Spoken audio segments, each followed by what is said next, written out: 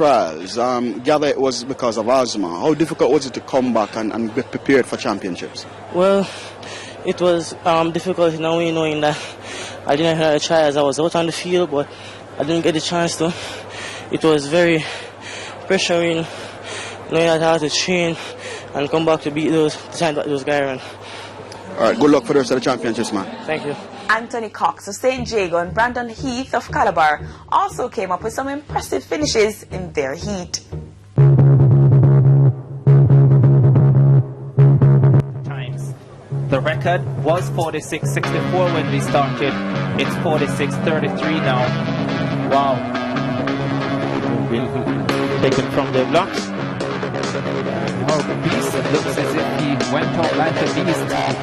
A little bit too quickly though, 258. So the camera is on you, sir. Let's see if he was a little too previous for the starters. There we go for him, he's not Camden College. And the red card comes up disappointingly for him. And there's no way to hide it. You know, if you're going to disqualify him, turn the red card. You know, he walks past him 4 steps, turns around, and then that's back straight away. Nothing lightning, nothing frightening at the moment. Just a nice easy pace as they come up to 150 meters to run.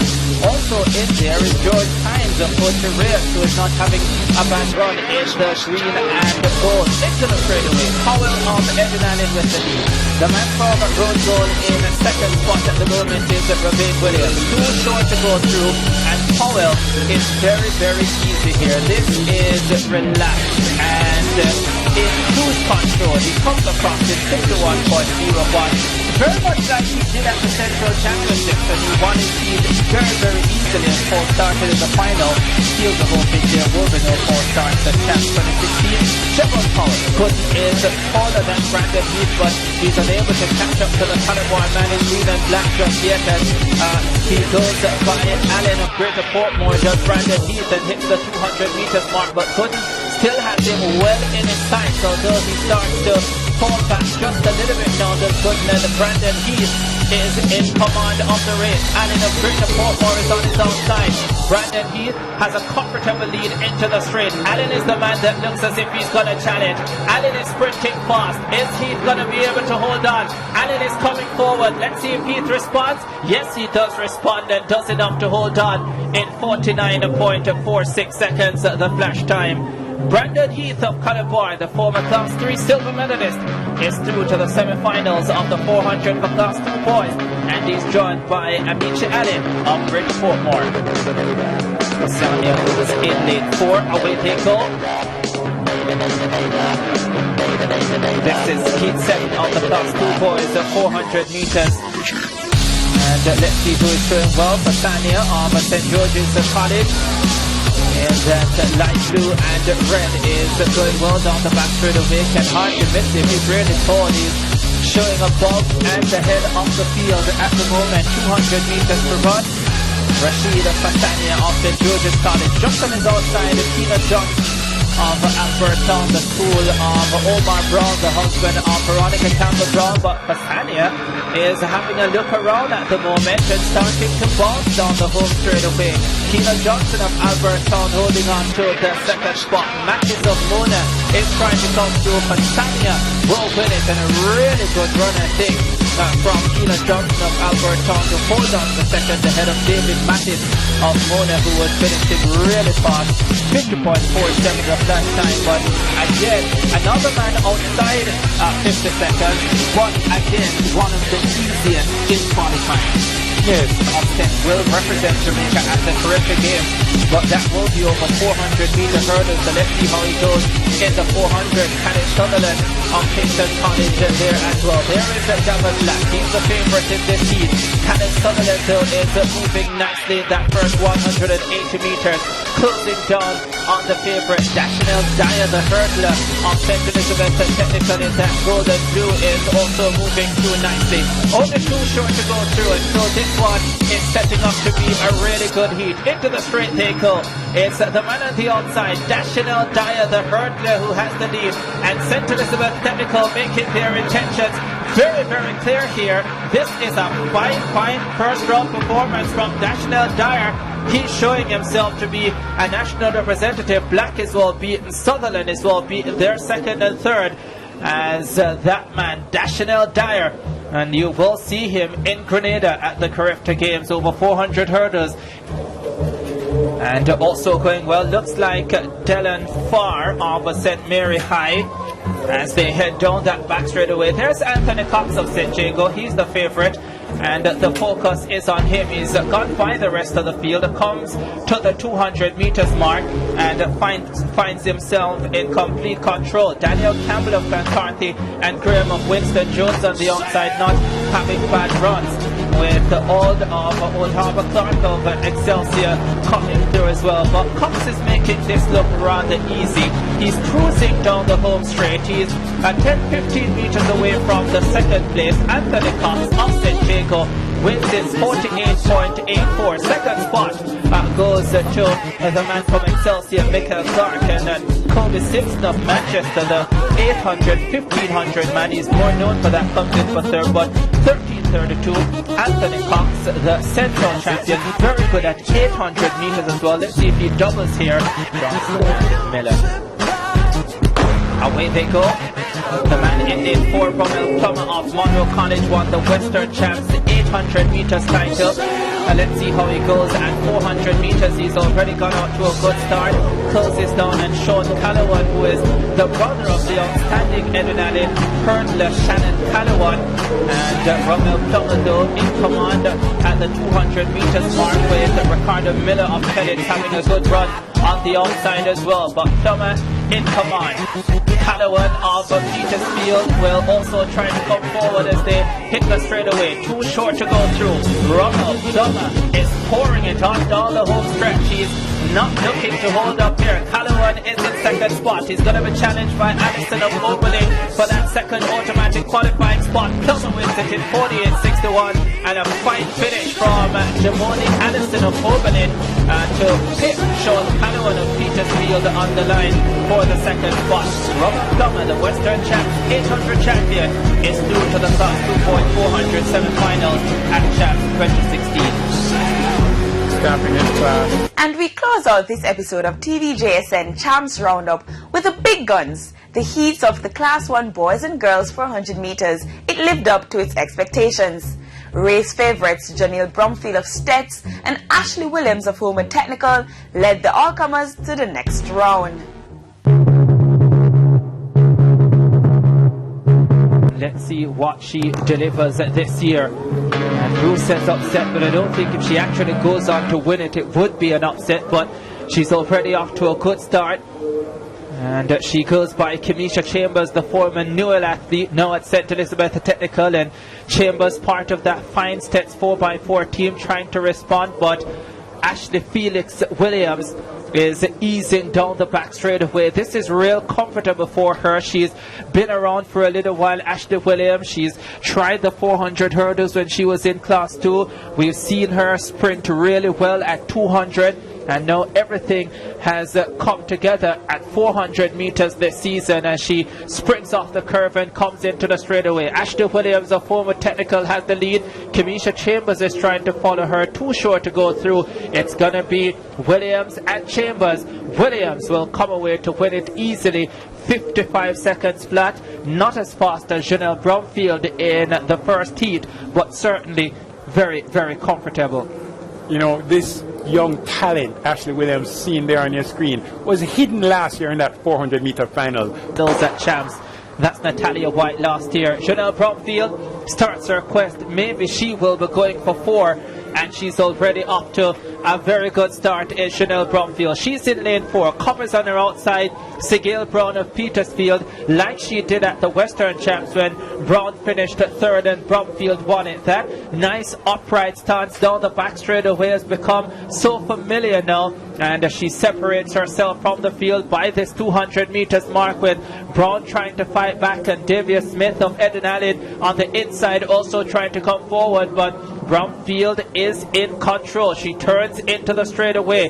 Comfortable lead here. The top 2 plus the next 8 best times sure to advance. Then Brumfield is looking comfortable here. This is last year's Class 2 800 champion. This is the first time in a while she's running the 400 here at Champs. Was in the Class 3 final some years ago, but this time she comes in as a favorite and she looks very, very good in the opening round.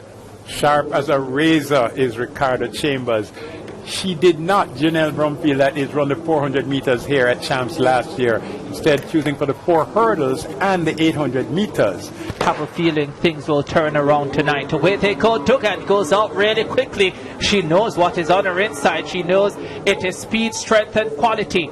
As they come up to the first 100 meters, Duggan just easing now and traveling down the back straight away, but Calloway looks really good, doesn't she?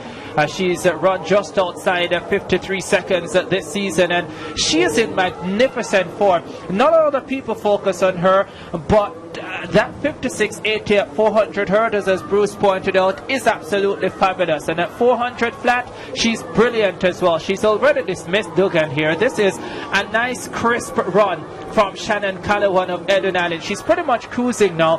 Duggan is in second spot, and the way things can change just a year apart. Calloway holding on down the home stretch.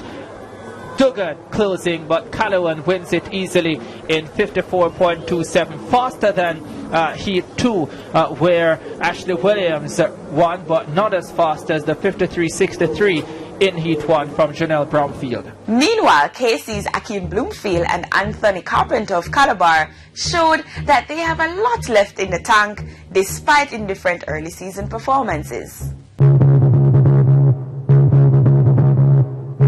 Responded pretty quickly and gets up on the shoulders of Randy Baptiste of Denby, and they head down the back straight away. The tall figure there of Shamar Chambers, oh, he has a lot of time to do a lot of things in this race. He's that easy, is he now? As they come up to the 200 meters marker, Do Not Sing is trying to get close to him, and he's singing his way through at the moment with 130 meters to run. Purple and white comes up the curve in control. Marco Do Not Sing has the lead, and Shamar Chambers on his outside. Do Not Sing once ran in blue today. Tonight he's running in purple and white, and it's blue that's going ahead of him, and he may be seeing the blues. 48.62 for Shamar Chambers, coming through to win that heat on the 400 meters for Class 1 boys, and he looks pretty good. And Marco Do Not Sing is in second spot, still gets through to the semifinals. The big North Street flat, big Georgia College and Kingston College. A little bit slowly like he usually does, but he will build momentum throughout the entire 400 meters. There's no one in lane 5, so it will take a little bit more time for him to catch up to Alex Armstrong of Mona, who is out in lane 6 and running really well, but Carpenter comes to the 200 meters mark looking pretty good, very much like he did at the Griffith Trials on the 18.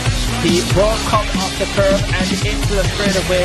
He is in command of this race now, Anthony Carpenter, and let's see, he's driving and lifting and looking pretty good down the home stretch. Is Anthony Carpenter of Calabar. Looks as if he is pushing himself, probably to test where he really is. 48.70 at the time.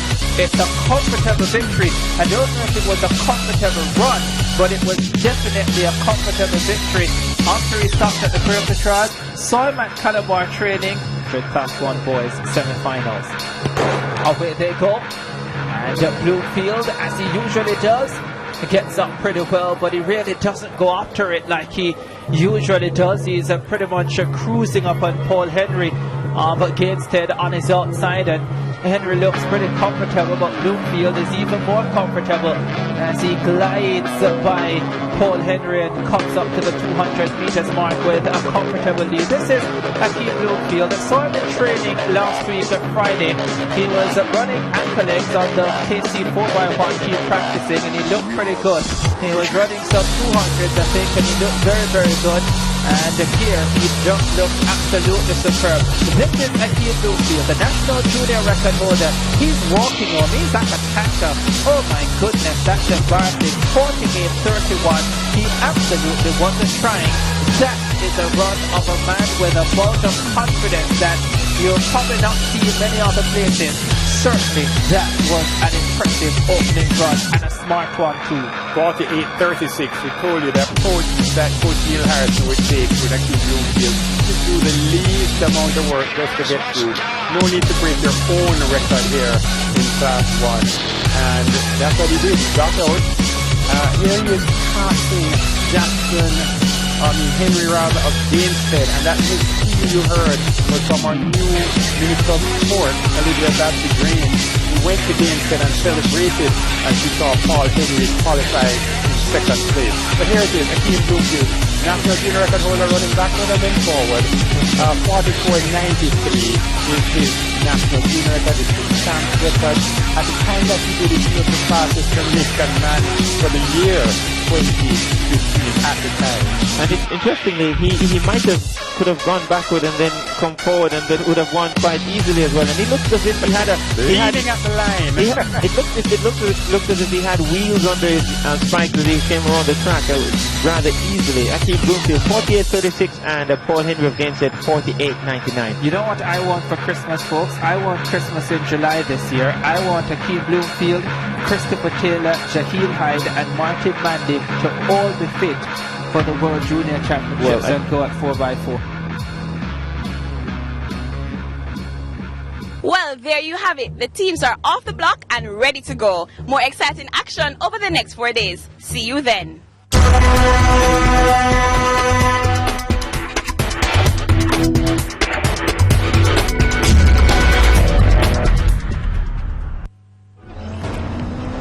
TVJSN, more sports, more often.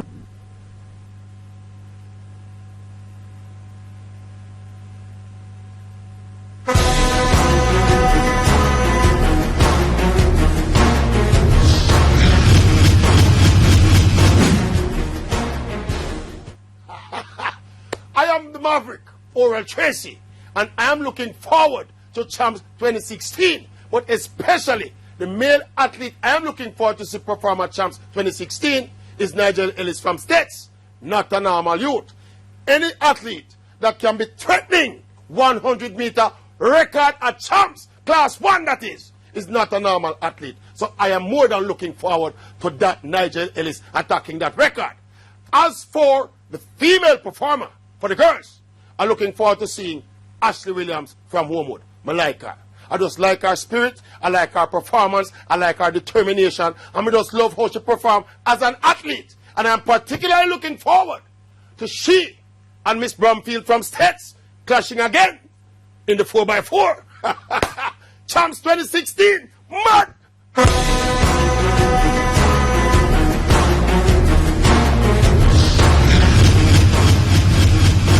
The long jump for Class 4 girls and one more for boys, the Class 2 boys shot put. Well, three finals on the girls' side, 2 long jump finals, Class 2 and Class 4. Plus they have the girls' high jump Class 3 final, which went earlier. The boys discus Class 1, shot put Class 2. They also have the high jump Class 3, and then the conclusion of the decathlon as well. All right, so we're looking at the outlook for the weather, the current temperatures, 31 degrees Celsius. It's quite clear. You can see up to 16 kilometers, and the wind speeds going up to 39 kilometers per hour. Of course, that's a condition, and we see the leaves dancing in the wind here at the National Stadium. It's a pretty humid outside. I was out there not too long ago here at the National Stadium. It heats up in the day, and in the evening it gets pretty cool. As you can see, the flag, the buntings around the stadium blowing in the wind. You can tell the wind is going pretty much. So we're standing by for the start of the 100 meters for Class 3 boys, the preliminaries. That's set to start in just a couple minutes. In the first heat, we'll have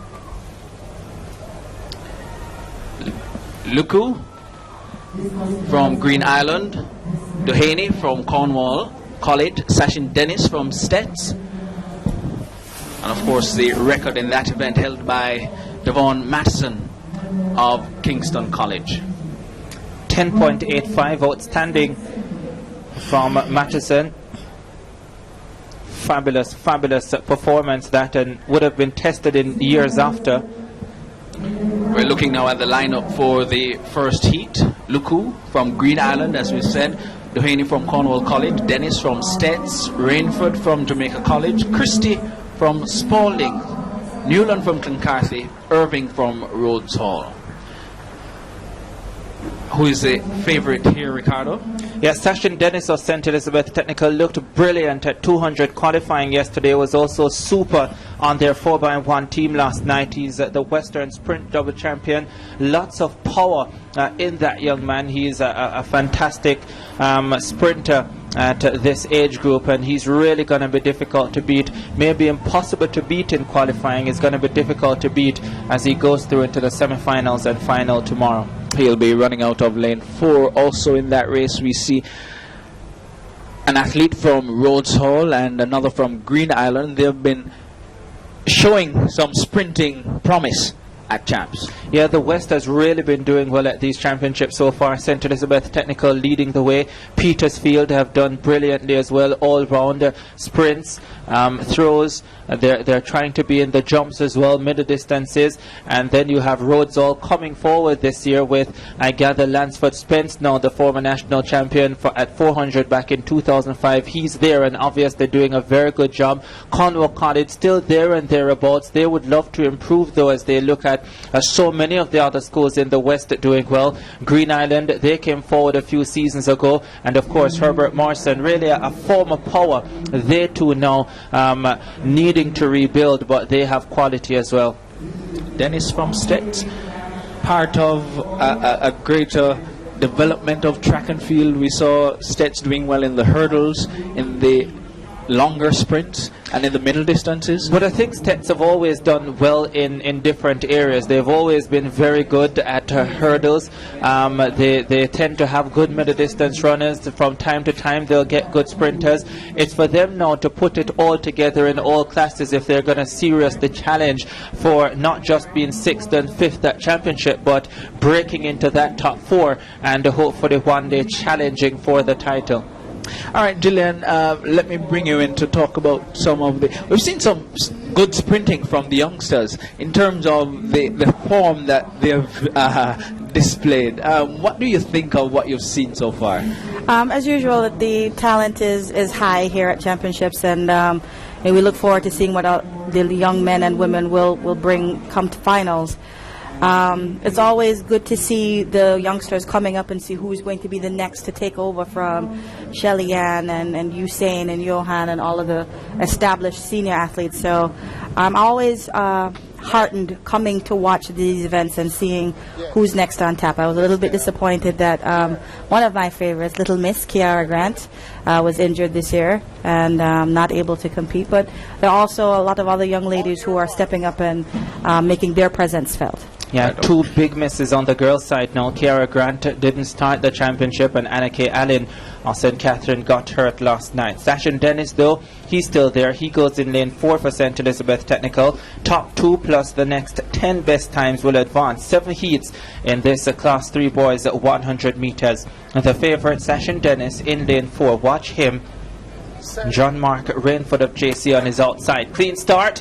And away goes Dennis. Stays beautifully through his drive phase and accelerates fantastically well. And Dennis eases away from the field, comes through qualifying comfortably. 11.53 for Sashin Dennis. This kid can go under 11 seconds if the wind allows him to on Friday night when we get to the final. And he cruises through qualifying the Western champion Sashin Dennis of Stets. He looked very textbook perfect in terms of his sprinting technique. Went right into his drive phase and separated himself early from the rest of the young men. Arm carriage a little bit low, and he's fighting the wind, as you were talking about earlier. The wind conditions here is going against these athletes in this 100-meter semifinal, prelims.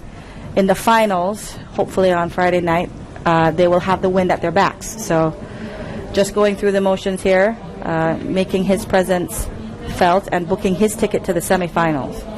And looking quite easy in doing so. His winning time will be on screen in just a little bit, 11.54 seconds to Stets. Dennis from Stets. Mark Rainford from Jamaica College 12.06. So those two will go through automatically. Look at 12.34 and 12.36 by Irving and Duhaney to see if they can perhaps squeeze through to the next round as one of the fastest to qualify. Of course, 10 other athletes will get through on that. Now for the athletes who line up in the second heat of 7, William from St. Catherine High, Willis from Pepin in 3, Shea from Wolmer's in 4, Johnson from Kingston College in 5, Carr from Rhodes Hall in 6, Solomon from St. James High in 7, and Sigri from Monroe College rounding out the field. He'll be lining up in lane 8. And there's the man from Kingston College, that's Javin Johnson. He goes in 5. Probably the favourite for this though, Thea Shea of Wolmer's. The tall one looked really good at 200 qualifying yesterday. Has not been in the very, very best of form this season, but he's a quality athlete and returns to Class 3 after good times at 200 last season. And so he will fancy his chances. Looks as if he has come here in peak form and is ready to do battle. Shamar Willis of Pepin, they're building a nice program even after Tiffany James, and they look to be zoning in on the boys now. They started with a couple of girls led by James, but now a couple of really good young men in their lineup as well. Top 2 sure to go through, plus the next 10 best times in this 100 meters for Class 3 boys. 7 heats, and this is the second of those 7.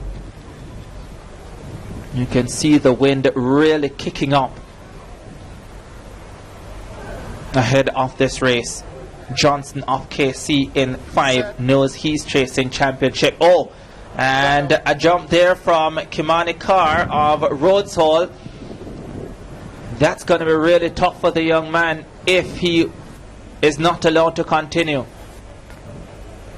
Yeah, he seems to have flinched and was not able to hold himself back in the blocks, and therefore, having left the blocks, he's probably going to be disqualified, asked to leave. Class 3, young man, so he'll learn from his mistakes. Is it a lot tougher for the younger athletes? In terms of coming to perhaps your... this type of environment and performing? And not being able to perform as you would have hoped you would?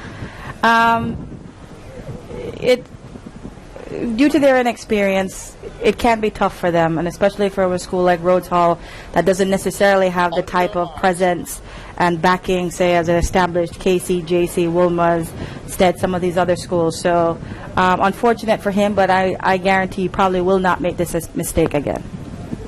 Shea of Wolmer's, the favourite, goes in 4. Johnson of Kingston College in 5. No Carr of Rhodes Hall. He's gone for a false start. 2 short to go through. Set.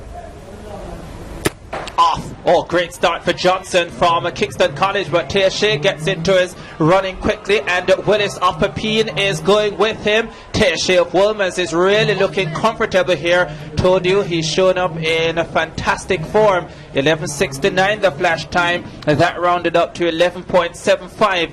Tia Shea of Wolmer's qualifies comfortably to the semi-finals of the Class 3 Boys 100. It'll be interesting to see this replay, because it seemed to me that the young man from KC, Javian Johnson, might have false started. And he looked like he thought maybe they were going to call it back and didn't actually press his advantage and run all the way through, and gave up the race to the woman's boy, Tia Shea. So when we look at this replay from the blocks, yes, it looks like he did leave early, and maybe having a little bit of a guilty conscience did not press his advantage. And that allowed the Wolmer's young athlete, Tia Shea, and the young man from Pepin to capitalize on that mistake and book their guaranteed 2 spots to the next round. Yeah, Willis of Pepin really looked good at 200 yesterday. Looked pretty comfortable there behind Tia Shea in that 100. So Shea of Wolmer's winning 11.75, Willis from Pepin 11.92, Johnson 12.21. and Sigri from Monroe 12.41. So Shea and Willis through automatically.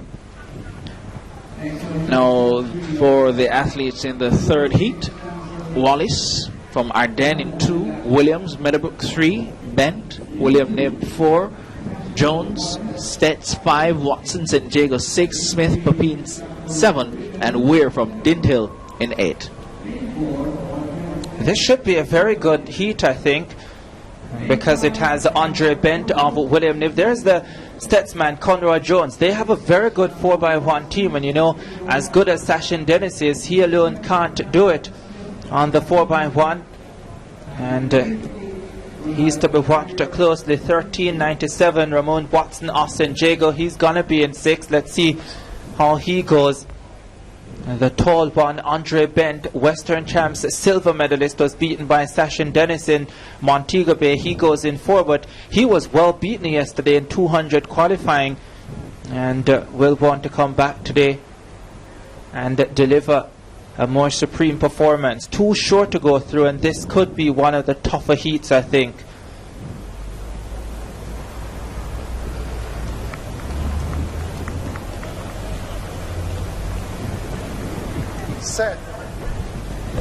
Sent on their way. Good start for Jones of St. Elizabeth Technical. Also trying to come through is Williams of Meadowbrook. Bent has work to do, is back in 3rd. Jones gets it from St. Elizabeth Technical. 11.70 the flash time. And again, Stets with a very good Class 3 4x1 team at Calabar. Well beaten last night at 4x1 qualifying. And 11.70 for that man, Conroy Jones. 2 victories, like it was at 200 qualifying yesterday, so it is at 100. 2 victories for Stets. Stets looking really good here. As you mentioned, their presence in the Western Championships and how they have lifted the level of competition with those athletes and bringing a lot of them along to champs this year.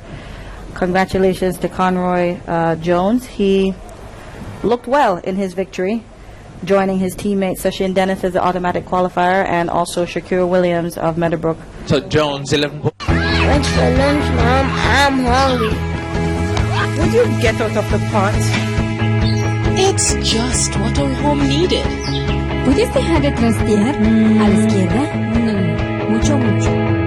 At Courts, every day we bring affordability to over 1 million customers in 11 countries. From homes to communities, we are proud to make a difference in the lives of many across the region. Courts, bringing value home. This is the 4th of 7 heats in the Class 3 Boys 100 qualifying. Of course, so he started 2016 with a lot of focus expected to be on a young man called Anthony Haslam, hamstring injury. He looked pretty ordinary and troubled at 200 qualifying yesterday, and so not good for Jamaica College. But let's see how qualifying goes in this 4th heat, with the favourite being Javari Thomas of Jonathan Grant. Great Manning Cup last year, and Jonathan Grant got all the way to the semi-finals, and would love to have a great champs as well. St. Jago, they've always had great championships. Malik Williams goes in lane 3 here. On your marks. And Gillian Russell back in her day beat all of them. Didn't matter that she went to Campion. Doesn't matter what school you go to, as long as you're dedicated to your craft and hone your skills. She beat the world as well, and the Commonwealth. I was going to say she beat the Olympics, but then that wouldn't be right. It's okay. Heat 4 out of 100 for Class 3 boys. 2 short to go through. Andre Bent at 11.92 for 3rd in the previous heat, would almost certainly be one of the next 10 best. Away they go. And Shippy of Cornwall is running well on the very outside, having a good run. Oh, this one now is tight. 3 across the track and only 2 short to go through. 12.33, that's one of the slower heats. In fact, that's the slowest winning time we've seen so far. And it may have been Javari Thomas of Jonathan Grant who actually won it ahead of Williams of St. Jago. Very tight at the line. Justin Birthright of Jamaica College was on the outside. Certainly not his birthright to get through to the semi-final, and so he probably will have to wait and see if his time is good enough. The wind seeming to be a factor in some of these preliminaries. These gentlemen have their heads down for an inordinately long period of time, almost, for the St. Jago athlete, almost to the 80-meter line. I wonder Maybe if trying it has to do with the wind. I think it does have to do with the wind, but they're going to have to tighten up their technique if they want to be able to make it to the finals. And there you see the winning time, 12.34 for Thomas from Jonathan Grant and Malik Williams from St. Jago, 12.37. Birthright from JCE back in third, 12.44. So yeah, that 12.44 is a little bit down on some of the other non-automatic qualifiers, so let's see what it gets him. Winning time so far have been in 11.5, 11.7. Now for this, the fifth heat, Johnson from Racines will be running from 2, Watson from York Castle in 3, Stennett from Kingston College in 4, Francis Calabar 5, Hanson, Herbert Morrison 6, Charlton St. George's 7, and Barracks from Manchester 8. Focus on the Calabar man, Kahim Francis. Not sure he's the favorite though. They're probably going to shift to the inside in a little bit. Let's see how he goes. And look at Tariq Stennett, outstanding at the prep school level this one. And everyone giddy-headed about whether they could get him to their schools, and Kingston College, like they usually do with those athletes from Vaz, have landed another fine talent. Nice height, reminds you of a special one, Gillian. It does. Usain Bolt seemed to have broken the mold with the sprinters. They typically used to be a lot shorter and more compact, and with his long, lanky form has really turned the sport on its ear. Let's see what Kingston College delivers in Class 3. It's a classic battle in this heat because a Calabar man is there as well. And they are 2 of the 3 schools battling for championship in 2016. There is Tariq Stennett, the favorite. This is Heat 5. Top 2 short to go through. Set. Off. Good start for Francis of Calabar. Stennett gets into his running and gets the top speed, closes down on Francis of Calabar, who still pushes, and these two go to the line together. Stennett has a look to his right, 11.78 the flash time, and he looking very, very good. May have pressed in the middle of the race when he realized that Francis of Calabar wasn't going to make it easy for him, but Tariq Stennett looking good in qualifying. It is always fun to watch these athletes when the KC and Calabarians are drawn close to each other in a race, and you know the heat actually turns up and they racing each other to the line, neither one wanting to concede the victory to the other, and running all the way to the line. KC sneaks over and says, really, you're working hard? Come with me. I think Stennett had a little bit left, if not a lot. And we see him winning there in 11.81. Francis not far behind, 11.85 with Hanson from Herbert Morrison, 12.07. Run Watson from York Castle, 12.13 back in 4th. And that 12.07 and 12.13 really should be good enough to make the next 10 best. They're right up there in terms of the non-automatic qualifiers. Andre Bent of William Nim still the very best non-automatic qualifier so far at 11.92. So 5 preliminaries down, well, two more to go, and in the 6th we'll be seeing that lineup in just a little bit. Campbell, we'll have Campbell from Bridgeport in 2, Stewart from William Nib is beside him in 3. From Monroe, we have Aldray Francis. He's in 4. Before that was Monfries of Herbert Morrison. And there from Morant Bay, Jamie Henry.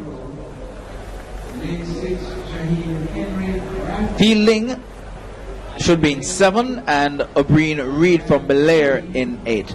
We're not seeing a Fielding there, and I know somebody will be looking on to this race with Ernest, Deon Jackson Miller, who went to Morant Bay High. She'll be also happy to know that Marcus Brown led the decathlon coming into today's second day of that grueling 10-event competition. And Marcus Brown trying to bring home gold for Morant Bay in that event. Bronze last year and doing great this year. The West well represented in this heat again with Alex Xavier Monfries of Herbert Morrison in 4 and Andre Francis of Monroe in 5. Set. Off. Andre Francis of Monroe got up well. Henry of Morant Bay is there too.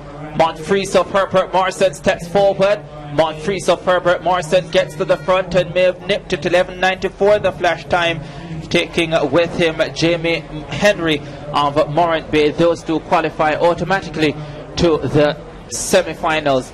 Alex Xavier Monfreese given the victory. They're your winner from Herbert Morrison. If we look back at this replay, I thought that Shamar Stewart from William got out very well in lane 3 and seemed to be pulling the race along, and then he was caught about 50 to 60 meters by the Herbert Morrison athlete Alex Xavier Monfreese, who also, as you said, pulled along Jaheim Henry from Morant Bay into the second position and automatic qualifying spot. These two will go through to the next round, the semifinals. But a lot of these athletes we'll be seeing later on doubling up in the 200 semifinals. All right, so your winner from Herbert Morrison, Alex Xavier Monfreese, 11.95. Just a shade behind him, 11.96. Jamie Henry from Morant Bay, and from William Nib, Shamar Stewart in third, 12.21. Francis from Monroe also running 12.26. He'll be looking to get through to the next round. Now for the final heat. Small from Marcus Garvey in 1, Duhaney from Malden 2, Lewis from Green Pond in 3, Ewers, Glenmuir 4, Christian, Clarendon College 5, Cunningham, Calabar 6, Daly, Husemarty 7, and Taylor from Hydel 8.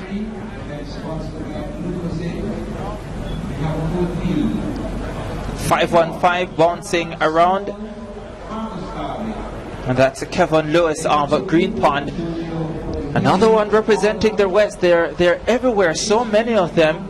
And there is well for the sport. Yeah, 259 Christian of Clarendon College. As Bruce told us yesterday, the only former champion not to score at champs last year. So they would want to get that right in 2016. Maybe Gillian Russelloff would come back and think about coaching them at hurdles. Oh, coaching them! I thought you were going to say come back and compete. I would not do that to you, Gillian. Thank you. 462, that's the man from Glenmuir. Jermaine Ewers comes in here as the favorite. Glenmuir, they also have Zidane Brown, so who knows, maybe there's a revival of track and field at Glenmuir with Zidane Brown at 200, 400, expected to be in that 400 final. Let's see how Jermaine Ewers goes in this final heat of the Class 3 boys at 100 meters. Too short to advance to the semi-finals, which will come up on a Friday around about this time as well.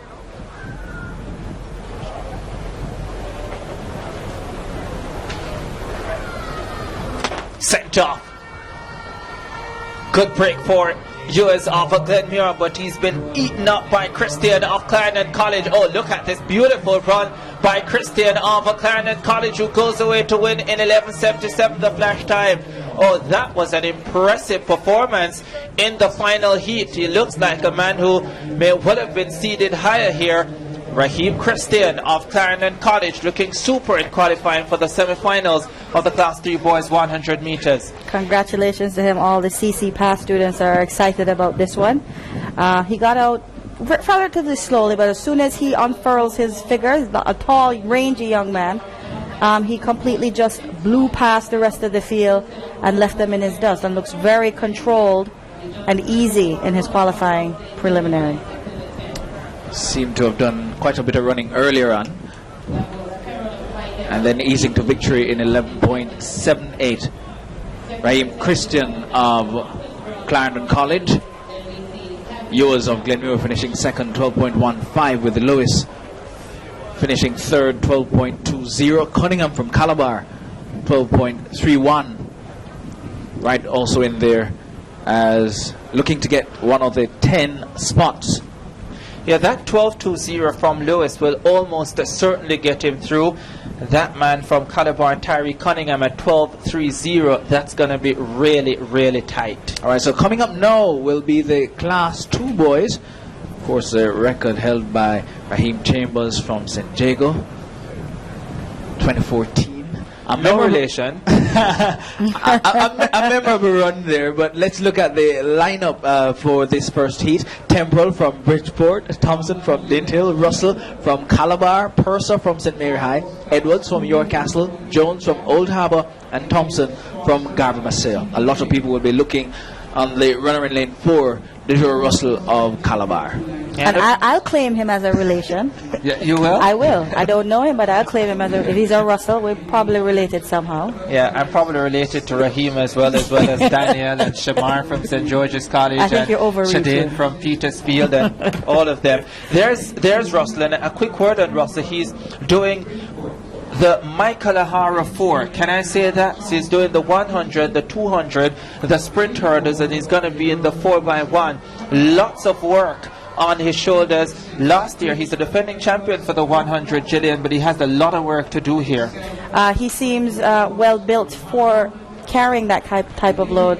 Solidly built young man, very heavily muscled, used to this type of pressure and running in this type of environment, and has the establishment behind him to be able to recover between the events. So we will see him again later on tonight in the 200 semis, and let's see how much effort he expends here in his first preliminary for the 100. So an empty lane, I think Giovanni Purser of St. Mary High. Not in lane 5. He would have been right alongside Russell at the start, at least. The top 2 plus the next 6 best times to advance to the final. 9 heats in Class 2 boys. Dejour Russell, the favourite and defending champion, goes in lane 4. Anchored Calabar last night. Away they go. And like he usually does, Russell gets a really slow start in qualifying, but accelerates through the field, comes to the front and pushes away from the field. That's comfortable and easy for the defending champion. 11:47. We saw that a lot last year, Gillian, where he just sat in the blocks and then ran through the field. I thought he wasn't going to run. I really thought that he was not going to run after they fired the gun and he was still sitting in the blocks. But showing himself to be the class of the field, not worried about being left dead last. Really like a training run for him. Running right past these young men and making it look easy. Congratulations to Dejour as he saves something for that 200 semis later on. All right, and looking at the quality of the field, is it a concern that perhaps he takes a little while to get going? He can't do that in the final. There's no way he's going to be able to do what he just did in this preliminary in the final and win. All right, and so I think he knows that. Dejour Russell on screen there, winning quite easily in this heat, 11.49 seconds. It has been rounded up to Temple from Bridgeport, second in 11.82. Those two have progressed automatically. 11.86 by Edwards and Thompson. 11.94 will be looking to get, well, one of the spots in the next round, but only 6 will go through on time, so it might be tough on them. Coming up in this second heat, Burley from Bridgeport will be running in 2, Crooks from Irwin in 3, Stevens from Calabar in 4, the other Calabar man, McCoy from St. George's in 5, Beckford from Glenmuir in 6, Winter from Winston Jones High in 7, and Beeson, Clarendon College in lane 8. Again, the favourite here, Michael Stevens of Calabar, he goes in 4. He's already scored 4 points for Calabar at these championships for finishing 5th in the long jump Class 2 final yesterday. And of course, fine all-round athlete, will go to the Carifta Games at 200 metres and is a fine hurdler as well, former Class 3 100 metre hurdles medalist. As we look through the entire field here, but the class of it is in lane 4, Michael Stevens of Calabar. There he is.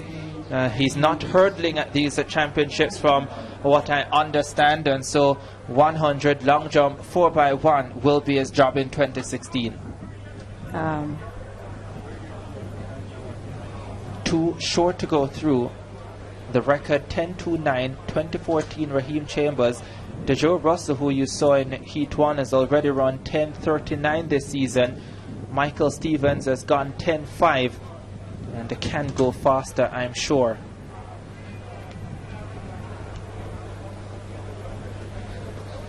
How does he deliver on his first time running the 100 meters at Champs? Away they go. Stevens got a slow and sluggish start as well, but now gets into his running, comes to the front, head up, and then he cruises away from the rest of the field. That's easy and comfortable. That's how you go through 100 qualifying. 11:35 the flash time for Michael Stevens of Calabar. Confident young man, and he showed it there in qualifying. I guess they are actually making sure that nobody false starts and misses out on advancing to the next round so that they can count on their points come finals time. Because another poor start from the Calabar athlete, but very easily winning the race. I mean, like, it doesn't get much easier than this, like a training run. Just bouncing high knees and really not at all threatened by any of the other athletes in this race. The difference here, he was right there with the rest of the field in the first few strides. The winner from Calabar, Michael Stevens, winning quite easily, cruising to 11.35 for this second heat. Things hotting up with this. The 100-meter heats for Class 2 boys, their confirmation of the time rounded up to 11.39. Crooks from Irwin, second, 11.55. Beeson from Clarendon College, running from lane 8, finishing third, 11.65. The third heat, Harris from St. George's on the inside in 2, Christie St. Catherine 3, Edwards Monroe College 4, Nairn Wolmer's 5, Atkins Glenmuir 6, Rashid Dawson Camperdown in 7, and Shane Blackwood from Old Harbour in 8. Andre Edwards was the favorite for the Western Champs title and lost. He goes in lane 4 here. Xavier Nairn looked brilliant at 200 yesterday and looked magnificent at 4x1 qualifying last night for Wolmer's. Away they go. And good start for Edwards. Nairn of Wolmer's is on his outside. Edwards to the front and running very strongly. Nairn trying to get back to him, but he can't. Strong first round effort from that man. Fastest in qualifying so far, Andre Edwards, 10.92. Not a bad effort, but certainly extended a lot. But 10.92 the flash time is still a nippy run. It is, and he looks very comfortable doing it. I had a little bit of company from the Wolmer's boy, Xavier Nairn. Not quite. Nairn not built as muscular as the Monroe athlete. Tried to give him a little bit of a run, but he just kept in his lane, kept his head forward, wasn't worried about anybody coming up to him, and just did his job. Fantastic run for him. Congrats on the speedy time. And Nairn at the end there, just giving up, saying, okay, fine. Job is done. I really don't need to chase you for much further. Edwards from Monroe College winning in 10.95, the fastest time we've seen so far. Nairn from Wolmer's 11.08. Christie 11.34, so he'll be looking to progress as one of the fastest through to the next round. 3 heats down, 6 to go. And looking at the lineup for the fourth one now, we'll have Gray from Green Island, White from Rossies, Hamilton from Kingston College, Rowe from Mona, Tajay White from William Knibb, Fuller from St. Andrew Tech, and Henry from Ardennes. We've seen them put the blocks are out. The athletes are not for that 100 meters. So looks as if we're going to have a little break before we actually get to that heat in the 100 meters. We're not sure exactly what's happening there, but the athletes are not out yet. I think we are a little bit ahead of time. Right here on this heat sheet, it says they're supposed to start at 2:45, so I think we're a little bit ahead, and they've already completed 3 of the 9 heats. So yeah, they're some way ahead of time. Better to be ahead than behind. Not sure how that bodes for the athletes who are stuck on the cycle track in the heat, waiting for their turn to run, and some of them have to run and double up tonight in the 200. That's not a good thing for them. All right, now on screen you're seeing the athletes for the pole vault. Yeah, this is the decathlon pole vault taking place. This is Amado O'Connor of Buff Bay, silver medal last year in the decathlon, and he came into today in second place as well. and having a failure there, and it's going to be his problem. He's not a very good pole vaulter as Amanda O'Connor, and so the likes of LaFrance Campbell of Calabar, very, very good at this event, and even the leader Marcus Brown of Moran Bay, good at it as well, can jump well over 3 meters at their very best, can get an opportunity here to get big points. And the highly technical event, the pole vault. This is Ferran of Heidel, 2.75 meters is where they're at. And this, oh, that's a nice clearance for him. Of course, in the decathlon, what you're looking for is your very best effort. You're not necessarily seeking to win the event because you're trying to run as fast as possible to get as many points, to jump as high or as long, or to throw as far as possible to get as many points. There's the Franz Campbell of Calabar, 102 in the background as we come now to Marcus Brown. He started the day leading this event. Fine day one yesterday, and you look clear, 245, 255, and had a couple of misses. This is his second attempt at this height, 2.75 meters. And look at that, he has the height by a long way, so he could probably get up to 3 meters in this pole vault. He has that quality, he's done it before. And bronze medalist last year has made some improvements and wants to win the gold medal this year. This is great for these athletes who are doing their best here in the decathlon and giving all they can at this pole vault event, which requires a lot of technical expertise, as we said. Not sure how many schools have the coaches that are able to coach them in this event to be able to do their best. But as Ricardo said, you're not looking to win the event, just do your very best so that you can get points. That's heat 5, that's not the one we're going to. We're going to heat 4, which will have Yashon Hamilton of KC, the long jump champion. He's in lane 4. Enriquez Rowe of Mona in 5, White, William Nib in 6, Fuda St Andrew Tech in 7, Henry Arden 8, White of Receivers on the inside in 3, and Gray of Green Island in 2. Yashon Hamilton, though, the favourite, and away they go. No, they're not away because there was a quick mover on the inside, and of course we're going to get a look at that to see exactly who it was. From my point of view, it looked like Malcolm Gray of Green Island. Just a little bit before everybody else. Right there. Yeah, just a couple of twitches, eh? Yes. It didn't seem as if his hands left before the gun was fired, but maybe the blocks registered his pushing back. He pushed back with his left leg. It was.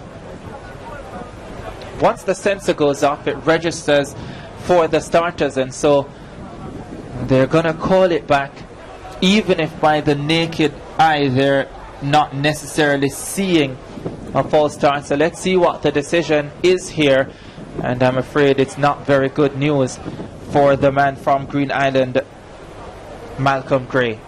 Blue afternoon for him. So the second false start we've seen this afternoon. Second indeed, and some of the other athletes, as we saw, the Calabar athletes said they're not going to make that mistake, and they've been sitting in the blocks, but that has not hampered their efforts to advance to the next round. And perhaps knowing well that they are in a very good position to qualify and they don't need to get out that quickly this early. So going to the final and then, give your team a chance to score a point. Yashon Hamilton, former Class 3 100 bronze medalist, has already given KC 9 points in long jump yesterday. And he's on their way. And Yashon Hamilton gets to the front quickly, as White Opera Seas are trying to go with him, but Yashon Hamilton goes away to win that one in 11.53. Someone gave me a name for Yashon Hamilton yesterday. I'll give it to you later. But this young man is a hard worker, and he has a lot of belief in himself, and last year was 4th in that long jump Class 2 final, got injured during the final, cried tears because he couldn't finish, and he returned this year to win the gold medal. And it's been a long time, a couple of years ago, that he was on the rostrum, the medal rostrum in the hundreds. He wants to get back there. It's pretty good technique. Everyone seems to be leaning a little bit forward, probably trying to account for the wind that's blowing in their faces and making sure that they're able to stay forward and qualify. So he does that for his school, KC, 11.56 with Javon White from Receivers, 11.73, the 2 automatic qualifiers from that heat. Not a good look for Curtis Henry at 11.94. He could probably forget about going through. All right, the lineup for the fifth heat now. Davis from Clarendon College will be in 2. Wallace from Belair 3. Stone, Petersfield 4. Campbell, Excelsior 5. Irving receives 6. Miller, Rhodes Hall 7. And Perkins from Edith Dalton in 8. So at the Western Championships, Kevin Stone was sent to do the 100 and 200 meters, the man from Petersfield, because he was trying to improve his speed for the 400 meters. Well, he won the 100 and 200 at the Western Championships, and it looks as if he's forgotten about the 400 because he's here at 100 and the 200, Gillian. Is this a similar story of Usain where he was supposed to be a 400 meter runner and said, let me try the 100, and did so well that you had to put him in? Good for this athlete from Petersfield, Kevon Stone. We'll see if this was the right choice that his coaches made for him. I can talk about other athletes who we've seen run at 100, who people are just itching to see run the 100. You could? Of course, Chris Matera from Calabar. I just wanted you to call names. I was hoping you'd say it. Well, they're on their marks for this 100. There is Kevin Stone of Petersfield. Let's see what he delivers in the 100. Away they go. Stone didn't get a really fast start on his outside. A man from Excelsior going strongly, pushing to the front. That's Craig Campbell. And Craig Campbell goes away to win it in 11.56. And Stone comes through into second spot. So he'll qualify automatically, but Excelsior in business again. They've really looked good at these championships. Excelsior High again, both girls and boys, in the sprints, in the throws, in the jumps, in the middle distance events. They're everywhere in all the classes as well, and lots of gold in this race. You're correct in your assertions with the Excelsior team, how their presence is being felt all over the track and the field, both on the boys and girls side. We were looking for Kevon Stone to do some damage, and he has qualified, but Craig Campbell from Excelsior looking the class of the field here and putting his team in good standing. So Craig Campbell, his winning time 11.57. Stone from Petersfield 11.69. Irving from Receives 11.87. Your top 3 so far as we go to the lineup for the 6th heat. We'll be seeing Smith from 2 from Vauxhall, Thompson Arden 3, Shepherd Wolmers 4, Gordon St. Jago 5, Reed from Central in 6, Greenwood St. Catherine 7, and Rose from Ocherius in 8. Heat 6 of 9 in the 100 for class 2 boys. Again, the top 2 from each heat sure to advance to the semi-finals to come up on Friday afternoon, right here at the National Stadium in Kingston. Beautiful look around the stadium, I think, and I think it's especially beautiful at nights. And Gillian Russell, when she ran at Girls Champs, didn't run at nights, did you? No, I don't think they were able to put the lights on for us, so we were always finished before dark. Or you ran in the dark. They're on their marks for this heat. Top 2 short to go through in their set positions. Twitching going on. Lots of twitching going on there. And Shamar Rose from Ocherius didn't lead the blocks, but definitely was obvious to the naked eye that he was the one who might be in trouble right now. They've produced quite a number of really good athletes, Ocherius, and none of them tend to stay. It is almost like they're feeder for other schools. They've sent quite a number of them to St. Jago, like I think Nicole Ashmead, like Talita Green, who broke the record in the 2000 steeplechase last night. And but they continue to produce them at class 3. So he was just cautioned. He sticks around. Campion was never a feeder for anyone. No, we were not. That's why final destination. That's why Gillian Russell stayed there and dominated at the junior level and went on to win a Commonwealth gold in 1998. And of course, you know this better than I do. I'm sure I don't. Your memory is a lot clearer. Away they go for this seat. Good start there for Gordon of St. Jago. He's running well with Shepherd of Wilmers coming through. St. Jago and Wilmers, Gordon and Shepherd. And it's going to be Gordon shepherding the rest of the field to the line. Gary Gordon of St. Jago winning that heat of the Class 2 boys at 100 meters ahead of Malik Shepherd of Wilmers. Those two seem to have separated themselves from the field. You're seeing a lot of tall sprinters nowadays, and a little bit ragged as they were coming down to the line. I mean, fighting this wind is no joke, but they were ahead of everyone else and made their automatic qualifying. You see them pushing a little bit harder than they probably need to, especially if they're going to run again later on at 200. And you want to know how difficult it is to run in the wind? Or for those people like Adrian who cannot run, just go out there when it's really windy and try walking fast into the wind. And then when it dies down, you see a massive difference in what's happening. You can try that, Adrian. I think we'll have Ricardo try it. We'll have Ricardo try it. Since he's a runner, yes, we'll have him try it. So you're seeing the finishers, the top two finishers crossing the line there. From St. Jago, Gary Gordon, 11.28 from Wilmers Boys. Beside him, Shepherd, 11.31. Rose back in third from Ocherias, running in lane 8. Finishing third with 11.64. And that might be tight to try and get through, but I'm sure he's still in with a slight chance with that 11.64, but there are still 3 heats to come, and so you never know. All right, as we await the next heat, picking up on something Ricardo was saying earlier about Gillian, I think she conveniently forgets some of the dates. Yes. No, I just old. I can't remember. No. I tell you something though. Not many people can win twice at the World Junior level at any event, and Gillian Russell Love now is one of those very few who would have been able to do it. As we get back to the decathlon pole vault, and you're looking at Marcus Brown from Morant Bay. He came into today with the lead. 2.85 meters is what they've gone up to, and I'm sure he's probably one of the few athletes still left at this height as Marcus Brown steps up, and he still has a lot of room to spare. Gillian looks as if he can get close to 3 meters, as I said earlier. I think this is an event that Jamaica can do well in, because it's the law of averages in these events. You know, you don't have to be great at any at all of these events. Just have to be good enough to, get as maximum points as you can. And there aren't that many competitors in the world who do this. So this is an area I think that Jamaica can grow in if we just pay some attention to it.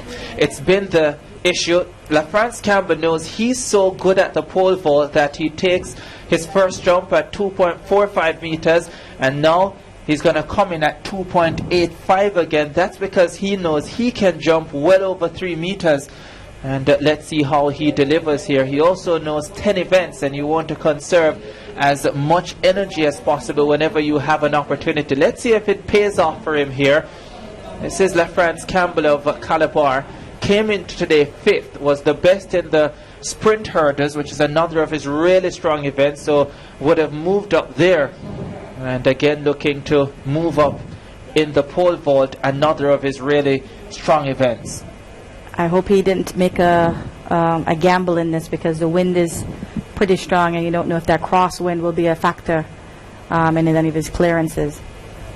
Well, let's see how he goes at 2.85. Marcus Brown, the leader from Morant Bay, already clear. Let's see what LaFrance Campbell delivers.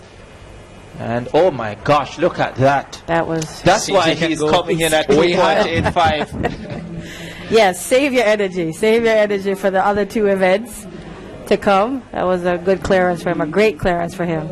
The technique isn't very good. What you want to have is that pole bending. That pole is as straight as an arrow. So, and it wasn't very, but he hesitated just a little bit, which I thought that he may not have cleared it, but he did. Looking at the lineup for the 7th heat, we have Romario Taylor from St. Andrew Tech in 2, Bury from Green Island in 3, McCarthy from Manchester 4, Akeem from Herbert Morrison 5, Paulwell, Jamaica College 6, Ellis, Marcus Garvey 7, and Gordon from Bogwalk in 8.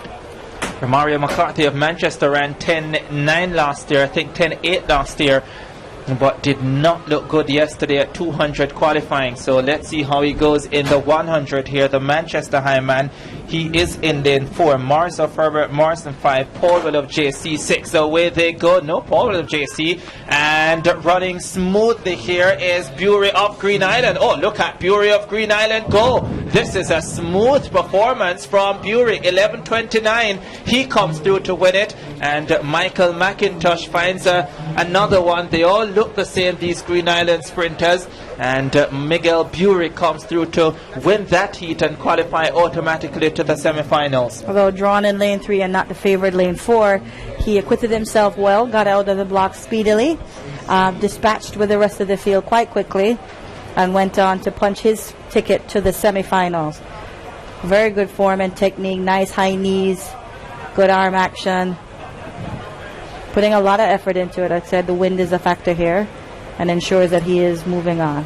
You know, when they're doing group training, you probably could put them together, and they're doing technical group training, make a video. I got it. They look very good. Synchronized sprinting. Yes.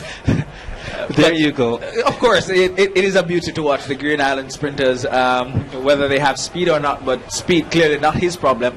He's through with 11.33 seconds. Well, I never do a better thing when it's a KFC, you know.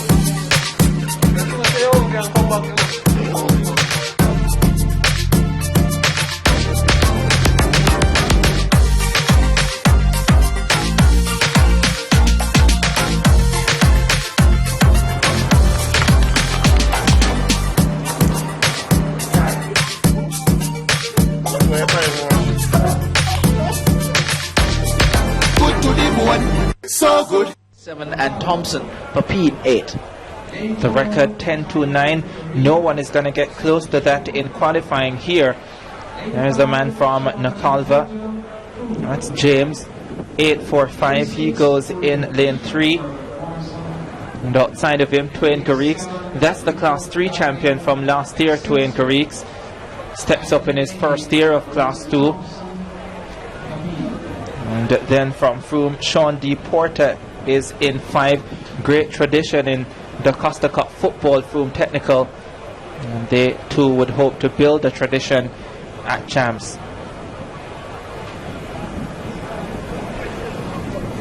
8th heat of the 100 for Class 2 boys. Of 9. Have you ever tried saying 8th?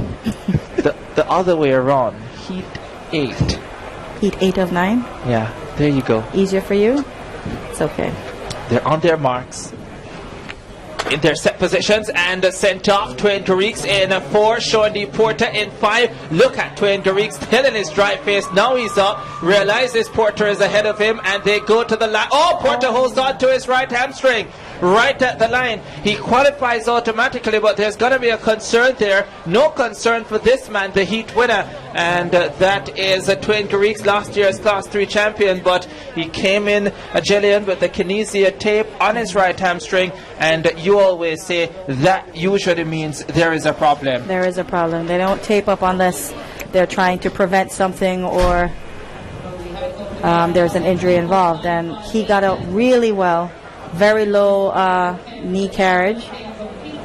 Seemed to be fighting for the first place, and first 2 go through, he should have just let that go, but I think putting so much effort into it might have caused a cramp. Let's hope it's a cramp, because you can come back from that.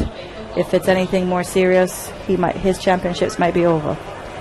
So Twain Garrix of St. Diego 11.49, Sean D. Porter from Froome 11.59, qualifying automatically, even though pulling up right there at the line. Darling from Excelsior 11.67 back in 3rd, with Maurice Thompson 11.69 in 4th. So the final heat now of 9 for these Class 2 boys. Nelson from Wushek 1, Grant, Malden 2, Campbell, Monroe 3, Gordon, Jamaica College 4, Cargill, Kingston College 5, Morgan, Waterford 6, Smith, William Nib 7, and Clark from Papine 8. Tristan Gordon of Jamaica College was 7th in the final last year. He starts in lane 4. would love to get back there as a school, chase valuable points. They really do feel that they have a team that can challenge for the top spot this year. Last won the title in 2011 in Jamaica College. They still have a few athletes like Devon Baker, who was part of that team. Maybe he's the only one still around, but certainly he had a great time that year. Chisland Gordon would love to know what it feels like to have a boys champs title. Can help them out by getting through qualifying here. Cargill of KC on his outside, lots of twitching, but they go away. Gordon gets off to a fine start. Cargill of Kingston College has work to do, but Chisland Gordon is destroying this field in qualifying, goes away to win in 11:03. That's the second fastest time we have seen in qualifying. Only Andre Edwards of Monroe at 10:95 has run faster, but that was a smooth and efficient first round performance from Chisland Gordon of Jamaica College. Looking good. Very businesslike, got out very well, really dispatched with the field quite quickly. Stood in his drive phase, got up. I mean, putting in a lot of effort for his first round, but making sure he gets the job done, feeling out how everything is going and getting ready to advance and probably get some points for his team. Yeah, no playing around for Chisland Gordon of Jamaica College. His winning time 11.06. Cargill from KC 11.34. Campbell from Monroe 11.48. Morgan from 11.54 in fourth. He perhaps could advance as one of the 6 fastest through to the next round, but no doubt as to Gordon and Cargill, who qualified first and second from that heat. And that does it for the Class 2 boys. We've seen 9 heats. Of course, the favorites, Ricardo, going through quite easily. Yeah, the favourites certainly advancing, and that's what you want to see. When you come to championship, you want to see the best of the best, Gillian, going out there and competing. You know that sometimes you're going to have the mishaps, you're going to have the injuries, you're going to have the false starts. So by and large, when you get to that final, you want to see the very best out there. Yeah, you really do. You don't want to be left a chance. Oh, but so-and-so wasn't in the race. So. And of course, we're going down to Brian Cuff, who is downstairs with some spectators. Again? My name is Fernando Bogle. All right. Which school are you supporting? Kingston College, always. And how many records do you think will be broken this year?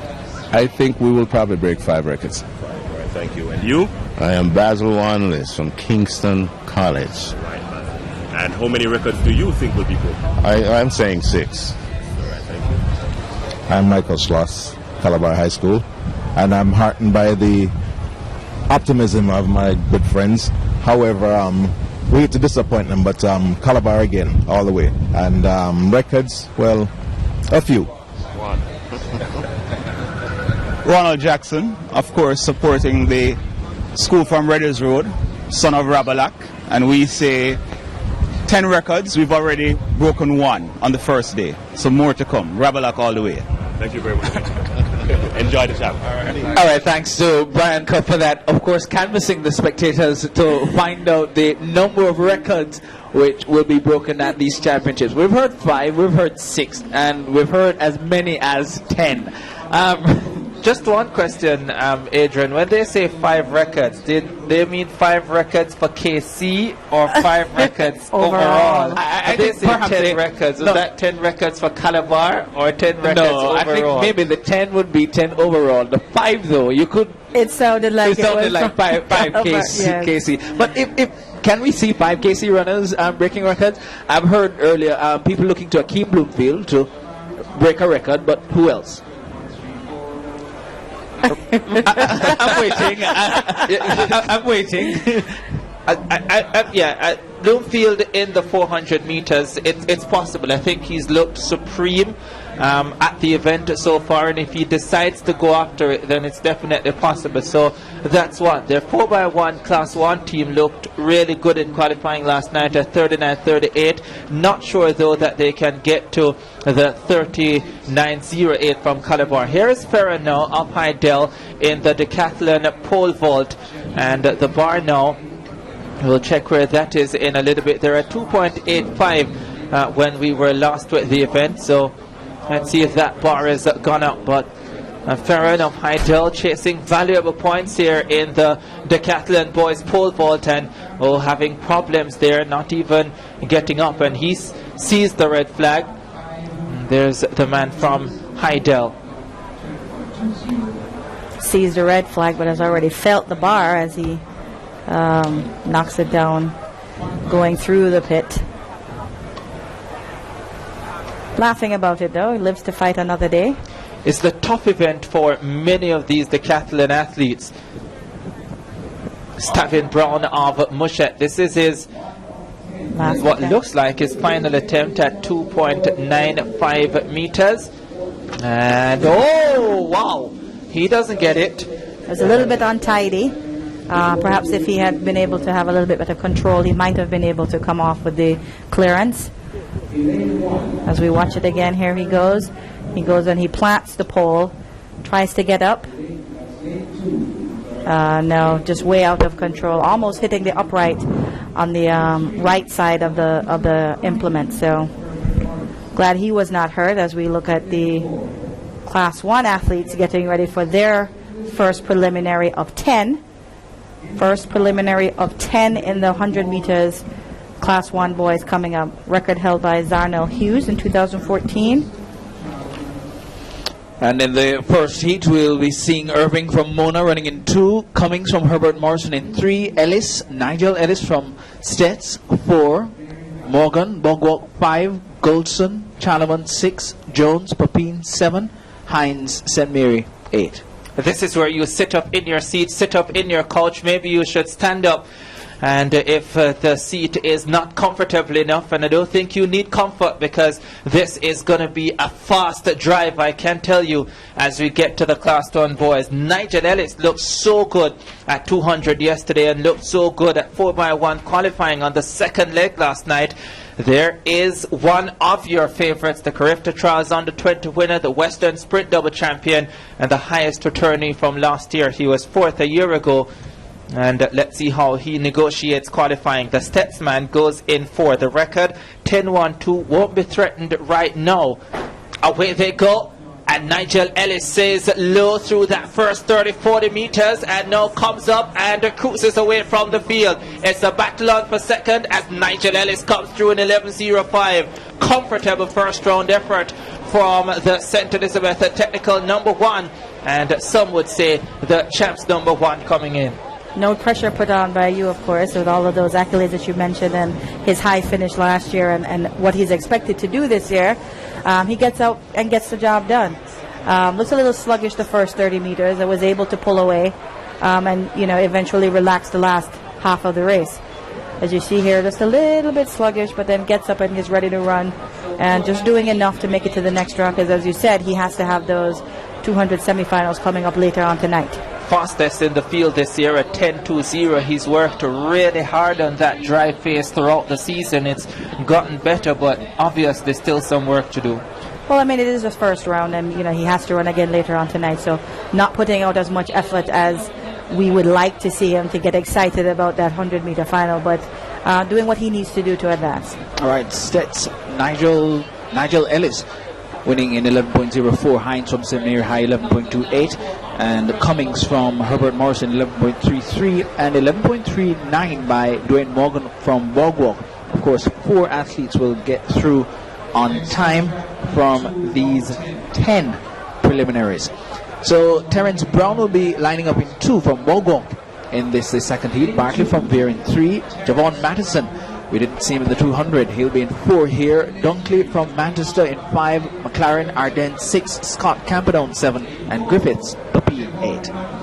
Probably a very good decision by Kingston College not to have Javon Mattison run the 200 meters here, and Tyree Bryan looked very good in qualifying for them, but he comes in the 100. He's the national youth record holder, the fastest 18 and under athlete ever produced by the Land of Wood and Water. That's saying a lot for the Land of Wood and Water.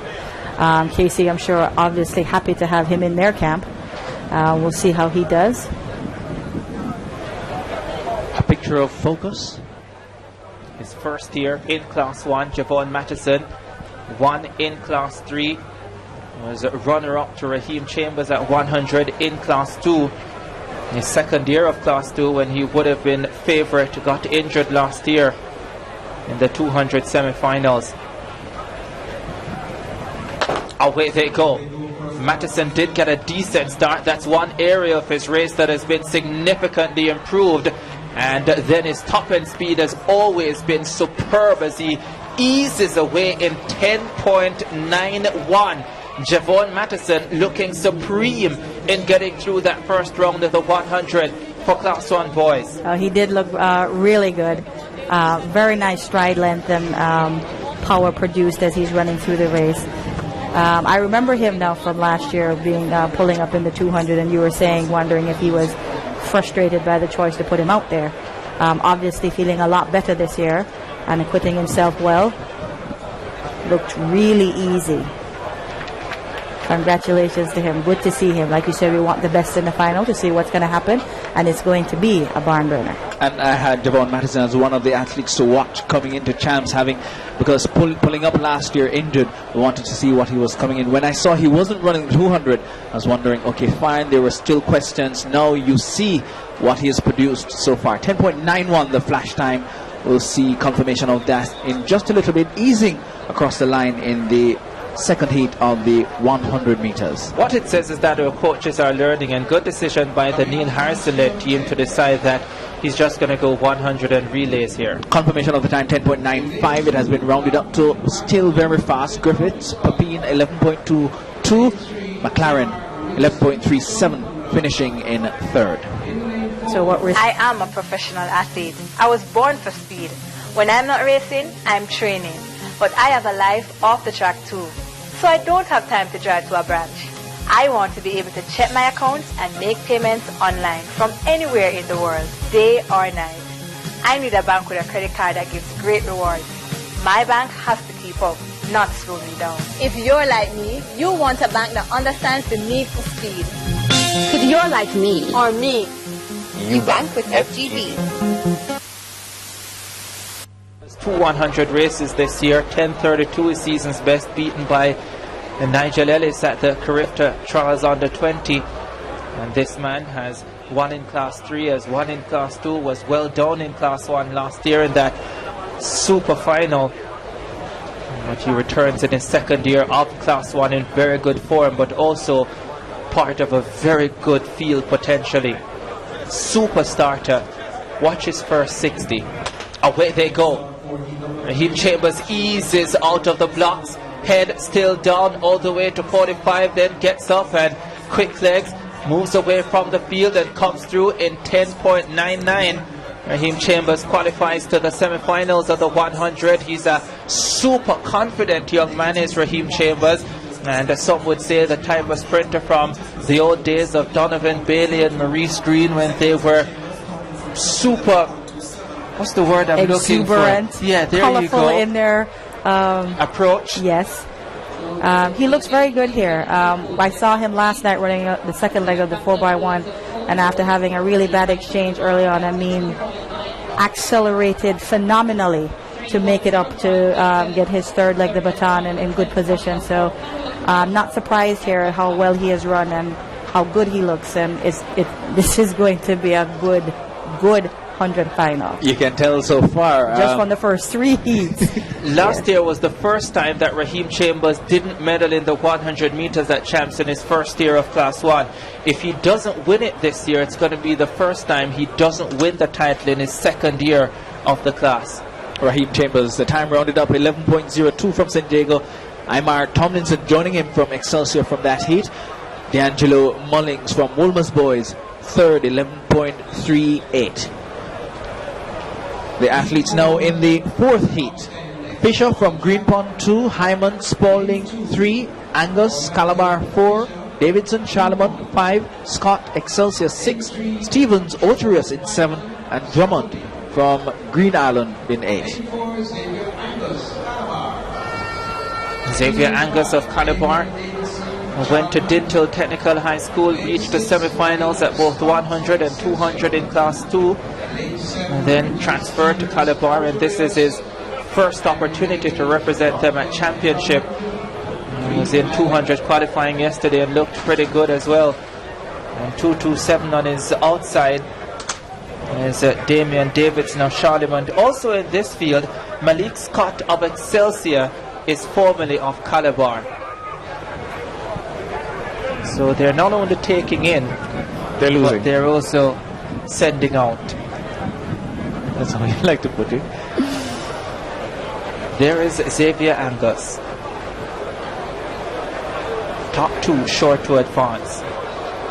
Oh, someone moved. May have been Hyman of Spalding on the inside. We'll get a better look, Gillian. Yeah, I wasn't able to see the whole field when they were, let's see. Yep. That's Green Pond. Green Pond, Orlando Fisher. And he walks away dejected, disappointed, I'm sure. The man, well, maybe not. Maybe not. He didn't even stay to appeal. He just, okay, I've accepted it. And maybe he didn't want to compete and had to show up to the start line to declare himself for the race. Well, Paul, the field will go without Orlando Fisher of Green Pond. There is the favorite, Xavier Angus of Calabar. Away they go. Angus didn't get a great start, but accelerates nicely through the field. Comes to the front and steps away from Malik Scott of Excelsior. The two Calabar men almost go to the line together, 1 and 2. The man still representing Calabar and the man who once represented Calabar, it's Xavier Angus of Calabar who gets the win.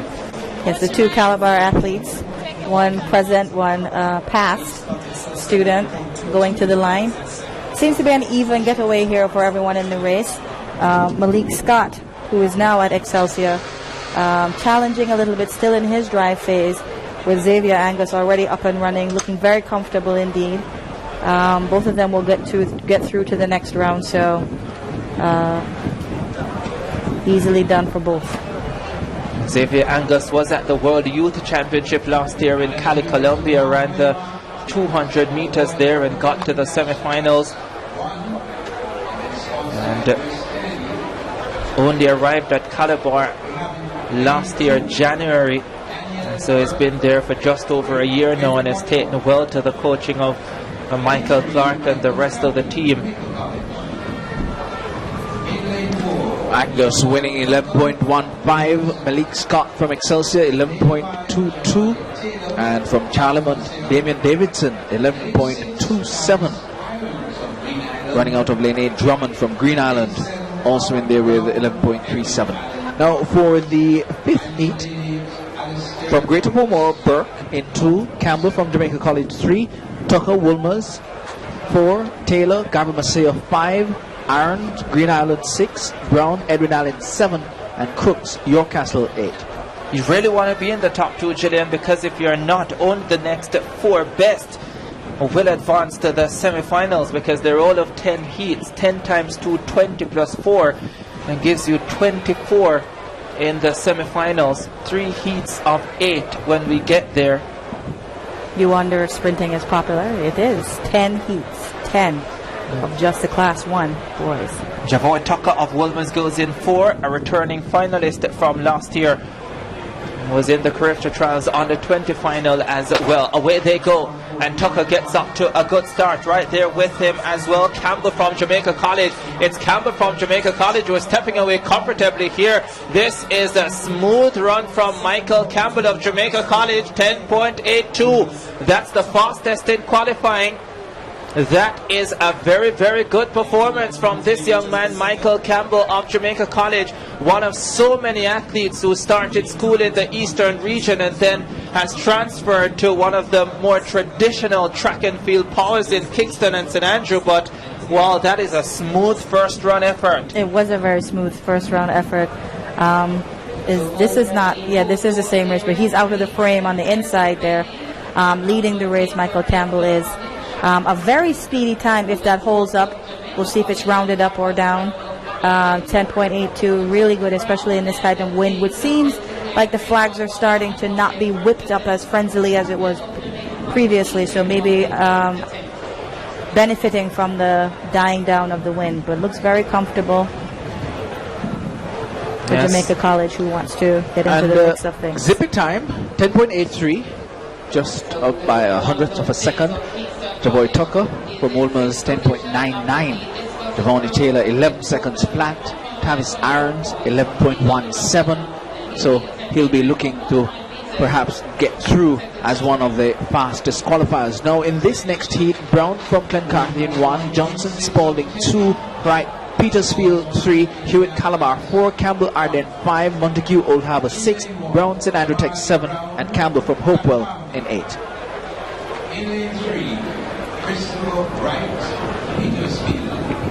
Another Calabar athlete up for the offering. How is he going to fare in this 6 of 10 preliminaries? And this is the Calabar captain.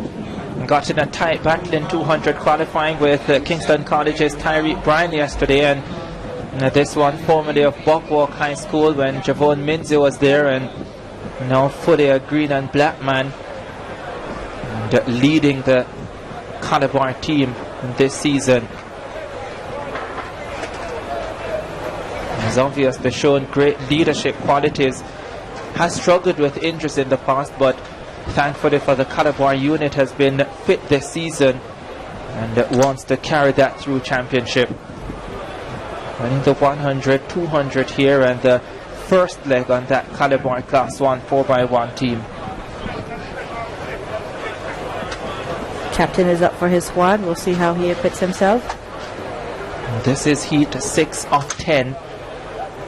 Calabar finished 1-2 in this final last year with Michael O'Hara and Edward Clark. Doesn't look possible this year, but they would hope to have 2 in the final again. And a break at the start. Maybe the starter called them up because it didn't look as if one single person got up, but like they all got up together.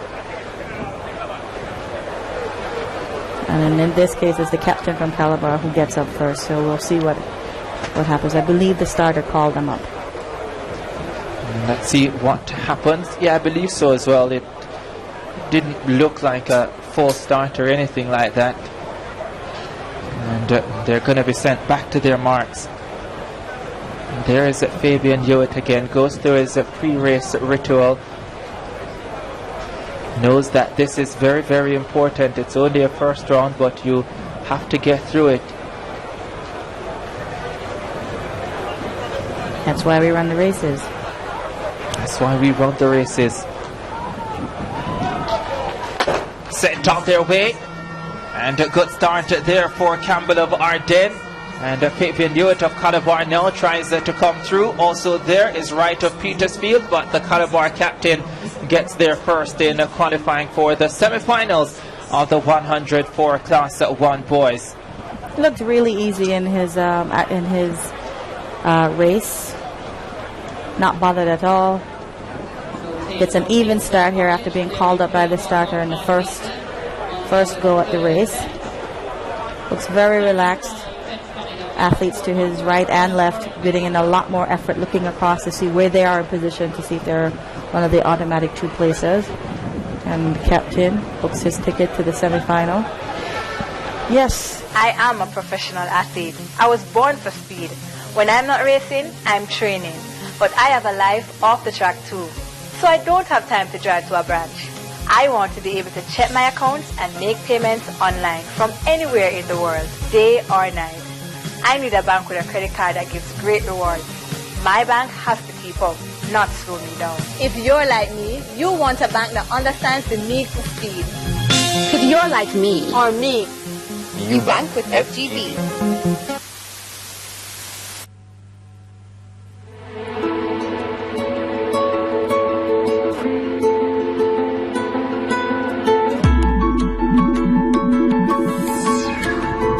Welcome to Court's Digital World, where we have the widest range of digital products from the world's best brands, televisions, tablets, laptop computers, mobile phones, and much more. Connect, explore, Engage. From Herbert Morrison 2, Edwards, Monroe College 3, Williams, Jamaica College 4, Brown, Cornwall 5, Gowdy, Clarendon College 6, Woodstock, Lacovia 7, and Campbell from St. James High 8. There is the Cornwall man, Matthew Brown, has medaled at champs before. Was in the Class 2 final last year. This is his first year of Class 1. Wasim Williams of Jamaica College in 4, whenever he's fit, is very dangerous. And did well at the 2013 World Youth Championship when Michael O'Hara finished 4th in the 100 final. Shane Edwards of Monroe is in there as well. He's on the inside in lane 3. This is a heat 7 of a 10. Too short to go through. There could be some running in this one. In their set positions, or are they? One man was. Lacovia's Leonard Woodstock. Now they're in their set positions and away they go. Oh, Wasim Williams is not there from Jamaica College. Matthew Brown of Cornwall College is going away. Edwards is in second spot. And Matthew Brown, 1, 2, 3 for the West in that heat of the Class 1 boys 100 meters. 10.96 the flash time for this Matthew Brown of Cornwall College. A very good athlete. Has been there, has been around, has done fairly well and looked good in qualifying. Yes, he did. Pretty easy. He was missing an athlete on his inside who was supposed to be going from lane 4, and that didn't bother him in any regard. Just executed his race plan as he needed to, and has gone through to the semi-final. The winner, Matthew Brown from Cornwall College in 11 seconds flat. Shane Edwards from Monroe, 11.11. And Tuju Johnson from Herbert Morrison, 11.18.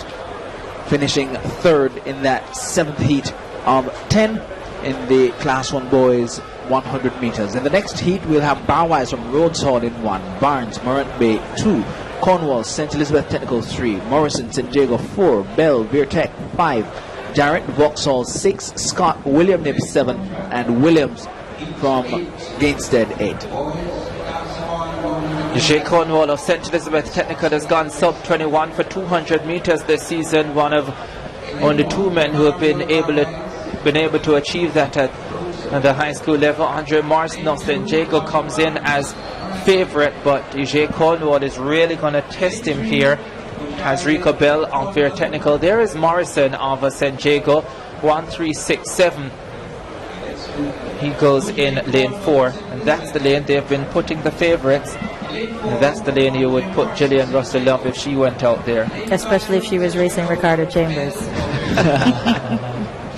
I set myself up for that one. But I'll just leave it there. Andre Morrison, there he is. And focused. It doesn't seem as if he's allowing anything around him to bother him at the moment. There is Tazrica Bellavere Technical, was in the long jump Class 1 final, Central Champs 200 champion, but more known for his long jumping ability. Too short to go through, and at this stage you've really got to be on the 11.20 if you're outside the top 2 to make it to the semi-finals. The wind seems to be dying down, helping some of the later preliminaries do better on time. So sent out their way. Good start for Tazrica Bell of Fair Technical. He's up well and to the front. Andre Morrison has work to do. So does Cornwall. Cornwall steps forward. So does Morrison, Cornwall, Morrison and Bell. 11.09 the flash time. And the second and third closely behind this man, Yoshe Cornwall. Doesn't look too happy, but he secured his spot in the semi-finals of the Class 1 boys 100 meters. Not as supreme as his teammate Nigel Ellis, but job done. Seems like Nigel has really gotten a good training partner in Cornwall. He does very well here to have his tunnel vision and not worry about who else is in the race. And the other athletes on his outside, Morrison and Bell, fighting for the second place, the second automatic spot. And Cornwall goes through, books his ticket to the semi-final to join his teammate Nigel Ellis for Stets. So Cornwall, your clear winner, 11.10. Morrison from St. Jago, 11.18. And Bell from Veer, 11.21. I have a feeling that 11.21 is probably just off, but I'll take a look to confirm. As we look at the runners for this next heat, the 9th penultimate of these Class 1 boys 100 meters. Downer from Jonathan Grant in 1, Beckford Mouchette 2, Jones, Manchester 3, Dixon Dintil 4, Smith, St. Catherine 5, Stevens, Camperdown 6, Campbell, Tatius Golding 7, and Pearson from Irwin 8. That 11.21 is bubbling. It's on the bubble. It's the 4th of the fastest losers so far. So you've got to run faster than 11.21 if you are 3rd in your heat to still have a chance. So Shawnee Smith, Class 2 finalist last year. And showing up the record for the Class 1 boys discussed. That's going to be coming up in a little while. It's going to be a final. There's a Shawnee Smith. St. Catherine High School, they're building a nice program. It's good to see when so many schools are putting together programs. It's no fun when 2-3 schools dominate. You want that competition to be everywhere. Benefits everybody. Yeah. And if you can put programs in place and keep your athletes, then do that. In their set positions and sent off. Shawnee Smith of St. Catherine got up well. Where is the competition going to come from now? He's been challenged on his inside, but he holds off and goes to the line for the victory. And does Shawnee Smith of St. Catherine. Richard Dixon of Dintil gave him a push, part of their Gibson Relays 4x1 team that got to the final, but Shawnee Smith getting there first.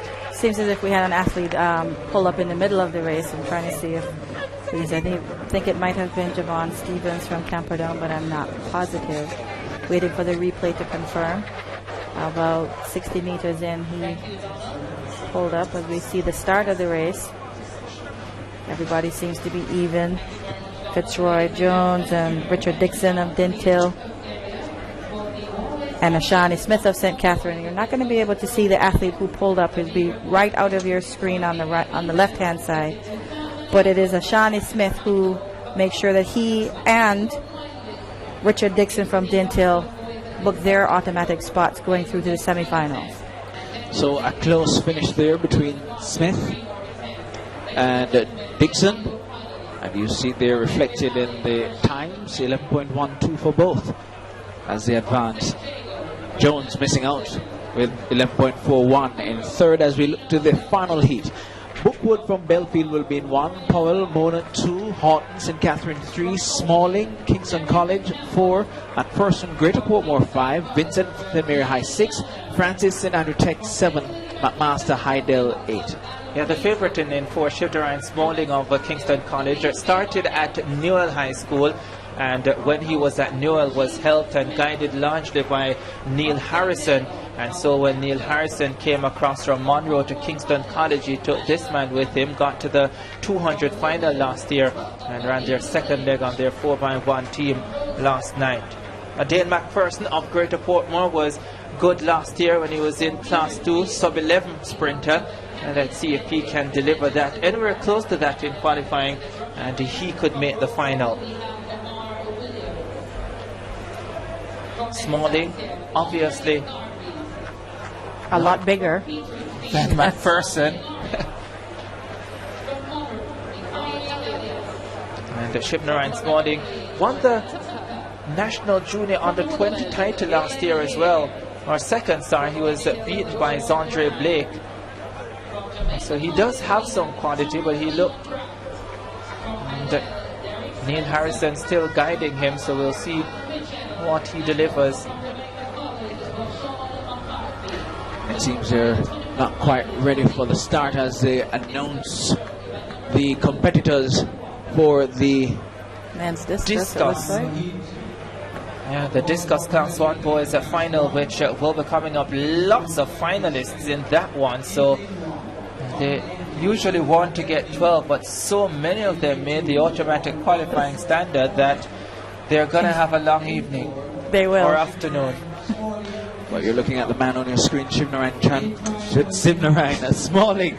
No, this is nearly said Chandapal. Just now thinking about cricket, but with a first name like that, somebody said his parents must have been thinking about cricket. Yes. But hey, he's an athlete nonetheless.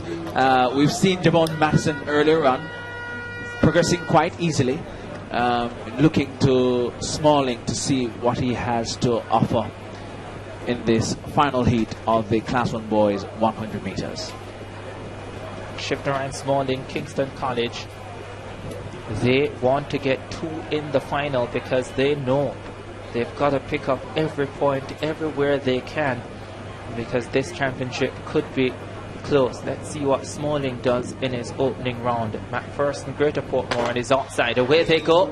McPherson did get a good start, but Smalling got up well too, and Vincent of St. Mary High. Smalling steps away from the field now, and Vincent of St. Mary High, I think, comes through into second spot. 11-1-0 for Shivnarine Smalling of Kingston College, making that look particularly easy in advancing to the semi-finals of the 100 meters. The final heat winner of the 100 qualifying for today started at just before 11 o'clock, I think, with the girls, and we have finished at just before 3:45 with the Class 1 boys. And Shivnarine Smalling doing what he needs to do for his school, Kingston College, just qualifying, saving some of his energy for later on. Will he be competing in the 200 later on? He will. And so doing the right thing, making sure he gets his automatic spot and saving something for later this evening.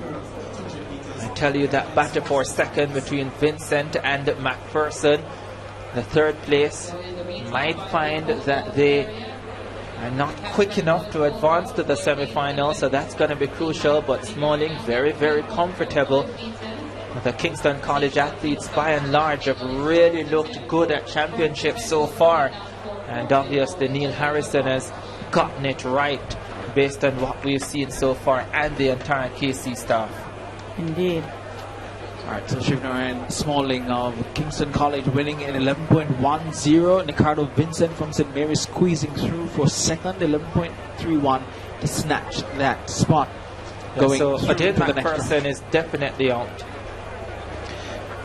Of course, we'll be moving on over to the discus final, which is on the way, but making a quick stop to see the fans looking out who have gathered here at the National Stadium. There's also the triple jump qualifiers, which are on, with Shamar Miller from Stents leaping 14.12, Ryan Brown of Old Harbour 14.15, Breen Waysome of JC 14.61, Javier Lowe of Calabar 14.38, Clayton Brown of Jamaica College 14.47, Tevin Dunn of Monroe 14.29, Siddiqui Morgan from Wolmer's 13.98, Sean D. Thompson of St. Jago 14.34. But you're looking now at the discus. This is Eric Campbell, and that one from the Oberlin man goes bang,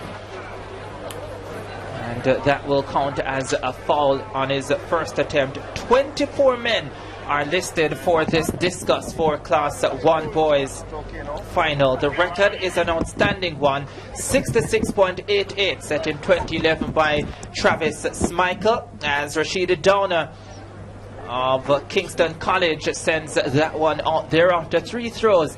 The top 3 will, or sorry, the top 8 will make progress to a final set of 3 throws.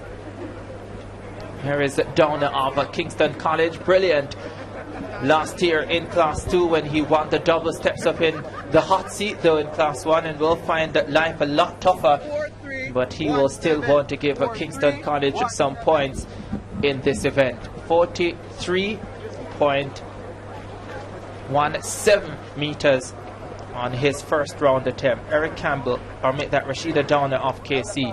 Adam Greenswood from St. Elizabeth Technical, they're everywhere, and Greenswood will get the white flag and will get the measurement for that one. Looking through, Barnett steps forward from Excelsior. Michael Vassell, Coach Shanice Love to the record in the girls event last night, and With that fantastic cast of coaches that they have there, they're producing quality athletes all round. As we have another look back at Adam Greensward of St. Elizabeth Technical. Felipe Barnett of Excelsior now, stepping up for his first attempt. He is athlete number 7 of 24 in this lineup. Athlete number 8. There you go. Athlete number 8.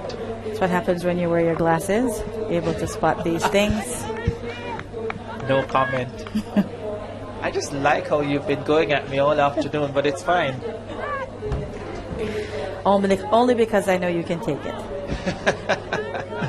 Okay. No comment. Waiting to see some of the distances posted for these athletes. As we see Rajiv Smith from Mona. Yeah, 40.63 to get to the final. And I think what happened is that to qualify for the final, you needed 38 meters, and that's, for me, just too low. Yeah, not with the quality that we've seen in the throws in recent years. That probably would give a lot of people trouble before 2010, but really not since the quality has gone up. And you shouldn't be having a final with 24 athletes starting. Who sets the minimum qualifying distance? Well, the technical committee, I would think, that's in charge of the meet. 43.87 that distance, as Howard Beckford of St. Jago steps forward. The man, Coach Gale, now is at St. Jago High School, having left Edwin Allen last season, and the Edwin Allen High School throwers and jumpers expected to really improve. Well, you spoke about the adjustments to perhaps the qualifying. If we were to adjust that upwards to 40, only 14 of these athletes would have made Well, I think based on the quality that we're at, I really do believe that the qualifying standard in Class 1 should be about 43, 44 meters. And then because what you want, you're not trying to get automatic qualifiers. You're trying to ensure that you get 12 people into the final, and you want no more than that. If you're good enough to get over the automatic qualifying, then you go forward. As we get ready now for 800 semifinals. And of course, we'll be seeing on screen the record held by Natoya Gould, set in 2006. This is just under 2 minutes 10. In the first heat, we'll have Latifa Pinnock from Woolmers, Stewart from Buff Bay, Ellis from Wogwalk, Donald from Edwin Allen, Reed, Homewood, Carr, McDonald from Immaculate, Finlay from Stets. And those times you're seeing on the right are the times they ran in qualifying, and Adrian pointed out the record, 2 minutes 09.60 seconds, set in 2006 by Natoya Gould. That record could be under threat at champs this year, because the athlete in lane 4, Seymour Donald, has already run faster than the record this season, 2:16.91 in qualifying, and she's an outstanding talent. There she is. She's the defending champion, and she's been running with tremendous confidence. Won the under 18 800 1500 double at the Carifta Trials, and there she is, Seymour Donald of Edwin Allen. Having run both events, the 800 and the 1500, signifies that she has a lot of strength to bring to this 800 meter the shorter distance of both of those events. So the fact that she's been running so well and has dipped under the record already is going to make for a great final here. And the 1500 meter qualifying would have been this morning. So in a matter of hours, she would be returning for this second round of 800 meter qualifying. The top 2 will advance, plus the next best 2 on time from this semifinal. And you see the athlete there from Homewood Technical, Shanika Reed. Yeah, ran well in qualifying at 2 minutes 20.26, so she will fancy her chances to get into this final. I can't emphasize enough how important it is for these athletes to be taking care of themselves in between the different rounds and races that they run, because it's been very hot out here, very windy. Just managing themselves in terms of hydration and being able to stay off their legs and be in a cool, shaded area to recover between events is going to be critical to prevent injuries and to, provide optimal performances. So we'll see how she does here and how some of these other ladies who may have run the 1,500 meters earlier. We've got to a high intensity time now. Semi-final action starts at Championships 2016 on the track. The Class 3 girls 800 meters semi-final one underway. Seymour Donald of Edwin Allen already goes to the front, and she controls the pace with from Wolmer's Latifah Pinnock settling in that second spot. 2 minutes 09.60 the record. You don't expect that she'll go after it in the semi-finals, Gillian, but this is a quality athlete and she's already taken command of the race. Yes, she has.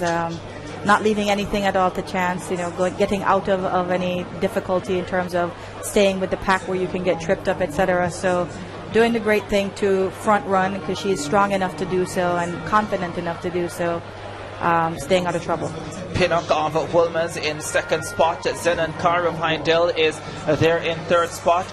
Also trying to move through, Shade Findlay of St. Elizabeth. A technical steps forward as well, but Seymour Donald all alone out front as she comes to the first 400. 105.5 thereabouts for the first 400 meters. Looking very comfortable still, staying out of trouble, as we said, well clear of the other runners in the field. Still just doing enough that she needs to make it to the next round, to the final. Really looking very easy. Yeah, Seymour Donald extending that lead without even looking as if she's trying to do much at the moment. She has got the figure for the 800 meters, nice, tall and lanky, and she just stretching away from the field now with from home with technical. Shanika Reed is stepping into second spot. The top two sure to advance. The winner is almost sure at the moment with 150 meters to run. Second spot is still up for grabs. There they are, about 25-30 meters behind the leader who turns for home, Seymour Donald, and she is really comfortable in this first semi-final. This is a dominant athlete, and I don't think there is a more overwhelming favorite at championships this year than this one. Seymour Donald of Edwin Allen, she comes through in a 2 minutes 12.98. That is very easy for her, and I tell you, if she runs for it, the record is going to be in trouble. Looks as if it was Shade Findlay of Stets who got the second automatic qualifying spot, but that was a fantastic performance from this one. Seymour Donald, she says she's number one. And as it speaks to her preparation, she just walks off. She's not bending over, trying to recover. What seemed to be a very easy run for her. Yes, she'll have a good shot at the record coming to finals time, but you wonder if she needs to be pushed to make it to that record, and there was nobody close. We'll see how the other competitors shape up in the other semifinals to see if there might be a closer challenger. Janelle Brownfield, the outstanding St. Elizabeth Technical Class 1 athlete, unbeaten in 4 years at 800, says she wishes she was racing this girl at 800 meters. Wow, that's a compliment for her. Seymour Donald from Edwin Allen, the defending champion, progressing quite easily. You're seeing on the ground from Wolmer's. Latifah Pinnock. Yes, quite winded after doing the 2 laps. The official times, 2 minutes 13.01 for Seymour Donald. For Shade Findlay of Stets, 2 minutes 18.74. Zenon Carr from Andel doing 2 minutes 19.68. Shanika Reed from Homewood doing 2 minutes 21.20. So the top two going through automatically. We're seeing Pinnock being straightened off. Of course, the 800 meters can take it out of you. Those 2 laps are no joke. It looks like the athletes are at a jog, but they're putting significant amount of effort into it. And you can see as they can pay for it, when they come to the finish line here, if they are unprepared or, dehydrated and not recovering between the rounds. It was pretty humid here earlier today, so it was very important that they kept themselves hydrated. A lot of them would have been here from earlier in the day, and of course for those doing multiple events, the toll is that much greater. Looking now at the athletes in the second heat of 3, the second semi-final, we have Mahalia Smith of Marcus Garvey 1. See the time there that she did in the preliminary. Newell from Camperdown in 2. Campbell, St. Mary High 3. Green, Edwin Allen 4. Brown, Manchester 5. Jones, Heidel 6. Plummer, Veer Technical 7. Campbell, Merlin Otti in 8.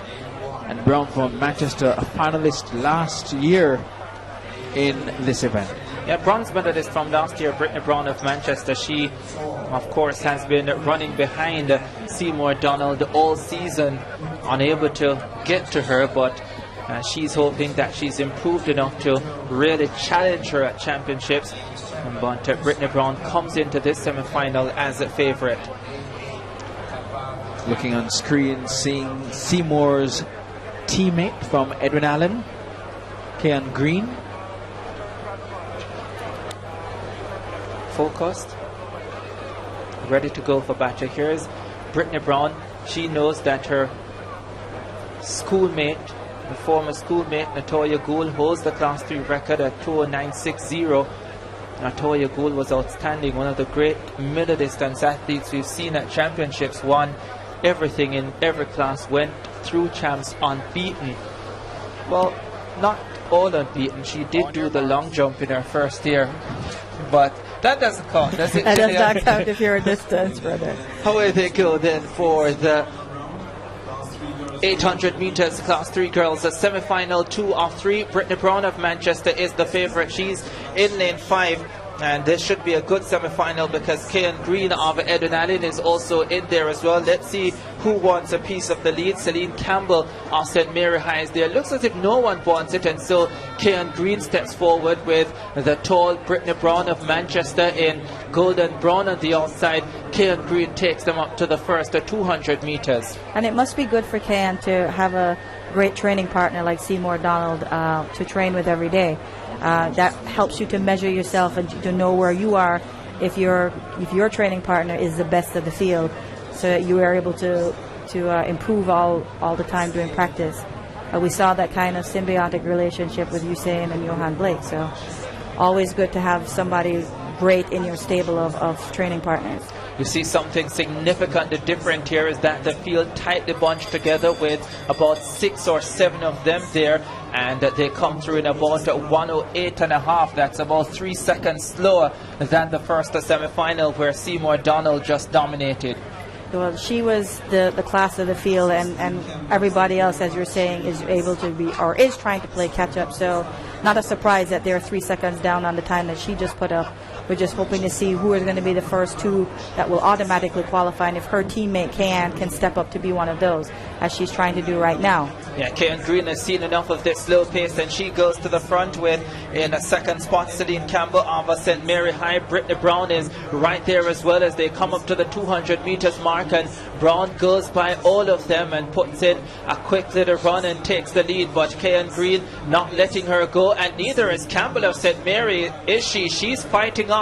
Too short to go through. Does Brittany Brown have enough to hold down the home stretch? The way she's run all season suggests that she should have quite easily, but Kean Green comes up on her outside and Brittany Brown responds. She still remains comfortable and she steps away from Kean Green of Edwin Allen now, the silver medal favourite, showing exactly why down the home stretch. The time will not be fast, but she was well within herself at 2 minutes 21.62. Bronze last year. She gets into her second consecutive Class 3 girls 800 meters final. Brittany Brown of Manchester High. We saw that the winning time was not as good as Seymour Donald's in the first semi-final, but that doesn't matter. We're going to look to see if the last 2 qualifiers who will be going through on time will fare based on times from this heat. And of course, you mentioned earlier, Ricardo touched on it about the difference in how you run the race, and we see an infringement there. Well, we'd love to have a look at it again to see exactly what happened. I mean, certainly the Edwin Allen athlete Green did have a little slip, but I don't know exactly if she was pushed, if she was clipped, or what happened. But Brittany Brown went on her merry way after that and won it comfortably. And I can tell you, 3rd and 4th from this semi-final will not have a chance to make it to the final. Based on time, and we're seeing the winning time now, 2 minutes 21.67 for Brown and Green from Edwin Allen, 2 minutes 22.67. Jones from Heidel, 2 minutes 23.49. Yeah, that 2:23.49 is slower than the fourth place time from the first semi-final. Shanika Reed of Homewood, 2 minutes 21.20. So Jones of Heidel has no chance to make it to the final. The lineup for the third and final semi-final: White from Magotty, Graham from Bogwalk, Chamberlain from Mavis Bank, Bromfield from Homewood, Shaft, St. Mary High, Foot, Petersfield, Reed, Camperdown, and Skyers, Beer Technical. Delverna Bromfield of Homewood Technical, she too was in the final last year, and she returns to this semi-final with a lot of hope that she will be there again. How much does it help, Gillian, when you've been there and you come back and you have the confidence from... It's tremendously helpful. As a first-year athlete stepping up to the next class, it's really difficult to break through. But as a second-year repeating athlete, you're much more confident. You're probably stronger than the younger girls coming up into the class, and so you have a better advantage, I feel. Let's see how they shape up. Having a look at Bromfield of Homewood Technical, there is Abigail Schaff of St. Mary High. They have had a very good championship as well, St. Mary High. They've won girls champs before, and a couple of seasons ago won the Eastern champs title, which was the first in a long time. So they're trying to bring back their athletics. On the outside, also trying to bring back their athletics, is very technical. Alicia Skyers is there. Away they go for this third and final semi-final in the Class 3 girls 800 meters. Delverna Bromfield of Homewood Technical is the favorite. She is the returning finalist from last year. She's in lane 4, and she goes out well. Also going out well on the outside looks like Foot of Petersfield, is it? No, it's from St. Mary High as they head down the back straightaway. That's 874, Shaquina Foot of Petersfield, who has gone out to a really fast start, and I wonder if this is suicidal. It certainly seems like it might be. 29 seconds for the first 200. It's a little bit much if you have 3 more 200s to go, so we'll see how she fares. I think maybe she's thinking, I'd like to keep out of trouble, like the young lady from Edwin Allen, K.M. Green, who seemed to have run into some problems on the third 200 in her semifinal, having to be tripped up with the bunching up of the athletes. So she seems to be suffering, coming back to the rest of the pack significantly now, as the lady from Homewood comes up, Delverna Broomfield. Yeah, really 106 flat maybe for that first 400 meters, and that would mean that after that 29 first 200 meters that she's really slowed, and the field has caught up to her as well, including the favorite Bromfield. And from Beer Technical, Skyers is in third spot. In fourth spot from Mavis Bank, Shantae Chamberlain, and Mavis Bank also doing a fine job at Garfield Gordon, finishing second in the 2000 steeplechase final for boys last night. Down the back straightaway they go. She's still holding on to the lead here. This is impressive. It is. And we wonder how much longer Bromfield will let her go. Well, Bromfield is staying close, but this is a really fine run here from Petersfield, Shaquina Foot. She is still looking particularly strong here, and she is some way away from about third spot. Too short to advance. They enter the straight. Will Delverna Bromfield make a move down the home stretch? Chamberlain of Mavis Bank is back in third. She went out hard, and I guess she knew exactly why did Foot of Petersfield. Delverna Bromfield, the favorite, will oblige, but Foot will also get into the final automatically with too short to advance. It's Delverna Bromfield of Homewood Technical who wins it, 2 minutes 18.70, and Shaquina Foot of Petersfield does a fine job despite her extremely fast start, comes home pretty comfortably and gets the second automatic spot. Take that, Ricardo and Gillian. I know, she knew exactly what she had in her tank, how her training has been going, and she went on and executed her race, not worrying about how she would be ridiculed by us in the booth as to going out so quickly. So congratulations to her for her second spot in the race and automatically qualifying for the final. I wasn't ridiculing, I was analyzing. Same thing. As we look there at the final stages of this 800 meters for Class 3 girls, the semifinals. We were talking earlier about the different strategies employed and comparing them. You saw Seymour Donald in the first one, going out knowing she's a class act and running straight through. Others waiting, and we see at the end here another athlete down on the track. Looks like Ishana Reed from Camperdown. Yeah, it takes a lot out of these athletes. It's not easy coming out here running those 2 laps, especially if she may have competed earlier in the 1500 this morning. And the winning times now from Brownfield, from Homewood, 2 minutes 18.74, Foot 2 minutes 19.74, Chamberlain 2 minutes 23.82. Is that fast enough? Well, definitely not fast enough, the 2:23. And any outside of any disqualification, I can give you the 8 finalists in a little while. Let's have a look at what happened here. And somebody lost a spike. No, it looks like I don't think there's any infringement. We'd love to see it again. I don't think it's an infringement. What happens, it looks to me as if Brittany Brown from Manchester cut in just a little bit too close in front of her and she tripped. Did Kayan Green. And she did go through. Let's have a look. And here we see it again. As she's coming to try to take over the lead, and she's going into the turn, she doesn't give Kayan much space. Yeah, I think they're both going to be fine. And in any case, the Manchester athlete, Brittany Brown, and the Edwin Allen athlete both advanced. So no need to protest. And I think just part of running the 800 meters there. So with that, I can tell you that as we get ready for the boys class 3 event, that coming up on track next, we have 2 semi-final heats.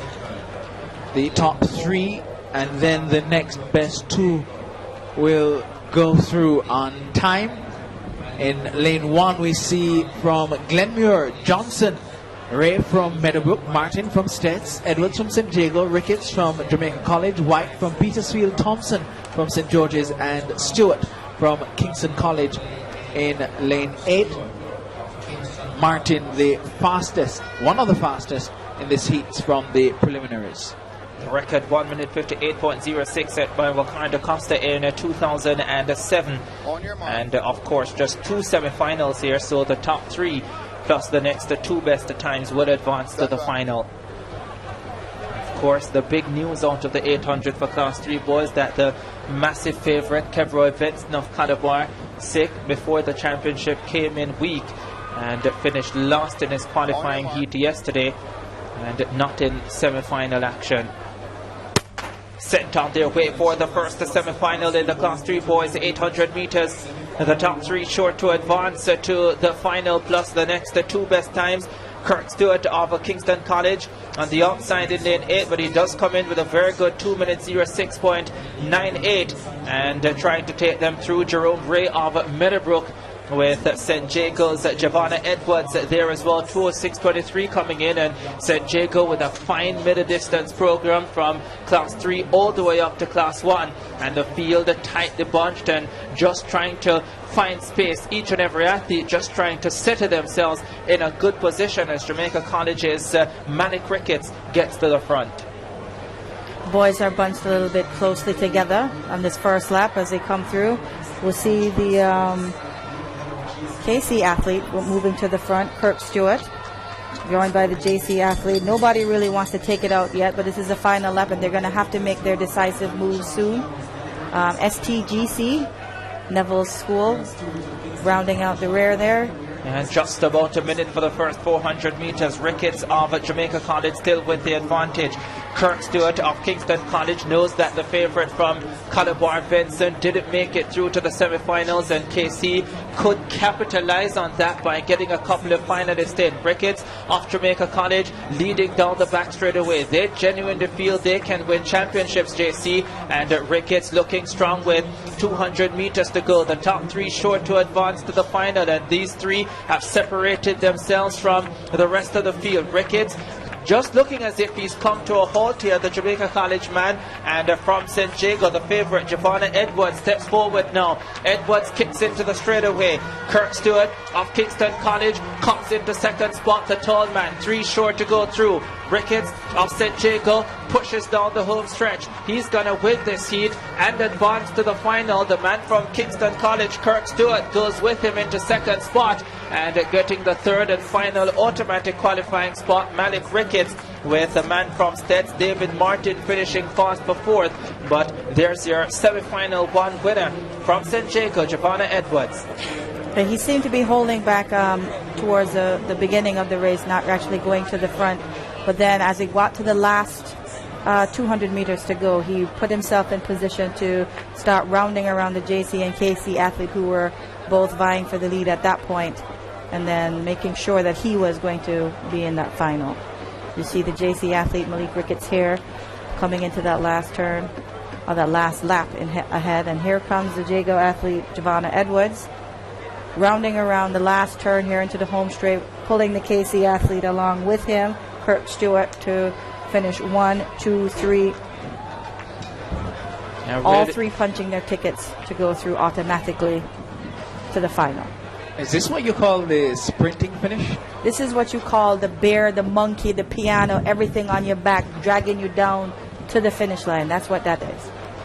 Of course, from St. Jago, Giovanna Edwards winning in 2 minutes 06.55. Kirk Stewart from KC, early leader, finishing second, 2 minutes 08.01. And Malik Ricketts, JC, 2 minutes 10.19 seconds. Those three guaranteeing their spot. From Stets, 2 minutes 10.59. David Martin, he'll be looking to get one of the next best two qualifying spots. Those two will go through on time. Now for the second semifinal and last, Jones, St. Jago in 1, Thomas, Jamaica College 2, Spencer Wolmers 3, Brown, Kingston College 4, Anderson, Donald Quarry 5, Nelson Kellitz 6, White, Rhodes Hall 7, and Cooper, St. Mary High 8. Kingston College confident that they can get two in the final because they have last year's Class 3 400 bronze medalist Shantamoy Brown. There he is. One of my favorite little athletes is Shantamoy Brown because he's so confident and he knows what he's about, and he's got lots of heart, this one. Shantamoy Brown, second year Class 3, knows what it's like to be in the pressure, and I think he relishes the big moments, and you always tend to draw towards those athletes. Yes, they are quietly confident and just going about their business and just letting their accomplishments do the talking.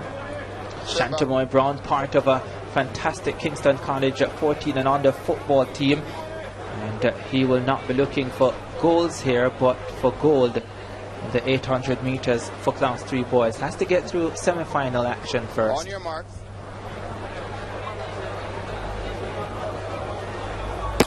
Sent up their way. Shantamoy Brown, Kingston College, the favourite, goes in lane 4. And he's already off to a good start. He's got fine 400 meter speed as well. He's doing a really tough double, the 400, 800 meters double, Gillian. And so it's going to be important for him to pace himself all the way through the rounds and up to the two finals on Saturday. But he comes to the front early and takes command. Oh, we see a little bit of a bobble there as the athletes are a little bit bunched closely, and you don't want to see anybody go down in this one. So KC's leading at Shantamoy Brown. JC athlete also in there, and St. Jago athlete as well, reminiscent of the first semifinal that we just saw. But KC leads it. Shantamoy Brown coming around the first turn into the home stretch for the first lap. And Jordan Anderson of Donald Quarry in second spot. And also coming through now, Henry Nelson of Kellitz. They've produced good distance runners in the past. Maybe the last one, Sanjay Pantry, who transferred to St. Jago. But they come to the bell for the first lap, and it's pretty nippy as well, just outside a minute. The man from Jamaica College with the lead, that's Chanel Thomas. And he with Kellitz, Henry Nelson. As top three short to advance. Shantamoy Brown back in third spot at the moment, with Donald Quarry's Jordan Anderson in fourth spot. Still 230 meters to go. Shantamoy Brown confidently steps forward, just looking around to see what's happening around him, as the man from Donald Corey goes by. That's Jordan Anderson. JC's Chanel Thomas is still up there as well. Anderson takes the lead. Only 3 short to go through. Shantamoy Brown has slipped back into 5th spot. Let's see if he will make a run for it down the home stretch. The Kingston College supporters will certainly push him on. Here they come into the straightaway. Shantamoy Brown has seen enough and he goes by the field. Anderson of Donald Quarry tries to go with him. Also coming into the picture as well looks to be Jones of St. Jago. There they go. Shantamoy Brown will win it easily. Was playing around a little bit but then decided he'd seen enough. Anderson comes into 2nd spot from Donald Quarry, and I think it's Clayton Cooper of St. Mary High who got 3rd and also qualified automatically. But there's your winner, Shantamoy Brown of Kingston College. Interesting race, as you saw. You said he's going to run the 4 and the 800 meter double, so having a lot of speed, he was able to acquit himself well by coming out on the outside of all the athletes and having a clear shot at the finish line instead of being bunched up, as you saw some athletes getting tripped up earlier. Maybe he expended a little bit more energy than he needed to, but he needed to do that to ensure that he was going to be one of the finalists. Because at this point, he was 4th coming into this final stretch. Here he comes on the outside, making sure he has a clear way to run to the finish. The Donald Quarry athlete, Jordan Anderson, following him for 2nd place. And I thought it looked like Cleon Cooper from St. Mary for 3rd, but you probably have better eyes than I do. Definitely was Cooper. I said it was Cooper. Thank you. We're still playing the eyes game here, but then you see the winner, Shantamoy Brown of Kingston College, winning and looking quite comfortable coming in. You could see his experience, especially in the last few meters. You see a lot of athletes looking back to find where their position is. He was looking at the screen ahead. And his time 2 minutes 07.64 seconds. Anderson of Donald Quarry 2 minutes 08.57, and Cooper from St. Mary High 2 minutes 08.98. You're right, Gillian. You saw well. And CJ White of Rose Hall 2 minutes 10.16. Ricardo could tell us in a little bit if he goes through, or Nelson from Kellett who ran 2 minutes 11.39. Of course, 2 minutes 10.16 does make it through as one of the fastest losers. All right, so 2 athletes making it through on time, in addition to the top 3 from those 2 heats. Next up will be the 800 meters for Class 2 girls. We'll also have 2 semifinals, with the top 3 advancing with the next best 2 on time. You see the record on screen held by Carleen Robinson, set in 2001. The runners in this first semifinal: Shanae Ingram of Edwin Allen in 1, Manning's Bogwalk 2, Masters Heidel 3, May Homewood, your favorite? Yeah, Chrisani May of Homewood Technical got to the semifinals of the World Youth Championship last year, and she comes in here as the favorite, has run under 210 before, and so she knows she has some quality. Chrisani May of Homewood Technical. Her sister, Casey and May, is also on the Homewood Technical team. She heads down the back straight away. Tall and nice is Chrisani May, and the Homewood Technical have produced so many good 800 meters runners. Usually a lot of their best 400 runners are good 800 runners. Chrisani May has been more an 815 runner who also runs on their 4x4 this season. She has the lead, and she has a lot of range as well. 4.815 is going to be good for her.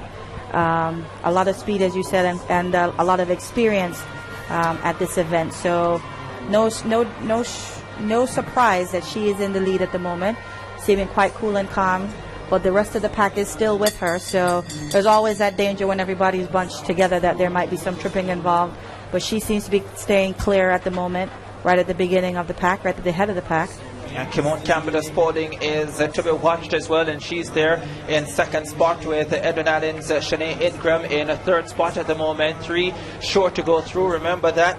And from St. Andrew High, Kellyanne Downer is back in a 4th spot. She's trying to get into the final, but the top 3 looking particularly comfortable at the moment. The leader from Homewood Technical, the tall one, her hairstyle very much similar to that of Janelle Bromfield, who you'll see a little bit later on in Class 1. Campbell goes to the front now from Spalding, Kimon Campbell, and she has the lead. Of course, Simoya Campbell went to Spalding High, and their coach, wonderful young lady who has done a fine job with the young ladies at Spalding High, but Seeing enough is the Homewood Technical number 1 and probably the Class 2 number 1, Chrisani May, and she kicks into the straightaway with the comfortable lead now. Only 3 short to go through, and the group is coming back to the top 2. The Adrenaline athlete is fading. Chrisani May is going to win it comfortably. Second spot is going to go to Masters of Heidel, with Campbell of Spalding holding on for that third spot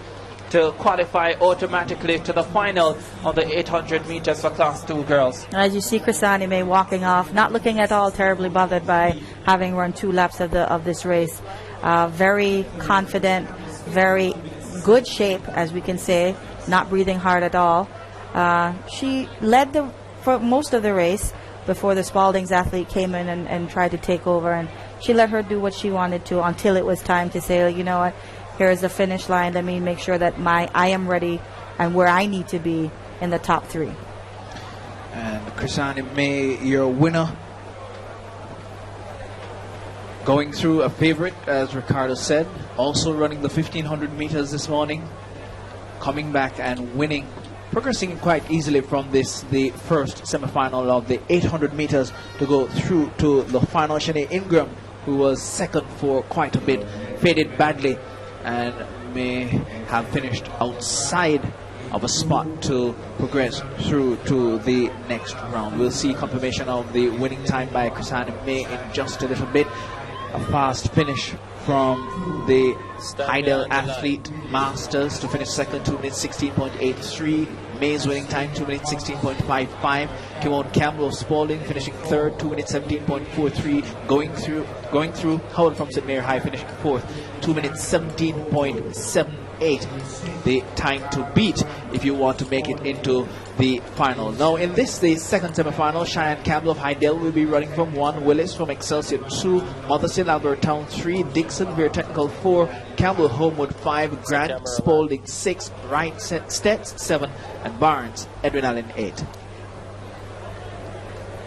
Semi-final 2 of 2 in this 800 meters for Class 2 girls. On your marks. Satania Vine of St. Elizabeth Technical. There's Brittany Dixon. Has been around, former Class 3 double champion. Has been Carifta champion as well. And she is in there. And she's the favorite coming into this one. Mothersill of Albert Town is to be watched as well. She has some quality. Satania Wright of St. Elizabeth Technical, more known for her 400 meters quality, but has been pushed up to the 800 this year. And Brittany Dixon at the back has some pushing and shoving is going around in this field. Lots of pushing and shoving. The Heidel athlete, I think there, and that's Campbell got the worst of it on that occasion, and she's at the back. So this field is tightly bunched. 3 short to go through, and there isn't a lot in it at the moment. Depending on what your race strategy is, you probably need to revise it a little bit after all of that bumping and pushing that's going on, because the closer these ladies are, the more prone there is to be an accident. So whoever wants to be in the top 3 needs to probably get out and start taking everybody with them, and step out on faith, as you might say, on your training and making sure that you are ready to deliver. Yeah, just about 108 for the first 400 meters, so that is particularly slow.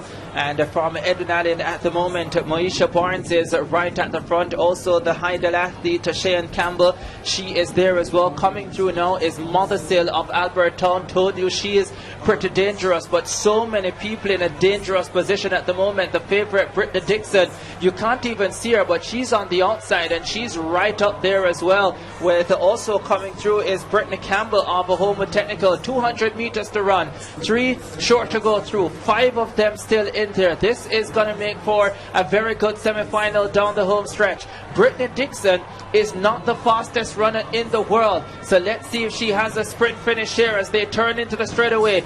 Dixon has the lead from Homewood Technical. Campbell is there as well. 3 short to go through. Barnes of Edwin Allen is trying to come forward. Mothersill has been dropped now from Albert Town. She's going to be fourth. Brittany Dixon cruises home here in 2:16.53 ahead of Homewood Technical's Brittany Brittany Campbell. And then in third spot, Moisha Barnes of Adrenaline. The 3 traditional paws at Girls Championships, getting through 1, 2, and 3 in that heat. A very bumpy race for those ladies all throughout the race. So the first, right on the backstretch in the first lap, and going into the first 200 as well. A lot of bumping and going on, and they were still tightly bunched almost the entire way to the last 200 meters. There is a first bump that we saw. Young lady from Excelsior getting the worst of it. There's a second one.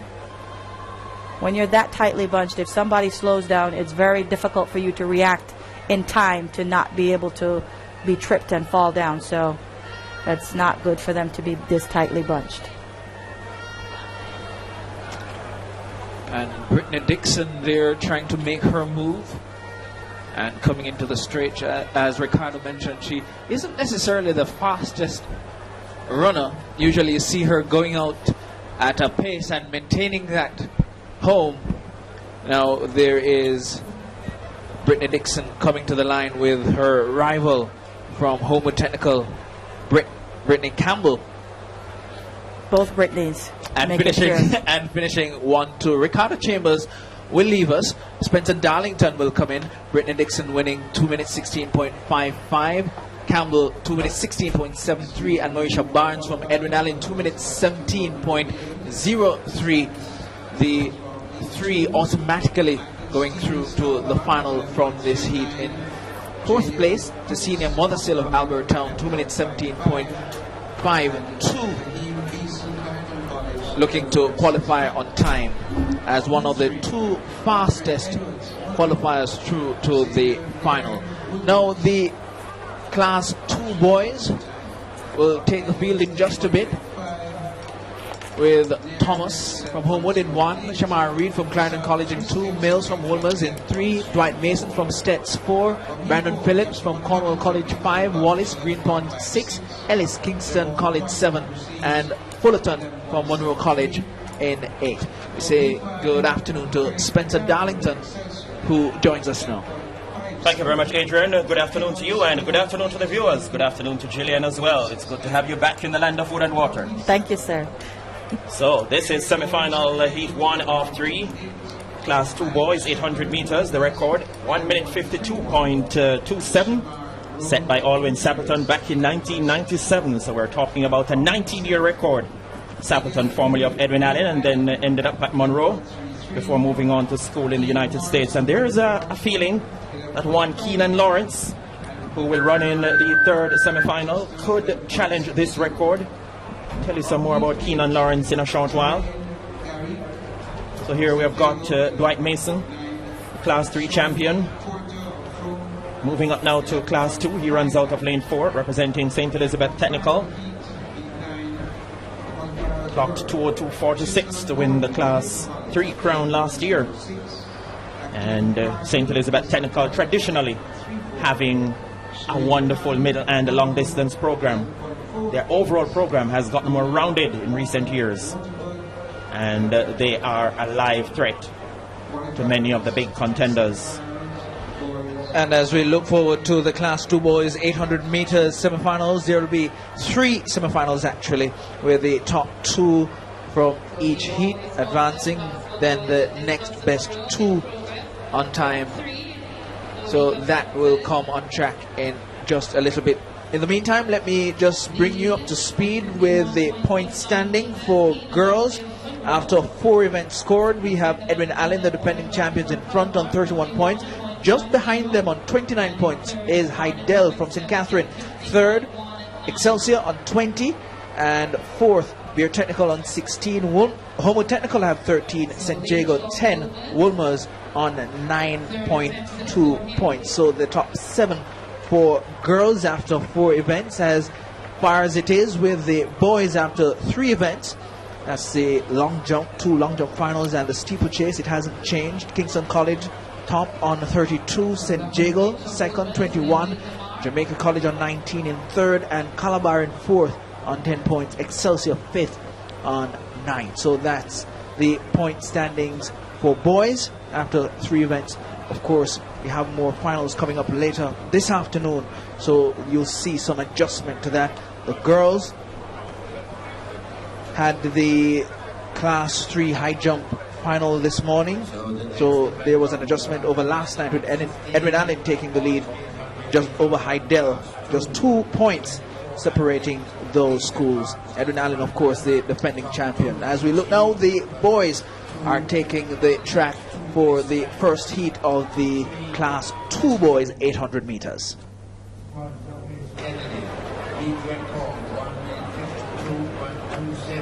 Stand behind the line. From Clarendon College, you see Shamar Reed qualifying with a time of 2 minutes 03.79. The fastest in this heat is Kabiba Mills from Wolmer's, or Dwight Mason from Stets, who had 157.40. The Woolmerian qualifying second, 158.17.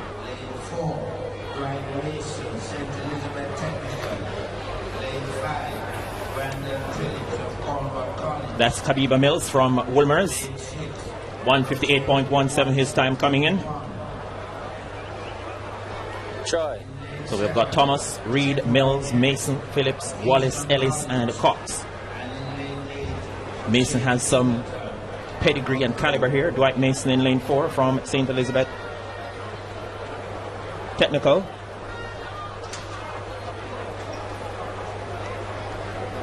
On your marks.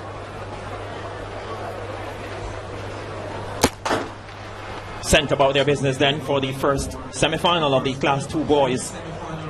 800 meters. Dwight Mason out of lane 4 from Clarendon St. Elizabeth Technical, prompting the early initiative. Homewood's Tyrese Thomas right up there with the leading pack. So too from Wolmer's. That's Kabiba Mills in the early goings. And from Homewood Technical, Tyrese Thomas. So stepping forward now from Wolmer's and taking up the ascendancy is Kabiba Mills. 158.17 the time he took into this event. The top 2 in each heat plus the next 2 best times will move into the final come Saturday evening.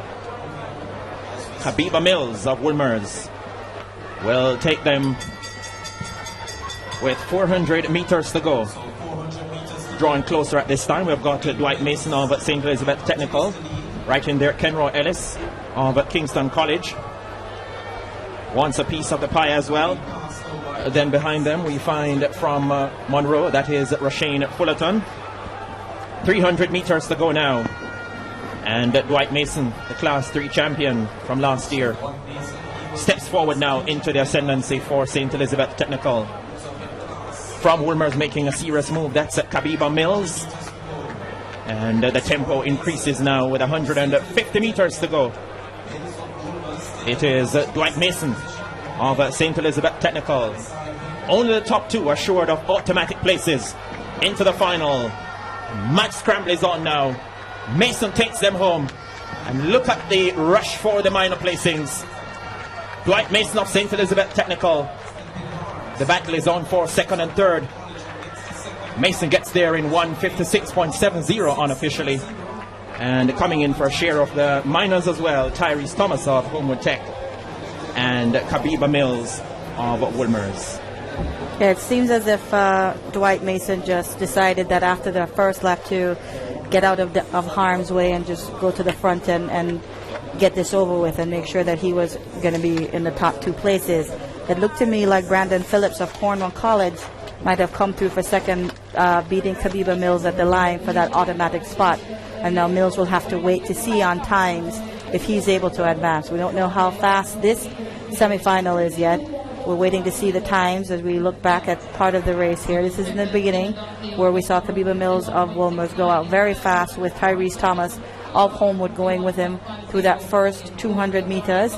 As they're running into the second 200 meters, they're still in that same placing. Mills in first and Thomas in second. Then now we're on the backstretch of the second lap where we see Dwight Mason take over and make sure that he is going to be one of the automatic qualifiers and everybody else is running for minor places. Rashane Fullerton from Monroe had an early stab at trying to make that second automatic spot but was overhauled in the home straight by Brandon Phillips of Cornwall College and Kabiba Mills of Wolmer's, I think, who finished second. Brandon Phillips and Kabiba Mills third from Wolmer's boys. So Dwight Mason of Stets winning there in 1:56.75. He was the fastest in the earlier round and the fastest here with 1:56.75. The confirmation of that time going through with Brandon Phillips from Cornwall College, as you said, with 1:57.43. We're looking at 1:57.76, the time by Kabiba Mills from Wolmer's, to see if he will go through as one of the fastest qualifiers into the next round, the final. In this, the second semi-final coming up. You'll see the lineup on your screen in just a little bit. We'll have Scott from Petersfield in 1, Simpson, Manchester 2, Dewar, Clancarthy 3, Roden, Kingston College 4, Blackman, Jamaica College 5, Cox, St. Jago 6, Danvern, Calabar 7, and Facey from Spalding in 8. So the top 2 going through, and you're looking at 1:57.73. The third place athlete will have to beat that time to go through as one of the fastest qualifiers. Sent about their business. Kobe Simpson of Manchester High finished 8th in the Class 3 final last year. Look out for Dujon Blackman of JC as well. He's a dangerous competitor. Therese Roden of Kingston College should have something to say about the final outcome as they head down the backstretch for the first time.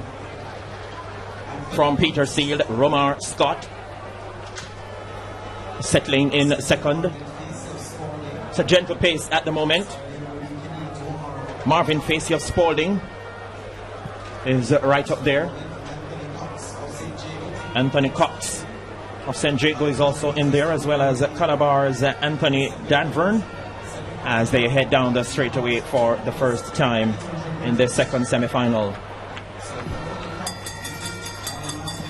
400 meters to go.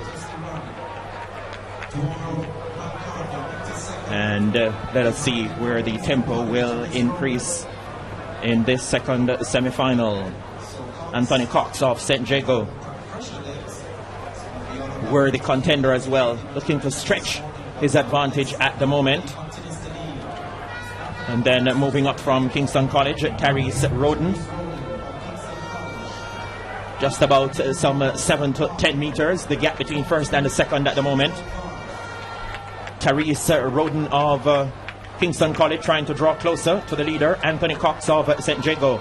150 meters to go now. Anthony Cox of St. Jago on top. Therese Roden of Kingston College closing the gap all this time. Cox of St. Jago trying to hold on. Roden of Kingston College wants to come forward, but Cox of St. Jago finds something extra and goes away for the victory. Therese Roden of Kingston College in second, back in third, Dujon Blackman of Jamaica College. 1:56.17, the winning time for Anthony Cox of St. Jago. A fine victory for him, having gone out early as a front runner and maintaining it all the way to the finish line. You see him leading here. He was followed by a myriad of people in the beginning of the race. In the first lap, we had athletes from Spalding's trying to get up into the front, into the mix, and we had the KC athlete as well. In the end, it turned out to be Anthony Cox of St. Jago, Therese Roden of KC, and Dugian Blackman of JC, who were the first 3 to come through the finish line in this semi-final. Only the first 2 from St. Jago and KC are automatically qualified. The Jamaica College athlete has to see if his time is fast enough as one of the fastest losers to go through to final. And we'll see the times in just a little bit. I think this heat is faster than the one we saw previously. 1:56.17 the time for Cox. Roden 1:56.69. Blackman from Jamaica College also running 1:56.99. So far he should go through. Keneal Dewar from Clancarthy 1:57.71, who's also in with a foot in the final. But you'll watch that as the next semi-final comes up, and we'll see the runners in just a little bit. We'll have Whitaker from McGrath running in 1, Provost of Bogwalk in 2, Moore, Spalding 3, Parkinson, Calabar 4, Lawrence St. Jago 5, Beckles, Jamaica College 6, Simpson, Garber Maceo in 7, and Cohen from Stets in 8.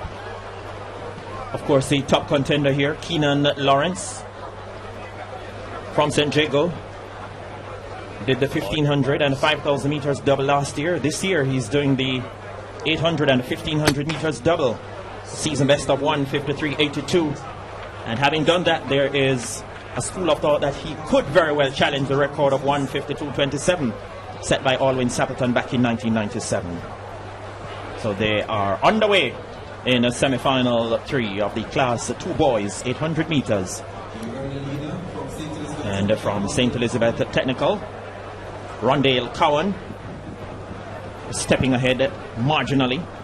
Keenan Lawrence of St. Jago seizes the initiative now and takes up the running. Also trying to creep closer to them is Orville Provost of Buckwalk as they come off the top bend for the first time. Keenan Lawrence, the favorite from St. Jago, has things under his command at the moment. Rondale Cowan of St. Elizabeth Technical wants to draw closer. So too Jamaica College's Cavell Beckles, 400 meters in just about 56 plus, as Keenan Lawrence takes them into the last 300 meters. Rondale Cowan of St. Elizabeth Technical is in there in second. And from Spalding, Dwayne Moore, he looks lively and dangerous at the moment, just overtaking his St. Elizabeth Technical opponent Rondale Cowan, as they have just over 200 meters to go. Keenan Lawrence on top. Cowan, and then from Jamaica College trying to make a rush, Cavell Beckles trying to step on the accelerator and get closer for an automatic qualifying spot. The top two short of places into the final. They spring off the top bend for the final time. Keenan Lawrence is comfortable. He's large and in charge. In second place, Cavell Beckles of Jamaica College. And from all indications, those two will settle the two automatic places for the final. Keenan Lawrence in 1:54.82 unofficially. And back in second, Cavell Beckles from Jamaica College. A smart race run by the St. Jago athlete Keenan Lawrence, staying out of trouble. You see a lot of trouble in some of the girls' races with a lot of pushing when they were bunched up together. He was having none of that today. Went out pretty easily. First of all, let some other people do some of the work for him in the early part of the race on the first lap, but then decided, you know what, I'm not going to settle and be back in the back here. I'm going to go out and make you come and get me. So that's what he did, striking out into the second lap, and there was nobody else who was close. A lot of people came on that home stretch trying to make that second automatic qualifying spot, and it ended up going to Cavell Beckles of JC, who was able to sprint past a couple people. The young man from Spalding's, Dwayne Moore, who was in second for just a few meters on the home stretch before he was able to be passed by Cavell Beckles of JC, who got the second automatic spot. So St. Jago with two finalists in the Class 2 boys 800 meters. Keenan Lawrence joining Cox, who won the heat earlier, 1:54.85. Cavell Beckles from JC, 1:55.88, confirming his place. Kimar Parkinson of Calabar, 1:57 flat, and he makes it through as the second fastest through to the final. Of course, the top two advance automatically, and two make it in on time. So that's it for the Class 2 boys 800 meters. Gillian could perhaps give me the roundup of the qualifiers for the final. The last two qualifiers, I think, are going to be Blackman from JC from the second semifinal and Farquharson of Calabar from that last semifinal. They were the next two fastest losers. Blackman, of course, doing 1:56 and right on the bubble one, and 1:57 flat, just to pit the next opponent for place in the final of the boys Class 2 800 meters. So that's been completed. Next up will be the 800 meters for Class 1 girls. We'll have two semifinals. You see the meet record on your screen by Kian Thompson, who represented Jamaica. And the runners for this first semifinal from Belfield, Fagan in 1, Martin in 2 from Mona, Time from Homewood 3, Bromfield sets 4, Moore, Edwin Allen 5, Plummer, Beertech 6, Watson, Manchester 7, and Newman from Heidel 8. Jonelle Bromfield of St. Elizabeth Technical The howling favorite here starts in lane 4. She's a central champion. As a matter of fact, she has so many titles to her credit. 2:07.37 at Western Championships. The only schoolgirl to have gone under 2:10 so far this season. That speaks to her credentials. Doing the 400 and 800 meters double this year. Last year she did the 800 and 1500. She also does the 400 meters hurdles and is a wonderful and a talented athlete. Very, very rounded. This Janelle Brumfield from St. Elizabeth Technical. Just biding her time in the middle of the pack at the moment, measuring the tempo and drawing ever so closer now to the leader from Edwin Allen. That's Janelle Moore. So Brumfield, the Western champion. Moore, the Central champion. And then on the outside, from Heidel, it's Candace Newman. They're bunched up nicely. You can spread a blanket over them at this stage as they head down the straightaway for the first time. Just a gentle tempo. And just over 400 meters to go now. 106 plus for the first 400. The tempo should increase now as Janelle Brumfield will look to make a serious move. And just ahead of her is Newman from Heidel. Brumfield in second, and lying in third from Edwin Allen. That's Janelle Moore. As they leave the 300 meter marker, Brumfield looking to have a ton in reserve at this stage. The tempo anything but frightening at the moment. Just over 200 meters to go. And stepping forward from Heidel, Candace Newman. Janelle Brumfield sticking to her and having things well measured at this stage. Brumfield now takes matters into her hands and takes over the lead. Newman is in second place. From Edwin Allen we find Janelle Moore. And this is Janelle Brumfield now, the class act in the field. Just stepping forward, bouncing nicely down the straightaway. In command, in control. She has this one well measured. Janelle Moore of Edwin Allen creeps up now into second. Brumfield from Moore back in third from Veer Technical. That is Kean Plummer. And Brumfield coming home in 2 minutes 17.36 seconds. Very nice and easy run from Janelle Brumfield. Really looked like a jog. That first lap was really not very fast. A lot of the ladies were bunched together to signify that it wasn't really a frightening pace, as you say. So look to the second lap to see where anybody was going to do anything about that and stamp their position as the next in line. And that's what Janelle did, looking very comfortable. I mean, hardly moving her arms at all, showing just what little effort that she's using. And with the events that you said that she's going to have to take place in 400 hurdles and 800, wisely saving some of that energy for other events to come and qualifying. Here she comes around the last turn, heading for home, taking with her Moore from Edwin Allen and Plummer from Veer Technical, who happened to be in third place, and Time from Homewood, Melissa Time for fourth. Janelle Brumfield. Your winner on your screen from Stets, Janelle Brumfield, 2 minutes 17.36. Crossing the line quite easy. An easy run there. Confirmation of the time coming up. And Janelle Moore of Edwin Allen, 2 minutes 17.79. Those two booking their spot automatically through to the final. 4 other athletes will qualify on time. So you look at Casey and Plummer from Veer Technical, 2 minutes 18 in third, to see if she will qualify. Now the runners in the second semi-final: Smith from Oberlin in 1, Mackenzie St. Jago 2, Stuart Heidel 3, Rob Edwin Allen 4, Ferron Veer Technical 5, Walker St. Andrew Technical 6, Watt Camperdown 7, and Casey and May from Homewood in 8. Gillian Russell Love stepped away just now. And in comes Earl Bailey. We call him the Bald Eagle.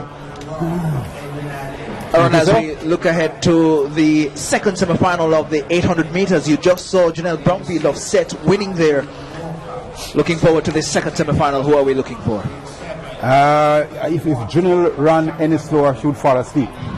Definitely. That's how, in terms of the amount of effort that she expended in that race. But let's see if these girls can keep us, awake for the rest of the evening. So Ashani Robb, the favorite here, second at Central Champs, behind her teammate Janelle Moore. They made it a 1-2 for Edwin Allen. And Ashani Robb, very experienced campaigner, in this lineup as well. It's the top two from the two semifinals plus the next four best times that will move into the grand finale come Saturday evening. And already Ashani Robb takes command, being tracked by Casey and May from Homewood Technical. They bunched up nicely as they leave the 200-meter marker on this first lap of this second semi-final of the Class 1 Girls 800 meters. This is your leader, Shani Robb of Edwin Allen. Casey and May, tall and gangling from Homewood Technical, lying in second. Then from Oberlin, it's Tamasha Smith.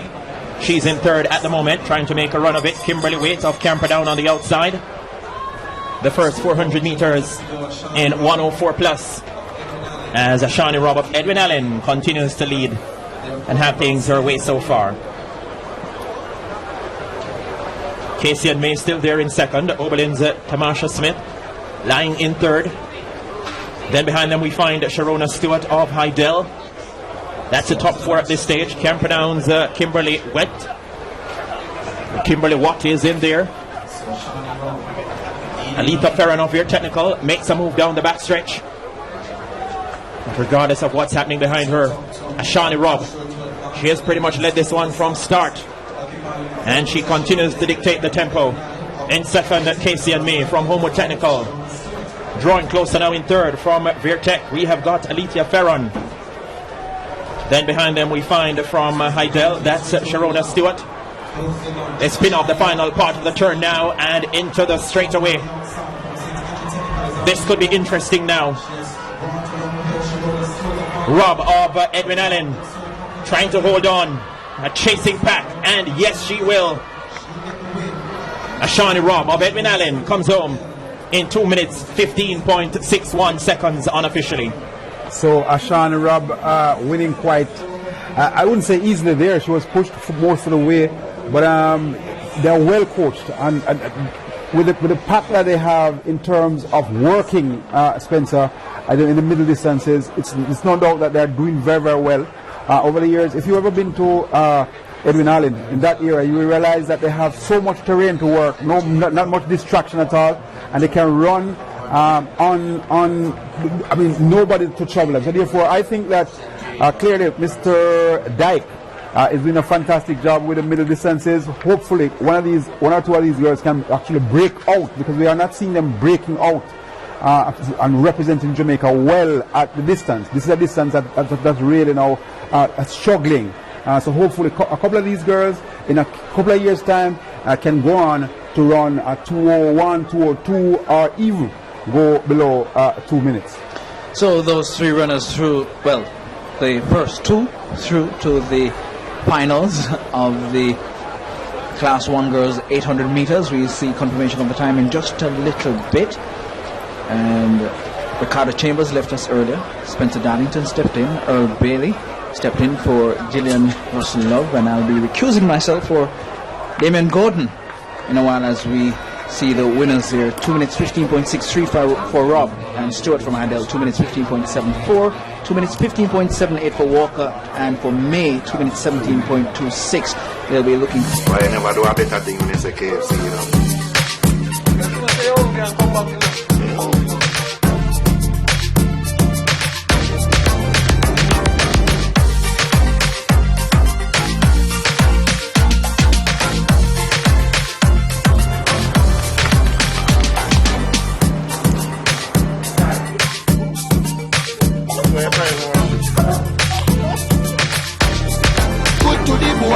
So good. We say good afternoon once again to the viewers. Jerome Palmer of Fern Court, Javante Williams of Calabar High, Roger Granston of Homewood, Hakeem Coley of Racines, Chambers of Petersfield, Boyd of Kingston College, and White of Monroe College.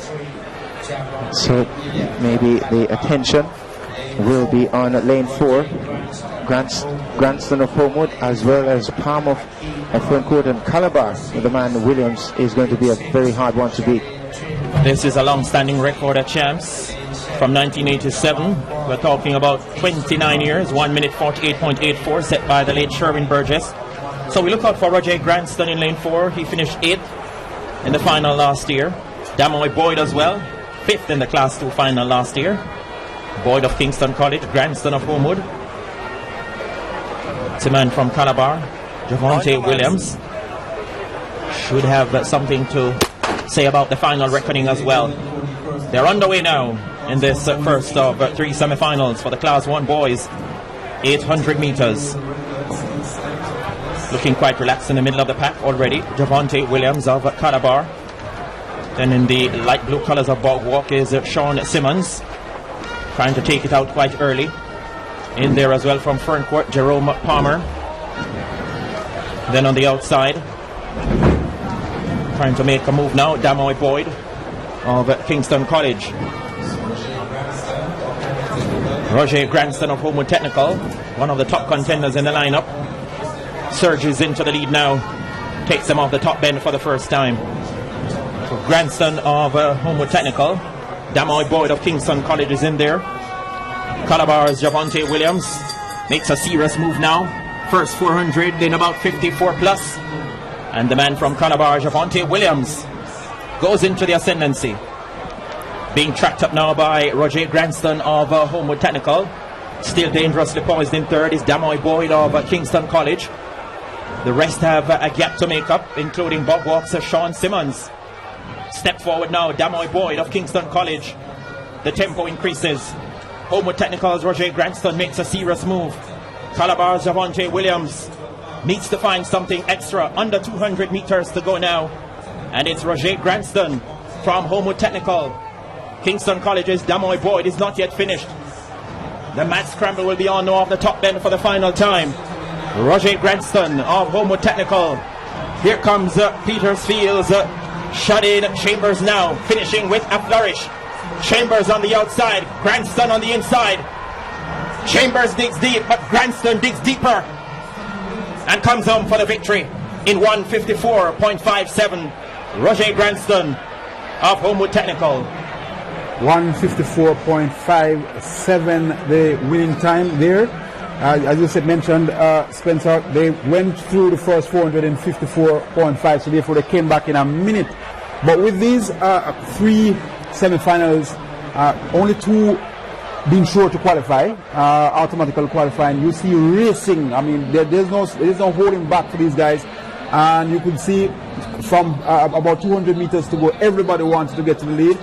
The 2 pretenders here, 2 guys from the pretending team or contending team, as you want to call it, KC and Calabar, they had to fight all the way, and eventually none of them got into the top 3, so they will have to sit by now and wait for the next 2 semi-finals to decide, or for them to have an idea if they will be in the top 8. Of course, Williams made an early move with just under 390 meters to run, because he took the bell first, and then Granston, I think that he ran a fantastic race, and given the fact that he was under pressure going down the stretch, and he held his composure, and right at just about 250 meters thereabout, he ran into traffic, had to take it on the outside, but then when he needed to dig deep, he showed a mental fortitude, and he was under tremendous pressure there from the man from Petersfield, Chambers, but he kept his form, knowing that it's the first 2 automatic qualifiers to the next stage of this 800 meters. He showed real class to get it home ahead of the field. Homewood does have a history of preparing and presenting half-milers. We have seen quite a few over the years, so it's no surprise there. I mean, the facilities are there, the conditions are there, the hills, quote-unquote, the mountains. I don't think it's a mountain much, but certainly when you train at that altitude, you do have an advantage over the rest of the kids from, say, those who train at sea level, like the Kingstonians.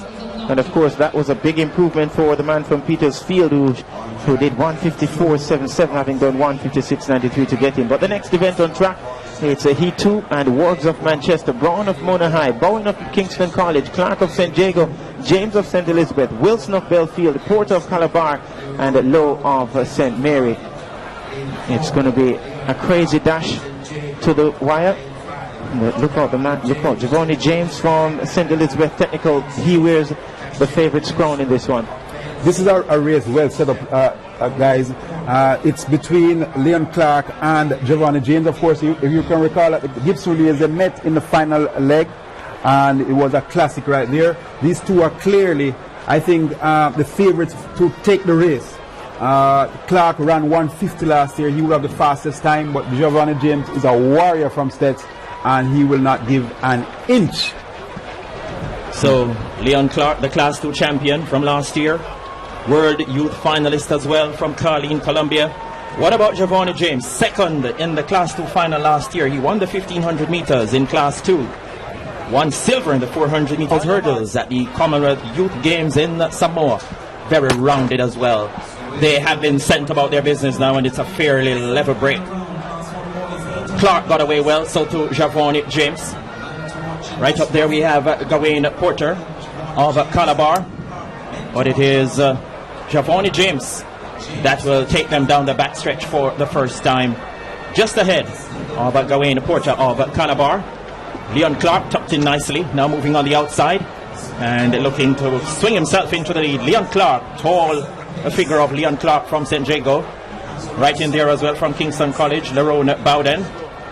James settled back into third on his outside from Calabar. That is Gawain Porter as they head down the straightaway for the first time. Leon Clark on the inside, Giovanni James, the big two, locked in battle now. And then behind them it's Boyd or Bowden from Kingston College. The first 400 in 56 plus, just about. Giovanni James still in front. Leon Clark biding his time, waiting patiently. Then we find Bowden from Kingston College. And they are the big three in the race at the moment.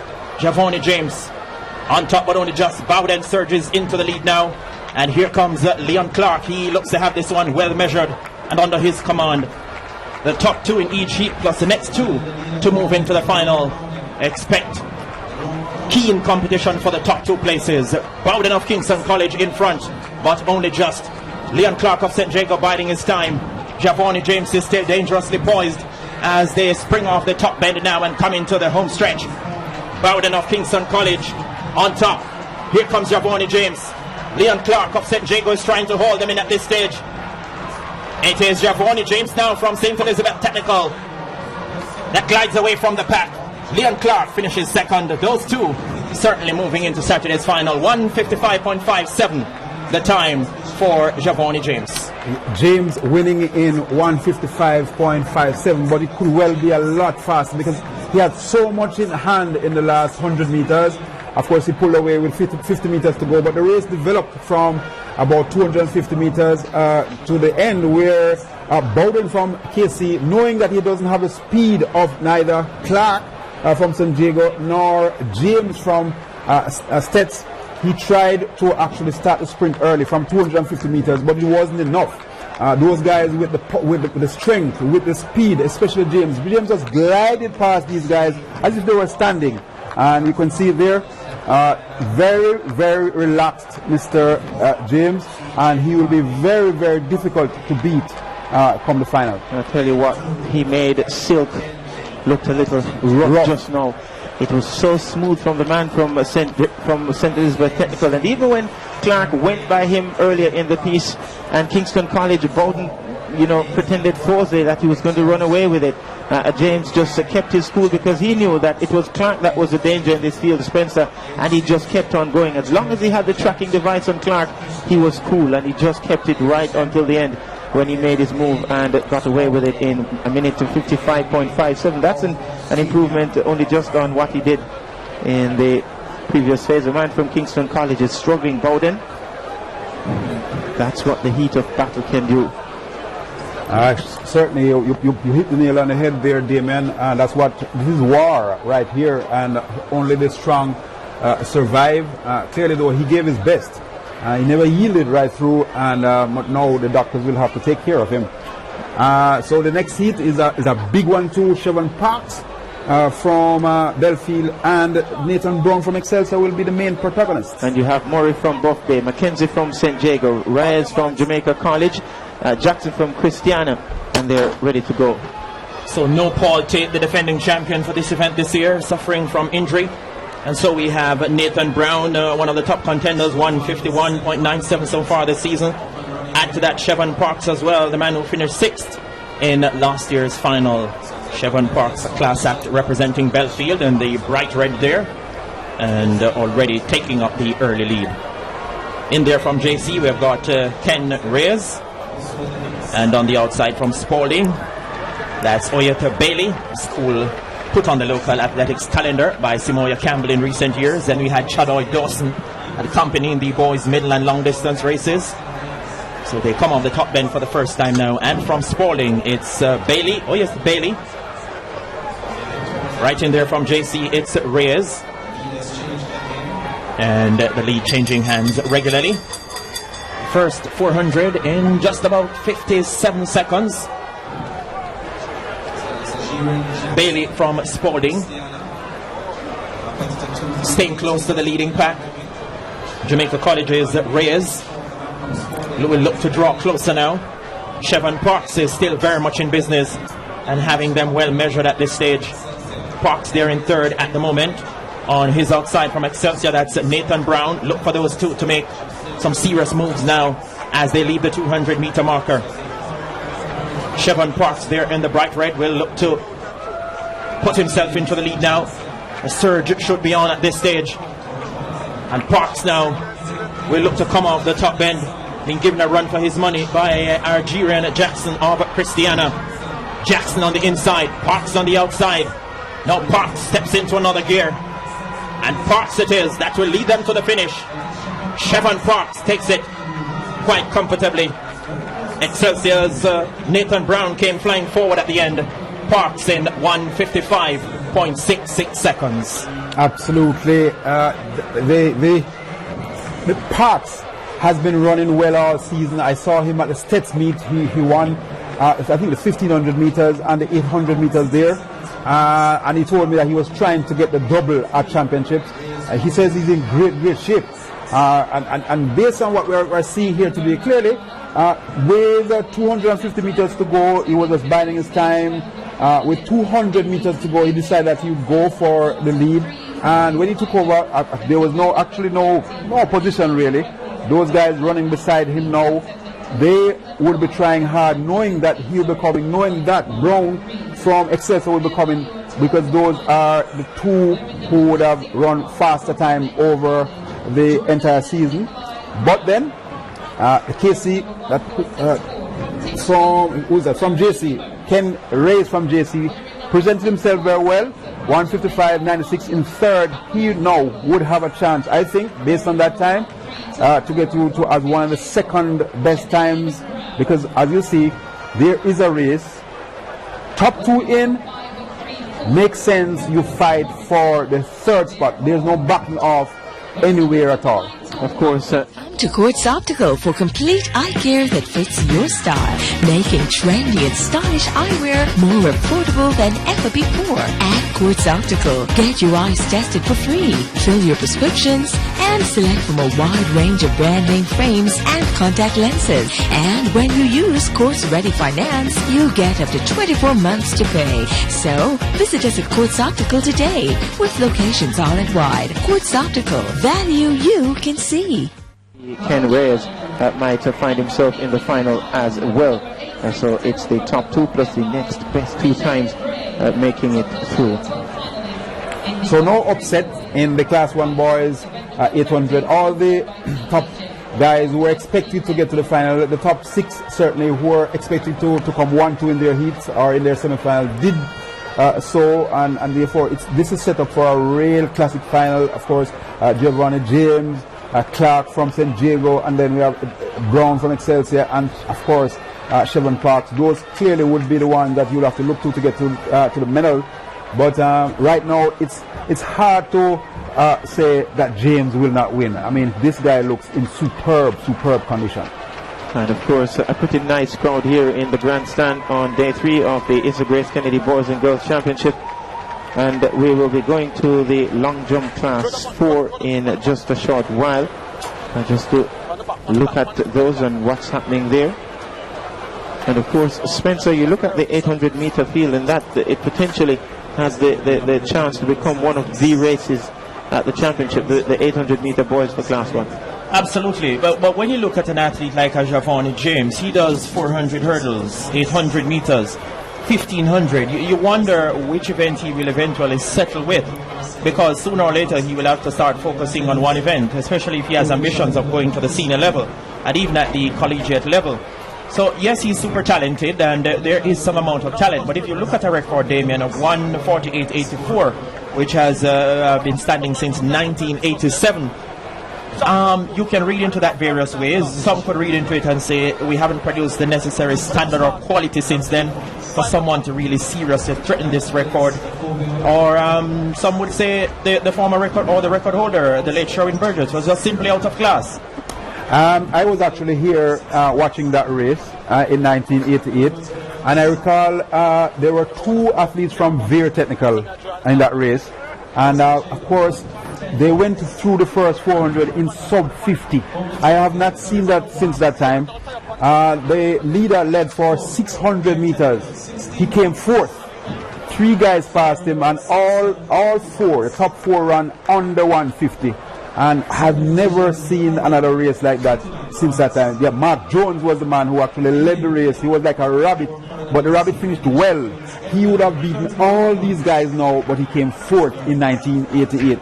Until these guys learn to run a fast first 400 meters, they will not run that way, because you have to run a negative split. There's no sense in running 54 and think you're going to run some really fantastic time over, because you're going to hurt.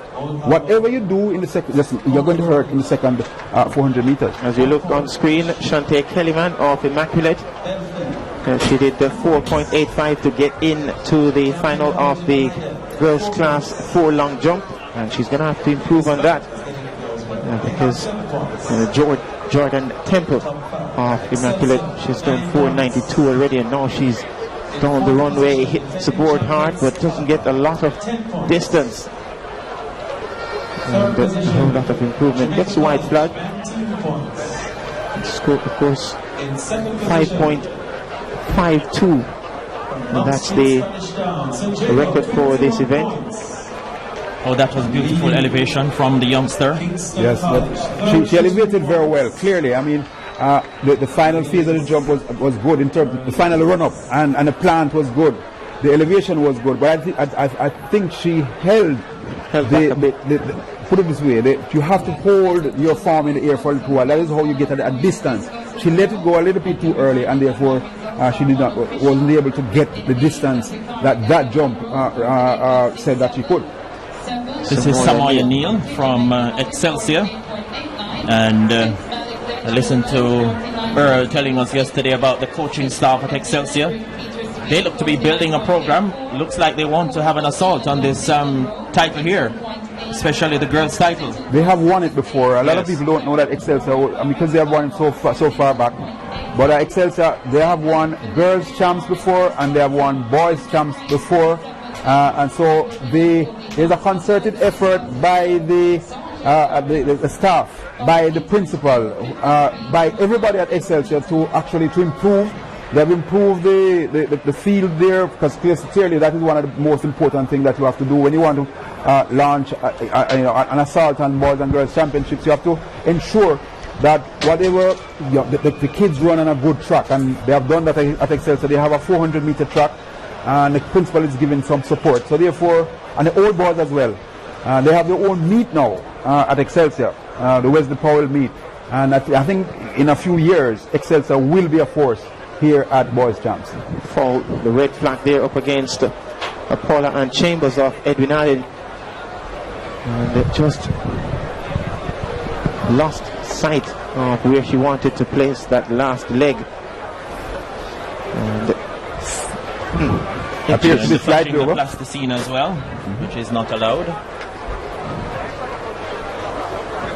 So what we are seeing though in the long jump, particularly with the girls, you're finding that the sprinters are not really, apart from Kimon Shaw.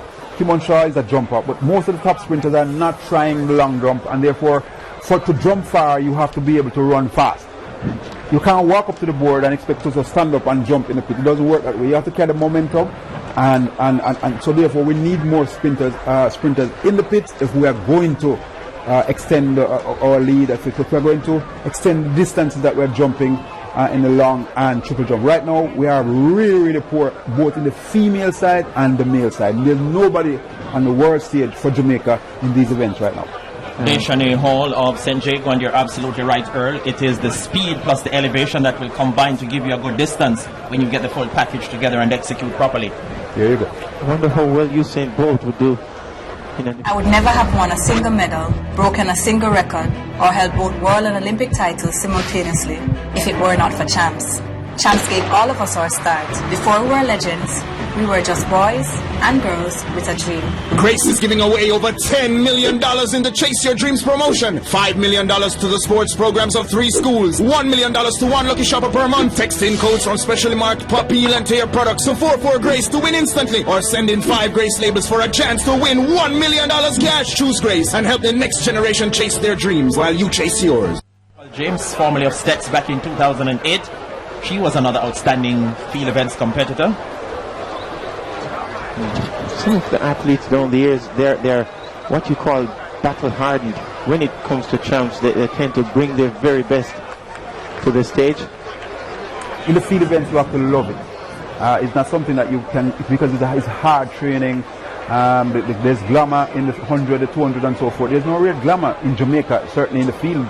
So you have to love it to train and to do well. Tony and Powell getting it wrong there. And as you rightly said, Earl, a challenge also with many of the coaches. The coaches want to coach and work with the glamour events, the sprints. They do, and I don't think that technically most of them are sound in the technical events like the jumps and so forth. So they stick to what they know. Very few coaches, I will say, are capable of coaching really good jumpers. Yes, and we have seen improvement with the throwers. People like Michael Vassell, yes, Julian Robinson. That's a long time in coming. Swaby from MVP. Yes, Swaby. Yeah. So and then we're seeing now coming from Petersfield. So over the last decade or so, there has been a revolution in the throws. And although we're not getting a lot of medals, we did get one last year at the World Championship. I think over the next 5 or 6 years or so, some of these discus throwers will start to give Jamaica medals. Of course, Davia Nicol there of St. Andrew coming into the final with 4.92 meters, but struggling to get up to that. Did 4.57 on her last attempt. St. Jago's Danae Nemard now. St. Jago hunting in pairs where the medals are concerned in this final. They, along with Excelsior, have 2 competitors in this final. So this is Nemard of St. Jago. Not really explosive on the runway. Really snap and hit at that takeoff board. They're youngsters, class 4. Surely more room for improvement.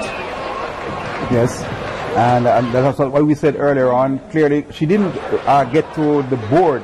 Now it's important for you to get to the board, because with the board, the action off the board releases more energy to you than the soft track itself. So if you jump off the track, then there's not much energy coming back to you, so you're not going to jump very far. You have to get it off the board, and the board pushes you further up in the air, and then you can get your distance. And I am a professional athlete. I was born for speed. When I'm not racing, I'm training. But I have a life off the track too. So I don't have time to drive to a branch. I want to be able to check my accounts and make payments online from anywhere in the world, day or night. I need a bank with a credit card that gives great rewards. My bank has to keep up, not slow me down. If you're like me, you want a bank that understands the need for speed. If you're like me, Or me. you bank with FGB. As they come up to the board, they're looking down on the board, and they lose the whole shape of the technique itself. She's trying to get to the board, but behind, and therefore they recoil. I mean, she's not getting up the height right there. But you have to get your run-up right. That is a vital part of the jump. If that's not right mentally, then you will not be jumping well. On the runway now, Jordan Temple of Immaculate. 5:01. Her best effort so far. And her final effort now in the Class 4 girls long jump. This is Temple. Not a bad effort. Let's see if she gets the white flag. Yes. And of course, Sanjay Lawrence of Petersfield. As you look at the last. Technically, that's a great jump. I like that. Now they will have to work, and she actually got off the board very well too. Potential there. What they will have to do now too is to work on her speed to try to get her to be more aggressive going up to the board. Let me jump in here. Yes. Sanjay Lawrence of Petersfield, 5,390 points. He has won an event, and we'll go down to Karen Madden. Thank you very much, Damien. That's Sanjay. You're entirely correct. Sanjay Lawrence, winner of the Class 1 boys discus in 53, a personal best, 53.90. What a day to choose to throw your personal best, Sanjay. Yes, you know that the competition was rough, so I did have to bring the best that I could so that I could win the gold medal. And it's the first medal of these championships for Petersfield. You told me you picked up the bronze last year. You left it late today, fouled your first attempt, only got this distance on your sixth attempt. What was going through your mind? Well, you know, I went for the big show from the start, but it did not work. And I went to my coach and we get back the plan and get it right. And as you know, I'm the captain, so I got to do it for my school. Captain Sanjay Lawrence, congratulations, sir. Thank you very much. And of course, certainly always a delight when you come to championship and leave with a medal. He would have gone into the final with an attempt of 42.25 meters, so a big improvement there for Sanjay Lawrence of Petersfield to get to the gold medal, some way off the 66.88 meters, which is the record held by Travis Smykel, or set by Travis Smykel back in 2011. But good effort there from the man from Petersfield. Big step up, bronze medal last year, gold this year in this event. They have a very nice program down there at Petersfield, Excelsior, Rhodes Hall looking quite conspicuous here. So a number of these schools have begun to look very good, Damien, and what they will do is get some valuable points that other schools would normally have garnered. And the discus is clearly an area. If you are building a program, the discus, the throws, those are areas that are, I wouldn't say they are verging area, but at the same time, these are areas that improvements can take place almost overnight if you work really, really hard. And so it's fantastic that Petersfield, they are going in that area. And of course, just to finish with the Class 1 discus, Philip Barnett of Excelsior, 53.78, the silver. Warren Barrett of Calabar, 52.88, picking up the bronze. The boys' 5,000 meters event is now about to hit the track. And so the 5,000 meter open, it's a pretty long event, so we'll have the time to get through the list of competitors for you, never mind.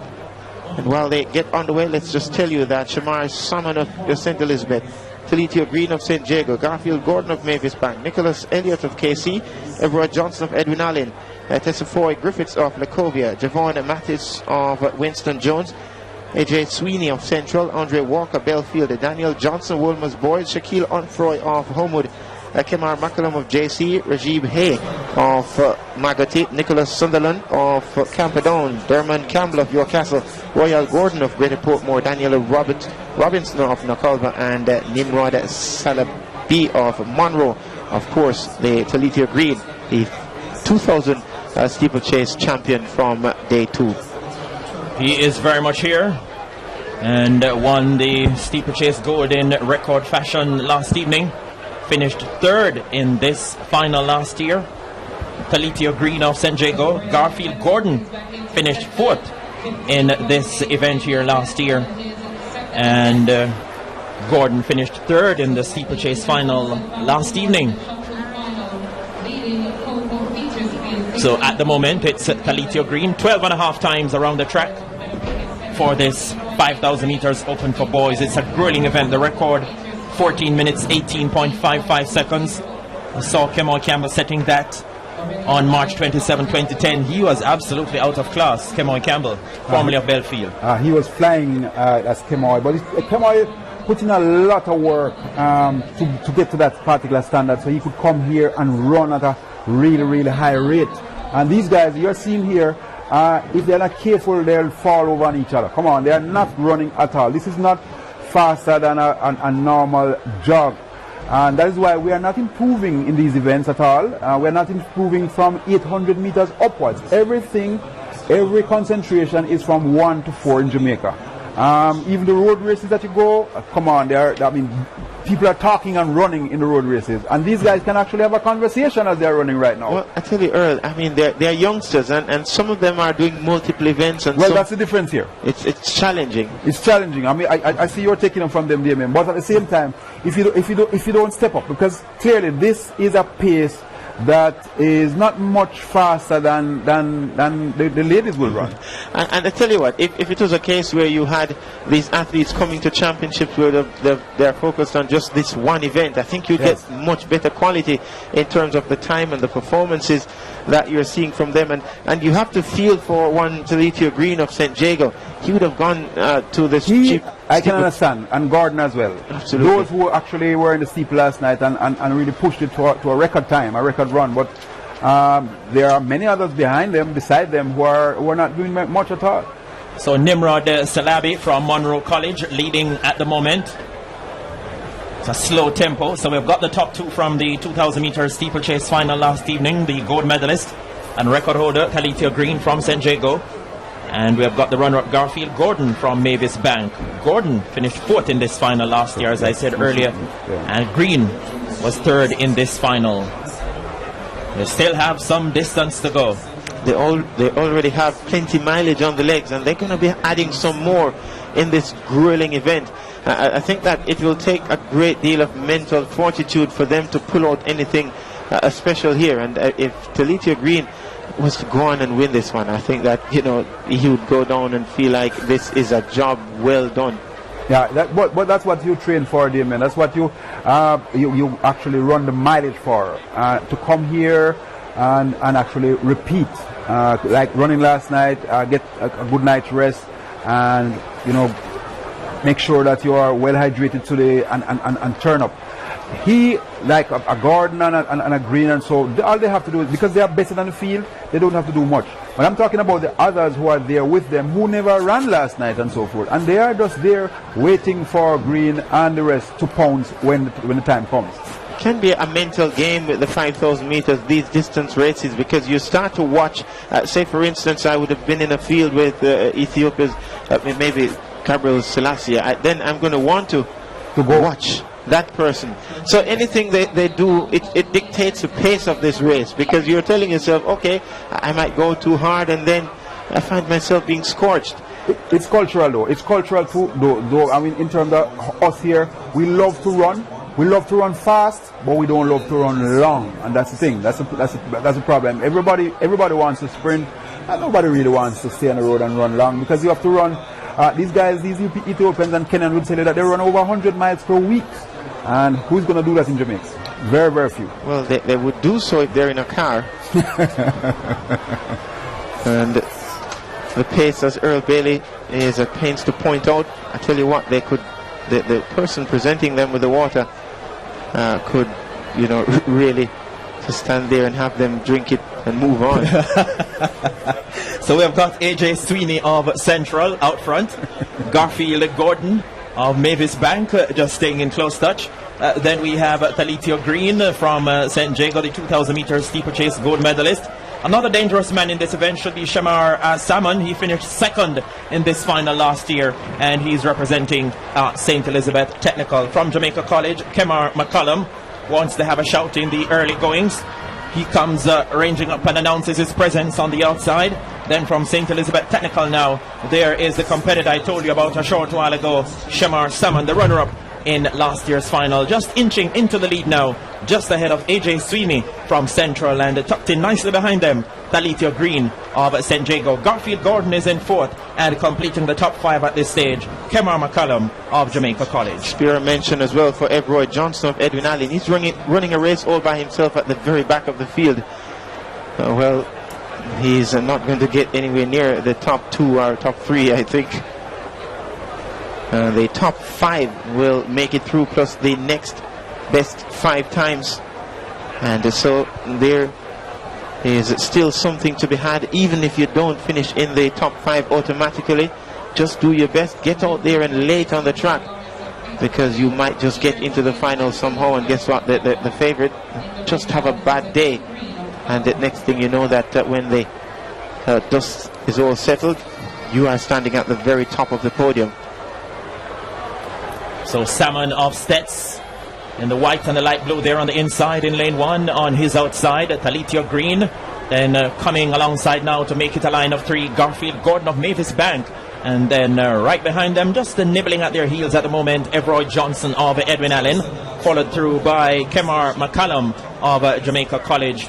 And they're bunched up nicely. The man who led for some way from Central High, AJ Sweeney, has dropped back just a bit at this stage. And while they go around the track, we can tell you that Dashne Hall of St. Jago, she has won the class 4 long jump for girls with 5.17 meters, and Karen has caught up with her at trackside.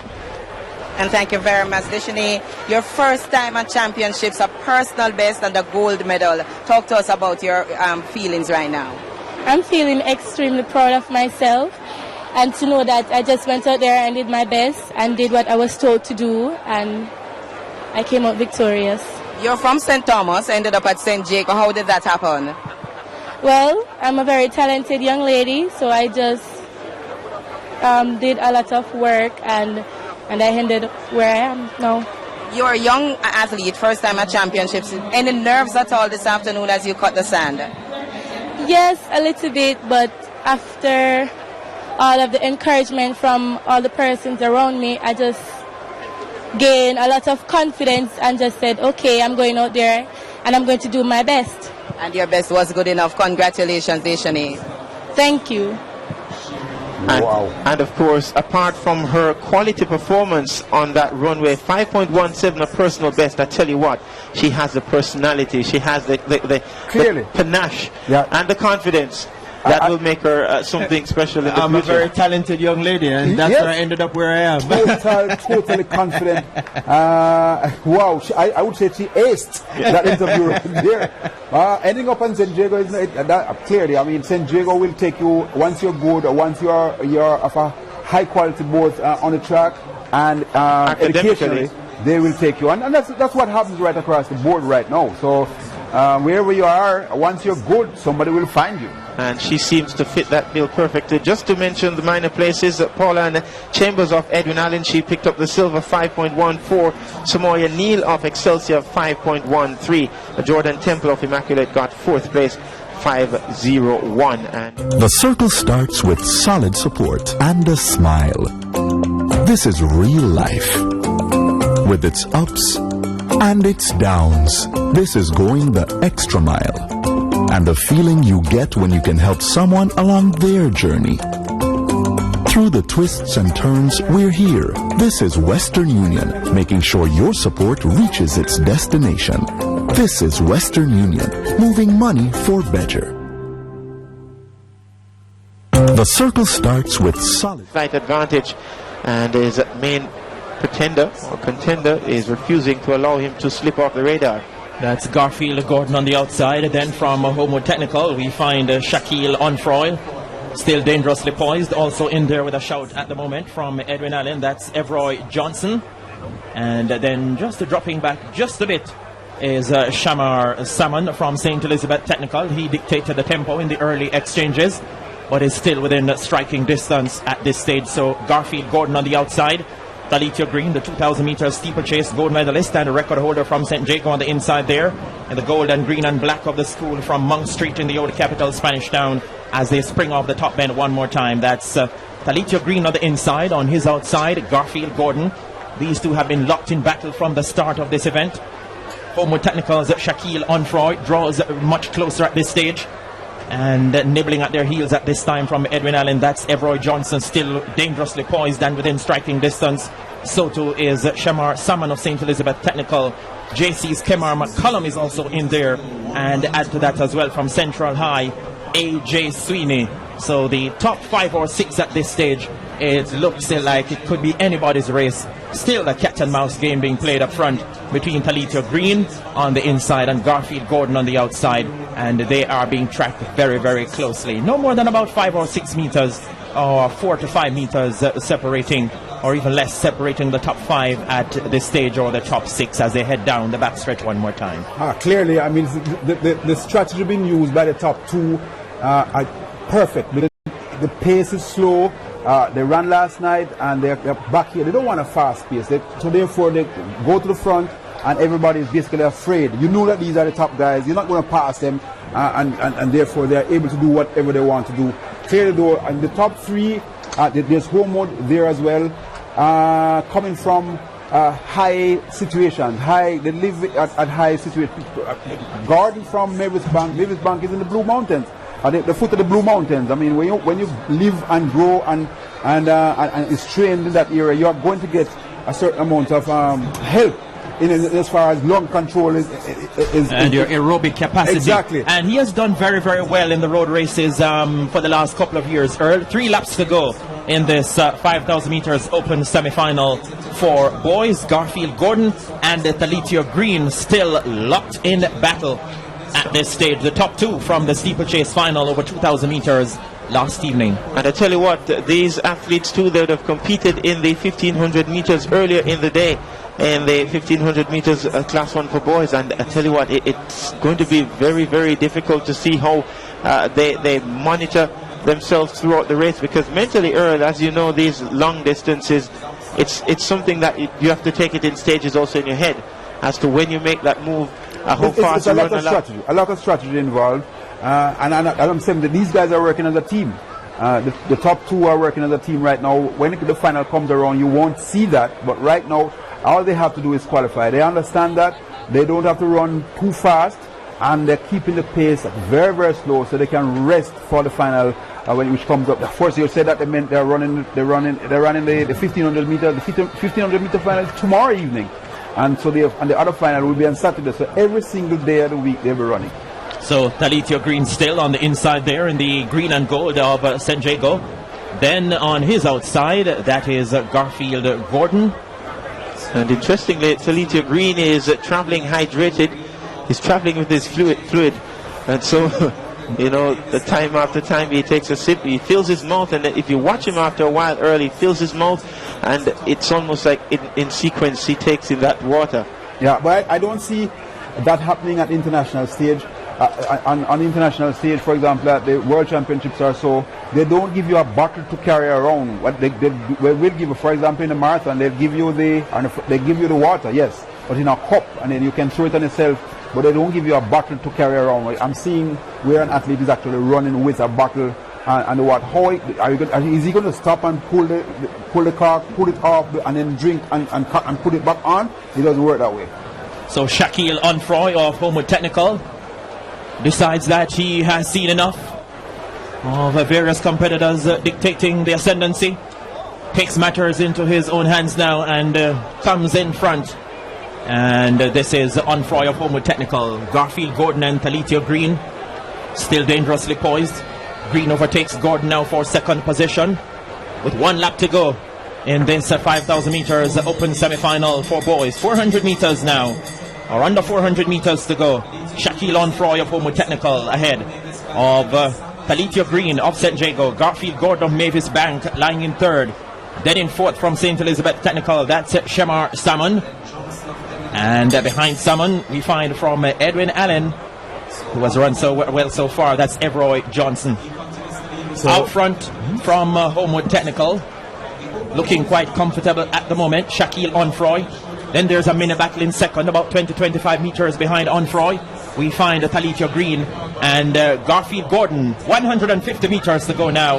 And Homewood Technical's competitor, who has done a very good race so far, Shaquille Onfroy, will take them into the home stretch. Well, Shaquille Onfroy not waiting on Green and Talithia Green and company. He's making sure that he is in the top 5. The other 2 guys, I say, working as a team, as you realize, they know that now. The top 5 they are separating themselves. These guys are the top 4. The winner is gone through 4 here. They don't have to run fast. All they have to do, get through the line, and they're into the final for Saturday night. So Onfroy, and the finishing second, Everoy Johnson of Edwin Allen. Shamar Salmon of St. Elizabeth Technical was right there. Garfield Gordon as well. So the top 5. So Onfroy, 16 minutes 21.92. Coming home on top in this first semi-final of the boys 5,000 meters open. And just for relativity, for perspective, you realize that, I mean, if you, in terms of the record run, 14 minutes, 18.55 by Kemoy Campbell in 2010, he would have lapped these guys maybe twice. And he did a lot of that during his time here. And so Onfroy, he can take this one and put it somewhere in the annals, and he can remind his children if and when he gets them that, look, I won an event at Champs. It was at the heats in the 5,000 meter open run for boys. Getting home ahead of the field. The big two, though, they were conversing as they went around. It was a scenario of them not wanting to extend themselves in any way, because they know that they have plenty in store, and of course with a mission to get on the podium. That is what they're after. I think that Onfroy here would have ensured that, look, I'm going to win my race now, because it's highly unlikely that when the medals are up for grabs that I'll be the furthest man up the field. So Onfroy getting home 16 minutes 21.92, 16:32 for Johnson of Edwin Allen, Salmon of Stets 16:33, Felicia Green 16:33.62, and 16:34.58 for Garfield Gordon of Mavis Bank. They are the ones to watch in the final. The others before them in the heat don't really watch that. They are the pretenders to the crown. In 6th position, Kemar McCallum, we must have that down, because he would now be waiting for the next heat at 16 minutes 40.71, hoping that the next heat is even slower, so that he could be part of the straddlers to get in. And so the next heat on track will give you the top 5 going through automatically. Walker of Homewood, Buchanan of Kingston College, Morgan of St. Jago, Mundell of Belfield, Dixon of Calabar, Horton of Albert Towns, Stewart of Jamaica College, Henry of Seaforth, Davy of Camperdown, Daly of Roger Clark, Anthony Davis of Woolmer's Boys, Hay of Maggotty, Manning of Grange Hill, Jones of Hydell, Samuels of Central High, and Collins of Mushet. 5 automatic spots available. But you don't have to get in the top 5 to get to the final. What they have to hope for early is that this one is maybe at a little quicker pace. 16:40 was the time that the JC man ran. 16:40.71. There you go. So we'll be looking out for the 6th and 7th position in this race to see if they are faster than that, to determine the next couple that will get in along with the top 10. 5 automatic from the first heat and 5 automatic from this heat as well. So this one, a race that tests your endurance, and these youngsters getting ready to go. Of course, they would have had some amount of mileage on the legs already. Some would have competed in the 1500 meters early in the day. Some would have maybe run in the 2000 steeplechase last night. Finishing down the pack, as one man stood out in record fashion. But here they are with the belief, and for some of them it's about working for the bigger picture, Earl, where their team is concerned, picking up points. Oh yes, that's the most important thing here. Of course, there will be individual goals that you would have set. I said, well, I'm going to try to win or come. I mean, if I can't, I come as high as possible. But then this is a team event, this is a team competition, and therefore you want to contribute as many points as possible to your team as you go along. And were they to get a personal best, I don't think that they would beat themselves up even if they finish last in a personal best time. You just can't ask for anything better. As long as you give 100%. So they have been sent about their business then in this second semi-final heat of the 5,000 meters open for boys. The favorite here, we make him Shane Buchanan of Kingston College. Another worthy competitor, finished 5th in last year's final, finished 2nd in this the final of this event 3 years ago, and has already won this event this season at one of the development meets. Finished 3rd last evening in the steeplechase final, so he has been doing quite a bit here, this Shane Buchanan. And he has decided to sit back and allow what one could call maybe the rabbit to go out and make all the running in the first. Because he knows that these guys are not going to run fast. These guys are going to go out at a pace where whenever I want, I can get up to the front. So therefore, there's no sense in me going to the front and actually carrying the pace and try to run a fast pace. There's no medal, no points for running fast and winning the heat. So the more experienced athletes, all they have to do is watch those that are trying their best to get to the final, and when it comes to maybe the last 800 meters, they will start placing themselves, start to pick off straddlers and get to the front. It's easy for those guys who are really, really fit and ready. They don't have to actually start leading from the start of the race. Well,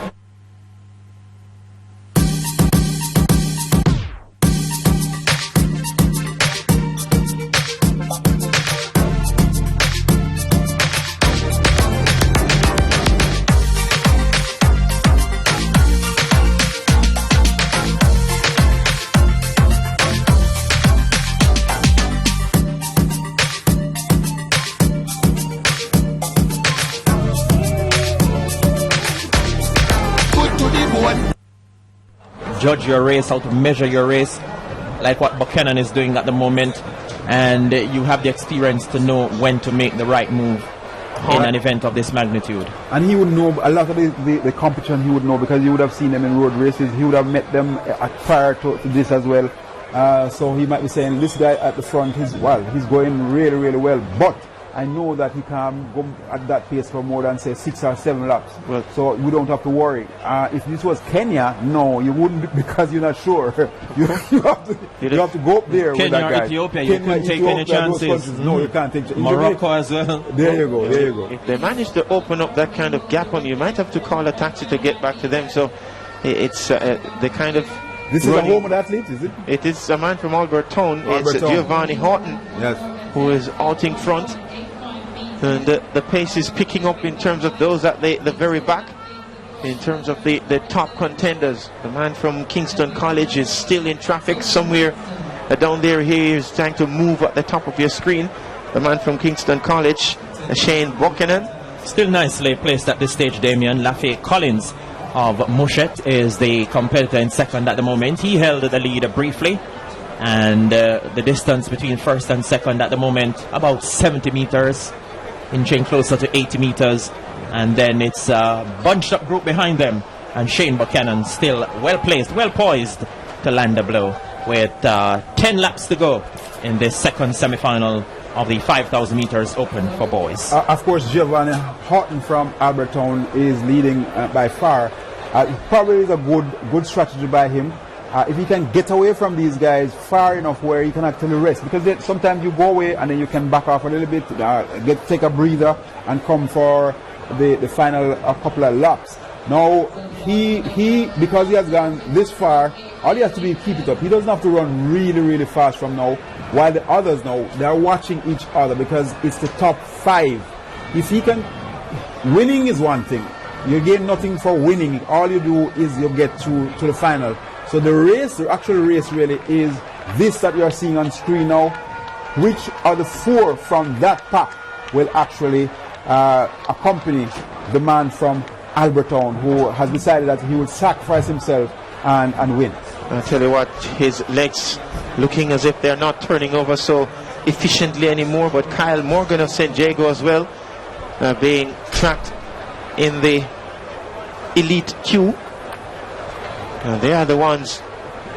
Kyle Morgan of St. Jago, Buchanan of Kingston College, and of course Delroy Stewart of Jamaica College expected to be in the mix. So 9 more laps remaining in this second semi-final of the boys 5,000 meters open. And from Albertown, Giovanni Horton has led Mary Chase so far, and still Horton in the ascendancy. You wonder how much fuel he has got left in that tank of his, with 8 laps still to go. Really nice touch there from Romar Mundlock. Belfield, just see him collecting 2 waters and then handing one to the man from San Diego. The man from Calabar decided to jump ahead, Orville Dixon. That's what we're talking about there, man. If you are able to take 2 bottles of water and to share it with your friend in a race, you know that you're not going very fast at all. Orville Dixon has done a number of races here at Champs, a former Class 3 champion, did 800, 1500, now 5000. Was outstanding in Class 3, but really petered out somewhat. Didn't really carry that form through to Class 2. Yes, injuries. He has suffered quite a few injuries in his time, and they have slowed him up somewhat.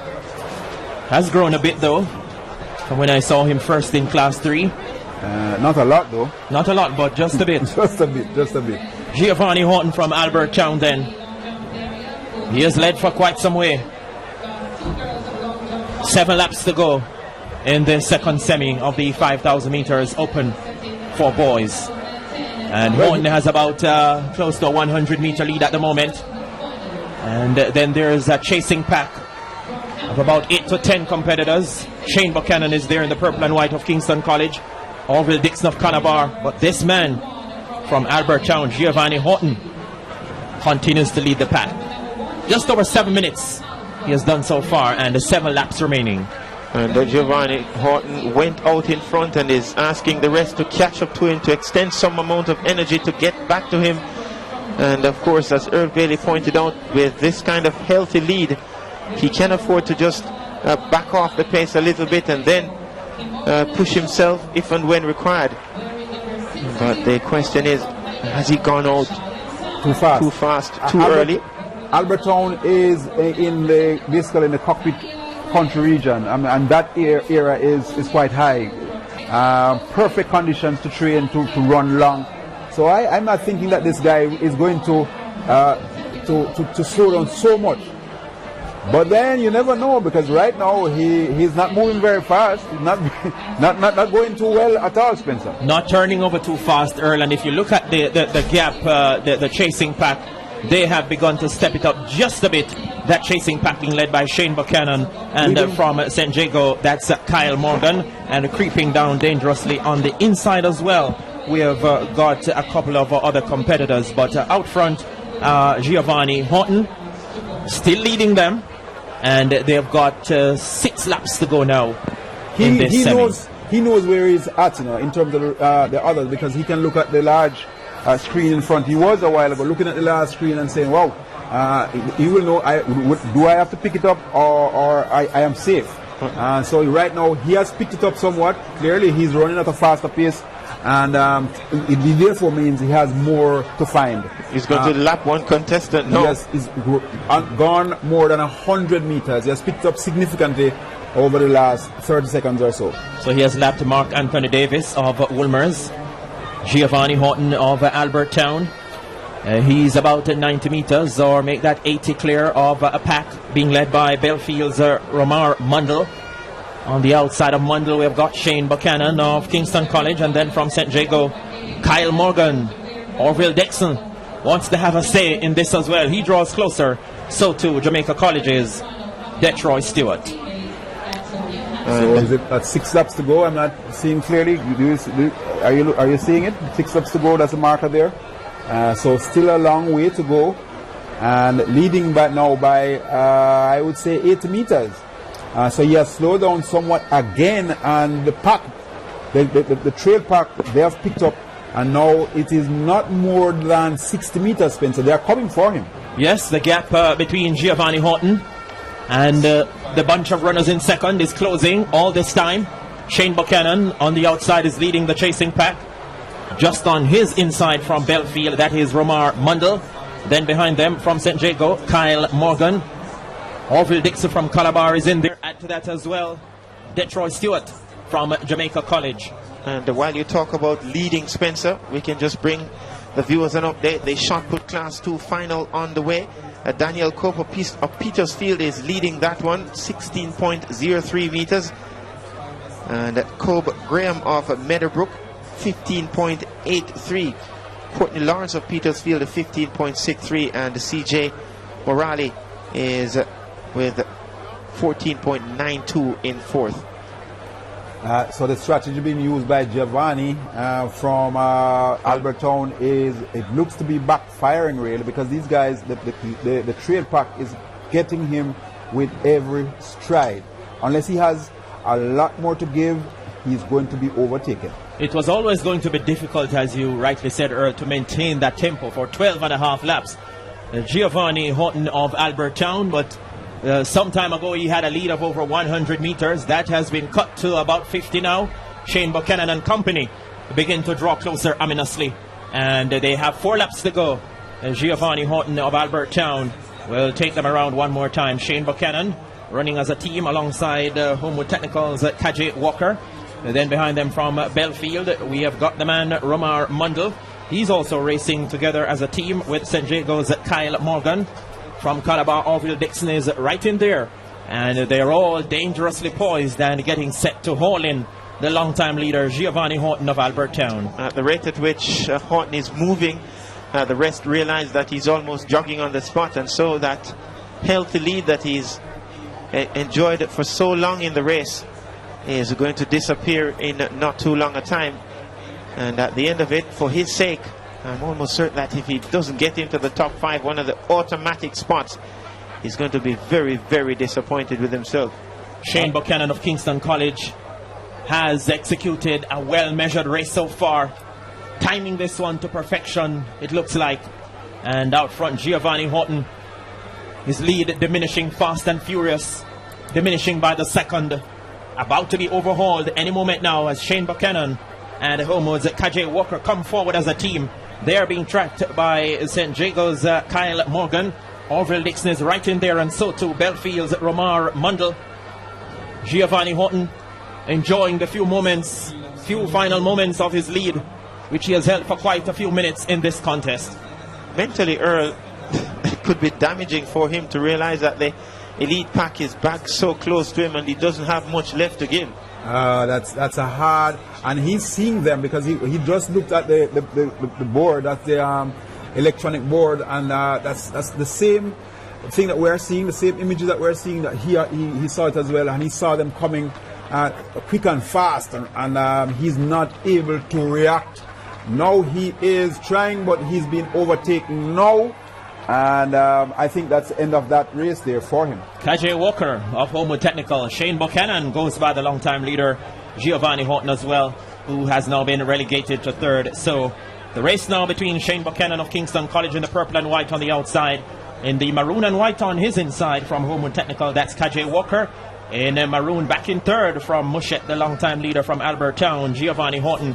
Then here comes St. Jago's Kyle Morgan now making a dangerous move and announcing his presence and moving down into third. Instead of being pushed, Mr. Houghton now finds himself being pulled along by the 3 who are expected to finish up ahead of him. And so the man from Kingston College, Buchanan, along with the Walker of Homewood, and St. Jago's, the man from St. Jago just staying in a close proximity, Kyle Morgan, ensuring that when the elites are being mentioned while the race is going along, his name will get a mention. So we have, 700 meters to go now? From this point, it would seem as if his strategy would have worked. However, you do see an athlete there from, is it Belfield in red? In the lead there from Homewood Technical, KJ Walker. On his outside in the purple and white, that's Shane Buchanan from Kingston College, Orville Dixon. Yes. Running a very good race at this stage. He's lying in third. Then in fourth from St. Jago, that's Kyle Morgan. They're overtaking a few competitors as well as they swing off the top bend one more time. 480 meters to go now. And it is from Homewood Technical, KJ Walker. On the inside there in the maroon and white. There is a Shane Buchanan on his outside. There is St. Jago's Kyle Morgan ranging up ominously as well. Orville Dixon is in there. That's the top 4 at this stage. 390 meters to go. And Giovanni is now in 6th position because he has been passed also by someone else. So he would have to work for the next 350, 360 meters. Hopefully, are hoping that he would be among the fastest finishers. So Kaji Walker of Homewood Technical from Shane Buchanan. Orville Dixon from Calabar glides down dangerously into 3rd, into 2nd, and now into the lead, even if it's for a brief moment. And the man from Homewood, Kaji Walker, will have none of it at this stage. He reasserts himself and retakes the lead. So it's Kaji Walker from Orville Dixon, and the man from St. Jago still hanging in there, still nibbling at their heels, and still dangerously poised. That is Kyle Morgan. Off the top end, they will look to come for the final time now. Kaji Walker of Homewood Technical. Here comes Orville Dixon now, digging into his bag of reserve. This is a sprint finish now. Walker finds extra and goes away from Dixon for the victory. 16 minutes, 25.71 seconds. Orville Dixon back in 2nd and back in 3rd. Close there. Well, the man from St. Jago, it looks to be Kyle Morgan, who has gone through to win it. And we are seeing the man from Albertown coming up to the finish line in about now. And he would have finished somewhere 6th or 7th in the race. And he will have to wait until the times are posted to know if he will be getting into the final. Clearly, he's a brave runner, though. I would commend him for his bravery. But certainly the guys behind him, they were able to gang up on him. They stood, they ran as a pack while he ran solo. Probably sometimes he went a little bit too fast and was unable to hold on to that pace for the entire 5,000 meters. It's a Calabar man who has won it, Dixon, because the guy from St. Jago, I think he had another lap. He pursued Dixon, but he actually had another lap. Here is a fascinating race on. The little man is giving all. And so that's his moment. That's the long and short of it. Nicely put, Earl. Nicely put. So why did the St. Jago? He completed another lap. Well, he had which to. Which means that at some stage he was lapped and he never realized. He never realized that he was passed by Orville Dixon, and it was another one in there. Just a little confusing, but we will get the confirmation by the official time. Not too long a time from now. How could he have misread the situation so badly? For a long time, Giovanni Horton of Albertown had the rest looking at his heels. Well, they couldn't see it at one stage. He was that far ahead. But then, as they rehydrated themselves, the others had the fuel. They're even sharing water along the way and passing on the bottles. Have you ever seen that in a race? No, I never. Nice touch. Sporting. It's really you drink a little bit and you pass the water bottle. But that is exactly why the water, the rehydration is in a bottle. It means that you should keep it to yourself. You're not supposed to be sharing with stuff because you don't know what is in it. And so therefore by sharing it, the essence of the thing is gone. That's the reason why you're getting a bottle. And so this gentlefolk here sprinted ahead. But then I think when he got there, somebody told him that, look, you still have another lap to go, son. And so he had to pick himself up and to go again. So Orville Dixon of Calabar, they are confirmed as the winner. Kaji Walker behind him, Kyle Morgan of St. Jago third, Ramar Mundler of Belfield in fourth, and Shane Buchanan of KC just doing enough to ensure that he's automatically through to the final. Interestingly, Giovanni from Albertown, he finished in 8th position, which means that he's out of the final because there would be at least the top 5, and then there will be 2 ahead of him in this particular race, and there could be another one from the race before. So Giovanni, a brave race by him, but his efforts basically coming to naught. That's a shot of the grandstand, and the action today is. We saw a lot more people here yesterday, Spencer, for the relays.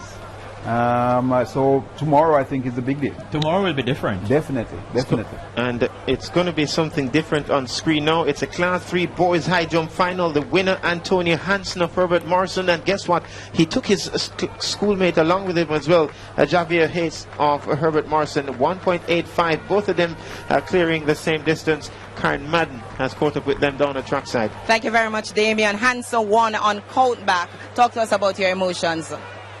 I feel good because honestly I didn't expect to win with such a low height on national champs, because I had competitor Lamar Reed and my schoolmate Javier Hall, which both jumped higher than 185, so I expected to work harder for this.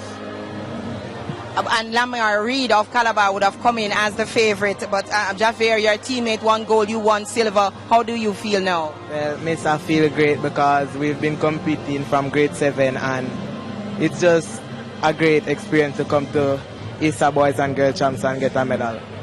Antonio, what do you think accounted for you both of you finishing 1-2 and upstage in the favorite in the competition? Because we train together and we're dedicated to winning. When I jump a height, he jumps it. I am always trying to beat him, and he's always trying to beat me. So, yes. So you're feeding off the energy of each other, and it worked out for you this evening. Yes, miss. But still upset. Never get to jump with PB. So I got still. What accounted for that? What do you think lost you out on achieving the PB that you wanted to this evening? Because you just don't win already, miss. You just never feel the vibes. All right, congratulations, gentlemen. All the best to Herbert Morrison. What do you make of that? These are youngsters, you know, and maybe they expected more push. Maybe they expected the winner from last year to push them. I remember interviewing them at Stets because they came 1-2 at Stets, but they jumped 190 at Stets, which is higher than they jumped today. So they were thinking. I spoke with them and they said they were thinking of jumping 2 meters at Champs. So that's why he's a little bit disappointed.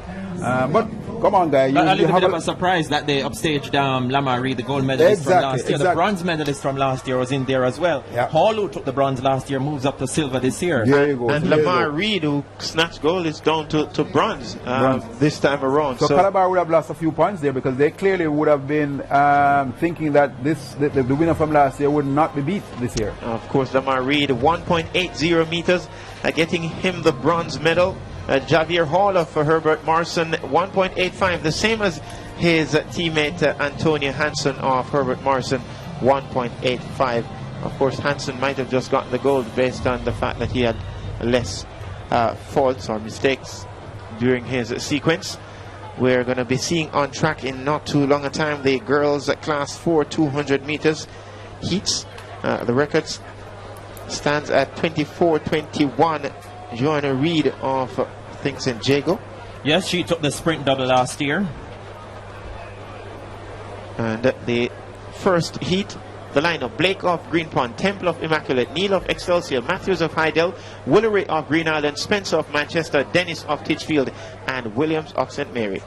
This is a classy lineup now for this first heat of 3, semi-final heat of 3 for the Class 4 girls 200 meters. We've got the central champion, or the corporate area champion, Samoya Neal in lane 3 from Excelsior. We've got the central champion, Gabriel Matthews from Hydel. And we've got the western champion, JC and Woolery from Green Island. Add to that Spencer from Manchester High. This looks like a lively lineup even on paper. Absolutely, but Gabriel Matthews from Hydel, she has been running well all season, and it would take a real big effort from any of these girls to surpass her. But I've seen some real quality in the Class 4 girls this year, Spencer. Quality and the technique as well. Exactly. You can see good coaching taking place at every single level of sprinting, at least in track and field in Jamaica. And boy, we are not going to stop producing big sprinters for a long time. So Gabriel Matthews earlier today doing 12:39 to qualify for the semi-finals of the Class 4 girls 100 meters, and now she's back in business. That's Gabriel Matthews of Heidel, the central champion. And just before you move on, Spencer, just an update from the shot put class 2 final. Daniel Cope of Petersfield, he's out in front with 16.54 meters, and Kobe Graham of Meadowbrook tucked in behind with 16.22. Well, Daniel, we understand that he has won it with 16.81 meters, so Daniel Cope of Petersfield, a gold medal winner in the shot put class 2 final. The Kobe Graham 16.22, that earned him the silver medal. So Petersfield would have won 2 gold medals back to back in less than an hour, Damien.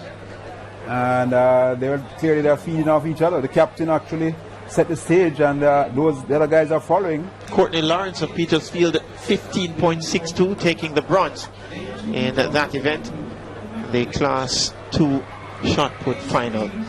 And so this one now in immediate focus, the first semi-final of 3 in the girls 200 meters class 4. And the institutions represented here: Manchester, Titchfield, St. Mary, Green Island, Heidel, Excelsior, Immaculate, and Green Pond. The record 24-21.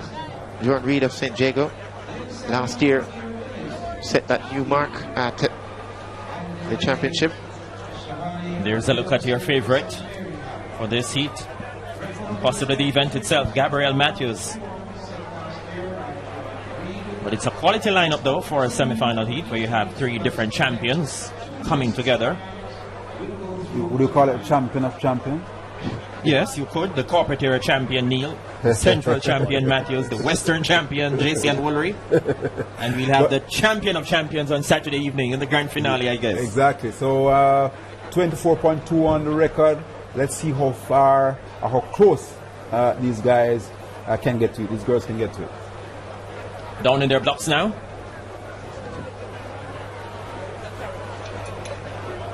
Set. Little or no wind, good conditions. Set. And off they go. Gabrielle Matthews got up quite well. So too Woolery of Green Island at the moment. But as they spring off the turn, beautiful transition by Gabrielle Matthews of Heidel. Woolery's left back doing some chasing from St. Mary High. That's Williams. Also Spencer from Manchester High. But Gabrielle Matthews leaves the pack behind, and she turns them into a chasing pack, winning quite easily indeed. Woolery from Green Island is back in second. 24.66, make that now 24.73 for Matthews. Woolery second in 25.60. A stroll in the park for Gabrielle Matthews. He came off the turn maybe 3-4 meters in front, and with her long strides took her away from the pack.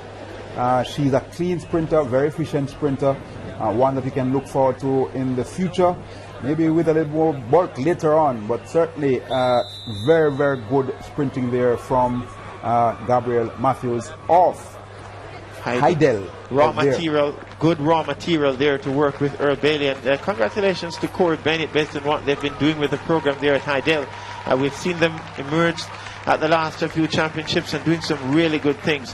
And Gabrielle Matthews of Heidel, 24.73, 25.69 for Woolery of Green Island, and that takes her into the final automatically.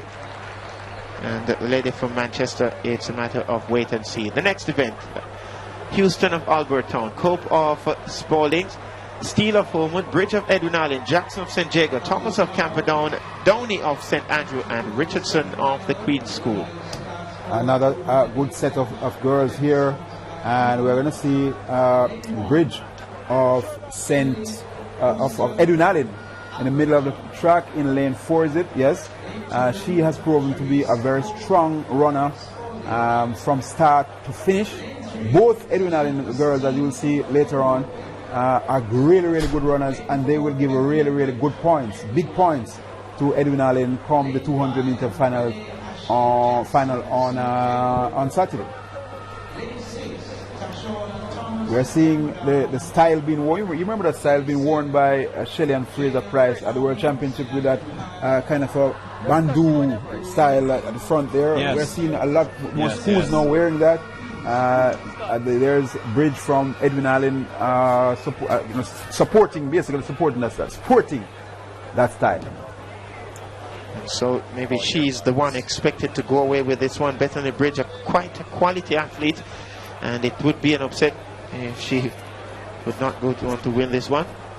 Yes, the favorite indeed. Second at the Central Champs behind Gabriel Matthews, who won the previous heat. So let's see what Bethany Bridge out of lane 4, representing Edwin Allen, the defending champions, will do.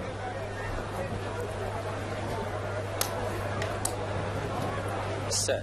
Heat 2 of 3, the top 2 in each heat, plus the next best 2 will move into the final. Off and running now.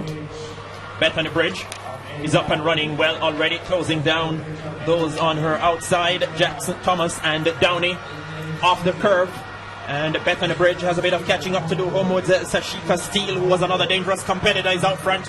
But Bethany Bridge looks to close the gap now on Steele. Steele on the inside, Bridge on the outside. Oh, it's very, very, very close indeed. It could have been Steele. Maybe she had just enough to last. Or did Bridge found enough to catch her on the line? It was very, very close. Bridge gets a nod. 24.95 seconds. Yeah, a real fighter. That's Sashika Steele of Homewood. She never gave an inch. Of course, these two schools, just like KC Calabar, they don't give an inch to each other. And, you know, they're close to each other. That's Edwin Allen and Homewood. They're not really far from each other, but they compete healthily. And we could see that from the first try to the last. Although she knew Bridget knew that she could come second in the race and still qualify for the final, she wanted to finish first, and she fought all the way. And there you go, right up to the line. I think. Who do you think won the race? It's pretty tight. I wouldn't want to have the decision to call that one. It looked like Bridge would have gotten the nod, but it's very close. Something like that, probably 100th of a second or 200ths of a second. For so a moment, they separate them. For a moment, you thought that Steele had stolen it. You know, see, well, the Bridge take it, but a hundredth of a second, 24.86, and so it tells you that there will be some amount of battle between them in the final. Goodison of Rosses, Howard of Veer Technical, Stanley of Hydel, Edwin Allen's Miles, Williams of Jago, Thomas of Manchester, Simpson of Clarendon, and Mary of Wolmer's Girls. Stationed in lane 4 is Celestine Miles of Edwin Allen, but look out for Stanley and of course Shantae Williams of St. Jago. Yes, this is another competitive heat, but the athlete from Edwin Allen, Celicia Miles, in my estimation, would be the one to take home this one. We look out for Stanley as well, qualified earlier today in the 100 meters. Ran pretty decently earlier, doing 12.63 to advance, and now they're down in their blocks. Semi-final heat number 3, off 3. Class 4 girls, 200 meters, off and running. Clean start. Miles of Edwin Allen, Stanley of Hydel already in motion. So too St. Jago's Shantae Williams. But making up the running now, Miles of Edwin Allen takes them off the curve into the straight. Hydel Stanley wants to come forward. So too Shantae Williams of St. Jago. But Miles of Edwin Allen will go away for the victory. The battle is on for the minor placings. It's Miles of Edwin Allen back in second. Stanley of Hydel. And then Williams of St. Jago. Miles coming home in 25.19. Stanley 26.93. Is that it?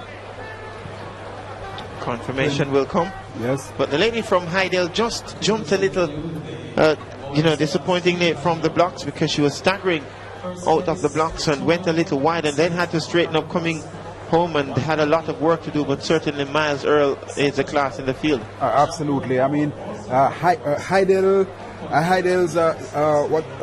Stanley ran a very, very good turn, and she was able to get in front of Miles for a while. But then when they got to the straight, all the long-legged Miles had to do was to stretch out and to extend her strides, and she was able to go away from the opposition.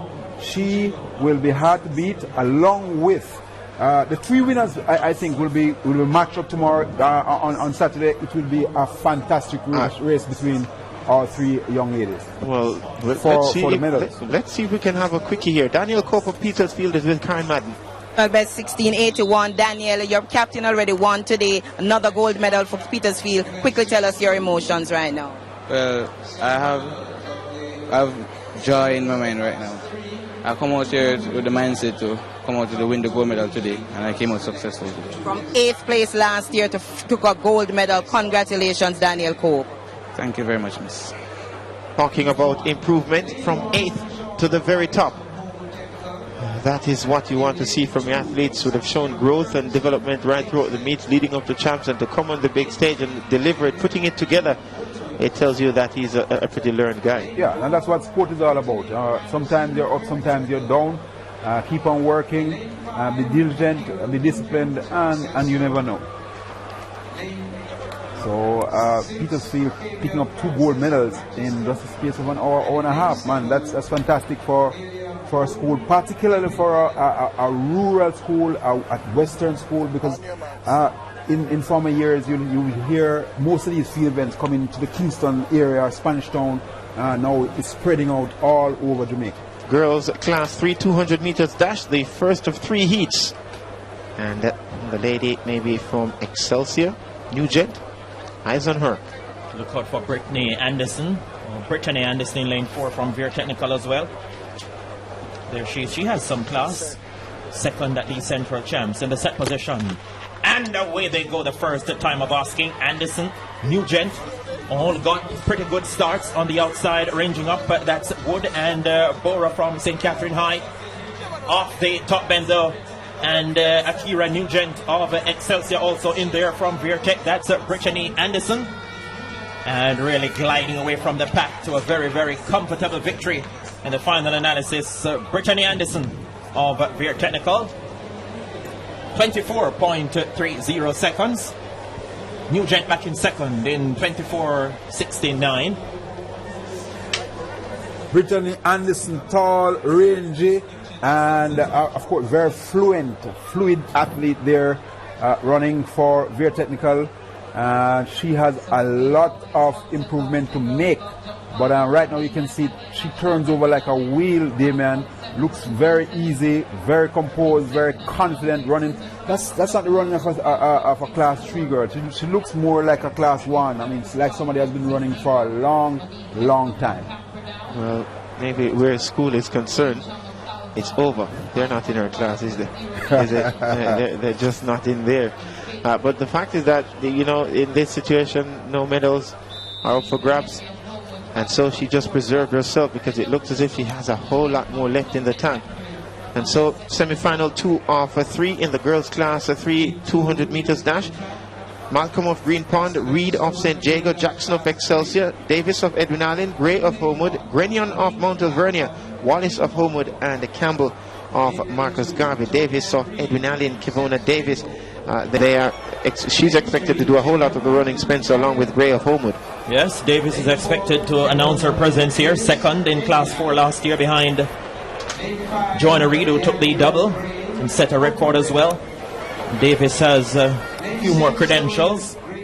2015 Central Champion at GC Foster College a few weeks ago. She definitely is one for the future, clearly, Davis. But last year, as you said, she was second behind Reed. Joanna Reid. Reed was out of class last year, so I'm sure she's trying to make her mark this year, and should be running well now. And so they settle into the blocks for one of the 2 automatic spots from this one into the final. Remember, the top 2, they go through along with the next best 2 times. As for Davis, she wants to be where the pundits say she'll be, in the top 2. Set. Oh, wow. Lane 2, that's Tonian Reed from St. Jago. She walked out of the blocks. Not sure what happened there, but I'm sure the starters will have something to say about it. We'll just have to wait and see. Wow, I'm hoping that she's not disqualified. She is now thinking. You can see the anguish on her face, and the assistant comes up and she is disqualified. So all the work that she did from September until just last week, or should I say yesterday, goes to naught because she started. She's just a split second and it's over. So Tony and Reed disappointingly for her. So the battle must go on, and so they settle in again and refocus for another starter's gun.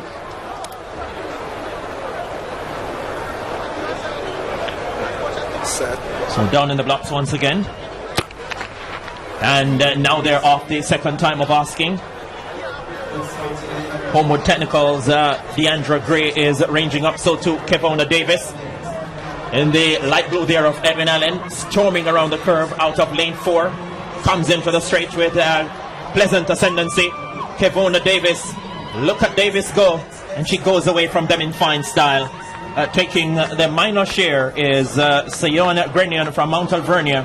But no doubt about the winner there, Kevona Davis of Edwin Allen in 24.13 seconds. Grenion back there in second in 24.89. Yeah, Kevona Davis, quite the opposite of Brittany Anderson in the first heat, or should I, the first semi-final. Anderson, tall, rangy, long striding. This girl is more compact, more powerful, and she was able to pull away clearly stronger than the opposition.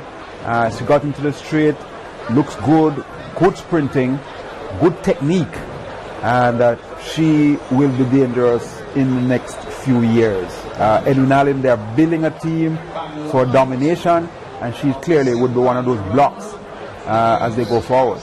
Building a fortress. Of course, Kevona Davis of Edwin Allen, 24.13, 24.89 from Grenion, who ran a pretty good race from lane 6 to get through in the automatic spot. Campbell is a wait-and-see situation. The next on track, the final of 3 heats. Campbell of St. Mary's, Smith of Veer Technical, Alfred of St. Catherine, Moore of Hydel, Joanna Reed of St. Jago, Gordon of Alpha, Barnes of Holy Childhood, and Jackson of Excelsior. In this race now you'll see 2 of the bigger girls in class 3, Ashanti Moore in lane 4 from Hydel, and Joan Reed, the record holder from class 4, running out of lane 5 from St. Jago.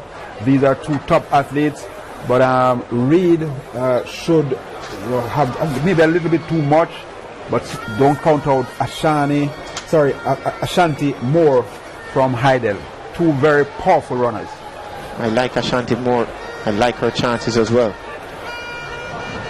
They settle once again. And we're seeing lane 8. That is Excelsior. Yeah, Jada Martin from Excelsior. That's Excelsior, yes. Oh, it says. But lane 8 here says Jada Martin. Of Hydel. It seems to obviously be they have bit of a switched something. Has switched because from what we are seeing, Spencer, it says Jada Martin, right? And of course, she has on 5.92 as well. But from Excelsior, we're not sure the name because the name here that we have is Jada Martin from Hydel, but that's not a Hydel athlete. That's not a Hydel uniform. 3.52 she has on. And but 3.52 and 3.52. Interesting is Ayana Jackson, and she was placed in semi-final 2. So 3.52 on our list is Ayana Jackson, and based on what we have, see there, they have her. Ayana Jackson of Excelsior for starting. Clearly there was a change that we do not have here, but she's out. So they settle one more time. Let's see if we'll get an auspicious start. The set position, yes, they are away this time, up and running. Ashanti Moore of Hydel is doing some running at the moment. So too St. Jago's Joan Reed, the sprint champion, double sprint champion from class 4 last year. Good transition by these young ladies off the curve. Hydel's Ashanti Moore. Here comes Joan Reed of St. Jago now. Stepping forward. Reed of St. Jago on the inside running a big race. The St. Lucian representing St. Catherine High. Julian Alfred. She has been having a brilliant championships. But I think Reed may just have lost it from St. Jago. Very, very tight though. Reed gets it. 24.21. Alfred second. 24.36 seconds. So Reed running the same time that she ran last year for the record in Class 4, Spencer.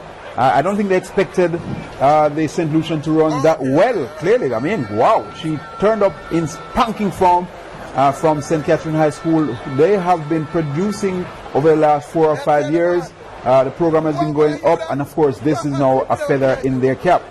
She, well, in second position, Ashanti Moore from Hydel finishing in third. Reed of St. Jago the winner. I think that the lady from St. Catherine there, Julian Alfred, had she just pushed a little bit more, maybe Joanna Reed would have had to settle for second place, but she seems as if she backed off a bit and maybe just lost a little energy going towards the end.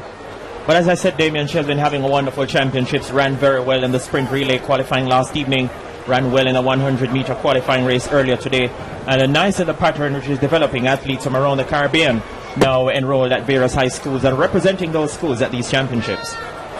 24.31, 24.36, the automatic times making it through to the final. Ashanti Moore of Hydel, 24.52 is a wait and see for her, but I get the feeling that she might be in. Should be. Well, she's on the bubble now. So if you check the times, it probably... That was a fast race though. So quite likely she would be in the final.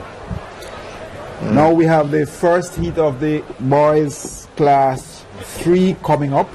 They are not yet on... They are actually in the area but not ready to go yet. But yeah, that's Kevonna Davis. And those are the winners of the respective heats in the girls class 3, 200 meters that. That's Reed of St. Jago fighting right through to the end to take it. It was a battle royale and she got over the line under tremendous pressure. I would never have won a single medal, broken a single record, or held both world and Olympic titles simultaneously if it were not for Champs. Champs gave all of us our start. Before we were legends, we were just boys and girls with a dream. Grace is giving away over $10 million in the Chase Your Dreams promotion. $5 million to the sports programs of 3 schools. $1 million to one lucky shopper per month. Text in codes from specially marked pop, peel and tear products to 44 Grace to win instantly. Or send in 5 Grace labels for a chance to win $1 million cash. Choose Grace and help the next generation chase their dreams while you chase yours. Of Papine, Williams Kingston College, Haslam Jamaica College, and Thomas of Jonathan Grant. So we've got the 3rd and 4th place finishers from last year's final coming back here behind Javier Johnson, who won the gold. The Shea of Wilmers in lane 4 was 4th, and Anthony Haslam of JC was 3rd. He runs out of lane 7. I'm particularly interested in seeing what Haslam will do here. A 6-footer, 14 years old, looked tremendous in the early part of the season, but there is a little bit of a suspicion that all may not be well with him at this stage. From JC, and I would want to see what Thea Shea from Wilmers, a very tall boy as well for his age, looks about 6 feet as well, and he has been running well all season. He's improved tremendously since last year.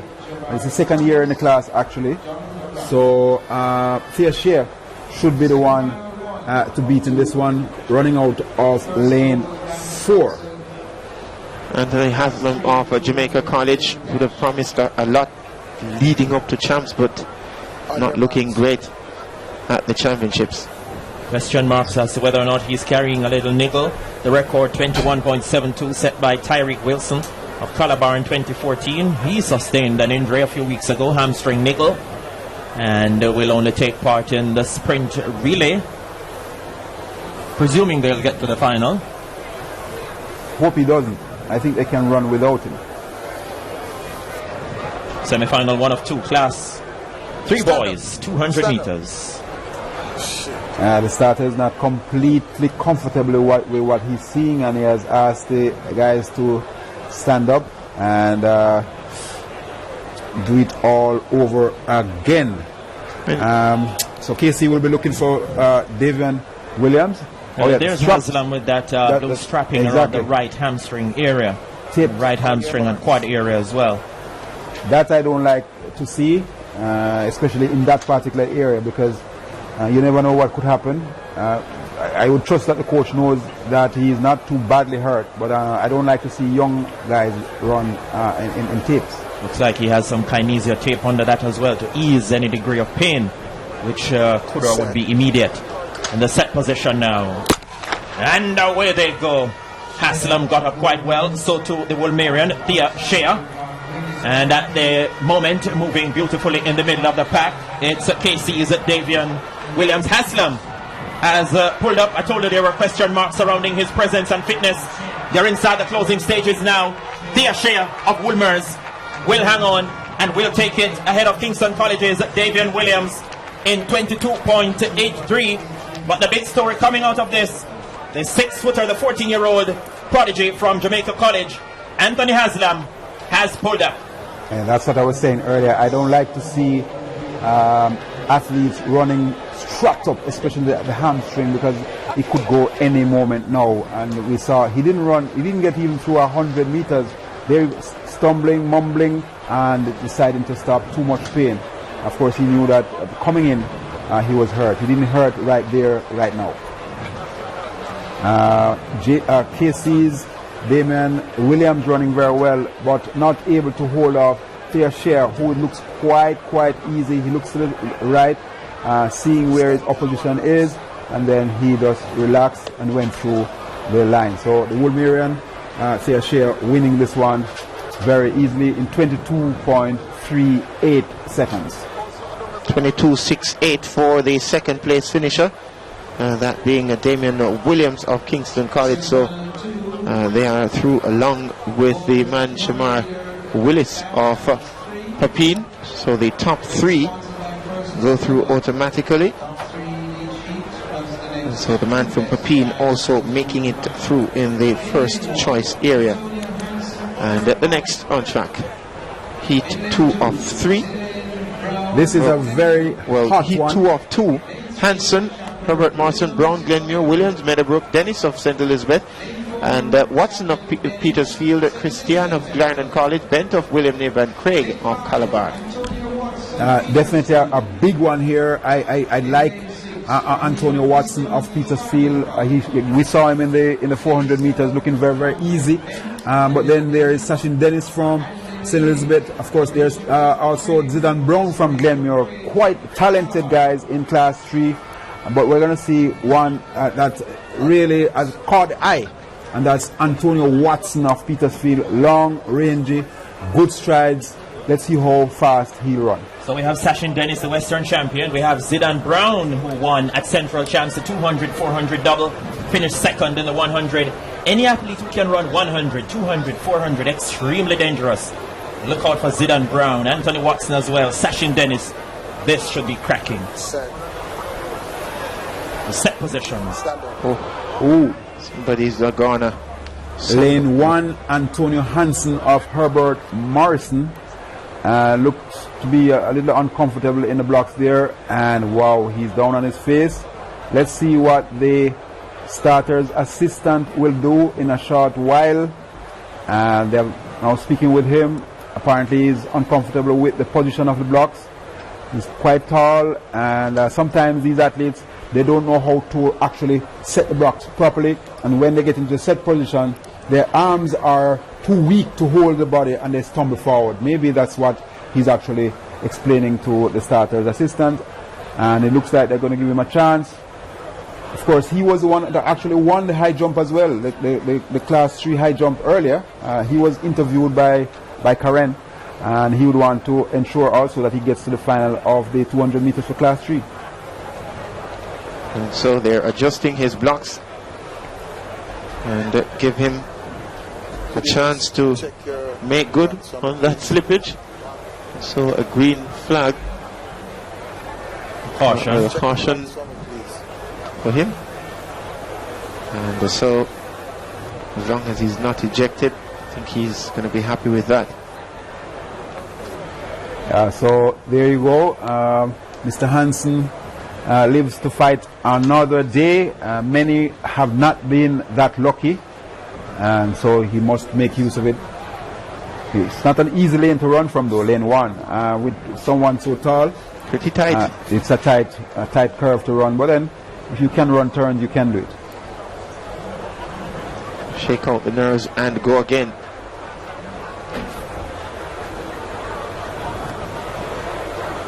So look out for Dennis.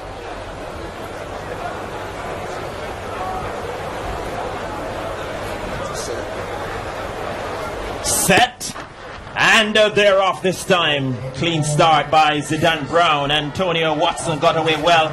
Dennis is also doing some running as well at this stage. Antonio Watson of Petersfield takes them off the curve out the outside and applying some pressure from Clarendon College. That is Christian.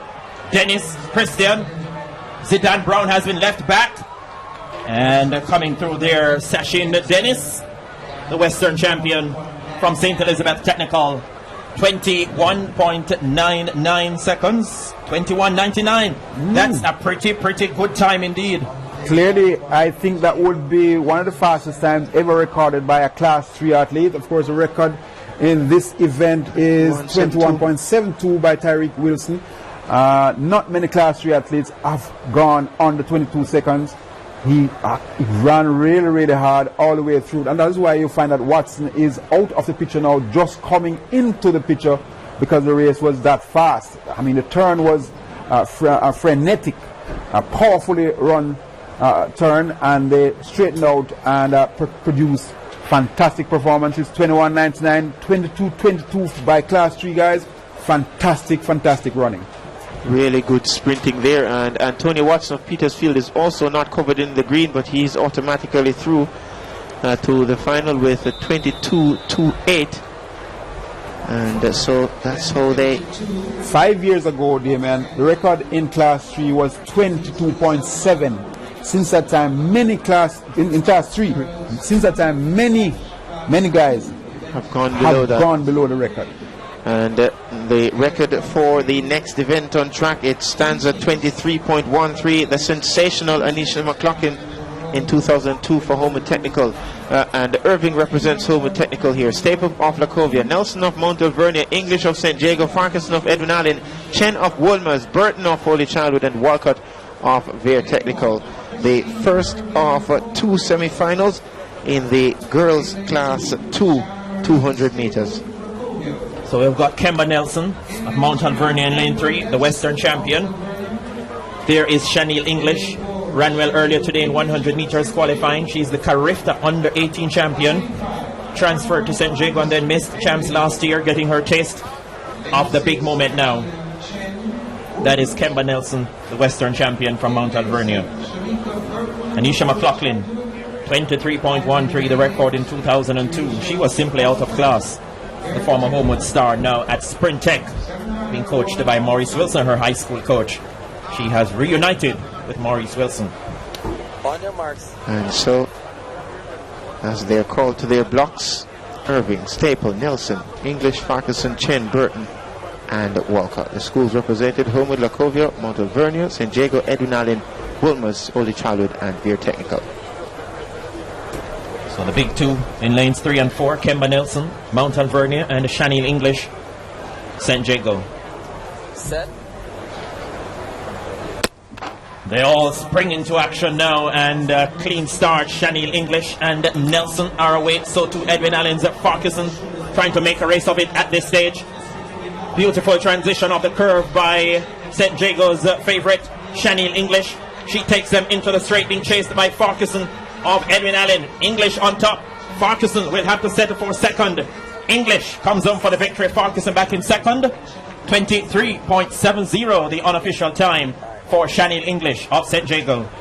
Shaniel English never lost a foot in this race.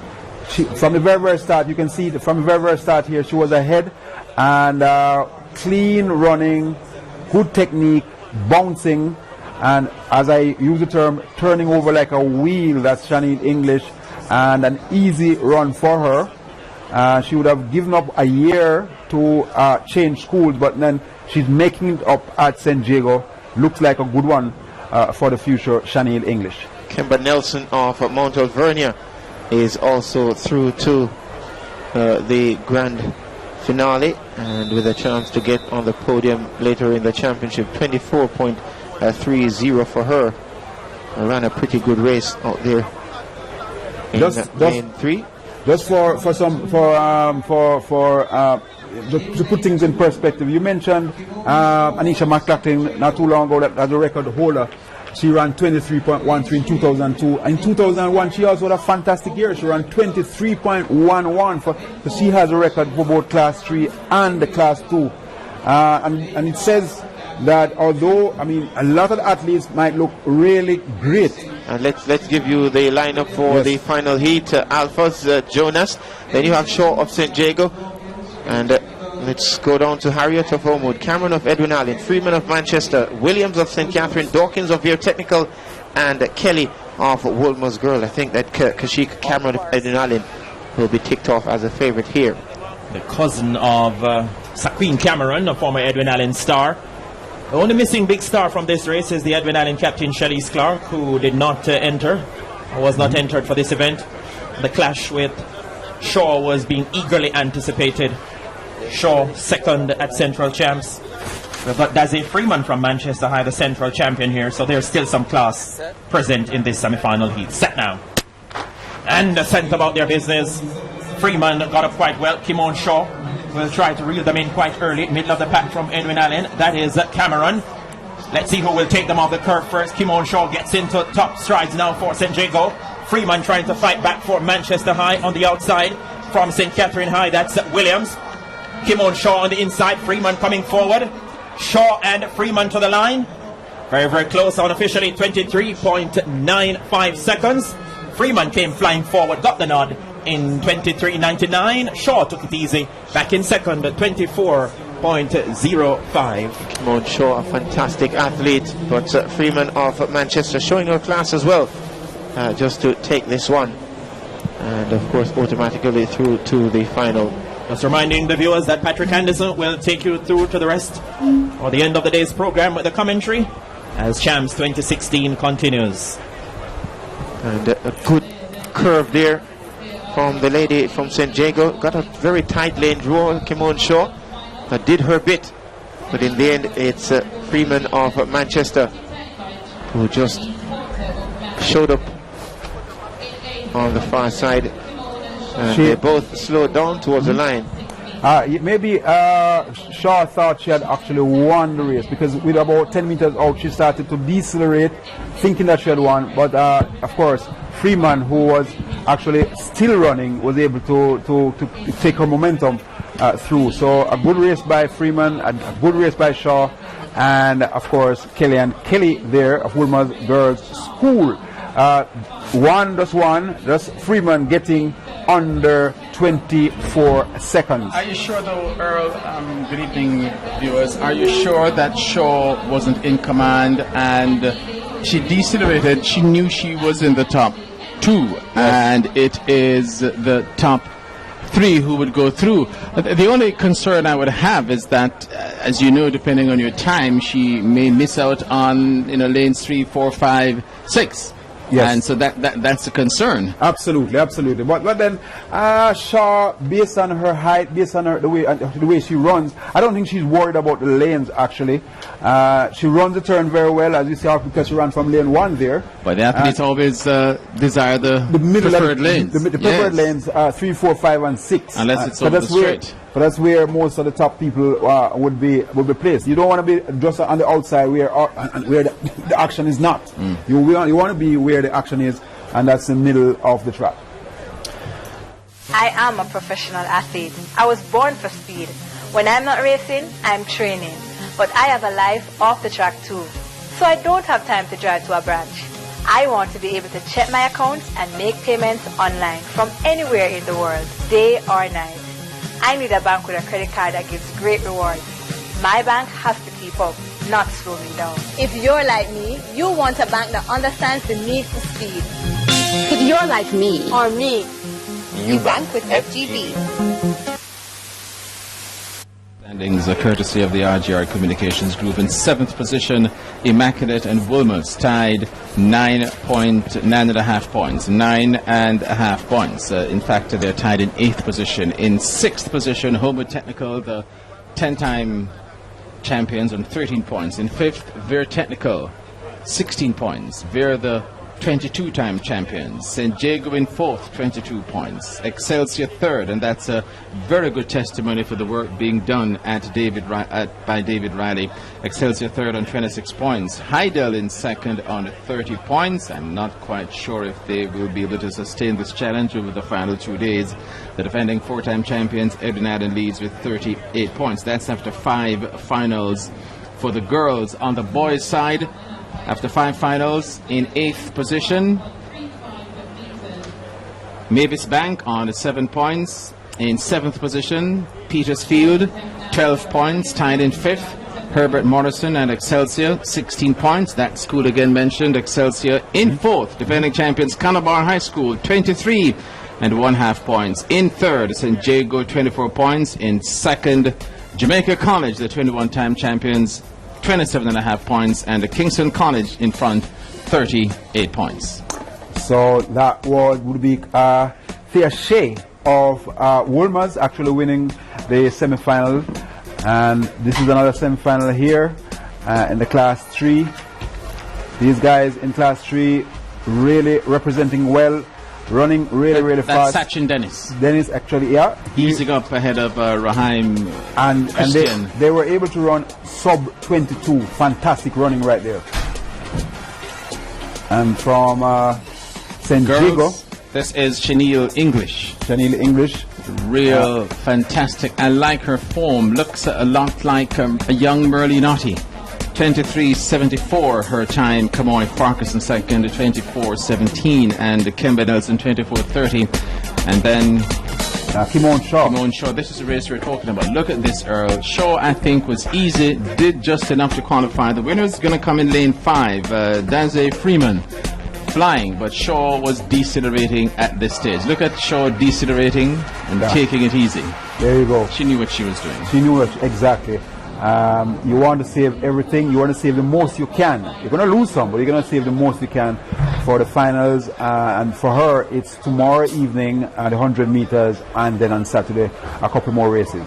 Just want to remind everyone, if you're watching us from overseas on onespotmedia.com, tomorrow it will cost you $11.99 US. On Saturday, $13.99. Neville is the Minister of Finance today. I like his. He sticks to reminding them. Remind them, Neville. Remind them. And we also invite you to share your pictures and comments on Instagram and Twitter using hashtag TVJChamps. Day 3, coming to the end of day 3 of the Issa Grace Kennedy Boys and Girls Champs. We've had some really great performances thus far. Patrick just shared the standings with you after just the 5 finals. And we suspect as soon as we can, as we see Monique Heslop from Camperdown in the Class 4 long jump girls final.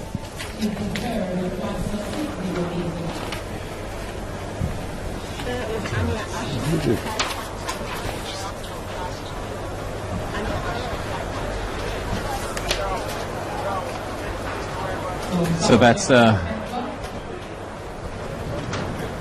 jump.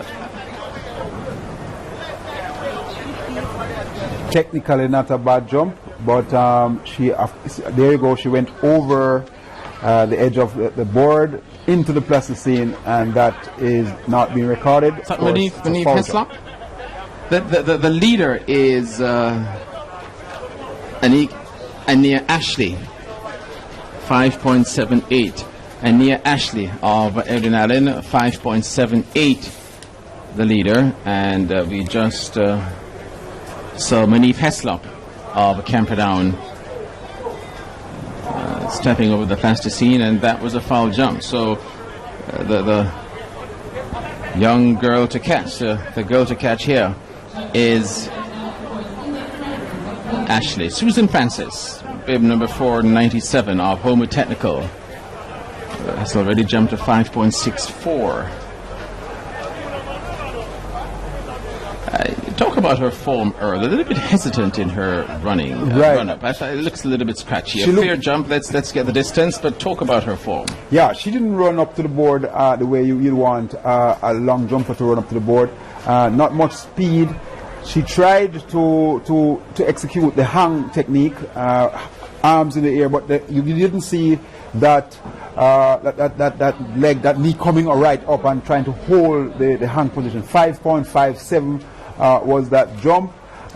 Hopefully she will get a little move a little fast, because as I said earlier on with the class 4s, if you don't run fast, you are not going to jump far. So speed is definitely necessary. And I'm talking about speed, that's Kimon Shaw there. She ran the 200 just now, and maybe she was saving some energy, Patrick, because she's coming back to the long jump pit. It's tough. We saw that yesterday with Yashon Hamilton of Kingston College. He didn't do a lot in the long jump. He won it because he was competing in the 200 meters almost simultaneously. Ania Ashley, Edwin Allen, the leader, 5.78. She tries there, coming off the chevron, not off the board, as you will see in a short while. As I say, when you get off the board, the rebound gets you higher, gets you further. Coming off the track, you lose some energy. You could see her building speed, but then when she lands, and that's fine, because she didn't fall backwards. That's what you want to avoid. But she never touched the board. She gave up a 20 meters, centimeters there, 4 or 5 inches. Centimeters, yes. 5.43, which is way below her best jump so far, which is leading at 5.78. And let's see how Kimon Shaw of San Diego can utilize her speed. And let's see if her jumping technique, a la Carl Lewis. Indeed.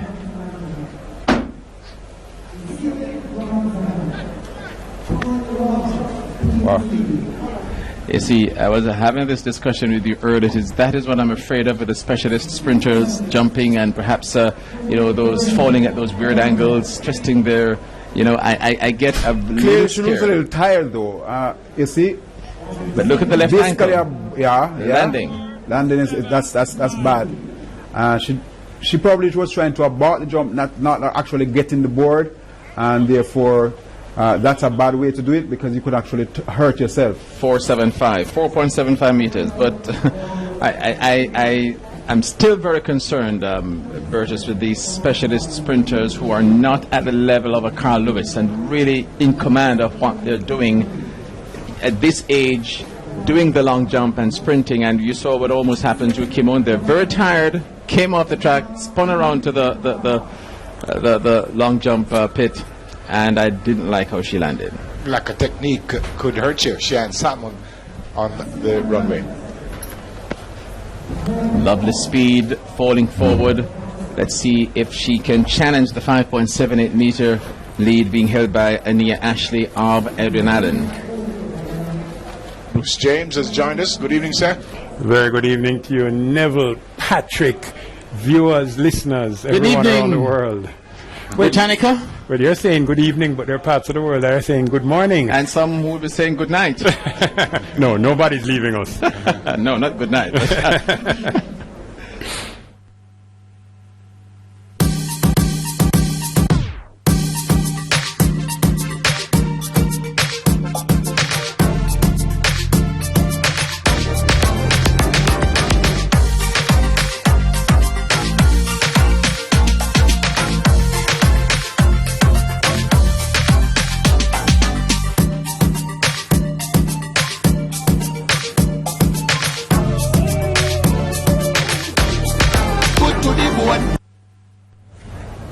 Jumper from St. Andrew Technical, Lorian Murray. It's a fair jump, but I don't think it has any distance at all.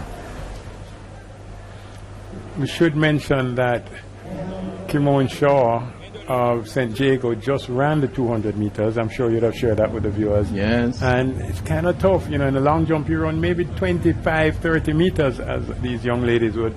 To go and run 200 meters, that's like taking 10 jumps. So that would have taken a lot out of her legs. Indeed, and you saw it on the jump. Kimon Shaw is a former gold medal winner. Again, you would have shared that with the viewers here at Champs in the long jump as well, back in class 4. Mario's stats for jump was 5.20 meters. Keneva Headley of Homer Technical. They're all chasing 5.78 meters to find the lead, being held by Ania Ashley of Erin Allen at the moment. Girls class 2 long jump, and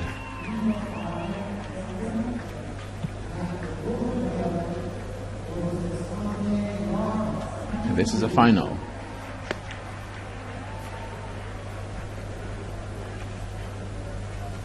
Doesn't look too satisfied, unemotional.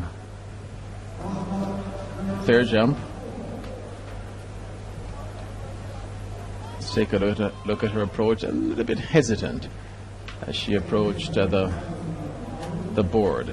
Behind it, we're seeing a lot of that, Bruce, a lot of them jumping from behind the board, way behind the board. A big factor in long jump is wind. And, you know, when you take your run up and the wind is at positive 2.0, and by the time you're actually doing the jump, it's at negative 2.0 with swirling winds, it's going to have an impact on where you reach the board.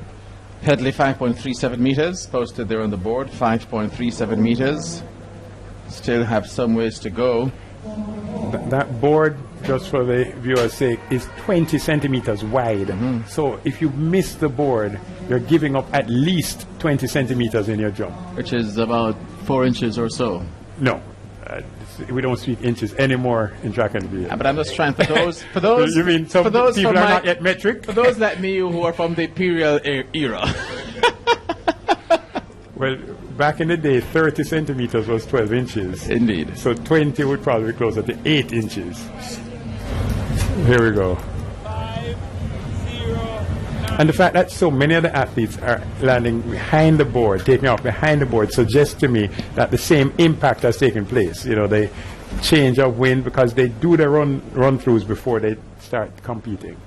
By the way, folks, next event on the track should be the Class 2 boys semi-final 200. I think we have 3 semi-finals, top 2, and plus 2 best times. But we're still on the long jump runway.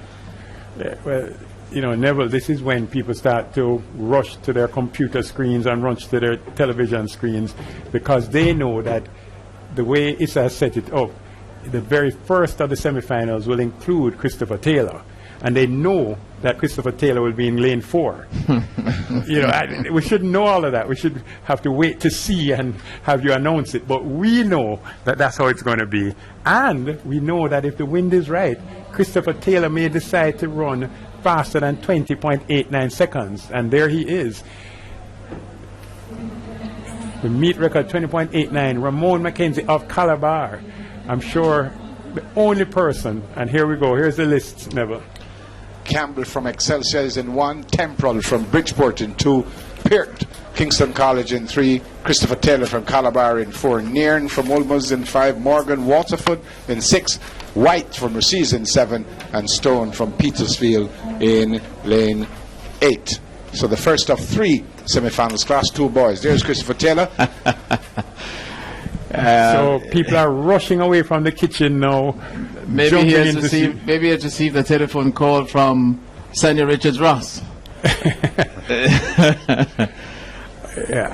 This is probably the best shot that Christopher Taylor will have at breaking the 200-meter record. You'd say, but why not do it on Champs Saturday? He has already said he'd rather get it out of the way. Champs Saturday is simply about winning for him, not about records. Because he recognizes, pretty intelligent, of course, excellent coaching. The workload on Saturday is going to be tough. The 2, the 4, the 4x1, and the 4x4. He spoke to that, and that's why he attempted the 400 record on the opening day and had the meet record of 46.33, which is way below his best of 45.27. 45.27. So that's O'Shane Peart of Kingston College, who will be in lane 3. And in fact, let me tell you, gentlemen and viewers, the battle for second place is going to be hot. Only 2 athletes are guaranteed a spot in the next round, which is the final. and there's going to be a battle royal for that second spot. I have given it to Christopher Taylor. I think the rest of the stadium has, the viewers have. He still has to do it. He needs to get through safely, but I really think he might go for it. And he comes in with a time of 21.13. No surprise, the fastest time. So Craig Campbell from Excelsior in 1, Kamal Tempral from Bridgeport in 2, O'Shane Peart from Kingston College in 3, Christopher Taylor from Calabar in 4, Xavier Nairn, Woolmers in 5, Omar Morgan from Waterford in 6, Javon White from Racines in 7, and Kevon Stone from Petersfield in lane 8. Doing some body language though. Why is Christopher Taylor resting his head on the blocks? The number lane marker. I find that strange, but perhaps psyching himself up. I certainly hope that's the case. We love records in track and field. Here we have an opportunity. Viewers also letting you know we'll have the wind reading for you as soon as the race is over. They're in the blocks. Campbell, Temporal, Peart, Taylor, Nairn, Morgan, White, Stone. In the set position. Clean start, and Christopher Taylor already has the overall lead, covering them on the stagger. Taylor has that lead on Taylor's inside. It's a Peart of Kingston College on the outside. Xavier Nairn of Woolmers, they come off the turn, and Christopher Taylor has destroyed them, and he is flying coming down the lane. 5 meters clear, 6 meters clear. He's looking like a gazelle, a cheetah. Taylor crosses the line. 20.78. A new record. What an incredible kid. He sets the National Stadium alight here. 20.80 rounded down. A new record. What a performance by Christopher Taylor. The only thing that makes that record even more impressive is that it was done into a negative wind, negative 0.4. His personal best still is 20.78. But he just ran a new champ record into a negative wind.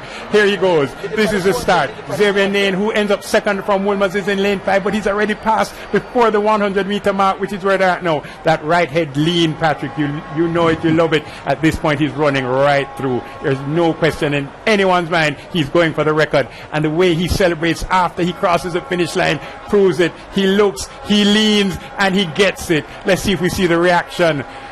He's looking, that look to the left says he knows he saw 20.45 at that point, so he knew he was going to get it. Let's see the reaction. The pump, that's it. I am the new record holder in the 200 meters and the 400 meters in Class 2 at Boys Champs. Outstanding run from Christopher Taylor from Calabar. And there you go, 20.80. And I guess no surprise there. Well, again, gentlemen, viewers, the wind reading we're seeing here, negative 0.4 in track and field. That's a big deal. A very, very big deal. Possibility that we could see it lowered on Saturday? I certainly hope not. If he is pushed? I hope not. I really, he's going to be running 4 tough races on Saturday. The good thing about it, it's I know we say it's only 4 races on the day, but as you said, they're finals, but they're pretty tough. You're right, and the 2 and the 4 are like 2 hours apart. Nairn in second position with 22.05. There's the record to Christopher Taylor. Craig Campbell from Excelsior, 22.51 in third. As we get ready for the second semi-final, they're behind the blocks. Calawan from Petersfield in 1. Thompson in 2 from Papine. Christie in 3. St. Catherine High. Russell Calabar in 4. Black St. Jago in 5. Jennings Jamaica College in 6. Irving from Racines High in 7. And from representing Froome in the outside lane, Sean D. Porter. All right, let me just put a little bit of info in the mix. The athlete in lane 4 is also from Calabar. He also ran 21.1 in the heats. He could make something special happen right now.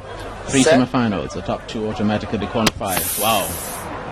Sean D. Porter of Froome. We will wait to see if he went off before. Wasn't this the athlete that pulled up a little earlier? I think in the heat and held on to his hamstring. Well, his left hamstring has kinesia tape, or right hamstring rather has kinesia tape on it. We need to find another way of dealing with athletes who are unable to compete, though. I should point out, if you look at the blocks, you're going to see these small speakers on the blocks. Those speakers are so that the athletes can hear the instructions coming from the starters. Those of us old enough to remember champs, when you'd hear on your mark throughout the entire stadium, you're no longer hearing that. The instructions are only being given to the athletes by way of those speakers. He's out. Sean D. Porter disqualified for false starting, the new one false start rule. The interesting thing is that it doesn't happen a lot at this championship at the lower level, Class 4 and Class 3. It's the older athletes who are false starting. They're in the blocks. Canavan, Thompson, Christie, Russell, Black, Jennings, Irving in the set position. Clean start at the sound of the gun and running well. Irving of receives in lane number 7. Russell has covered them on the turn and has the overall lead. On his outside is Javad Black of San Diego. On the inside of Crisano Christie. DeJour Russell comes off the turn. Is he inspired by Christopher Taylor? He's a power sprinter. Russell is lengthening his strides. He's pulling away from this field. Let's take a look at his time. DeJour Russell runs through the tape in 24:21.04. DeJour Russell, a spanking performance, and barring anything dramatic, it is looking to be 1-2 in the final tomorrow on Saturday for Calabar. 21.08 is the final time. Again, I have to, I don't want to question the Calabar approach, but DeJour decided he wanted his personal best. He got it. That's a new PB for DeJour Russell. I'm sure he wanted sub 21, but at this stage of the game, this kind of work, it's a lot of work. DeJour still has the hurdles to do, still has the 100 meters to do, still has the 4x100 meters to do. I'm not surprised by Christopher Taylor. We knew he was going for the record, but I guess DeJour Russell at 21.08, a new PB, very special. Could it be, Bruce, that they're running to instructions? They are from running coach? from instructions. And I should point out, the wind for that race, viewers, I know you're savvy, negative 1.1, which hurt DeJour Russell even more. He would have been sub 21 with a positive wind or even a neutral wind. Black getting the second spot, 22.10. And we look at the third and final heat. Salmon from Ardennes in 1. Burley, Bridgeport in 2. Gordon from San Diego in 3. Hamilton, Kingston College in 4. Gordon, Jamaica College in 5. Johnson from Green Island in 6. Morrison from Morant Bay in 7. And on the outside from Irving High, Jadion Crooks. If we had Hubert Lawrence on air now, he'd say something like, this is the best Class 2 in the history of 200-meter running. That's the kind of words I get from Hubert. Because the concept that two athletes could even break 21 seconds at Class 2 is now, and again, I would have granted him a sub 21 there. That was a minus 1.1 win. Could it be Class 2 through and through, the 400, the sprint relays, 4x4? Over the past last season and this season, or that's too early to say? This year's Class 2 is even better than last year, to the extent that we had Christopher Taylor winning the 400 last year at 47.04. He's already run 46.33 and broken the record. He did not break the record last year in the 200 meters. He's already gotten it at 20.80, narrowly missing his PB of 20.78. Again, his race was negative 0.4. Salmon, Burley, Gordon, Hamilton, Chisholm and Gordon from Jamaica College, Johnson, Morrison, and Crooks. Final heat.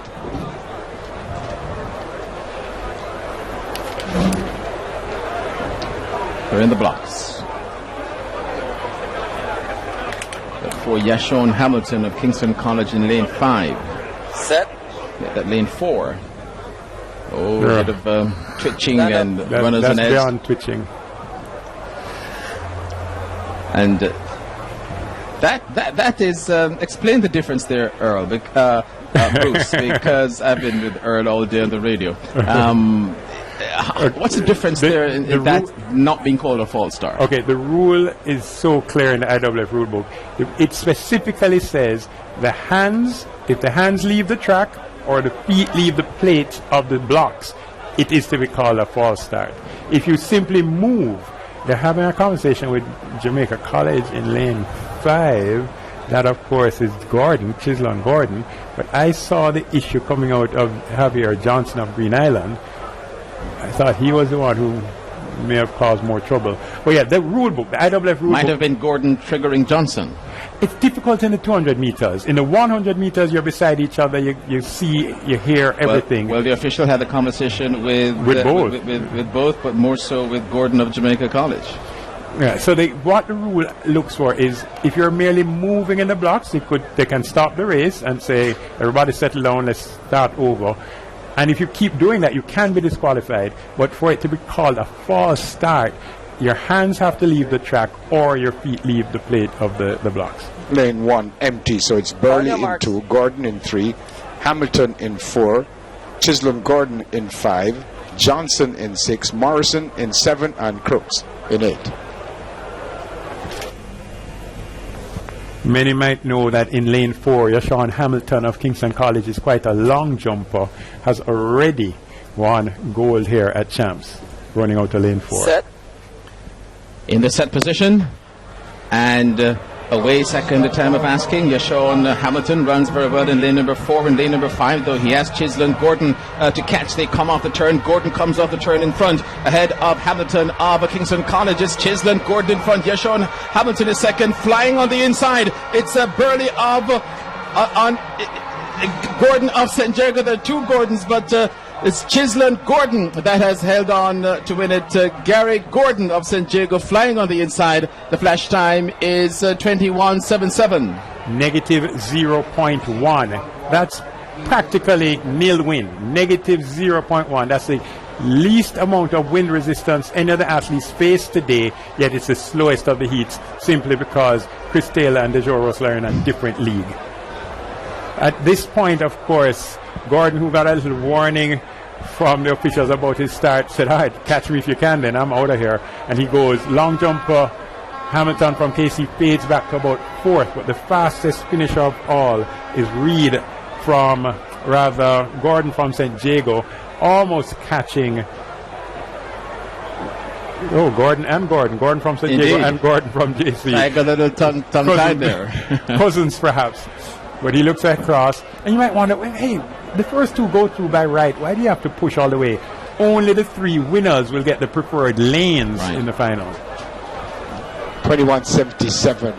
And Gary Gordon from St. Jago, 21.83. Javier Johnson, Green Island, 22.34. The third and final semi-final of the boys 200 meters. So coming up would be the girls 200 meters class 1, Patrick. So if we're counting right, do we now have 4 records here at Champs? 3 on the boys' side and the Chinese Love, and 1 on the girls' side. So the 3 boys record, 2 of them courtesy of Christopher Taylor. Again, it's still the Christopher Taylor show at Champs, and of course Green of St. Jago. Here's Christopher Taylor, Green of St. Jago in the steeplechase last evening. This is what I like. When an athlete crosses the line at his caliber and can then... That looks like a Florida State Seminole chop almost. DeJoe Russell, unfortunate, running into a negative 1.1 wind. Somebody at C-Bar get the message to him that he's in sub-21 shape for me, please. And then here, the winner, Gordon from Jamaica College in semi-final 3. Yashawn Hamilton to his right, 7.75, grimacing, edged out by Javier Johnson, and so he has been effectively eliminated from the final. Yes, and that was also the slowest of the semi-finals. So. Pretty decent crowd here at the National Stadium on this the third day as we get ready for the young ladies class 1, and they would have been enjoying themselves. You saw the Calabar massive just now, but the 2 youngsters from Calabar winning the semi-final 1 and semi-final 2. They would have loved that. The expectation is that Calabar will win Champs again, and that's what the experts tell me. Sure. And some of us would say, that's why they play the game. They have to race. Have to run the race. I tell you, if it was left to the experts, many things in life would never have happened. We're coming up with the girls 200 meters, but go ahead. Let's go down to Keon Rayner. No, Keon not ready yet.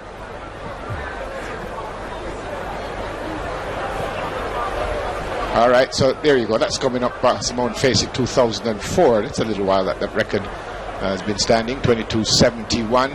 Tashika Gordon in lane 1 from Excelsior. Deborah Wallace, Herbert Morrison in lane 2. Natalia White from St. Jago in 3. Ashley Williams Homewood in 4. Patrice Moody, Edward Allen in 5. Takis Dugan from Hydel in 6. Julianne Williamson from Wolmer's in 7. And Vanessa Pusey from Green Island in lane 8. All right, so they have redrawn these heats because we had different heat sheets earlier.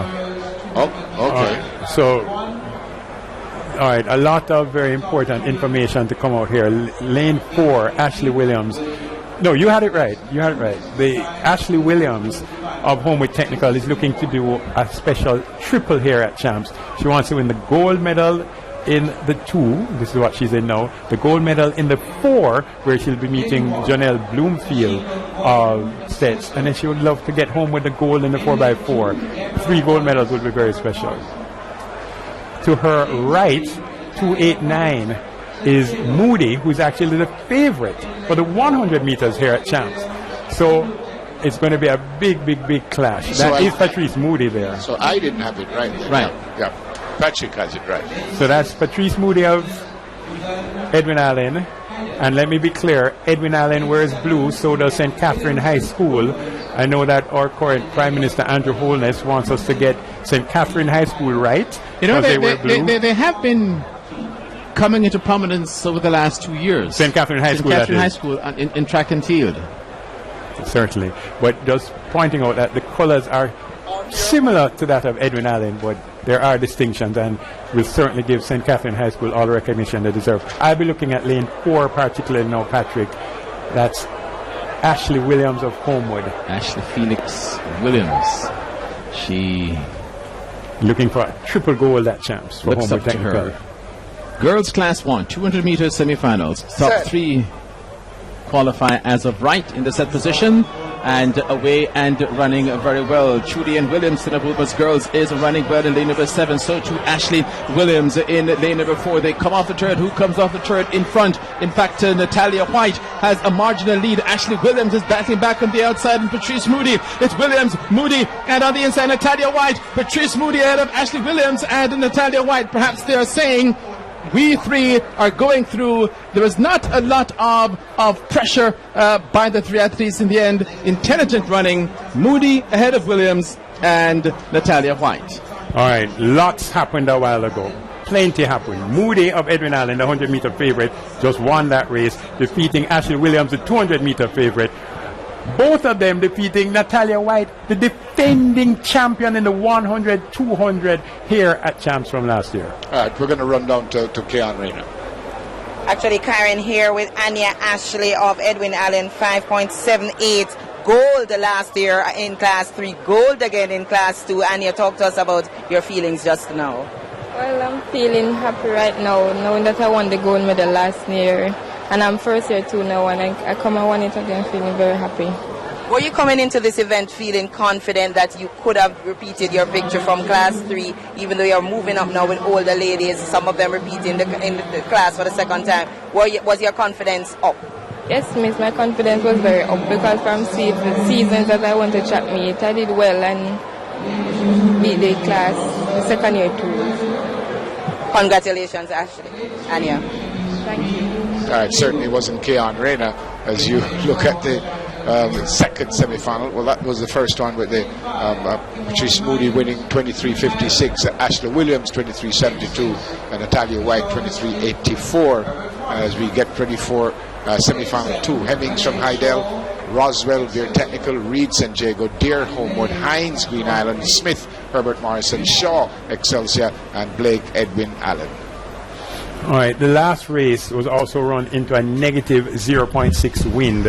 So 23.56, 23.72, and 23.84. Natalia White, though third, is guaranteed a spot in the final because the top 3 go through. And it's only 2 by time.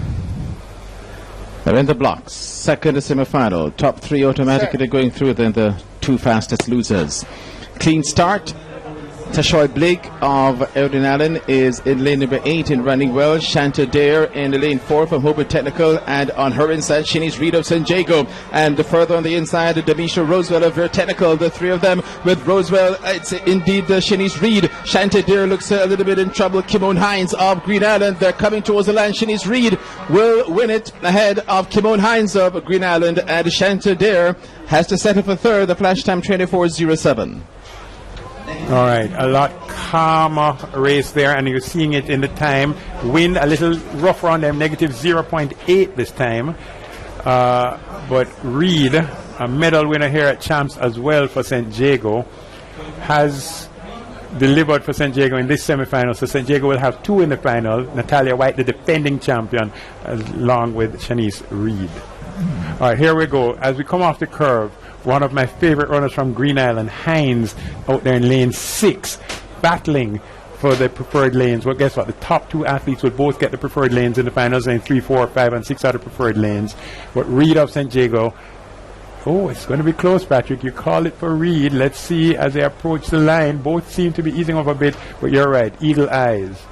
And then Dare of Homewood in third. So those three are also through to the final. And look at the difference in the times. In the first heat, which was a super hot semi-final, let me say correctly, Moody at 23.56, 23.72 for Ashley Williams, and 23.84. All three of those ladies would have run faster than, did run faster than the winner, Shanice Reed, in this semi-final. Shanice Reed 24.08. Hines coming second, and Deere coming third. We're getting ready for the Class 1 boys 200 meters semi-finals, 3 semi-finals, and the first one as the young men get ready to do their stuff, and the crowd, they anticipate some more good sprinting. We've been seeing some really good running in the 200 meters, both the young ladies and the young men, but the first semi-final coming up. And the meet record 20.25. Usain Bolt all the way back in 2003, and these kids not certain they're going to get close to that. But Ricardo Vincent from St. Mary in 1, Alexander Johnson from Garva-Maceo in 2, Shimnaran Smalling, KC in 3, Nigel Ellis from St. Elizabeth in 4, Michael Campbell, JC in 5, Michael Bentley, St. Jago in 6, Tamara Wilson from Jonathan Grant in 7, and Antonio Horton from St. Catherine High in lane 8. First of 3. On screen, Nigel Ellis, St. Elizabeth Technical High School. To me, one of the superstars who could come out of this champs. Last year, 4th in the 100 meters, 4th in the 200 meters. Nobody knew his name. This year, I expect at the end of champs, everyone will know his name. A big clash coming up with him in the 100 meters with Javon Matheson of Kingston College and Raheem Chambers of St. Jago. But at the 200 meters, I think he could create even a bigger stir if he is able to break a record that is 13 years old and held by somebody who's now doctor and honorable, known as Usain Bolt. World best. That record of 20.25, I believe, could be in jeopardy. He has already. You think so? Yes, I think so. That's why I said it, Patrick. At 20.40. I can still ask you. I like when you ask those questions, Patrick. Yes. That's why I like when we're on air together. That's Nigel Ellis there. I could tell you, viewers, if Nigel was attending Calabar, he would go for the record right now. Yes. Immediately. Get the record out of the way. That's Smalling of KC. Used to run for Newell High School. He now runs for Kingston College. But Nigel Ellis, if he had on green and black, would be going for the record right now. So he would be familiar with Nigel Ellis from St. Elizabeth. St. Elizabeth. And however, we have to question, would Ronaldo Walcott, the coach at St. Elizabeth Technical, employ that strategy and say to him, hey, when you run this now, you don't have to run another 200 meters until Saturday. Go for the record, get it out of the way. Or will he say, you know what, save those legs because you'll have the 100 meter semis and finals tomorrow. Yes. So he will have his hands full for sure with Javon Matheson. I worry about Nigel, and it's only because he allowed Raheem Chambers to get him out of his game at the Carifta trials last week. And when you face pressure, they say pressure bursts pipe.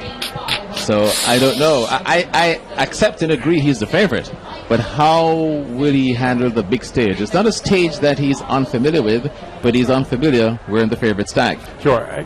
I believe Nigel Ellis will take the double, the 100 and the 200 meters.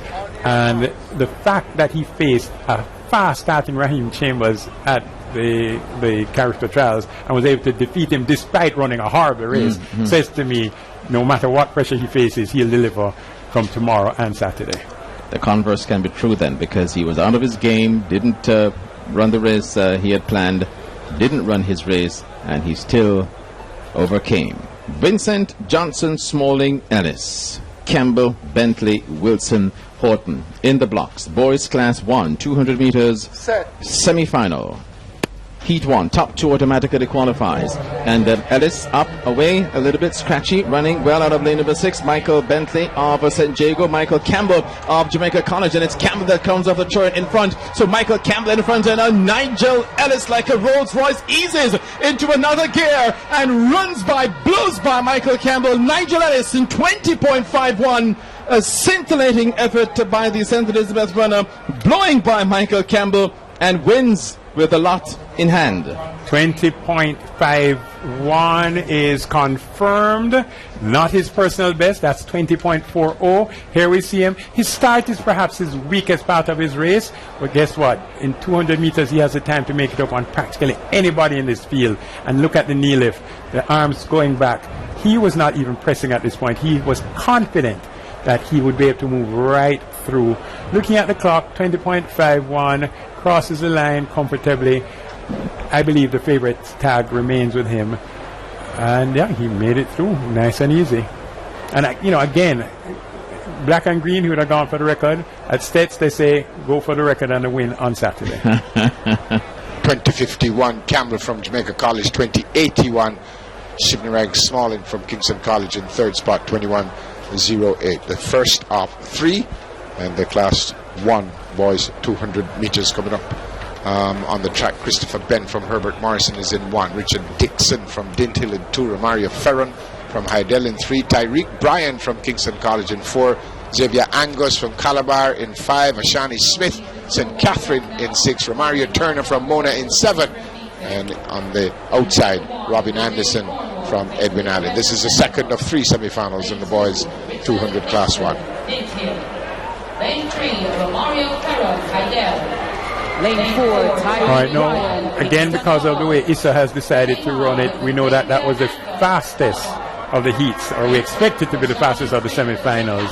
But in the next semifinal, we're going to be seeing Xavier Angus of Calabar, who is trying to deliver big points for Calabar in Class 1. We know about the Class 2 team for Calabar. Xavier Angus trying his best to deliver for Class 1. The big threat for him, of course, will be in lane 4, Tyreek Byrne of Kingston College.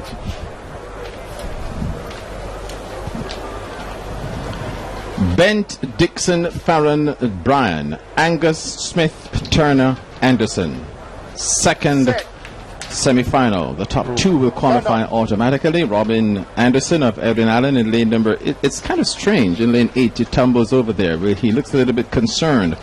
You don't often see the boys from Edwin Allen. When you say Edwin Allen, you just think about the girls. Okay. Well, is he a goner? Edwin Allen is not a girls' school. It's a co-ed school, folks. Absolutely. I must tell you, I kind of knew it, I actually went there to do a football match years ago, and when I saw the boys, I was a little bit taken aback. Honestly, because we hear about Edwin Allen, and you just think, if you're not thinking straight, it's a girls' school, but it's not. And Robin Anderson has that look on his face, concern. Let's see. Dreaded. What's really interesting from a statistical point of view, any of the co-ed schools that have first won girls' champs have never gone on to win boys' champs. So, for example, Manchester High School has won girls' champs but never went on to win boys' champs. Vere has won girls' champs but never won boys' champs. Then you're going to say, but has Excelsior and Jago have both won, but the boys won before the girls did. So Excelsior won boys' champs, then they won girls' champs. St. Jago won boys' champs, then they won girls' champs.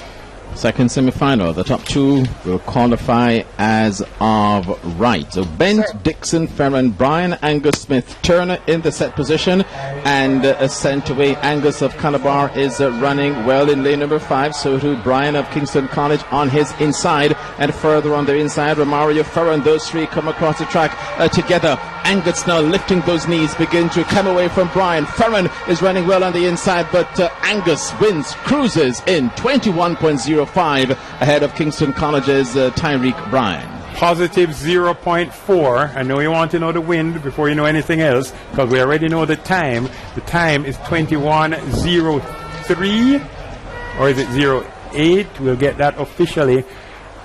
Ty Bryan, the best starter out of KC. Here he is in lane 4, getting into the straight ahead, but Angus moves right away. And you know what? There's a lot of gamesmanship that's going to take place here. So Angus is moving ahead. He's going to relax. He's going to run through. Bryan in second place starts to take his shirt out of his pants just before he crosses the finish line, kind of saying, just a stroll in the park. The top two go through. I'm not worried about it. But there's Xavier Angus of Calabar. Nobody has run as fast. Well, Nigel Ellis ran faster, rather, than Chris Taylor, but nobody at C-Bar is running faster than Chris Taylor. There you go. Angus, 21:08. 21:44, Bryan. And then Dixon at 21:77 is really on the bubble, because Smalling in semi-final 1 ran 21:08. Final semi-final. Tucker from Wolmer's in lane 1. Brown from Cornwall College in 2, Jackson Herbert Morrison in 3, Cornwall from St. Elizabeth in 4, Miller from Excelsior in 5, Hewitt from Calabar in 6, McPherson from Greater Portmore in 7, and Delano Williams from Monroe in 8. All right, I think we've given him a hard enough time, right? We don't need to talk about the second coming of Delano. Is he back? He never left. All right, there on your screen in lane 1, Javoy Tucker, the top sprinter at Wilmer's Boys School, now doing the 1 and the 2 here, expected to make the final in the 100 meters. The 200 is his weaker event. Lane 2, you'd have heard it, Brown of Cornwall representing the West. Lane 3, you can see there Jackson of Herbert Morrison, but now on the screen from Excelsior, Andel Miller did something special at the Carifta Trials, finishing the top 2. He hopes to represent Jamaica at the Carifta Games. Calabar's captain Fabian Hewitt in lane number 6. And that on your screen is Excelsior's Andel Miller. Beside him in the green and black, on the left of your screen, Fabian Hewitt in the black tights and the blue.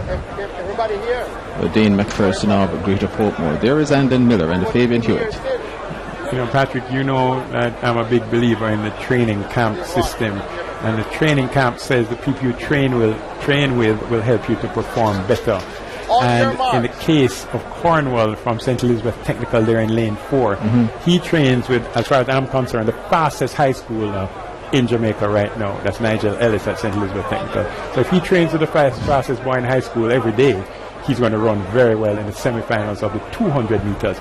St. Elizabeth Technical thinks they could possibly even get the Quinella here from Saturday afternoon. I hope he can produce a draft here.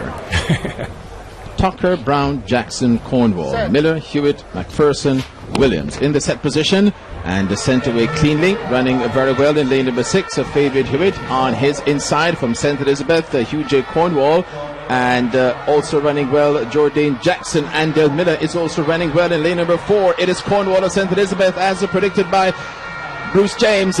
Cornwall of St. Elizabeth wins it, 21.16, pretty close between Miller, Hewitt, but no doubt about it, Hugh J. Cornwall, 21.17 the flash time.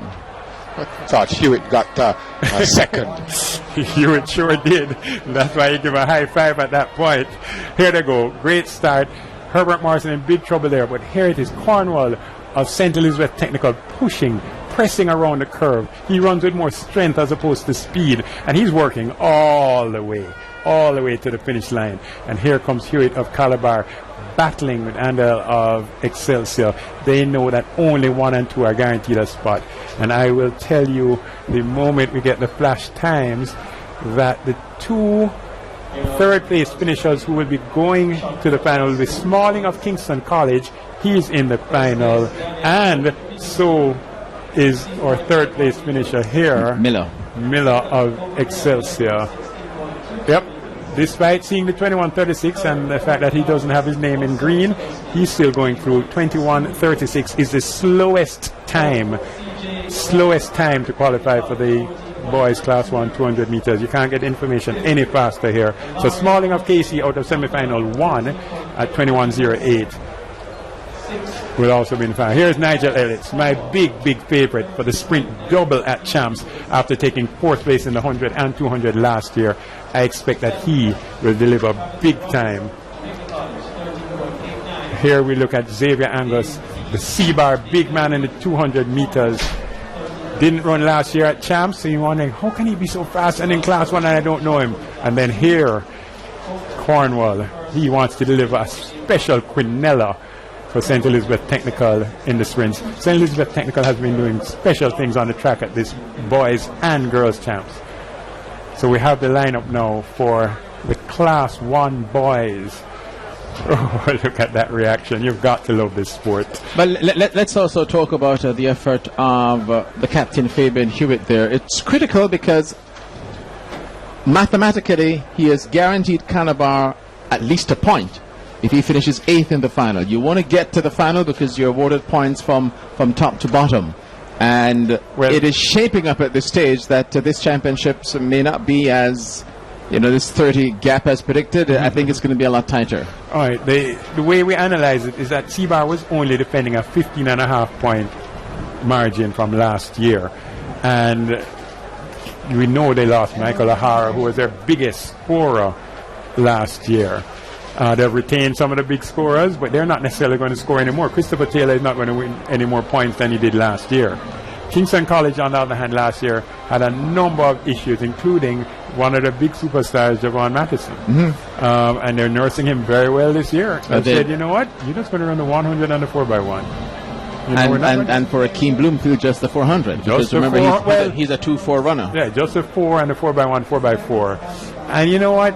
That gives the athletes the confidence to say, all right, our coaches are going to let us just do what we can manage and deliver best, as opposed to pushing us to do the 1, the 2, the 4. So medal presentation going on. The next event on the track, by the way, would be at 7:50. So we have some time before that, and I won't repeat Bruce, but they're not going to start before that. So we still have 10 minutes to go.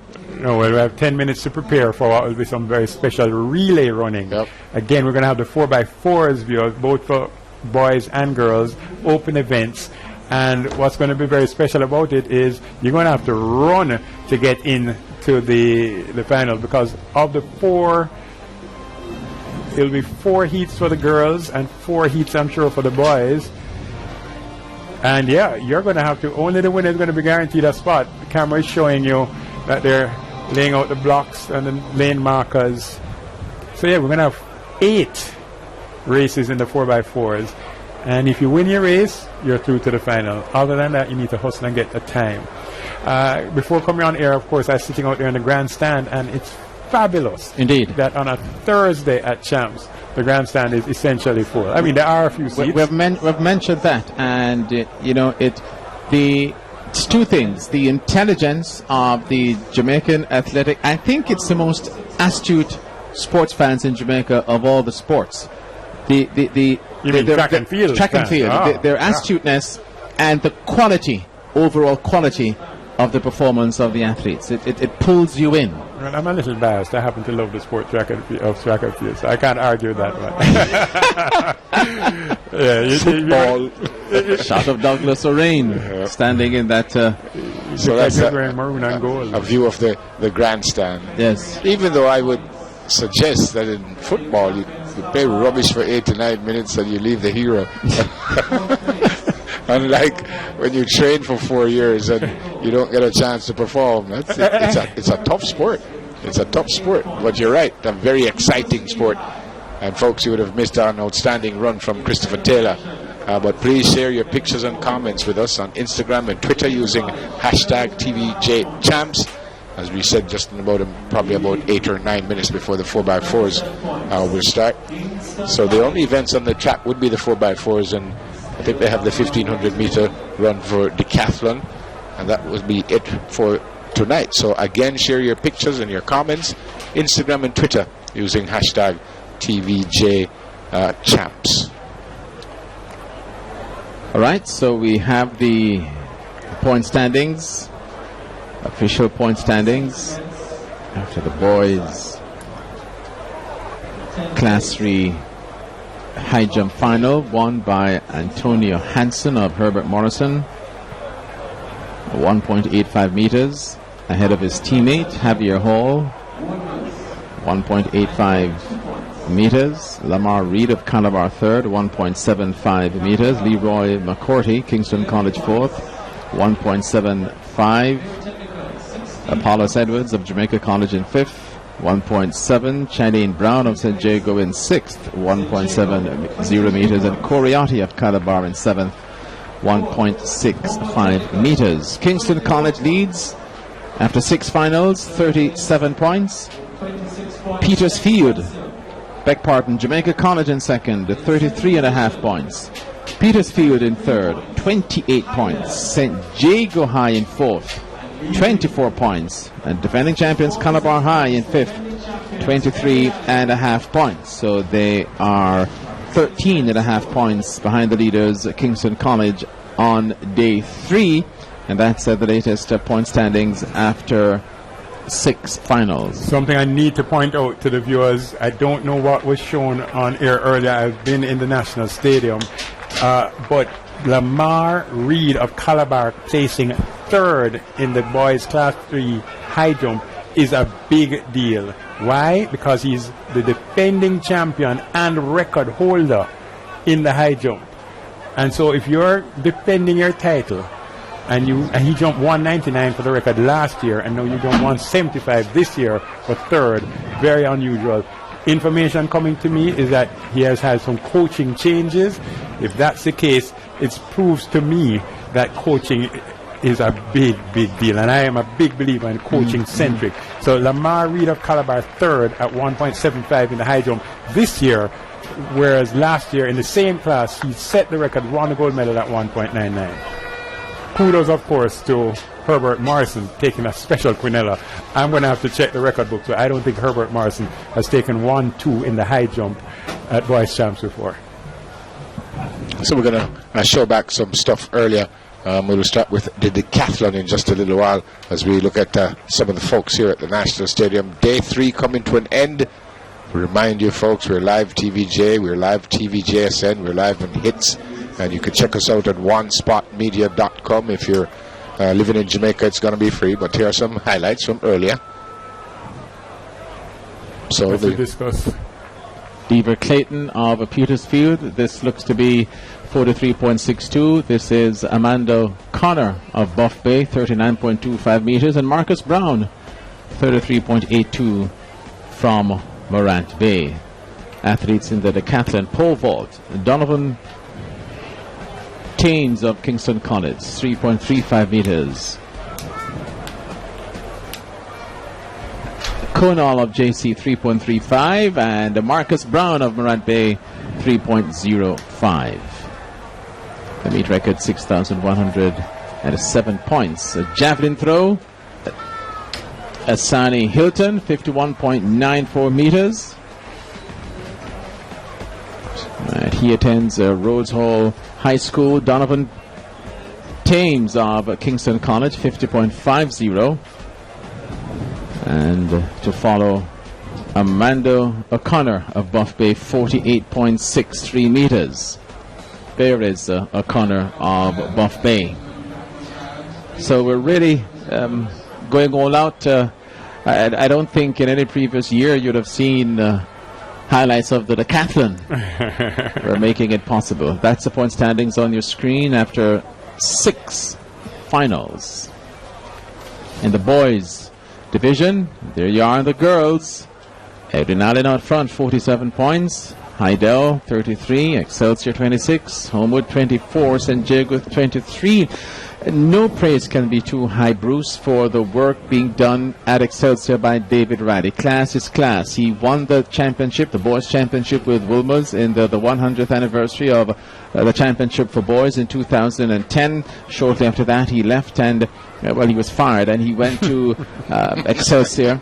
And you see the program building and the quality emerging on both sides of the divide, the boys and the girls. So it has to be the ability of David Riley and his staff. At the risk of sounding redundant, yes, it's about coaching. And what Excelsior has done is built up a very strong coaching team, and that's making a big difference. Here we go with the high jump. Janique Berger, who won it, 1.7 meters. Shantia Davidson of Heidel. Oh, that's Ramona Hilton of Camperdown, 1.65, and she got the bronze. Janique Berger of Edwin Allen. And here is Shantia Davidson of Heidel, 1.65. Highlights there from the girls class 3, and that's the winning mark, 1.7 meters. Berger winning jump, and I can tell you that's perhaps not what she's consuming. Excellent effort. The Fosbury flop, Richard Douglas Fosbury, the man who changed the technique for high jumping at the Mexico Olympics in 1968. And since then it has become the staple to clear the high jump bar. Great work there by Janique Berger of Edwin Allen. Congratulations to her. You're seeing a lot of effort as well, Bruce, at Neville, in, we have put the field in track and field, and for a long time, but certainly Tricia K. Smith gave it a swift kick up the butt in Helsinki in 2005, 15.111 meters to win the gold, and collected the medal on crutches too. That was a fantastic effort, and the field events have taken off since then. We must mention the throws as well. Indeed. At the youth level, field events, the junior level, and even at the world level. We have more throws. I mentioned the throws because James Beckford, from as far back as 1996, at the Atlanta Olympics, where my wife was kind enough to escort me to those Olympic Games, you saw James Beckford winning. You were under house arrest. James Beckford was winning medals in the long jump in 1996. So we've seen our jumpers do it, but the throwers have really come into their own. Discus Class 1 boys. Sanjay Lawrence of, this looks to be Barrett of Calabar, 52.88 meters. This will be the bronze medal throw. Warren Barrett Jr.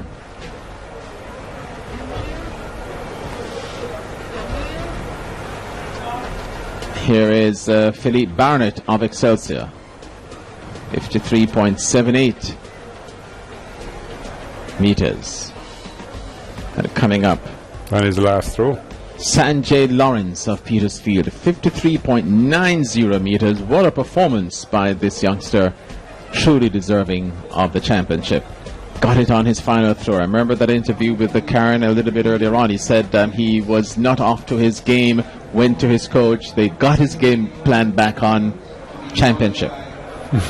Athletes getting ready for the 4x4, which is the next event on the track. I think maybe just a couple minutes behind, but they've been very good here at Boys and Girls Champs. And in a little while that we will have that. Then we'll have the boys. Are you going somewhere, Neville? No. You keep talking about the time. That's Patrick, something on ice? Is that how you say it? Neville? Yeah. No, Neville doesn't. Neville doesn't go out at all. He gets in pretty early. Actually, I don't think Neville can go out at all. I see him bright and early on Smile Jamaica, late at night. That's getting out of his car. That's it. So that will come up in just a little while. Hardest working man in media. Indeed. And then I see him coaching people in football. I'm still broke. Oh, right, yeah? boss? Right, boss? No, yeah. Okay, boss. I called you the Minister of Finance earlier, so I can't go back on that. You're the Prime Minister. Director of Sports, Patrick Anderson. But again, nothing happening here. You're not missing anything, which is the reason we're chatting all over the place here. And that's what's coming up, the meet record, 3:30.50, Veertech 2013. And was that the year when about 30 records were set? 2013 was the Super Champs. Champs, yes. You thought it was real, or it was real? Just a phenomenal effort by the youngsters that year. Of course, it was real. Because the next year is like 6 or 7 records. No, about 12. Yes. But yeah, it was a fraction.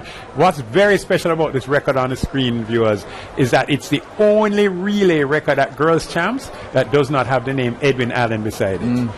Very Technical has the 4x4 record. Lacovia will go in 2, St. Mary in 3, St. Elizabeth Tech in 4, St. Andrew High for girls in 5, Green Island in 6, Jonathan Grant in 7, and Bog Walk in 8. So that's the 4x4 open for girls. And the winner will qualify automatically. Then the next best 4 times. It's open, folks. So it's a 4x4 open, meaning for girls 13 through 19. That would be classes 3 through 1. Well, open should mean open. I don't know that there's a restriction from a class 4 girl running on it. Not that they necessarily put But it them says in there. 13 to 19. Right, and it also says open, but I won't debate that one. Open to the 3 classes, Bruce. You believe so? All right, you're going to challenge me, so I'm going to go and verify. I know a few people at ISA. Never, when you send Bruce to verify something, you have done some work. And he's going to come back with the answer. So they're getting ready, folks, for the first heat of the girls 4x400 meter relay open. Again, it's Lacovia, St. Mary High, St. Elizabeth Technical, St. Andrew, Green Island, Jonathan Grant, and Bog Walk in this first race. Okay, everybody kind of figures St. Elizabeth Technical will win this race. The real challenge here is which legs do they send out there to run?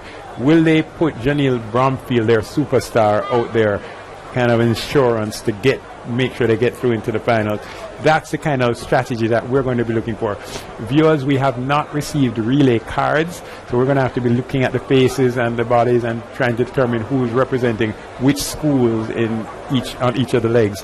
But Janelle Bromfield is one person we'll be looking for. But St. Elizabeth Technical High School certainly expected to win heat number 1 and get straight through to the finals. We'll also, of course, have to be checking the times for 2nd and 3rd place to determine who the other schools will be that also get through to the final.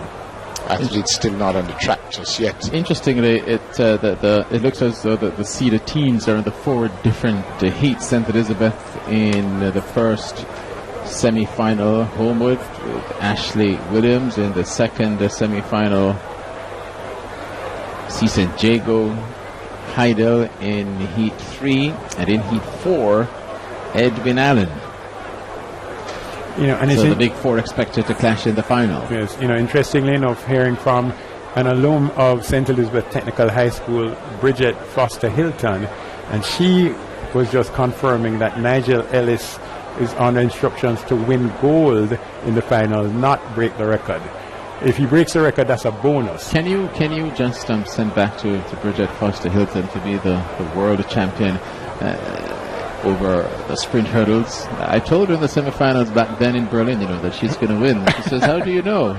I said, "Don't worry, but just ask her if she can tell Nigel to just run flat out." I want to see him run flat out. I can guarantee that Bridget Foster Hilton is listening to our conversation. Indeed. And will perhaps be Please, responding Bridget. Momentarily. Hey, well, Bridget. it now says typing, so I'll see what she says. Hey, Bridget. Almost ready for the 4x4, folks. And I don't know if we could share everything that Bridget says. But since we've got you involved in the conversation, we just might.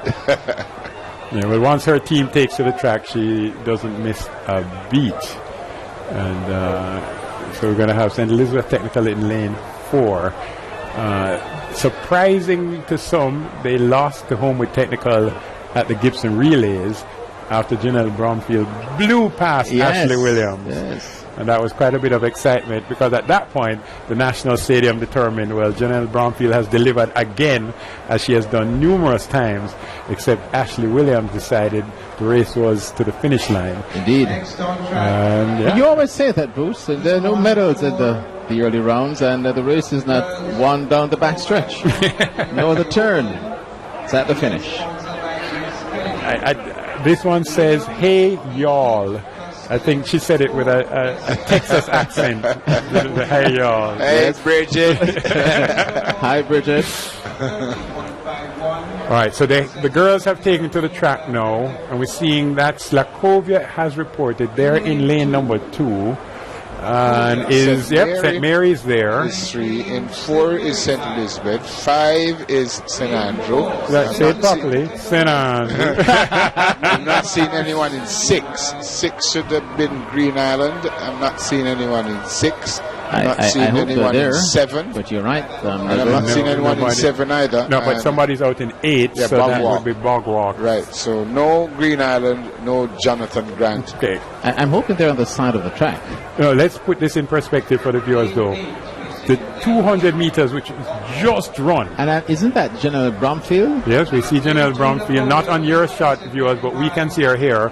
So we expect that she'll be running the ankle leg for St. Elizabeth Technical. But the 200 meters were the last of the races we just saw. A lot of these athletes, Christopher Taylor is a 4x4 runner. Hines from Green Island could have been a 4x4 runner. And therefore, the schools without enough depth could have determined, you know what, we're just going to pass on the 4x4 because our 200-meter runners have just competed. Right.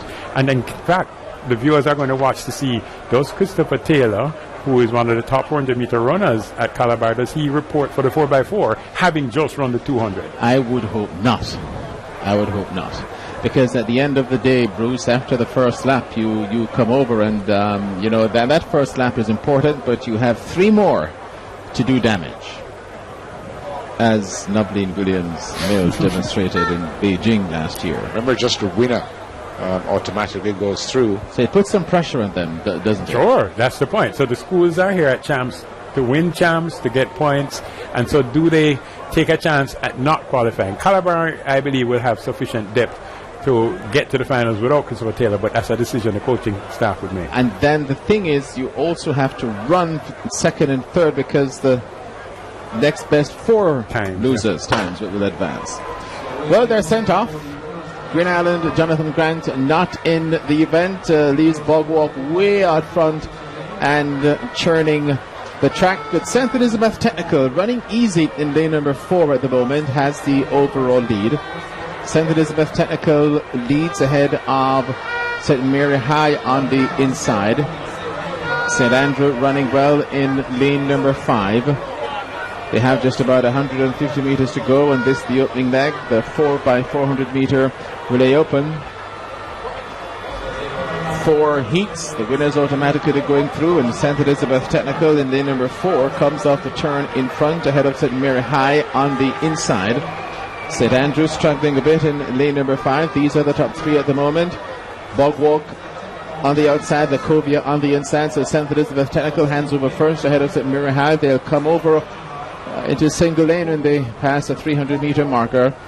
St. Elizabeth Technical in front, St. Mary High second, St. Andrew third, Lacovia and Bog Walk as they run through the cone. St. Elizabeth Technical, moderate pace, understanding that they only need to win to make it to the final.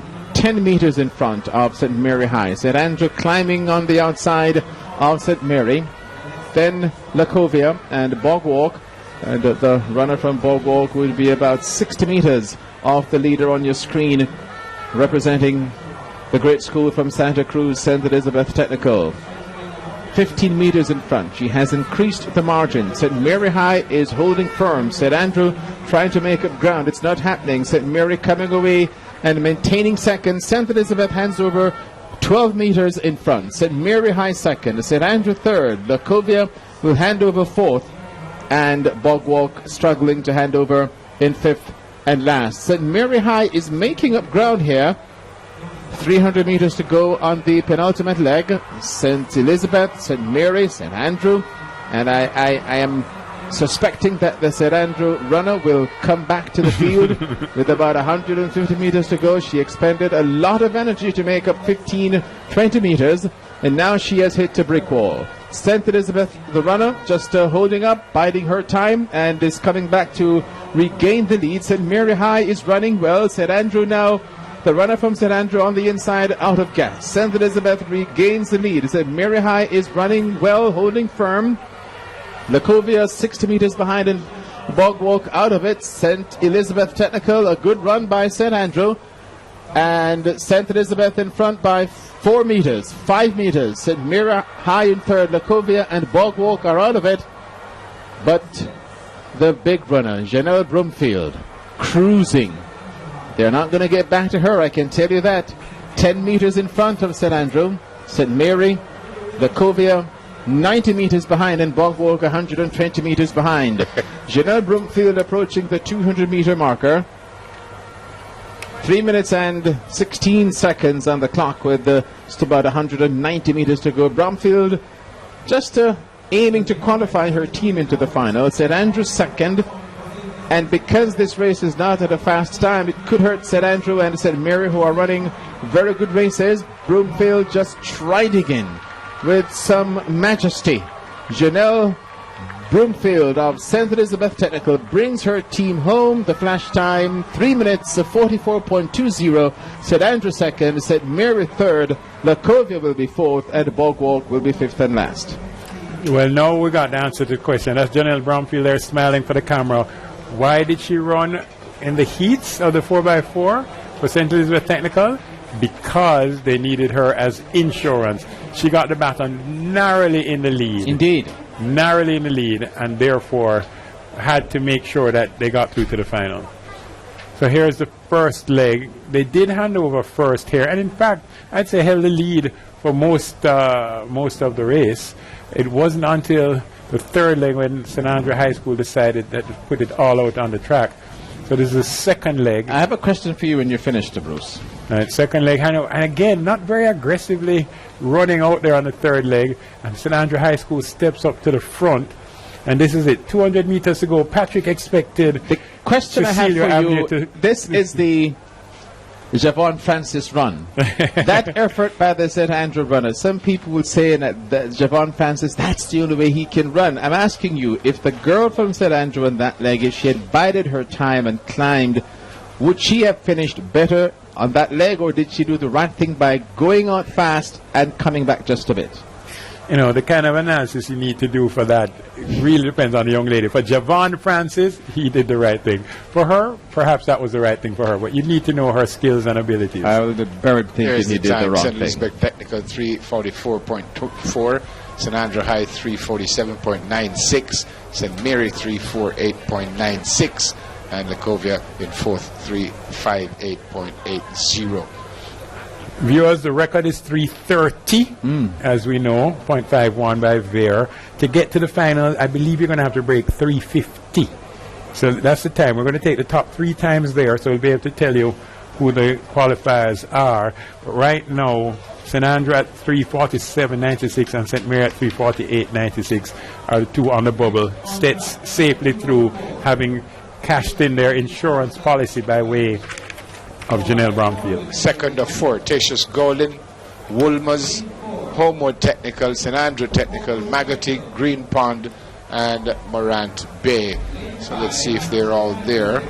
Not seeing anyone in 2 just yet. Okay, I am going to say I have not yet seen Ashley Williams out there, which would be good news for Ashley.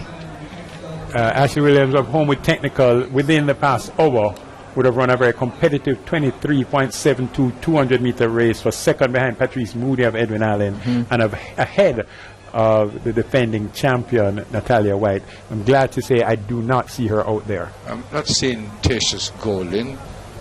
Are we seeing Woolmer's? Woolmer's should be in 3. Woolmer's not there either. So 3 empty. Right, so no 2, no 3. So it's Homewood, St. Andrew Tech, Magotty, Green Pond, and Morant Bay. So no one in lane 2, no one in lane 3.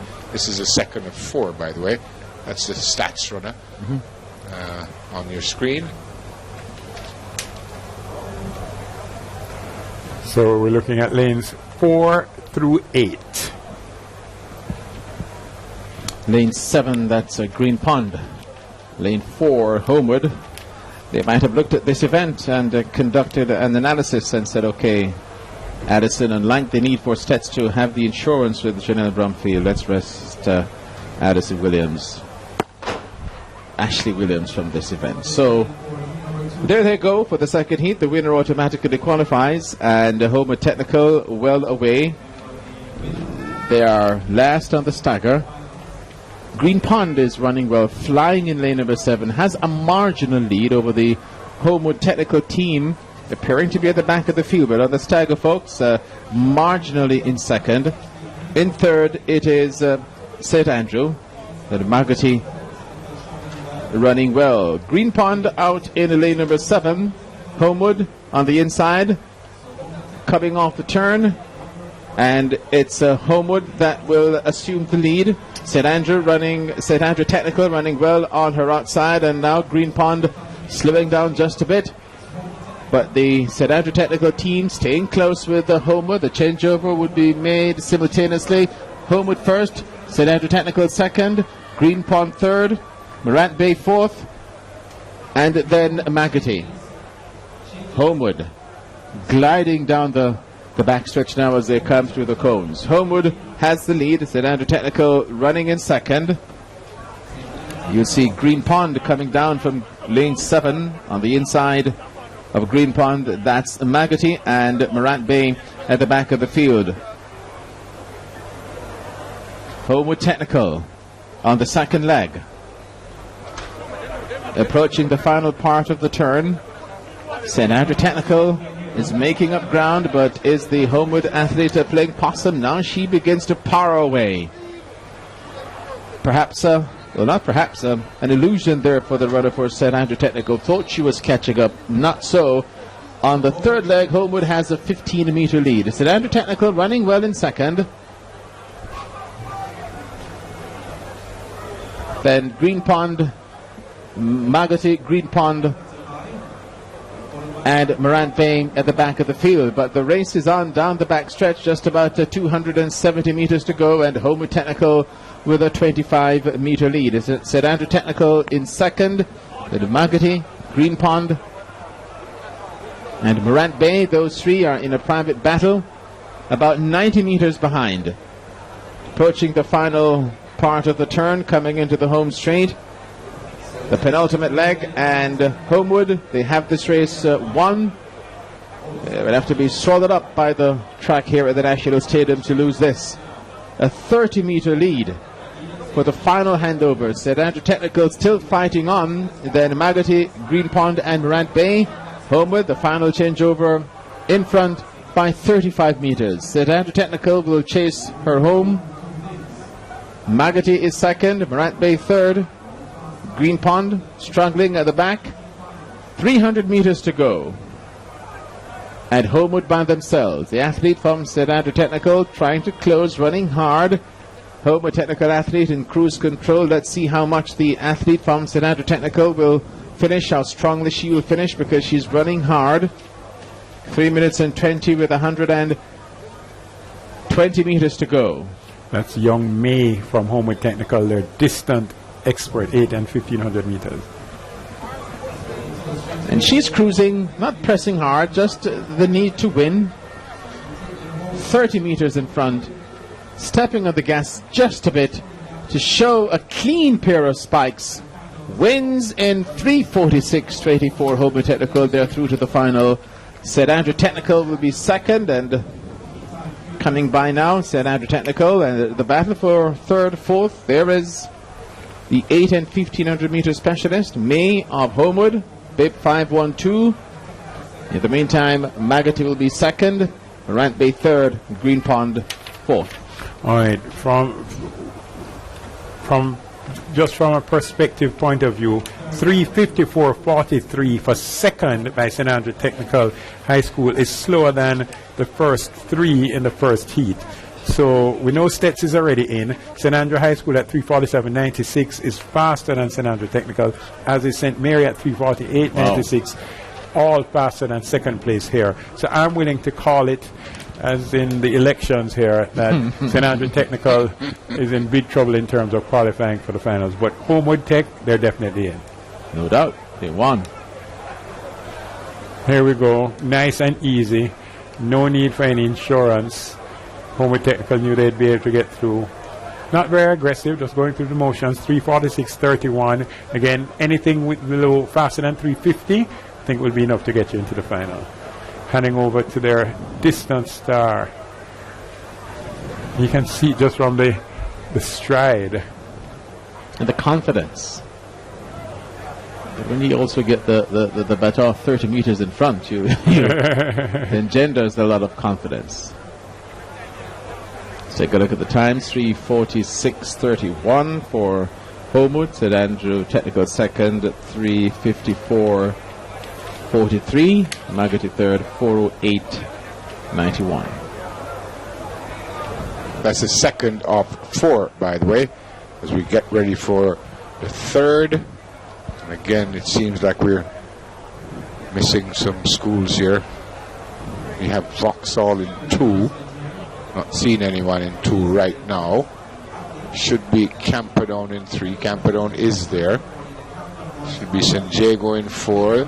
San Diego is there. Petersfield in 5. You seen anyone in 5? Yeah, there's someone in 5. Yeah. In lane 6, Mount Alvernia. Not seen Mount Alvernia. No one in lane 6. No one in lane 7. Should be Rhodes Hall and Immaculate on the outside. So it seems Camperdown, San Diego, Hydel, Petersfield. No, there's no one in 6, is there, Patrick? No, we don't see 6 and 7. Petersfield, you know, Queens and Belfield out in lane 8. Perfect. So the seeded team in this race, obviously is St. Jago, and they're on your screen. That's Antoinette Knight. She's a sprint hurdler, a quarter hurdler, and now going to show you that she can run the 400 meters. Your same concern about Ashley Williams. I saw her, but why is she running this heat? The only way to get to the final. St. Jago has already done the measurement, and they figured they need her. She didn't run the 200 meters today, which would be a lot more recent. So, yeah, but this is what happens to 4x4s. I mean, it's just the nature of champs. So it's Camperdown, San Diego, Hydel, and Belfield. Right. No 6, no 7. 4 teams here. Shouldn't be difficult. Andrew that night used to run in green and gold for their technical, now running in green and gold for San Diego. There they go. With Belfield way out in lane number 8. But as they come off at first, a stagger, I can tell you that Andrew that night and San Diego, they hold the overall lead. The outside of Andrew that night of San Diego, the runner from Hydel. Belfield in lane number 8 already caught, and Camperdown needing to do some more. Hydel, runner from Hydel, brings Andrew that night into the straightaway, and now Knight is trying to come through on the inside, struggling just a bit. Hydel is making Andrew that night go. The runner from Hydel will hand over in front. So you're right, they needed it. San Diego hands over first though. Hydel in second. Camperdown on the inside third, and Belfield in lane 8 in fourth and last with a lot of work to do. I would not expect Natalia White or Shanice Reed, the two 200-meter Class 1 girls from San Diego, to come and run there, but they could very well run in the final. Therefore, San Diego needed to send some good legs to beat Hydel, because Hydel is going to have a strong team. Only one team guaranteed a spot. And it looks as though it's going to be a humdinger of a race here, depending on the performance on the respective legs. San Diego being kept honest by Hydel. Camperdown is behind, and Belfield way out of it. Hydel, San Diego. Hydel on the outside in the blue. San Diego on the inside. They will hand over almost simultaneously. They do. San Diego on the inside. Hydel on the outside. Staying together, looking for that automatic qualifying spot. Camperdown 80 meters behind. At 100 meters behind, Belfield truly out of this contest. The race is on up front. It's a cat and mouse game. Who's the cat and who's the mouse? Hydel in front, biding her time. San Diego behind, and will reclaim the lead, allowing the Hydel runner to go on and expend some energy. We'll open a gap here. Let's see if the Hideout runner has anything left in the tank. St. Jago now 3 meters in front, and that could be pivotal, and that's all they might need. St. Jago, Hideout right there, Camperdown and Beltfield just coming into the straight. This looks like Chanel English Yes. for St. Jago, who would have run the 200 meters for class 2. So she would have had a little more rest than Reed in class 1. But this is the last lap, the last leg. But guess what? The race isn't quite over, because Heidel is running right back into it. Ooh, and she actually clipped the heels of Chanel English, almost waking her up as she responds. English comes off the turn. Very classy runner. Let's see how she performs. Heidel is fighting for the automatic qualifying spot. Will the speed of English tell? Heidel fighting on the outside now. English digs deep and has some giddy up left. Chanel English. Heidel fighting back. English is slowing down. They come by. English just gets by ahead. 3 minutes 42 the flash time. 3 minutes 42:46.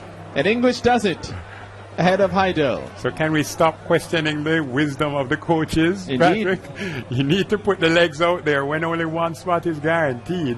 And you look at the heat sheets and you see Heidel.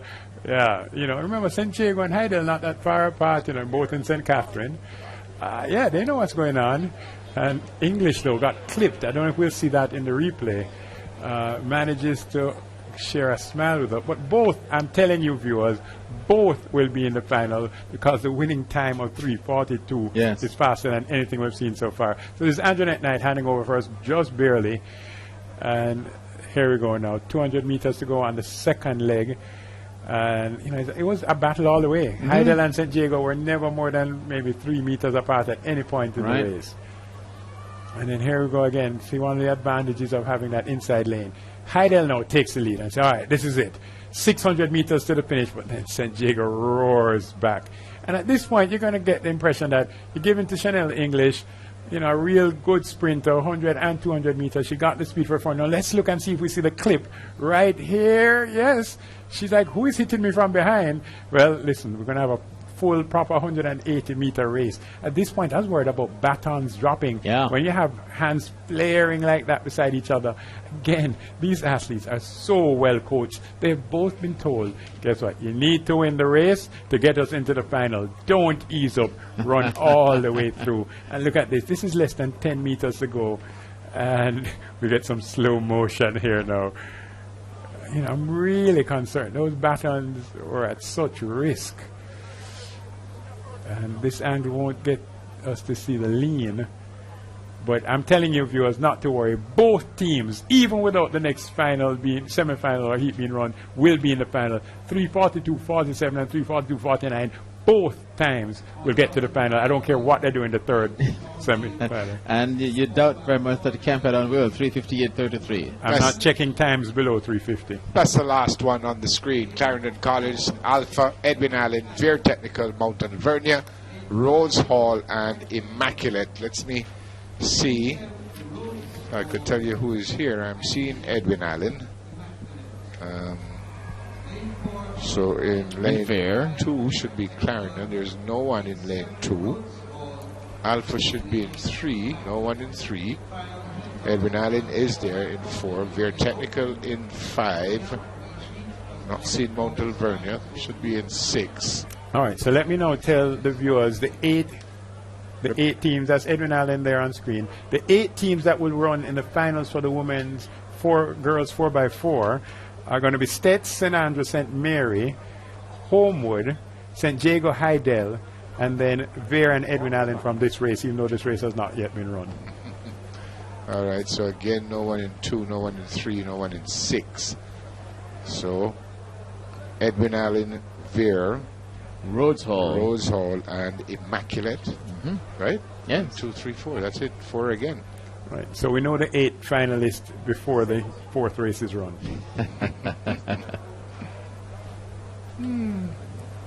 Call to their feet, and they will get back. So the first semi-final of the girls 4x400 meter relay open, won by St. Elizabeth Technical, 3 minutes 44.24 ahead of St. Andrew High School, 3 minutes 47.96, at Mary High third, 3 minutes 48.96. Those three teams in the final.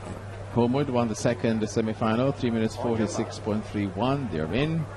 St. Andrew Technical, 3:54.43. Magotty, 4:08.91. Those two will not make it. And Heat 3, we just saw that stirring finish between St. Jago and Heidel, a match race.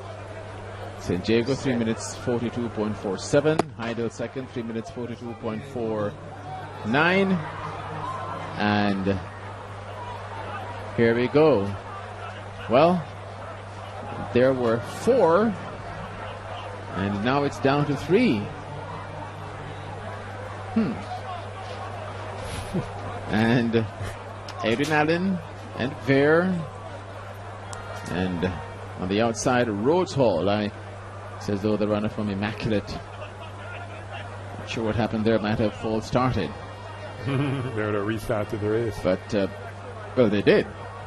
They were called to their feet and they went back. Severe Technical in front of Adrian Allen, and Rhodes Hall entirely out of this event, about 90 meters behind.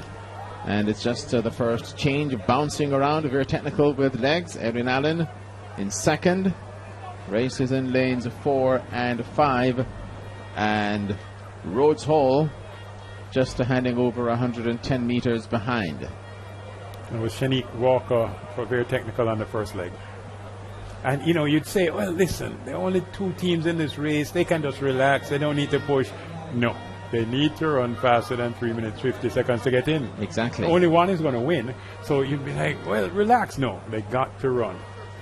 Very Technical in front. The lead is being closed in a measured way by Adrian Allen as they come off the turn. Very Technical, the lead dwindling, but the Very Technical girl now steps away from Adrian Allen. She was conserving some energy. It's an 8-meter lead. Adrian Allen has work to do. Very Technical gets the baton on the penultimate leg, 10 meters in front ahead of Adrian Allen. And Rhodes Hall, 120 meters behind in third and last. Look at the Ver runner go. And I anticipate that some ground will be made up by Adrian Allen on this, the penultimate leg. 208.5. Just about 290 meters to go in the penultimate leg. Ver, Adrian, Rhodes Hall, 100 meters behind in third and last.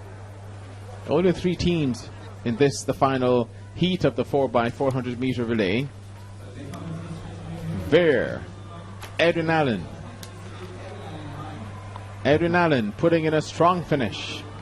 Ver under threat. They're going to make it close. A good leg by the Adrian Allen runner. And they hand over 2 meters separating them, and this will be a ding-dong finish. Very Technical, the winner qualifies automatically. Adrian Allen challenging on the outside and goes into the lead. 300 meters to go. The Rhodes Hall team about 300 meters behind. Adrian Allen on top, 1.5 meters. Very Technical second, 200 meters left. Adrian Allen, Very Technical. The Adrian Allen runner looks stronger. Coming off the turn. Very Technical in second.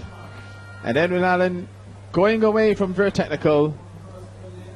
Well, when you put Shannon Callaway on the ankle leg for Edwin Allen, the 400-meter hurdler, yeah, that's what's going to happen on the ankle leg. But not to worry, both teams, as I promised you, into the final. 3 minutes 43.65 the flash time. Very Technical second, will go through, and Rhodes Hall, it's about 120 meters to go, will eventually come in third and last. Very Technical at 3:45.15 is automatically going to make it by time. And yeah, you can't get information any faster. Shannon Callaway on your screen. Rhodes Hall, my information tells me Rhodes Hall is in Hanover. Yes. And Hanover is one of only 4 parishes in Jamaica that has never won boys or won girls championships? All right, the viewers want me to ask me who the other 3 parishes are. We don't know. Well, actually, we weren't. But, Shall we walk on the screen from bare technical handing over first? Yeah, but tell me the other 3. Well, let's tell them what was happening in the 4x4 first. Guilty conscience, All right, here we go. It's a simple equation here for the girls from Bear and Edwin Allen. They knew one's going to win and one's going to come second, and therefore they had to run the time to get it. Calawan got the baton in second. This is the ankle leg going through, but she wouldn't remain in second for very long. When you're a 400-meter hurdler, you have to be strong. She's already run 56.80. Once she got to the front, she's the insurance policy here for Edwin Allen. All right, Bruce, take us out of this suspense. All right, so the 4 parishes. You figure that everybody knows Edwin Allen won, right? And they know the time is 3:43.69. Yeah, all right. And Bear was second, 3:45.50. All right, so the 4 parishes that have never won boys or girls championships or never had a school to win. Hanover is 1. Yes. St. James is 2. Yes. Trelawney. No, that's a big deal that Trelawney has never won. And St. Thomas? And St. Very good. We kid, Very good. It's a big deal. Though. The reason I mentioned Trelawney, have never had, no school from Trelawney has ever won boys or girls champs, is because people love to say that Trelawney is the foundation of all our sprinting and our speed. They just don't put them all together in one team. You know, so, but yeah, those are the 4 parishes. And, you know, people are like, no, man, but nobody from Portland has ever won. Of course, because Titchfield has won girls' champs. And, you know, so yeah, that's, we need more information. 306.76 on the screen. Calabar they set that record last year. Mr. Spence wants to know if Cornwall have never won. Cornwall College has never won boys' champs and has never won girls' champs. Never won the Costa Cup. You're the wrong level. That's the Costa Cup. 4x4 boys, the first heat. Christiana, Clancarty, Monroe, St. Jago, St. George's, Belfield, Campion, and Woolmers. Are you coaching here, Coach? No, I'm not. And actually, I don't see St. George's out there, so no one in lane 5. Right now, I see lane 3, which would be Monroe. Right. Jago is there. 6 is Belfield. They're there. And 8 is Woolmers. So no Campion, no Christiana, no Clancarty, no St. George's College. There you go. This is the first of 4 also. So in 3, we have Monroe. They're there. In 4, St. Jago. In 6, Belfield. And in 8, Woolmers, obviously Woolmers boys. Well, viewers, I'm going to share a rumor that's going around the National Stadium very quickly. The rumor is about Neville Bell. Yes. That after his football player, his centre forward, pulled up in the 4x1 yesterday, Neville said, listen, all the footballers from Georges, come on. No more footballers. Do you know that they qualified for the final? Yes, 43-06. Yeah, and the young man sent me a message today and says he's not as bad as it looks, and he might very well be in the final. I pray that he will be. Here they go for the first heat. Boys 4x400 meter relay open. 14 to 19 years of age. And they are flying. What a difference between the genders. Just the winner will automatically go forward. Same structure as the girls, 4 heats. As Neville said, the winner is guaranteed a spot in the finals, so the other 3 teams are going to have to hustle. St. Jago will come off the turn with the lead. Belfield in lane 6 is second. Woolmers in lane number 8 is trying to stay with them. And Monroe College, not a bad shake-up here. So not a big gap. 5 meters will cover the field. The baton handed over simultaneously between St. Jago and Monroe College. So they really are an even Steven there. Belfield in third, Woolmers out in lane 8. They'll all come down as they race through the cone. St. Jago ahead of Monroe, Belfield and Woolmers. And Monroe is tracking the St. Jago runner. got a breather down the backstretch and now begins to sprint to the finish. Monroe is staying with him, Belfield and Wolmers as they come off the turn. This is just a far cry for Wolmers, Bruce, from the heady days of the championship team 6 years ago. St. Jago, 4 meters in front, hands over first. Monroe still chasing. The winner will qualify automatically. Wolmers in third, and Belfield fourth and last. You know, the first team to ever win girls' champs was St. Hilda's High School. St. Hilda's happens to be in Brownstown. Brownstown happens to be in St. Anne. 1957, the first ever girls' champs winners, St. Hilda's. St. Jago still about 4 meters in front of Monroe College, Wolmers and Belfield. The Monroe College runner is doing everything to keep St. Jago within Monroe's crosshairs. This is the penultimate, this is the final leg. St. Jago should win this unless something dramatic happens and something dramatic is produced by the Monroe College runner, or the St. Jago runner folds 12-meter lead. Then Wolmers 90 meters behind and Belfield 140 meters behind. You have a tape measure with you. No, you have a protractor here in the room. We're in a nice AC room, viewers, and Patrick puts his protractor on the screen and St. Jago comes off the turn with the lead. You know the maps, they say like an inch is a mile. You know, he works it out. That's a 15-meter lead. St. Jago will win and qualify easily. It wins by 16 meters. Exactly. Monroe College is second. Wolmers will be third. And Belfield fourth and last. 3 minutes 12.14. If you're not going to break about 3 minutes 18 seconds, it's going to be difficult to get into the finals. So for the boys, the girls, I told you to look at 3:50 or faster. For the boys, Wolmer's running 3:27.59. For the boys, if they're not below 3 minutes 20, it's going to be difficult to get into the finals. 3 minutes 14.55 was second place, and that's Monroe College. Those are the only 2 times that we're going to make a note of, viewers. And Why? Because if you don't run faster than 3 minutes 20, you're not going to make it to the finals. Yeah? Okay. The record for this event, folks, 3 minutes 06.76. That was it last year by Calabar. Anybody want to guess who ran the anchor leg? I wanted you to say it. The anchor leg was run by a first-year Class 2 boy from Christopher Calabar. Taylor. Christopher Taylor. But here is St. Jago. Yep. Doing what they had to do. Shook off the early challenge of Monroe College, and by the time they got to the anchor leg, the race was truly over. Yeah, so 3:12.14 for the winner, 3:14.55 for Monroe in second. Those 2 teams could be safe. As I said, the outer limit is about 3:18 for the boys. You know, if you want, again, know when the very best women in the world run, the Jamaican women last year ran 3 minutes 19 to win the gold in Beijing. 3 minutes 19 is what Jamaica ran to beat the USA and beat the world last year. A little buzz in the grandstand because out comes Akeem Blumfield.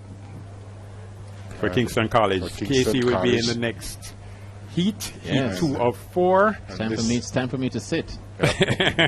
So just looking at the time, St. Jago 3:12.14, Monroe 3:14.55, Wolmer's 3:27.59. That's the first one. We have 3 more to go, and then just the decathlon 1500-meter run. So Dinthill, and they are there in lane 2. Tatius Golin, they are there. Kingston College, they're also there in 3. We're not seeing St. Elizabeth in 4, not seeing Spalding in 5. I am seeing St. Andrew Tech in 6. And that's surprising. Yep. St. Elizabeth not here? Well, let's see. Well, maybe they are here. Siobhan and James. No one in 4. I'm not seeing anyone in 4. So there's no one in 4. And in 5, Spalding in 5. Let me share with yourself and the viewers that Leonardo Legister, who is a superstar at Stets in the 400 meters and the 4 hurdles, he got hurt in a qualifying round, and so he with him being out, and people like Giovanni James running many doubles. Ellis, you wouldn't want to have him come and run, even though Ellis could run a very good Well, they're leg not on the there. road. There's no one in 4. There's no one in 7. I'm just saying, once you lose a powerful leg like a Legislative from St. Elizabeth Technical, it might force you. They could still get to the final, but would force you to use a Nigel Ellis, a superstar sprinter, which would then put his 1-2 double in some jeopardy. Having already run the 4x1. Okay. So Dintil in 1, Tatius Golding in 2, Kingston College in 3, Spalding in 5, St. Andrew Tech in 6, and Rhodes Hall in 8. So the only challenge that Casey may face in this race would be from lane 5 with Spalding, though they're much better known as a 4x8 team, Spalding, that is. And a quick eye to Samaya Campbell, of course, from Spalding. In the set position, clean start. Dintle in lane 1, Tatius Golding in lane 2, Kingston College, the famed purple and white, running out of lane number 3. Spalding in lane 5, running well they are. Running up on St. Andrew Technical in lane number 6, and Rhodes all out in lane 8.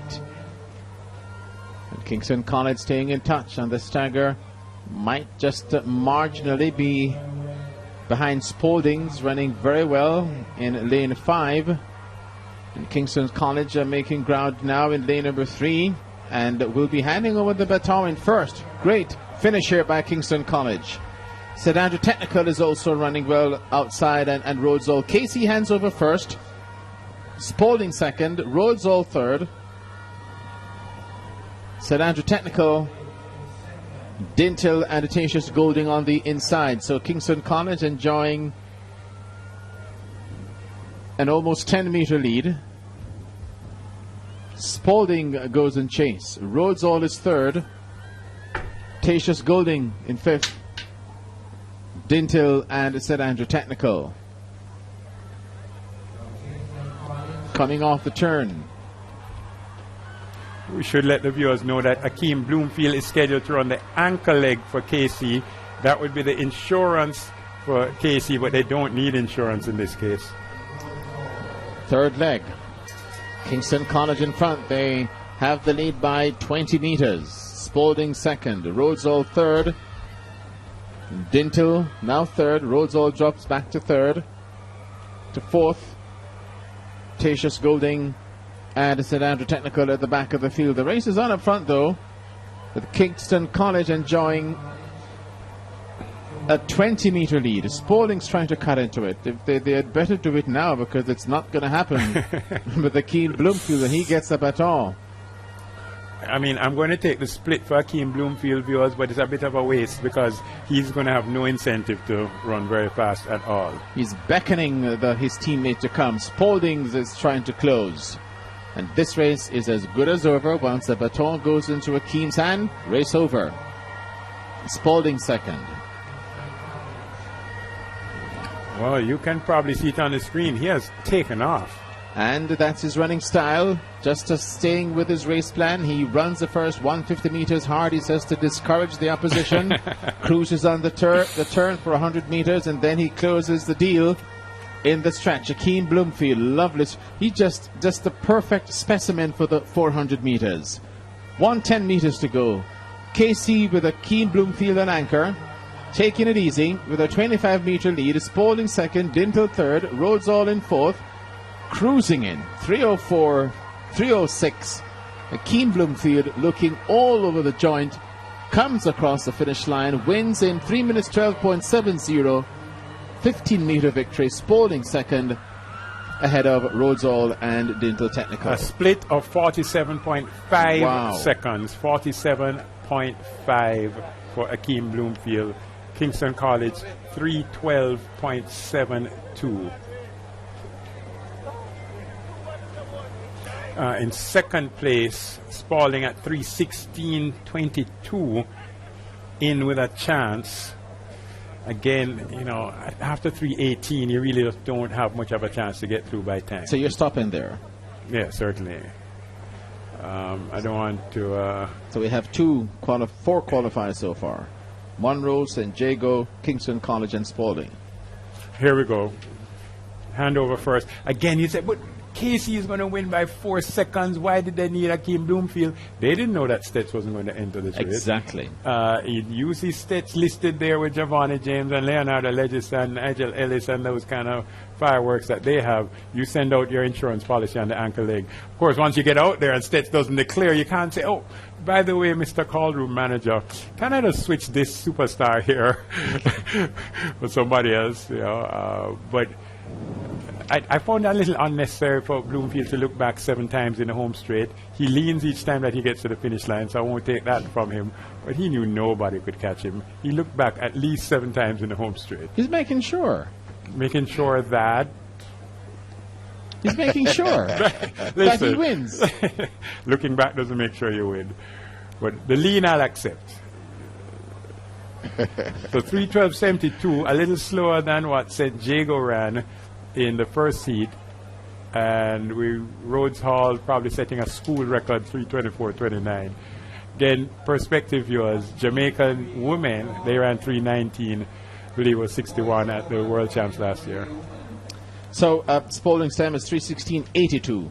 Bruce, 3:16.82. All right, only 4 schools in this one, even though we have 8 names. Lacovia is there in 1. Bogwalk is there in 2.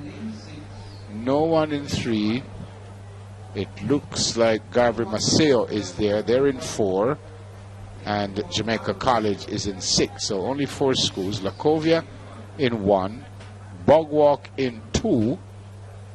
Garvey Maceo in 4.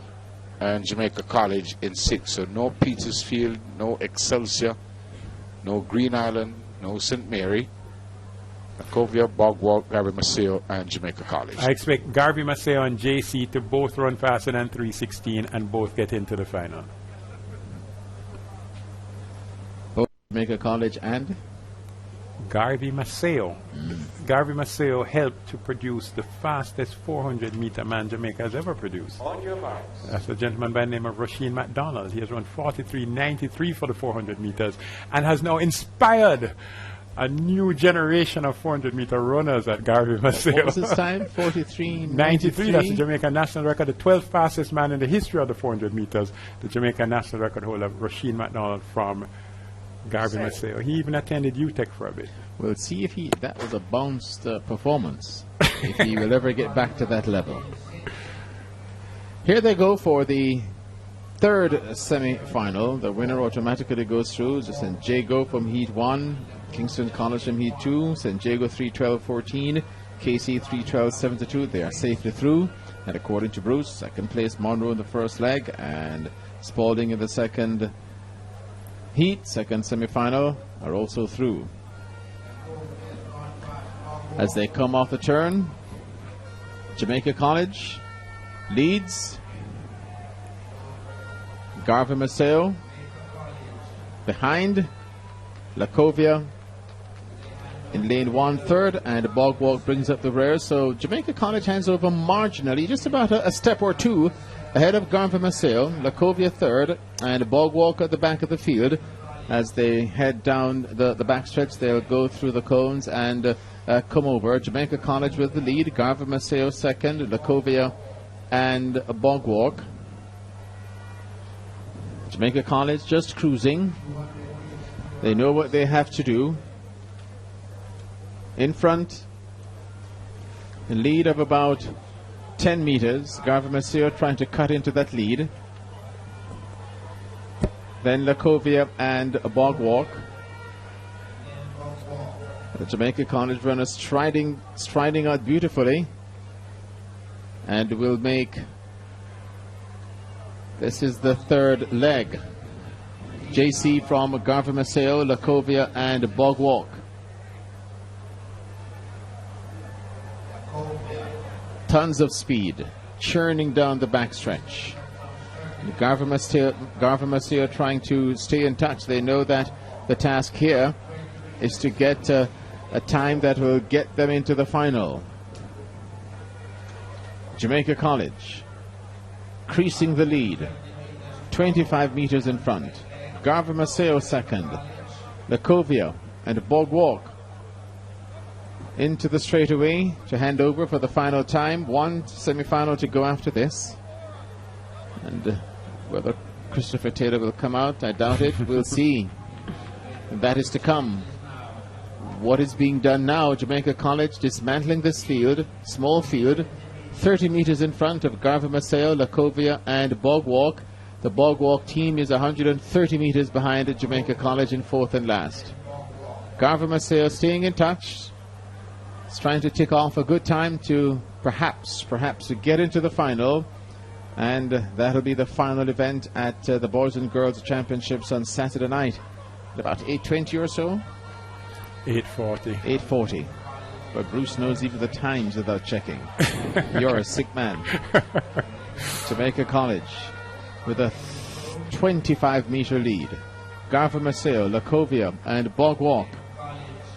Jamaica College wins it, 3 minutes 15.19 unchallenged. Garva Maceo second, Lacovia third, Bog Walk will be fourth.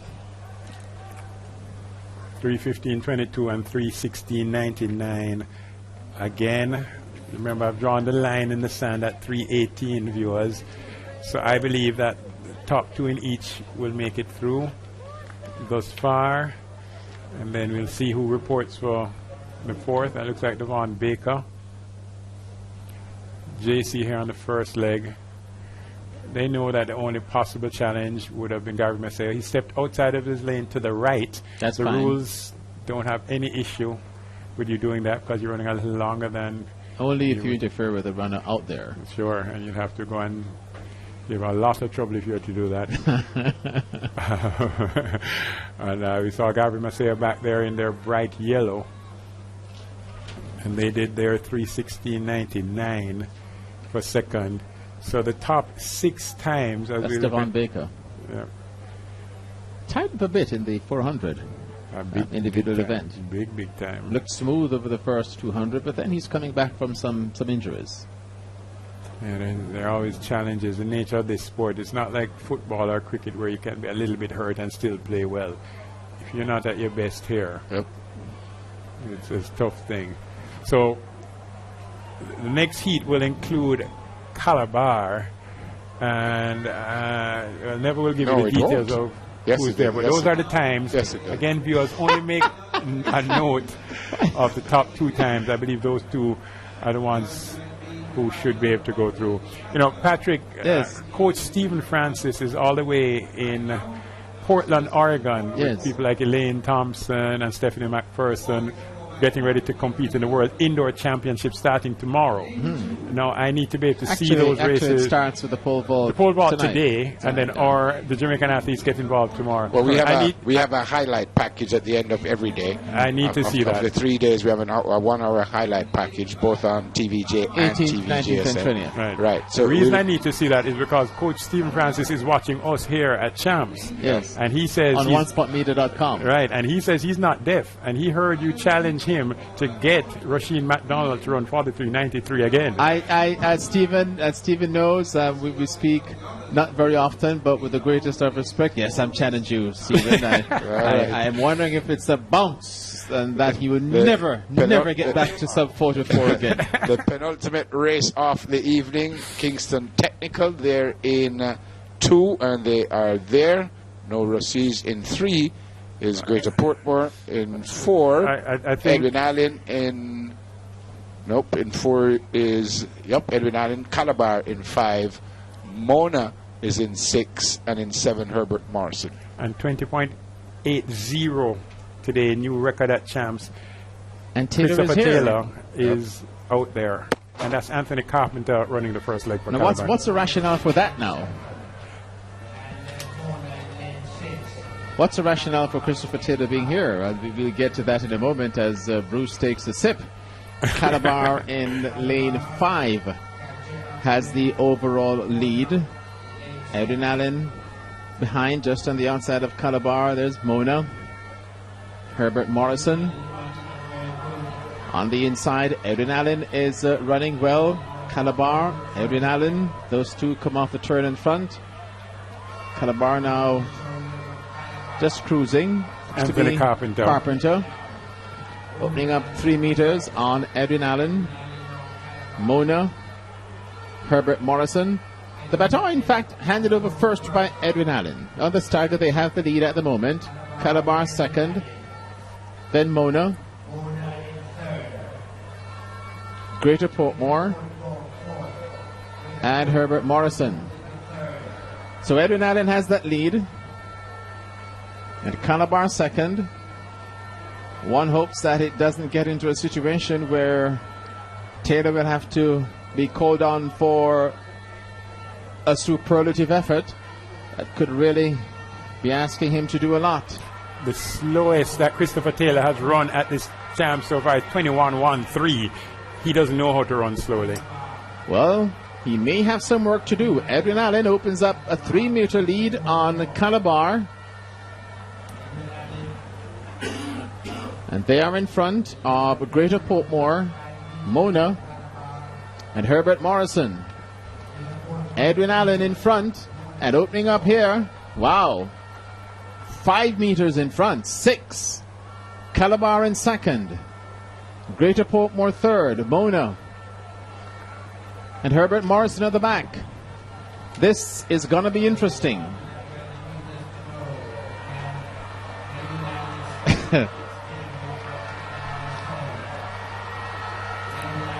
So Edwin Allen receives way at the back of the field. Calabar struggling to get back to Edwin Allen here. Let's see what happens. A 5-meter lead. Edwin Allen and Calabar. Mona, Greater Portmore, Herbert Morrison, and Kingston Technical. But let's see what happens. Edwin Allen will try to stage an upset. Is he cruising? Christopher Taylor climbing in a measured way and blows by him at the moment. Let's see if Edwin Allen can peg him back in the straight. Christopher Taylor will take Calabar into the final. The Edwin Allen runner pitching and stumbling straightens out, taken out of his stride, and Christopher Taylor eases down, does what is necessary, and puts Calabar into the final. 3 minutes 11:79. Edwin Allen second, Greater Portmore third, Mona, Herbert Morrison, and Rosies. The fastest time for the evening, viewers, 3:11.82, and the fastest individual split for the evening, 46.1 for Christopher Taylor, 46.1. That's my unofficial hand time. Now you understand why he had to run. Calabar knew they needed that insurance. And this is overall going to be the fastest of the heats. 4 teams so far below 3:18.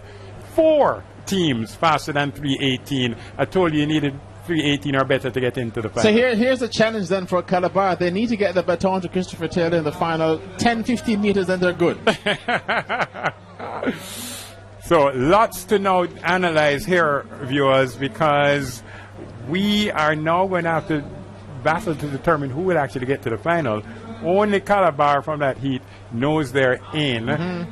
Edwin Allen in second at 3:13 is in. That's Edwin Allen. They came second. They were led for quite a bit of that race. So we're seeing it here. This is Christopher Taylor on the way to a 46.1 split. And you know, you're going to see very classic gentleman-like running. Look how long he takes before he cuts back into lane 1. A lot of these youngsters, as soon as they get an inch in front, they cut into lane 1, thereby impeding the athlete behind. Christopher Taylor ran like a gentleman and a scholar. I have gotten 46.1, but guess what? Hubert Lawrence has just confirmed 46.1. I feel I'm in a new category. I just got promoted. So that's Christopher Taylor there. This is champs. It's about points. It's about winning champs. These are the sacrifices that the kids have to make. This is ensuring that they, because at the, you'll never know, Bruce, they may need to win this event to win the championship, or finish second or third. So it's critical, and Michael Clark will know that they're in the final. All right, we need all this information on the screen, so let's ask them not to remove it yet. 3:16.40. All right, Mona 3:17.82. We won't take that. So Greater Portmore. So now here's the analysis. The 4 teams that are definitely in. St. Jago is in. Yes. St. Elizabeth Technical is in. No, they didn't run. Kingston College. Kingston College, rather, is in. Go ahead, Neville. Yep, we want to rush down to Karen Madden. Thank you very much, Never Bell. We have, of course, Christopher Taylor. Chris barely catching his breath after that stellar run on the ankle leg just now. But quickly, talk to us about that record in the Class 2 200-meter semis. Well, the plan today was come out here and execute a perfect race plan.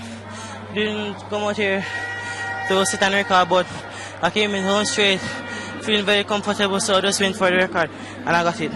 And you got it, and then a lot of people very surprised to see you back out so soon, anchoring Calabar to win the heats of the 4x4. Why was it necessary for you to come out? Well, I always want to get race fit. Was the first thing, and second thing, I want my team to be qualified. All right, Chris, all the best. Thank you. All right, Karen Madden with Christopher Taylor. Patrick. Wanted to ensure that he's race fit and that his team qualifies. I remember that he didn't participate at the Carifta, and so.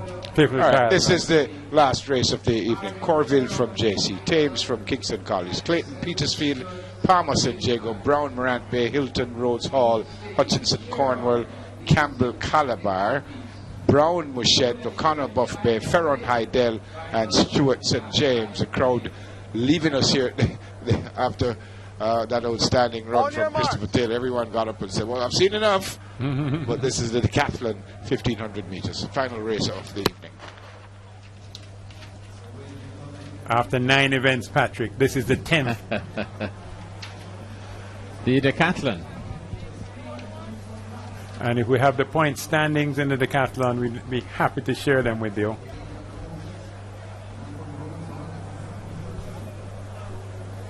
We don't have the standings, we just have some results, but not the standings. Here they come, though, coming off the turn for the first time. 1500 meters, looking for the points. Asani Hilton of Rhodes Hall in front.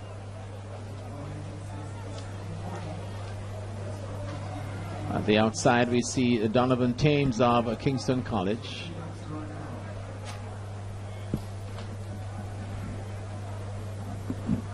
The Calabar runner is closer to the back of the field, LaFrance Campbell. But it's Asani Hilton of Rhodes Hall that leads ahead of Donovan Thames of Kingston College.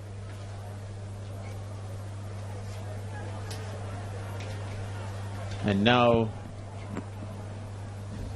Thames goes to the front, looking to get some points, and in the end get some critical points for Kingston College. Donovan Palmer eases down into second. Stephen Brown of Mushet is in third. LaFrance Campbell of Calabar is in 7th position, as Donovan Palmer of St. Jago leads the field ahead of Donovan Thames of Kingston College. Stephen Brown of Mushet is in third. Asani Hilton of Rhodes Hall is in fourth. Marcus Brown of Morant Bay is in fifth. Those are the leading bunch at the moment. And now Palmer pushes out for St. Jago. He's about 8 meters in front of Asani Hilton, back in third. Stephen Brown of Mushet is in second. Asani Hilton in third. Marcus Brown of Morant Bay comes down in fourth, and LaFrance Campbell of Calabar in fifth. Those are the leading 5 runners. I think they have 1 lap to go after this. Palmer, Donovan Palmer of St. Jago, maintains the lead he assumed after 1.5 laps. Palmer from Stephen Brown of Mushet and Asani Hilton of Rhodes Hall. Marcus Brown in 4th of Morant Bay. LaFrance Campbell of Calabar in 5th. The bell lap. And now Stephen Brown of Mushet goes after Donovan Palmer of St. Jago. Asani Hilton is left in 3rd, about 20 meters behind. Marcus Brown of Morant Bay in 4th, and LaFrance Campbell of Calabar in 5th. Campbell about 80 meters behind. Palmer of St. Jago, Stephen Brown of Mushet. Those two will decide the winner of the 1500 meter run. This is the 10th and final event. Bruce, is it, of the decathlon? 10th and final. Palmer eases back in front. Donovan Palmer of St. Jago. Stephen Brown of Mushet presses on the gas. And they will come into the lane for home. Stephen Brown, with a lot of gas, steps away from Donovan Palmer and will win the 1500 meter run, the 10th and final event of the decathlon, the final event on day 3. Stephen Brown wins it. Asani Hilton of Rhodes-Hall sneaks through on the inside to be second. Donovan Palmer of St. Jago is third, stumbles across the line. Marcus Brown of Morant Bay finishes in 5th. LaFrance Campbell of Calabar will be 5th. And then coming in behind them,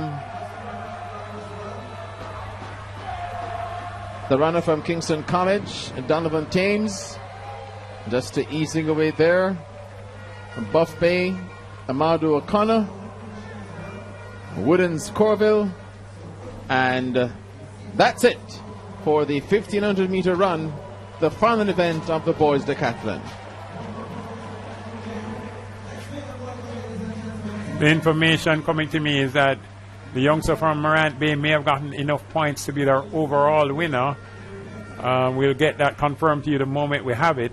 I have to do a special shout as we look at the 1500 meters here for the decathlon boys. Started off with 17 athletes entering this event, ended with quite a few fewer than 17.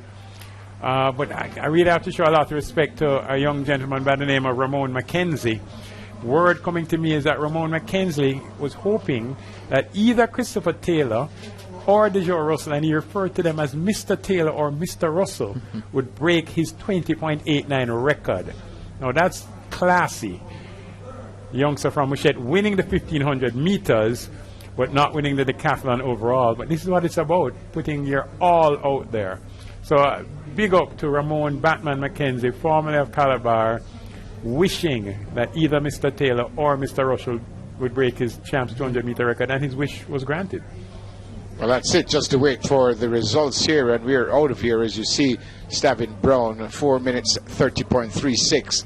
Hilton from Rhodes Hall, 4 minutes 32.70. Palmer from St. Jago, 4 minutes 34.61. Marcus Brown, Morant Bay, 4 minutes 45.27. Let's go to Karen Madden. Thank you very much, Neville. Marcus Brown of Morant Bay High School winning the first gold medal of these championships for Marcus Garvey in the decathlon. Marcus, 2 grueling days, but you have managed to accumulate enough points, so talk to us about your emotions. Well, I'm feeling kind of tired right now. Coming to this event, my coach, in the morning before the event, my coach asked me if I'm ready for the greatest day of my life, and I told him yes, because I was sure about winning this. What made you so confident, Marcus? Because last year I came into this event with 1 week worth of training, and I just competed at my natural talent. And this year you would have prepared better. What was some of your preparation? Well, a lot of strength training, a lot of long running.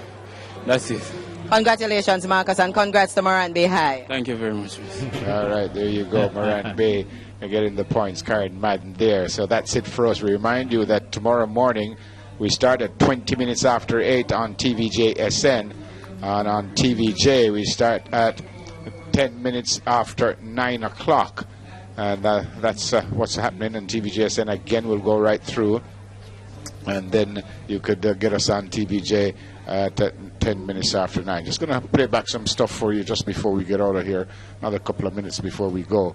But again, you just saw Morant Bay winning the youngster from Morant Bay winning the decathlon as the stadium empties on day 3.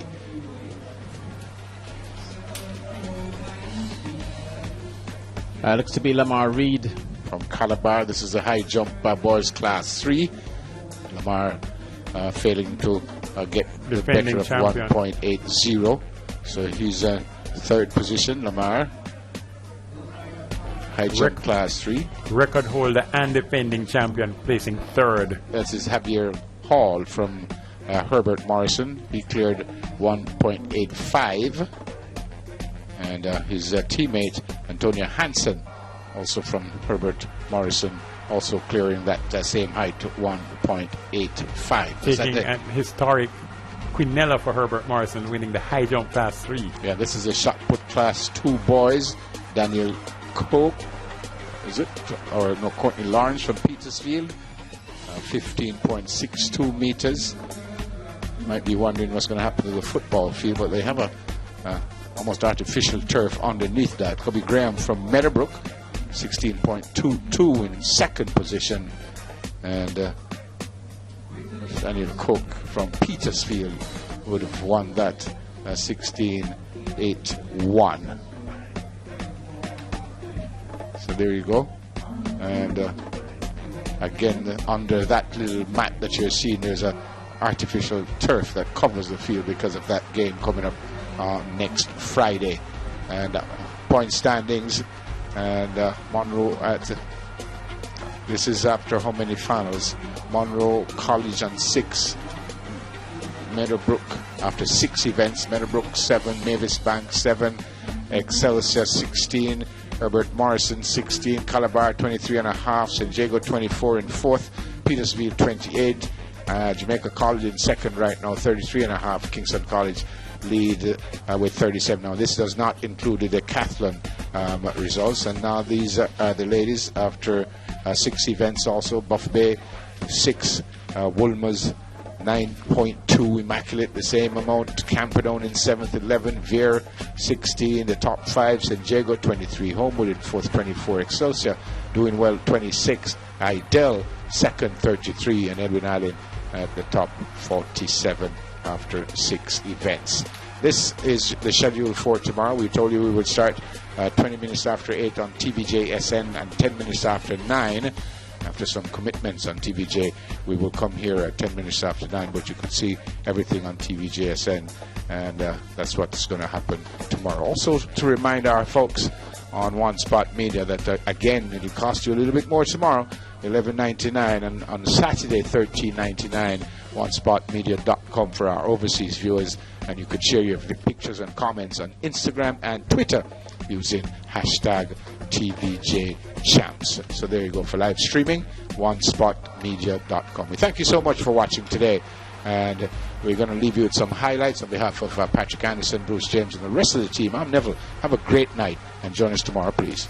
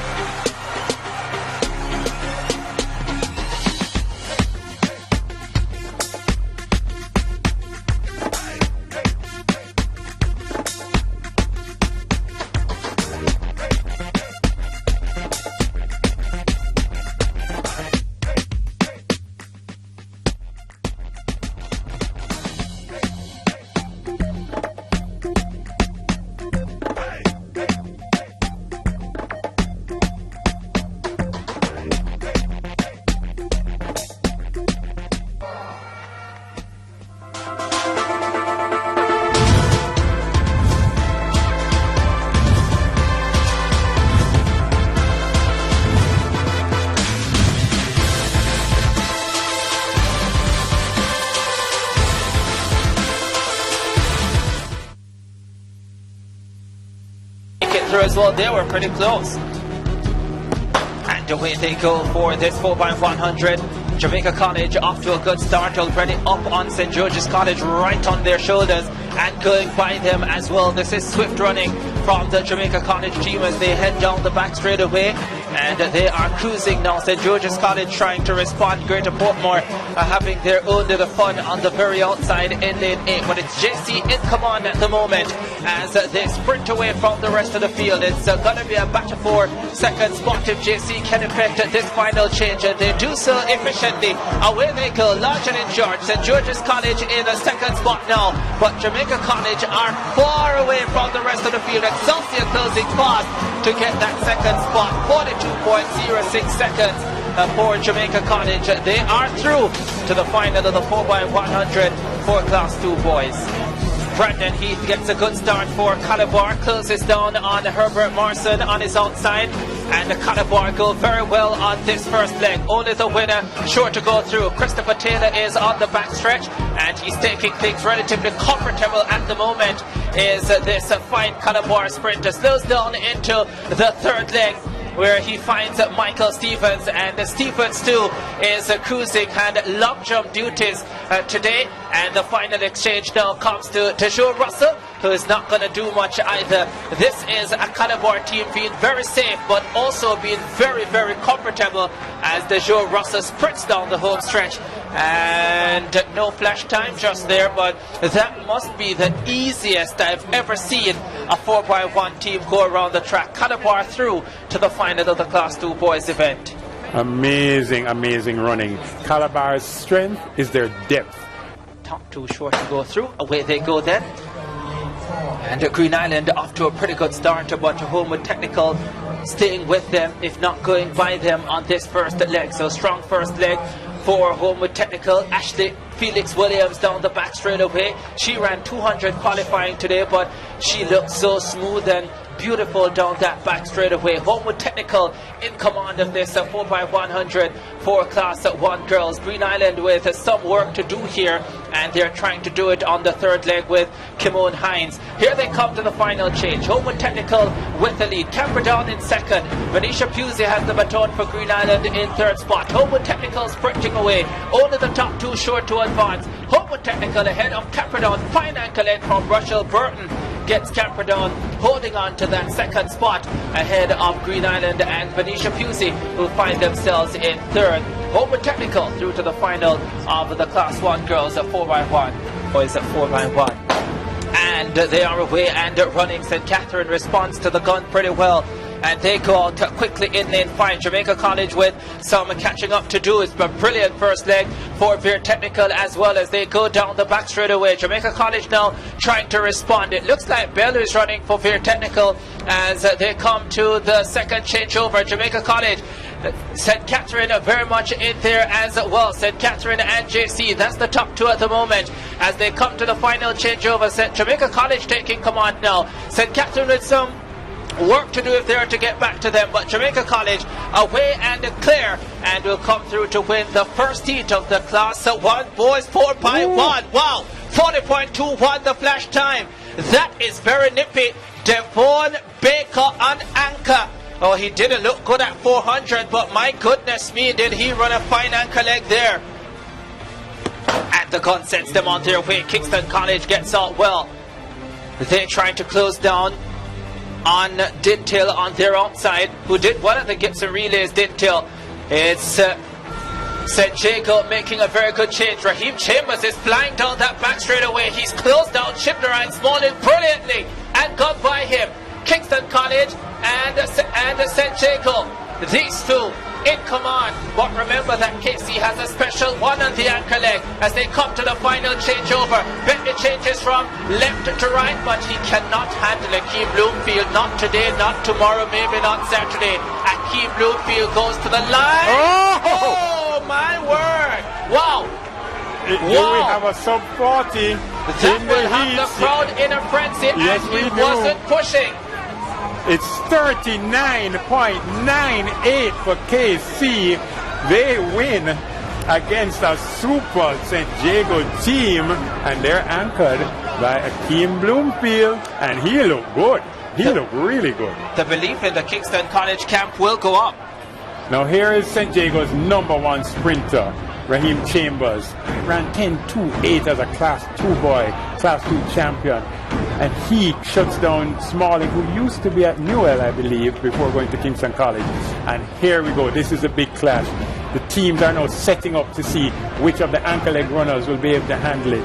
And here we go. Bloomfield took a little longer to take the baton, but once he got it, he did the discipline thing. He keeps that baton in his left hand. He's shouting something. I know you never can read lips. I hope that's not pain. And he leans a little. I hope he's fine. Yeah, I think he's fine. I don't think it's pain. I'll say this, Javon Mattison was on the third leg. Not sure there are too many improvements in terms of personnel that Kingston College could make to this lineup. But what can happen for sure is that Akeem Bloomfield could run a lot faster on that ankle leg. Well, let me tell you, when you get sub 40 in the heats, I hope he's fine. No, that's not pain, Bruce. That's not pain. And that's it for our second Champs Roundup for 2016. It has been a great day in track and field. Join us tomorrow for more exciting action.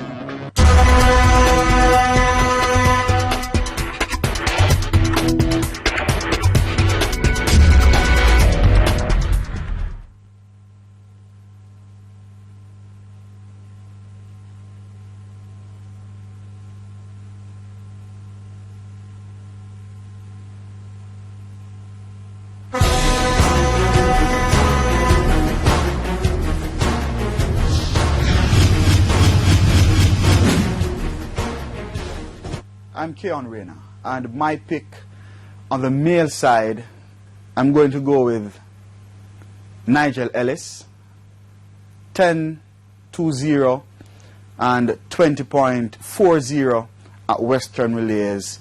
Puts him in my mind as one to watch, and if he gets the push and the win necessary, maybe, just maybe, he can challenge Darnell Hughes' record of 10.12.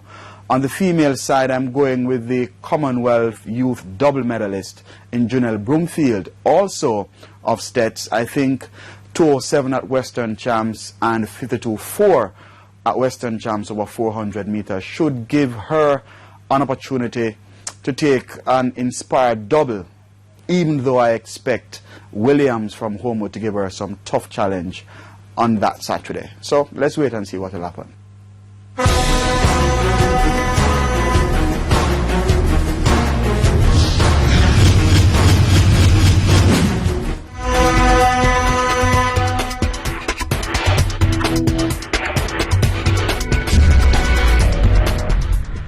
Welcome as Champs Roundup looks at day 2 of the Issa Grace Kennedy Boys and Girls Athletics Championships. Yesterday was fun with one record-breaking performance. With 6 finals set for today, fasten your seatbelts and let's go.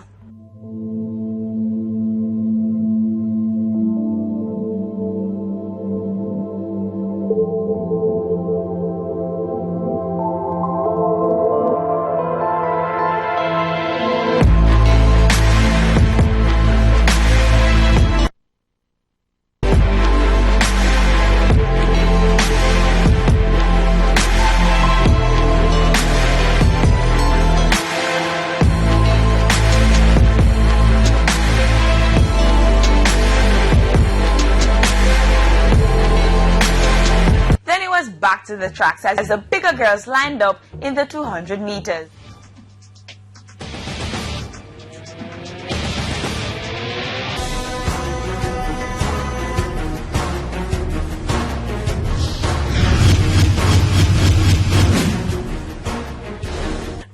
Greetings, I'm Empress, and guess what? There is no better place to watch the Issa Grace Kennedy Boys and Girls Championships than right here on TVJSN Live! What we say? Live! Continuous coverage from the very first event on Tuesday to the very last race on Saturday night. So, 5 days, what we say? 5 days of pulsating action! Great commentary, of course, and analysis right here on TVJSN.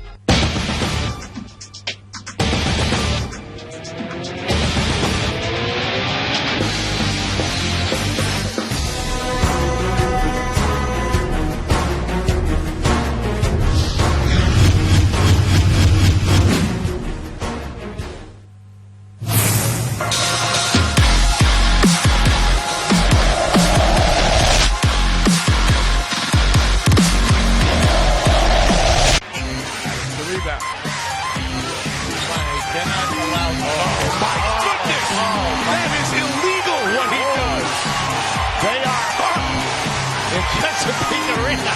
Oh! Did he just slice through a couple of defenders? That is nuts. Oh, that was a happening. Dellavedova gets him back. Not as dramatic, but it counts just the same on the board. 2 points.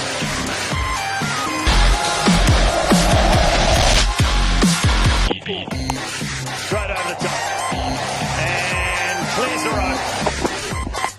It's pitched up and hit through the offside this time. That's a beautiful shot from Brendan McCullum. Down he goes. Smash through the offside again. Cut over the top. Well, that'll just be a couple of bounces and into the 96. Down the wicket. He goes over the top. Could it be it? It is the record for Brendan McCullum. What a magnificent 100 here in Christchurch.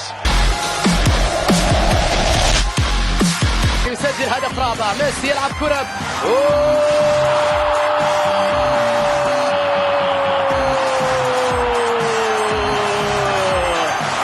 هذا برشلونة شيء غير عادي يا بارسا حتى في ركلة جزاء شيء مختلف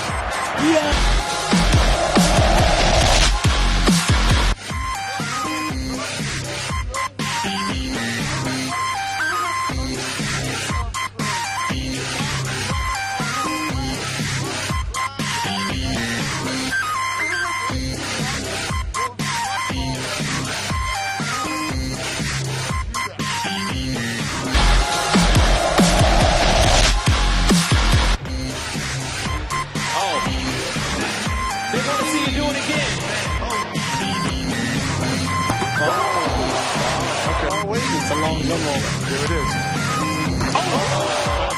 He does this.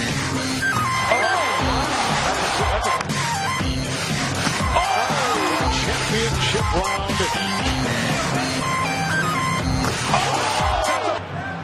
Jackson. Okay. Scott. That's what I'm talking about. Yeah. Wait. Let me see it.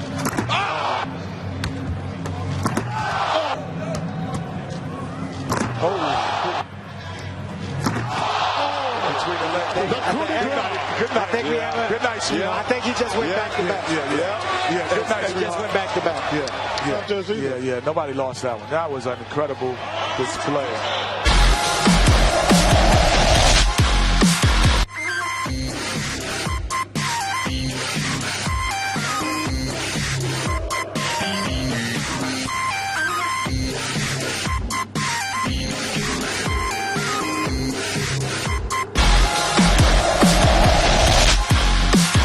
Costa Rica, red tops and the blue shorts. Immediate long ball from the U.S. Morgan in the box with that shot, and they're on the board. That's got to be one of the fastest goals scored in Olympic qualifying history. Finding the head of Carly Lloyd, who's absolutely superwoman right now, and then Alex Morgan just running off her simple one touch, her first touch of the game. What a thing it would be if this man on strike, Kimo Paul, after all he's been through, wins this game. He does. Kimo Paul and the West Indies, for the first time in their history, have won the Under-19 Cricket World Cup. What a fantastic feeling for these young men from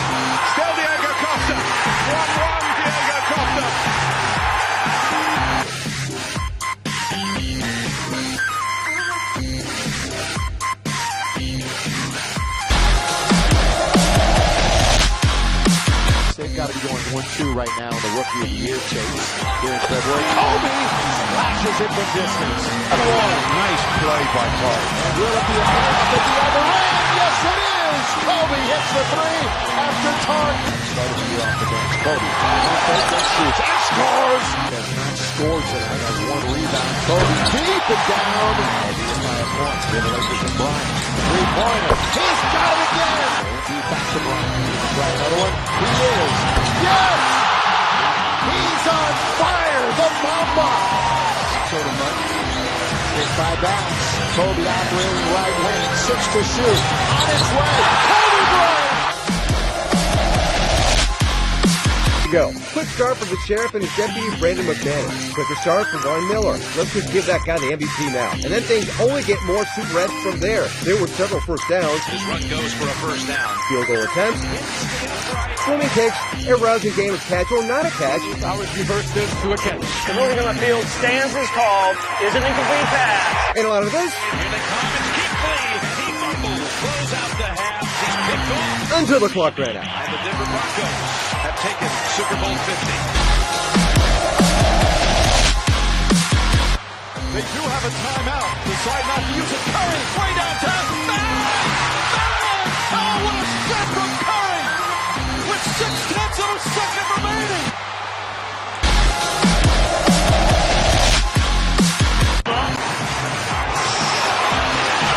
Jamie Martin. Simona Bogoshna. Henderson!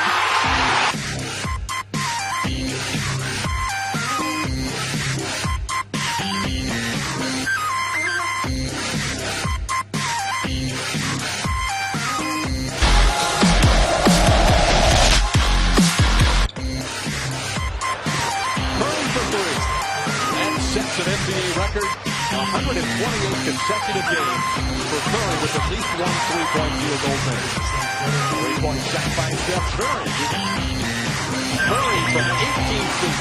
Now Bergeron gives it to Steph. Reverse shot is good. He spins it in and a foul on the Magic. Curry came off the screen and catch and shoot for 3. Curry. 4-2 is good. Steph Curry. Curry, a spectacular move and a terrific finish. Curry off the 3-point line, makes it 2. Back to Curry, 3-point shot. Curry going for 3 more. He drills it, his 10th 3-pointer of the night.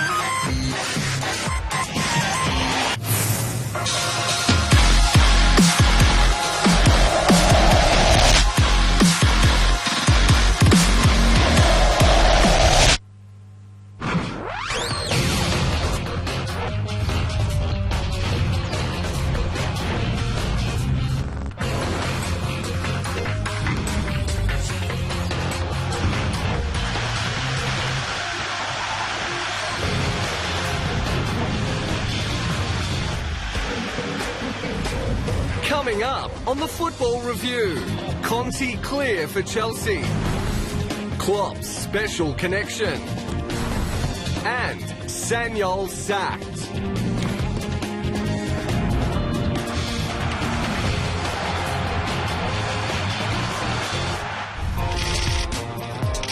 One of the last obstacles to Antonio Conte becoming the next Chelsea manager has been removed. It has been announced Conte will leave his post as Italy manager after Euro 2016, essentially leaving Chelsea to roll out the red carpet all the way to Stamford Bridge. A former Juventus midfielder, Conte managed several teams before returning to the Bianconeri and winning 3 straight Serie A titles.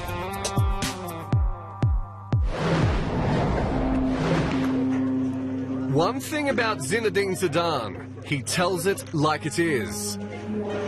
After Real Madrid struggled to beat lowly Las Palmas, Zidane declared his team was in danger of going nowhere. De todas formas, si nosotros queremos esperar algo de if we want to conquer something, forma de lo que tenemos por delante, if we want to win things, we have to play better. This is clear. Así, de todas formas, playing like this, we are not going anywhere. A ninguna parte. are 13 games into his tenure as Real boss. Zidane has already warned changes must be made in the summer, and those changes may include him.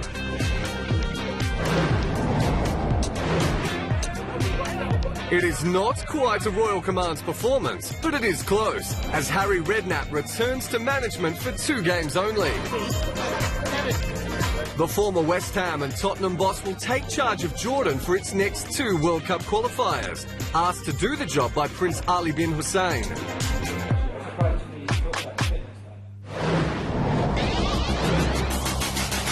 Going into the second leg of the Champions League tie against Barcelona, Arsenal had just 1 win from the past 7 games in all competitions. Those results have again caused unhappy Arsenal fans to rise against manager Arsene Wenger, calling for his exit. But, watching from afar, Barcelona boss Luis Enrique is baffled by the criticism. It is difficult to find a manager who has spent so many years at one club. It means he is a top-level coach, and he has done a great job. Nobody gives him credit. Out of the FA Cup and Champions League, and 11 points behind Leicester in the Premier League, Arsenal looks like going without a trophy this season, as Wenger heads towards his 20th anniversary with the Gunners.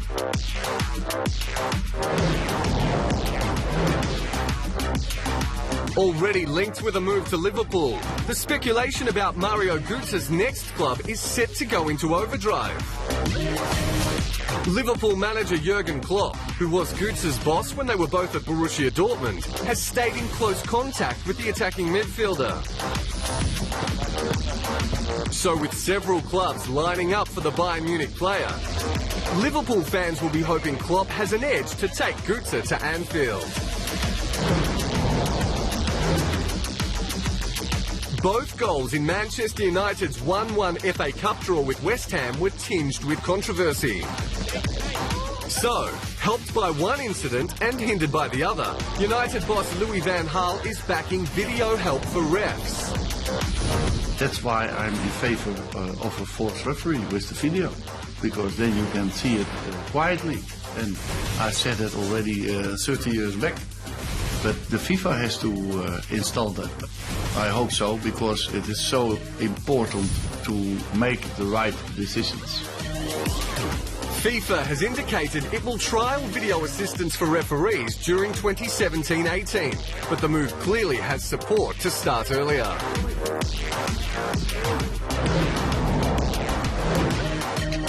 Sitting just 5 points above the Ligue 1 relegation places, Bordeaux has fired manager Willy Sagnol before the end of his second season.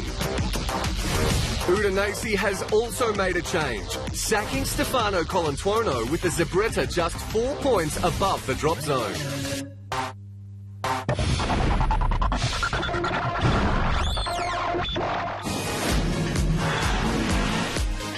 Midfielder Shinji Okazaki was the hero, scoring a brilliant goal as Leicester City beat Newcastle 1-0 on Monday night to go 5 points clear at the top of the Premier League. I'm so pleased with Shinji because Shinji is a part of the team and he works so hard every time. Tonight he should also score a goal, but Shinji make a fantastic job during all the season.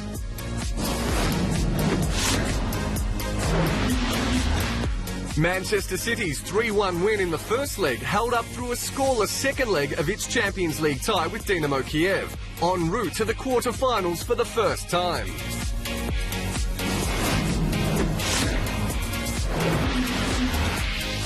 After 210 minutes failed to produce a goal, Atletico Madrid finally prevailed against PSV, 8-7 on penalties. Defender Juan Fran converting the decisive spot kick. We don't practice penalties because it's not the same to practice penalties in training than after a match, tired with pressure. For the players, it's an act of courage, of hierarchy, and, moreover, of decision.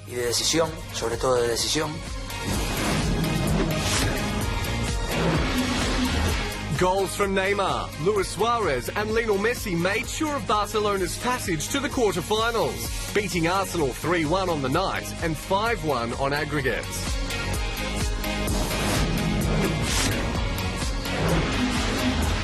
Bayern Munich staged one of the great Champions League comebacks, trailing Juventus 2-0 in the second leg before winning 4-2 on the night and 6-4 on aggregates. Coming up, PSG's winning style and Simeone's culture club.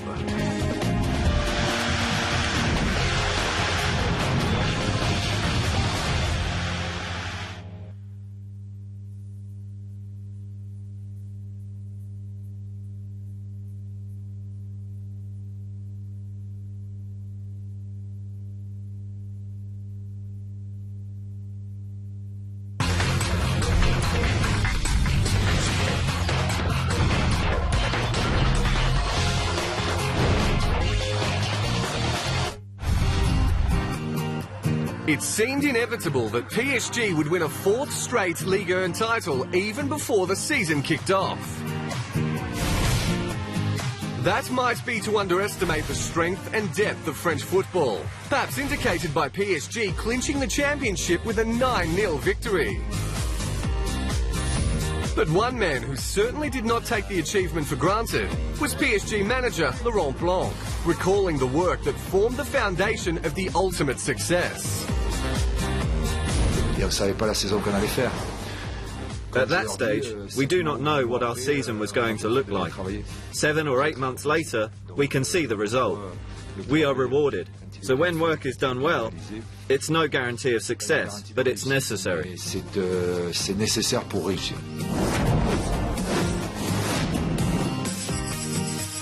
PSG's dominance may be marked with several Ligue 1 records under threat, including most points, most wins, most away wins and fewest goals allowed.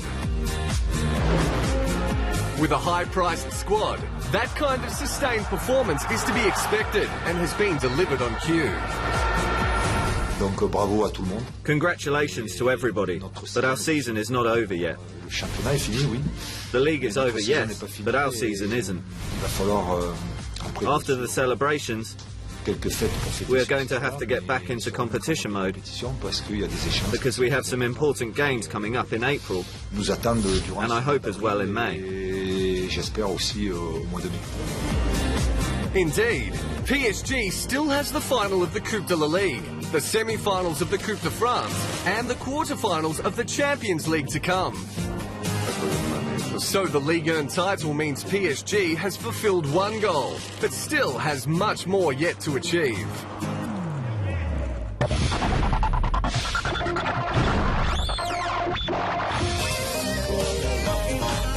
Atletico Madrid might be in the best sustained period of its history, marked by the stewardship of Diego Simeone. Not only has Simeone trophies for Atletico, has created a culture. It is a culture of team coming first, and the only thing that matters, pushing individual glory to the side except when it reflects on the entire squad. Which is exactly how Simeone approached the fact that the weekend win over Deportivo La Coruña gave him the second best record all time among Atletico bosses. To be honest, I wasn't aware about those figures. I think the figures are important thanks to the players and the coaching staff, who have been working for many years together. But we are just focusing on getting ready for the next match.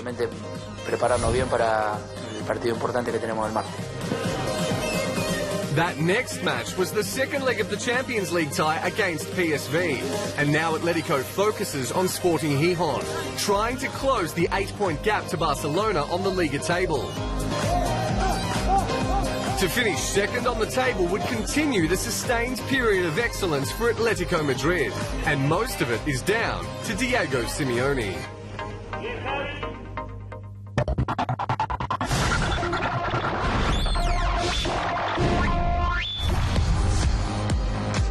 Just 3 minutes stands between Gianluigi Buffon and a significant Serie A goalkeeping record. Most minutes without conceding a goal.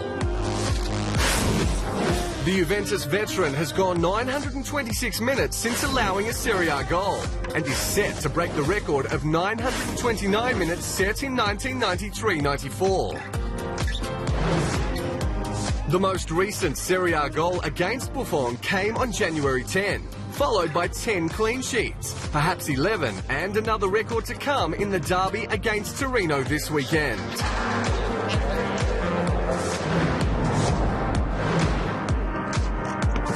It is fair to say Diego Costa walks a fine line every time he steps onto the pitch, and again finds himself having to explain his actions. Sent off in the FA Cup loss to Everton after a run-in with Gareth Barry, the Chelsea striker has been charged with improper conduct. The latest red card was Costa's third since 2009-10, and he has 72 yellow cards in his past 259 appearances.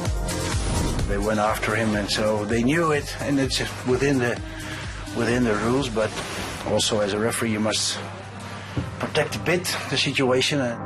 Aside from an automatic ban for the red card, Costa faces an additional suspension for the improper conduct charge.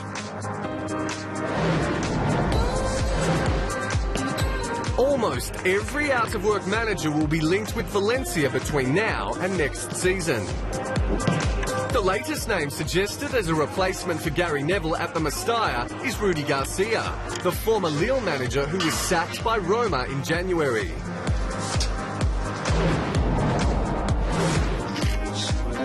If Manchester City's Premier League results were plotted on a line graph, it would appear drawn by an engineer who designs roller coaster rides.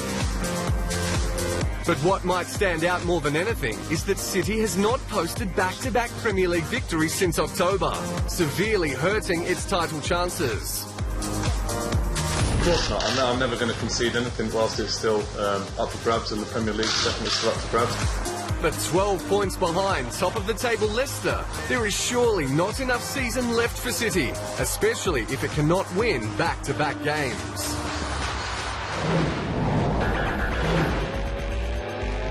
An all-London FA Cup final is a possibility after the draw for the semi-finals. Crystal Palace faces Watford in one semi-final, while Everton will learn who it plays after the 6th round replay between Manchester United and West Ham. Both semi-finals will be played at Wembley Stadium on the weekend of April 23 and 24.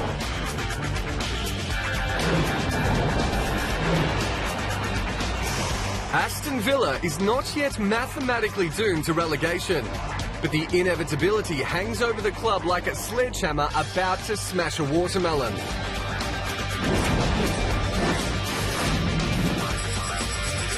At least 10 points from safety, Villa now faces its last 8 games of the season in what is surely an impossible task to save its Premier League status. We are still alive. We can still believe that we will win enough games to be safe. You know, we will have to keep the attitude, the faith, and I believe that we can win games until the end. But with just 3 wins from 30 games, it is far too hard to expect Villa will now win enough games to avoid the drop.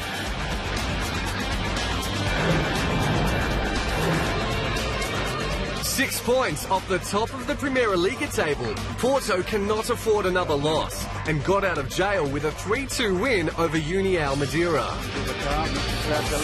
A nice finish from Hector Herrera put Porto 2 up after an hour. Second goal for Porto. But after the visitors drew level, Jesus Corona stepped up with the late winner for Porto. Left-footed strike. And Jesus Corona.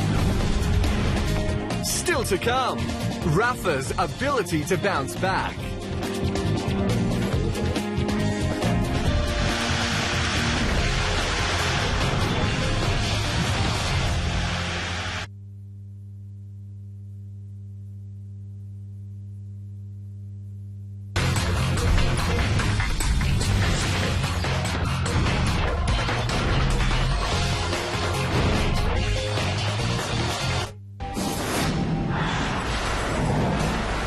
A brace in the win over Aston Villa has pushed Harry Kane level with Jamie Vardy on 19 goals, just 2 short of his Premier League haul from last season. It's true, Harry Kane is a great player. Very pleased for him, very happy. He's not only a player that only is a top scorer. If not to work very hard for the team without ball, and this is for that is a very special player. With 7 goals in his past 4 games, Lionel Messi now has 22 for the season and looms as a chance to win his 4th Pichichi trophy as Liga top scorer.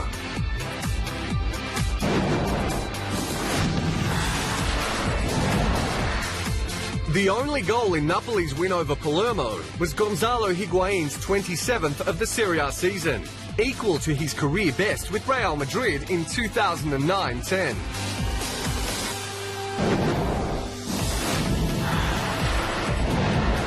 Coming off the bench against Werder Bremen, Robert Lewandowski only needed 1 shot for 1 goal, going to 24 for the Bundesliga season.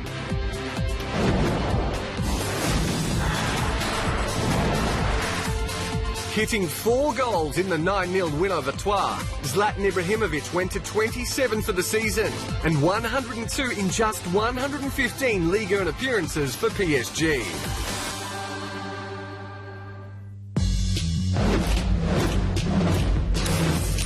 Did you know? Rafa Benitez is Newcastle's 11th manager since Sir Bobby Robson was fired in 2004, following men such as Sam Allardyce, Kevin Keegan, Alan Shearer, Alan Pardew and predecessor Steve McLaren.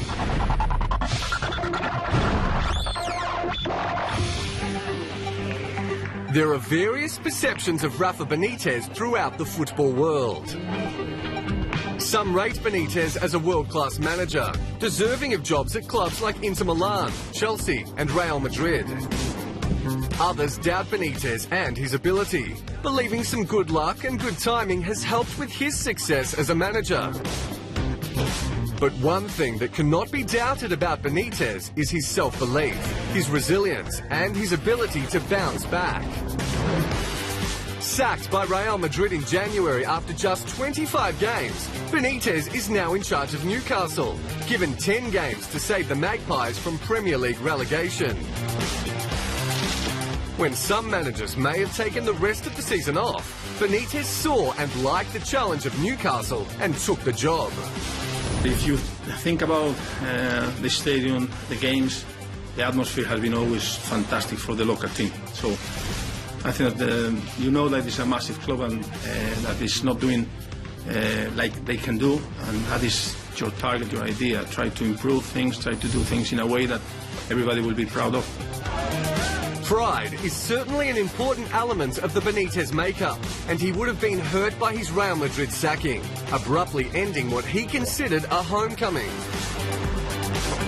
That departure from Real Madrid was an echo of his departure from Inter Milan, also after 25 games.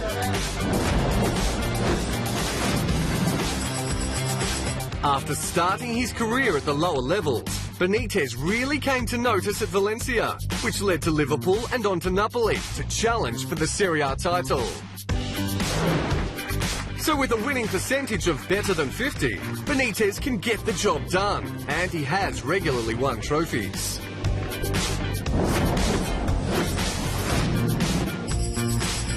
The high point for Benitez was winning the Champions League with Liverpool in 2005. But the critics quickly point out he has not won a league title since 2004 with Valencia.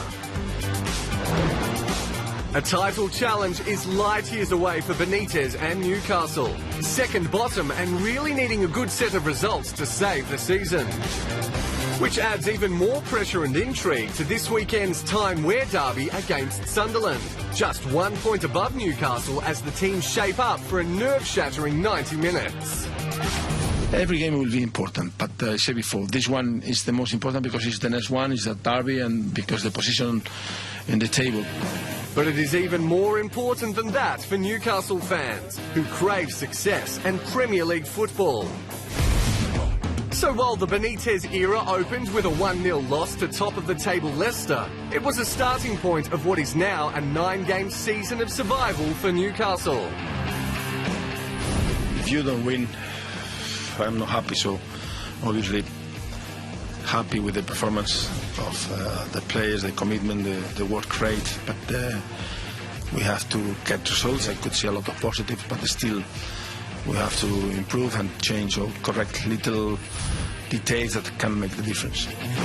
The little details might make a difference to the big picture for Newcastle in its relegation battle. It is a battle that, if Newcastle wins, might change the perception of Rafa Benitez more than any trophy.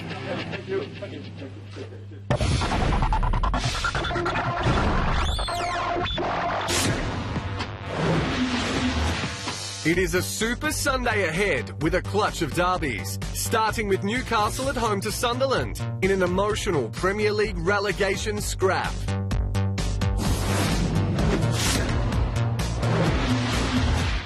The title is slipping away from inconsistent Manchester City, but it needs its best against Manchester United, desperate for a top 4 finish.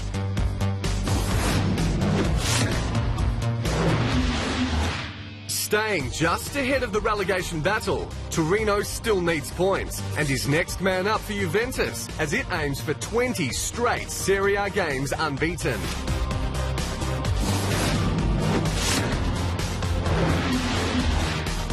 Having gone 21 Eredivisie games without a loss, PSV is perhaps feeling the pressure of the title race, 1 point ahead of Ajax with 9 games left.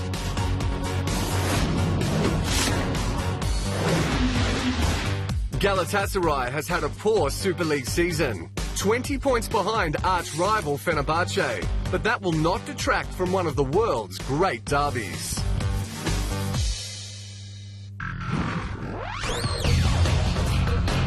That's all for this show. Join us next time for all the news and analysis of European football on The Football Review.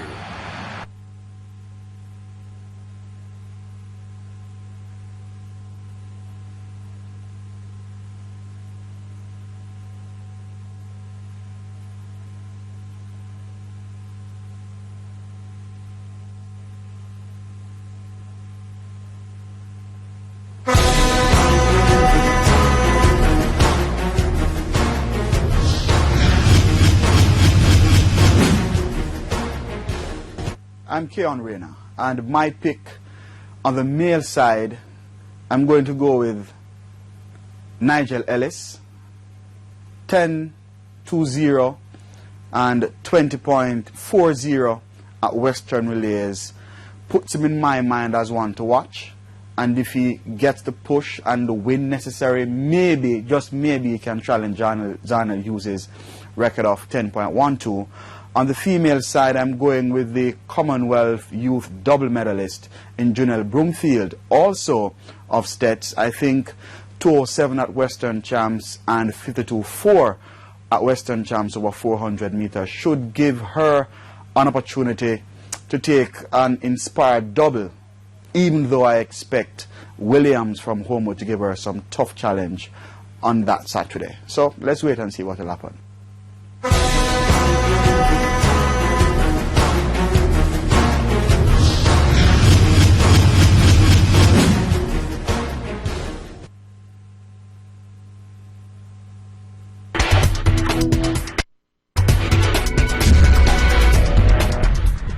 Welcome as Champs Roundup looks at day 2 of the Issa Grace Kennedy Boys and Girls Athletics Championships. Yesterday was fun with one record-breaking performance. With 6 finals set for today, fasten your seatbelts and let's go.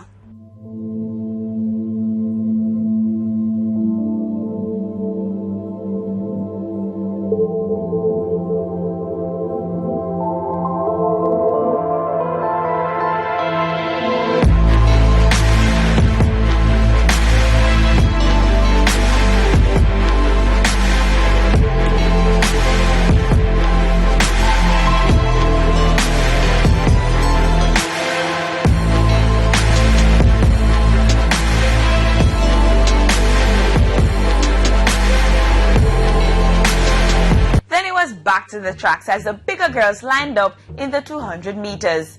In Heat 1, Manchester's Desiree Freeman came out on top as one of the favorites, Anneke Allen from St. Catherine, pulled up injured.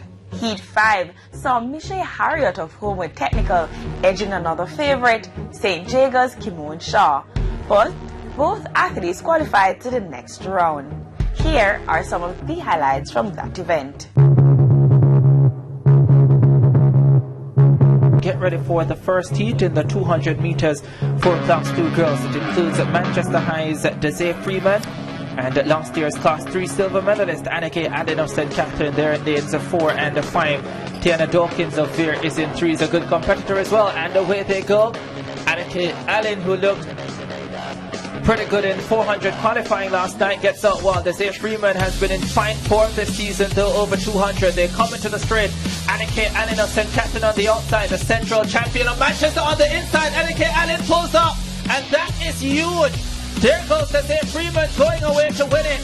And there's our first real massive casualty in terms of the injuries at Champ 2016. Desiree Freeman wins it in 24.1. But the story of that race won't be Anneke Allen, the Caribta 4x4 gold medalist from last year, anchored that Jamaica team. She was second at the Caribta Trials under 18. It just seemed as if she was rolling into fantastic form for these championships. She's run personal best at 100 this season. And so the next event, we have Muir Smith, Mushet Shaw, Harriet Young, Wolf, and Smith. The set position, and bang, away they go now. A good start for Kimon Shaw in lane number 4 of St. Jago. She is traditionally a brilliant starter, is Shaw, and going well as well as Michelle Harriott of Homewood Technical on the outside, but it is Kimon Shaw who comes off the curve ahead of the rest of the field. So Kimon Shaw pressed all the time by Michelle Harriott of Homewood Technical. Here comes Michelle Harriott now. Shaw looks like she's going to settle for second because Michelle Harriott is running hard to the line. She'll come through to win it. Shaw will be second, and in third looks like that might have been Kimona Machette of Denby High.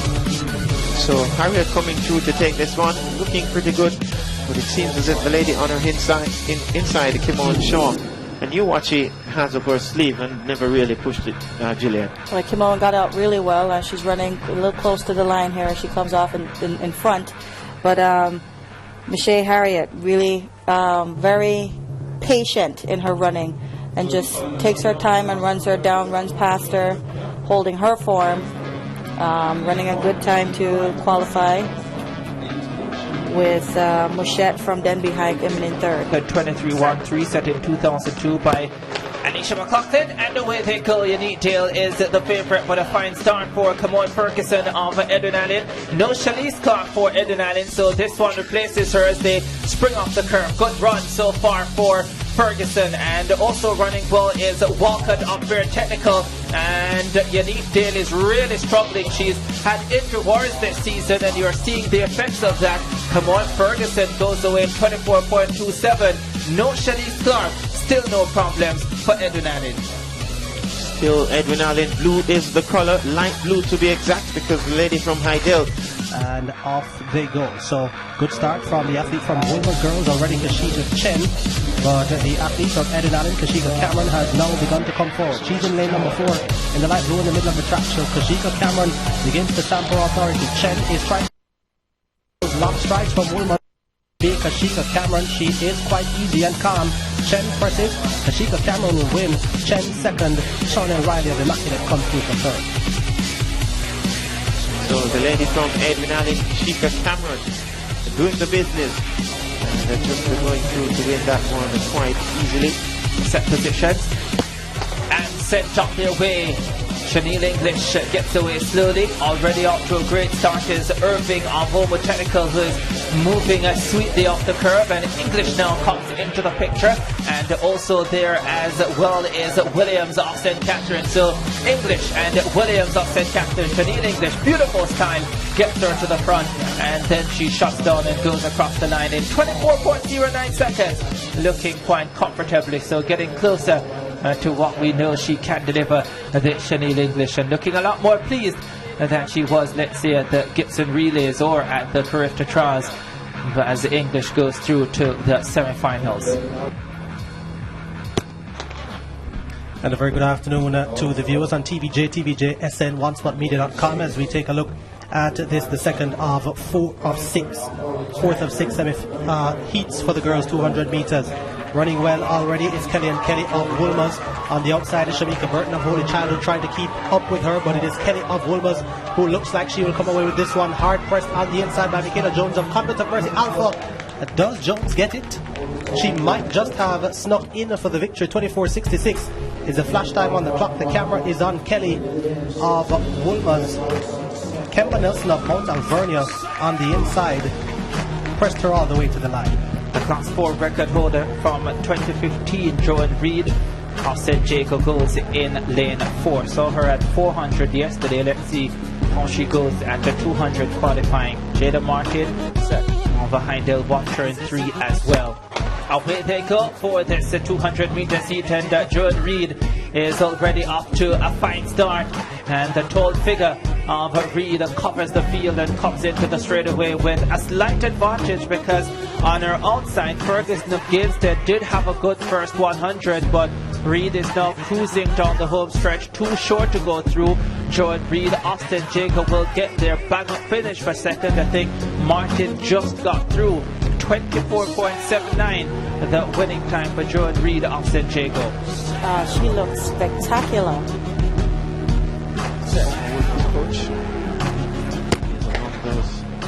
And David Riley, the technical director there. Away they go.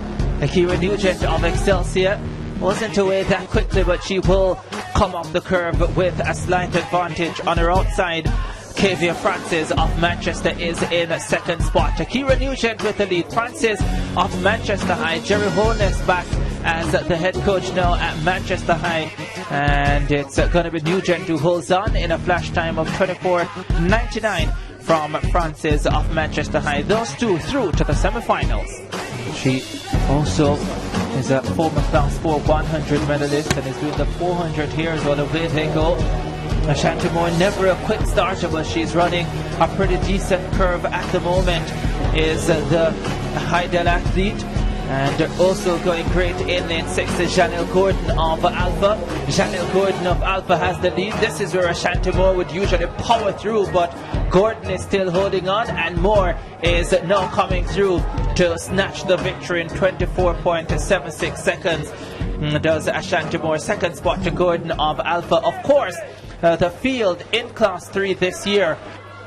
And Upwell, Tony and Reed of St. Jacob has gotten off to a good start.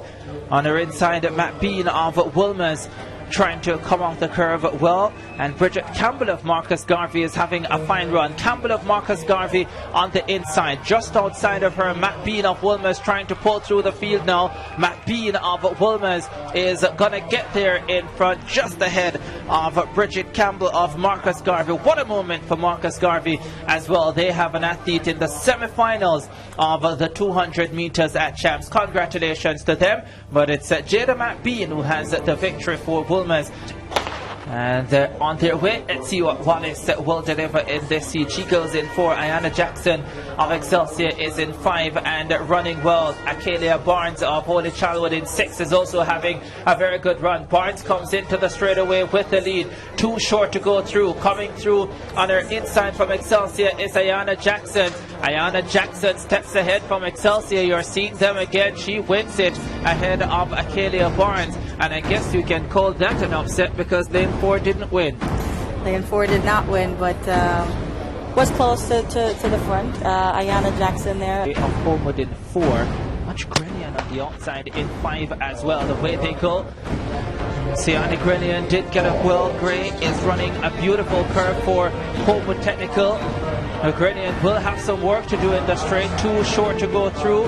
And it's Gray of Homewood Technical. Here comes Grenian on her outside.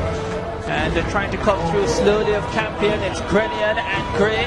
Siani Grenian just inch, or does she? She did inch ahead and then decided she wouldn't go in for the lead, and then Gray got it. 4.99. It's Gray who gets the victory there, and she was pumping. Siani Grenian ran a great race, but Deandra Gray of Homewood Technical gets through as the winner of Heat 4. It's the favourite. Away they go. And she does get off to a good start. Already closes down on Borough of St. Catherine on her outside and goes to work smartly off the curve. Wallace of Homer Technical is on the inside and running well too. Too short to go through. Kevona Davis is in a qualifying spot, and that is exactly where she will stay. It's going to be a bang-up finish for that second spot. Mora holds on and gets there. 24:58 for Kevona Davis. Much faster than Joan Reid from the first heat, but I think Reid as well was probably a lot easier in qualifying. Away they go. And Brittany Anderson is up well, so too is Julian Alfred of St. Catherine.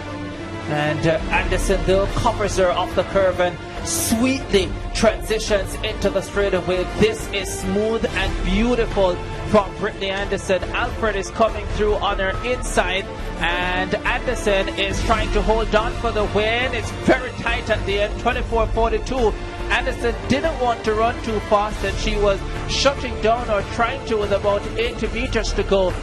But Alfred is being focused on, not Jamaican Alfred, but it's Anderson. Day one record breaker Christopher Taylor returned to the track in another blazing performance.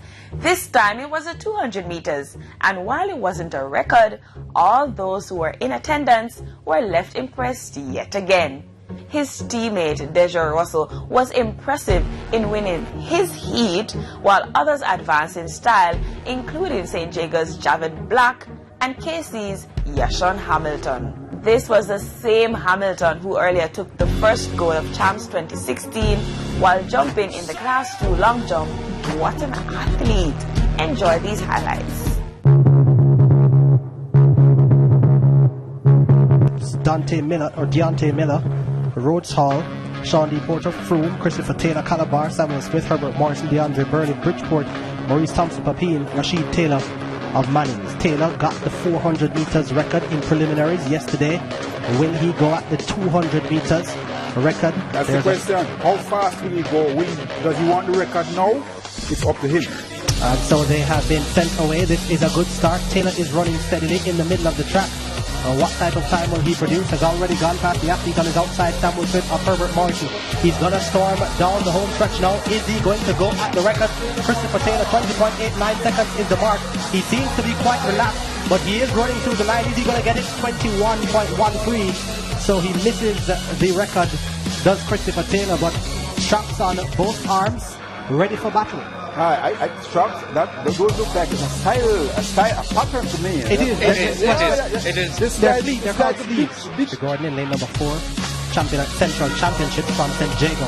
What type of time will he produce? Deja Russell has already run up on Gordon on the outside and has gone by him. He's looking very, very relaxed. Is Deja Russell? He is a class above the rest of the field.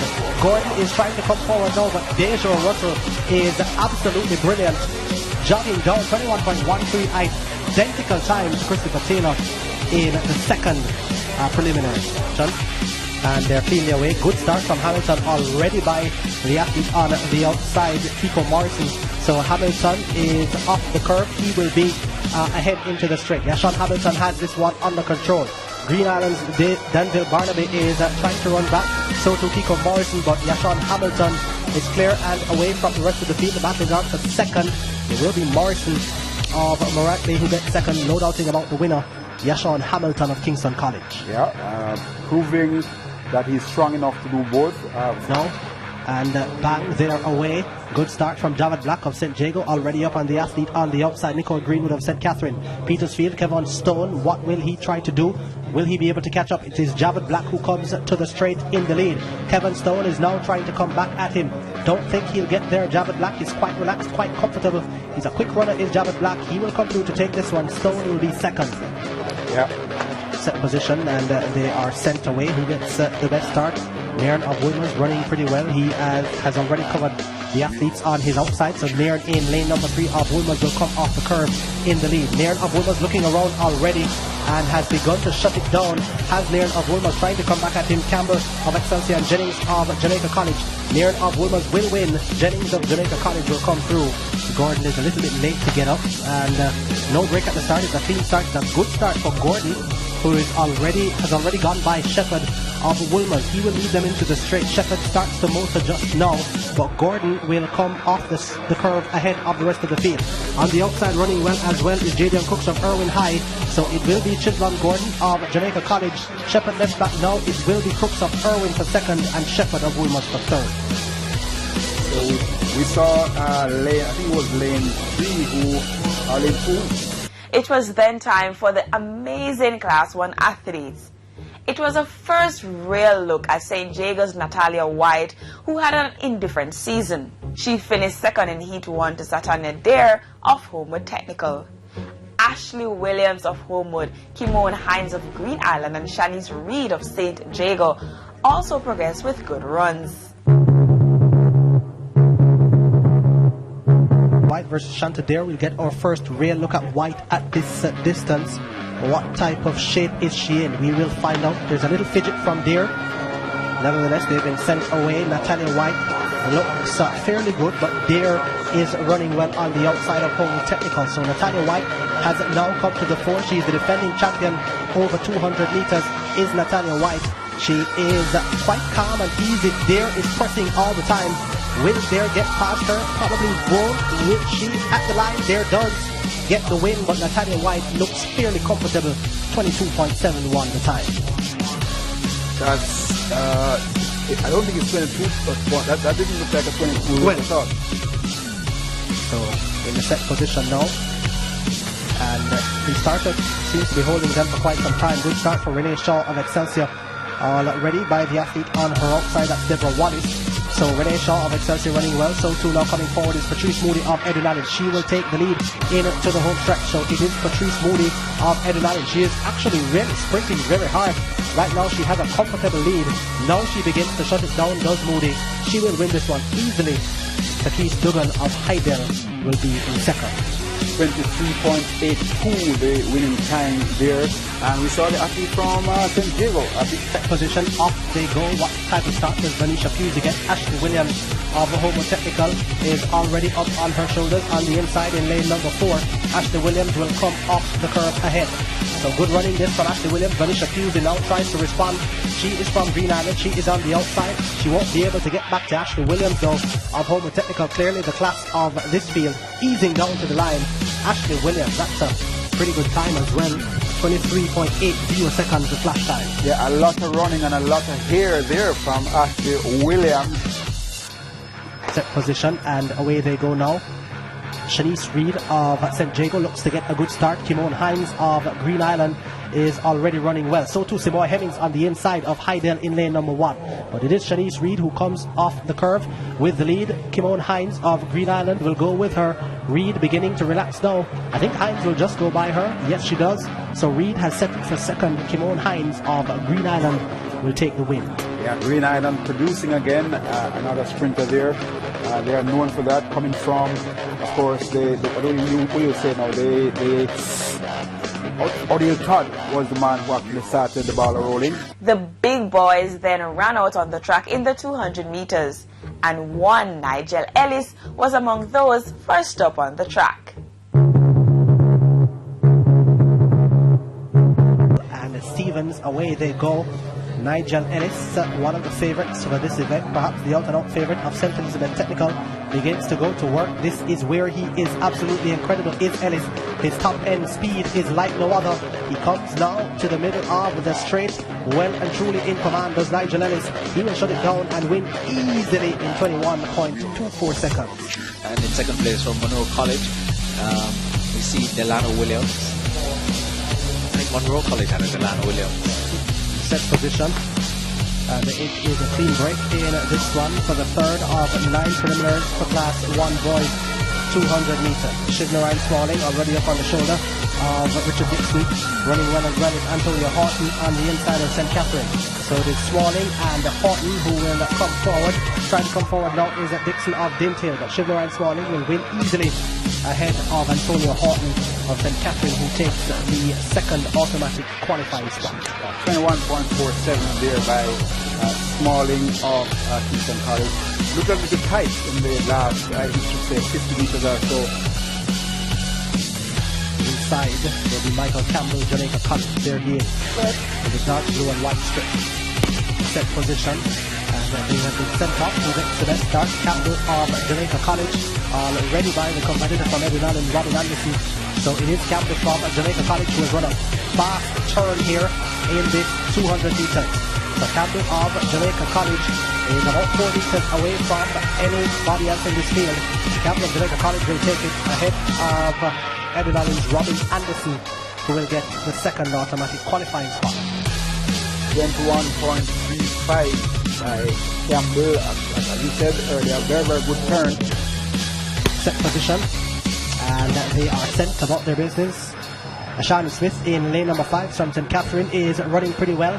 Andel Miller of Excelsior is looking to come forward now. So it's Ashani Smith, the taller figure of Smith, who is leading. Andel Miller, the shorter sprinter, has begun to come to the fore. Also on the outside, running well, Nicardo Vincent of St. Mary High. But it's Andel Miller who will run away with this one. Ashani Smith of St. Catherine will finish in second.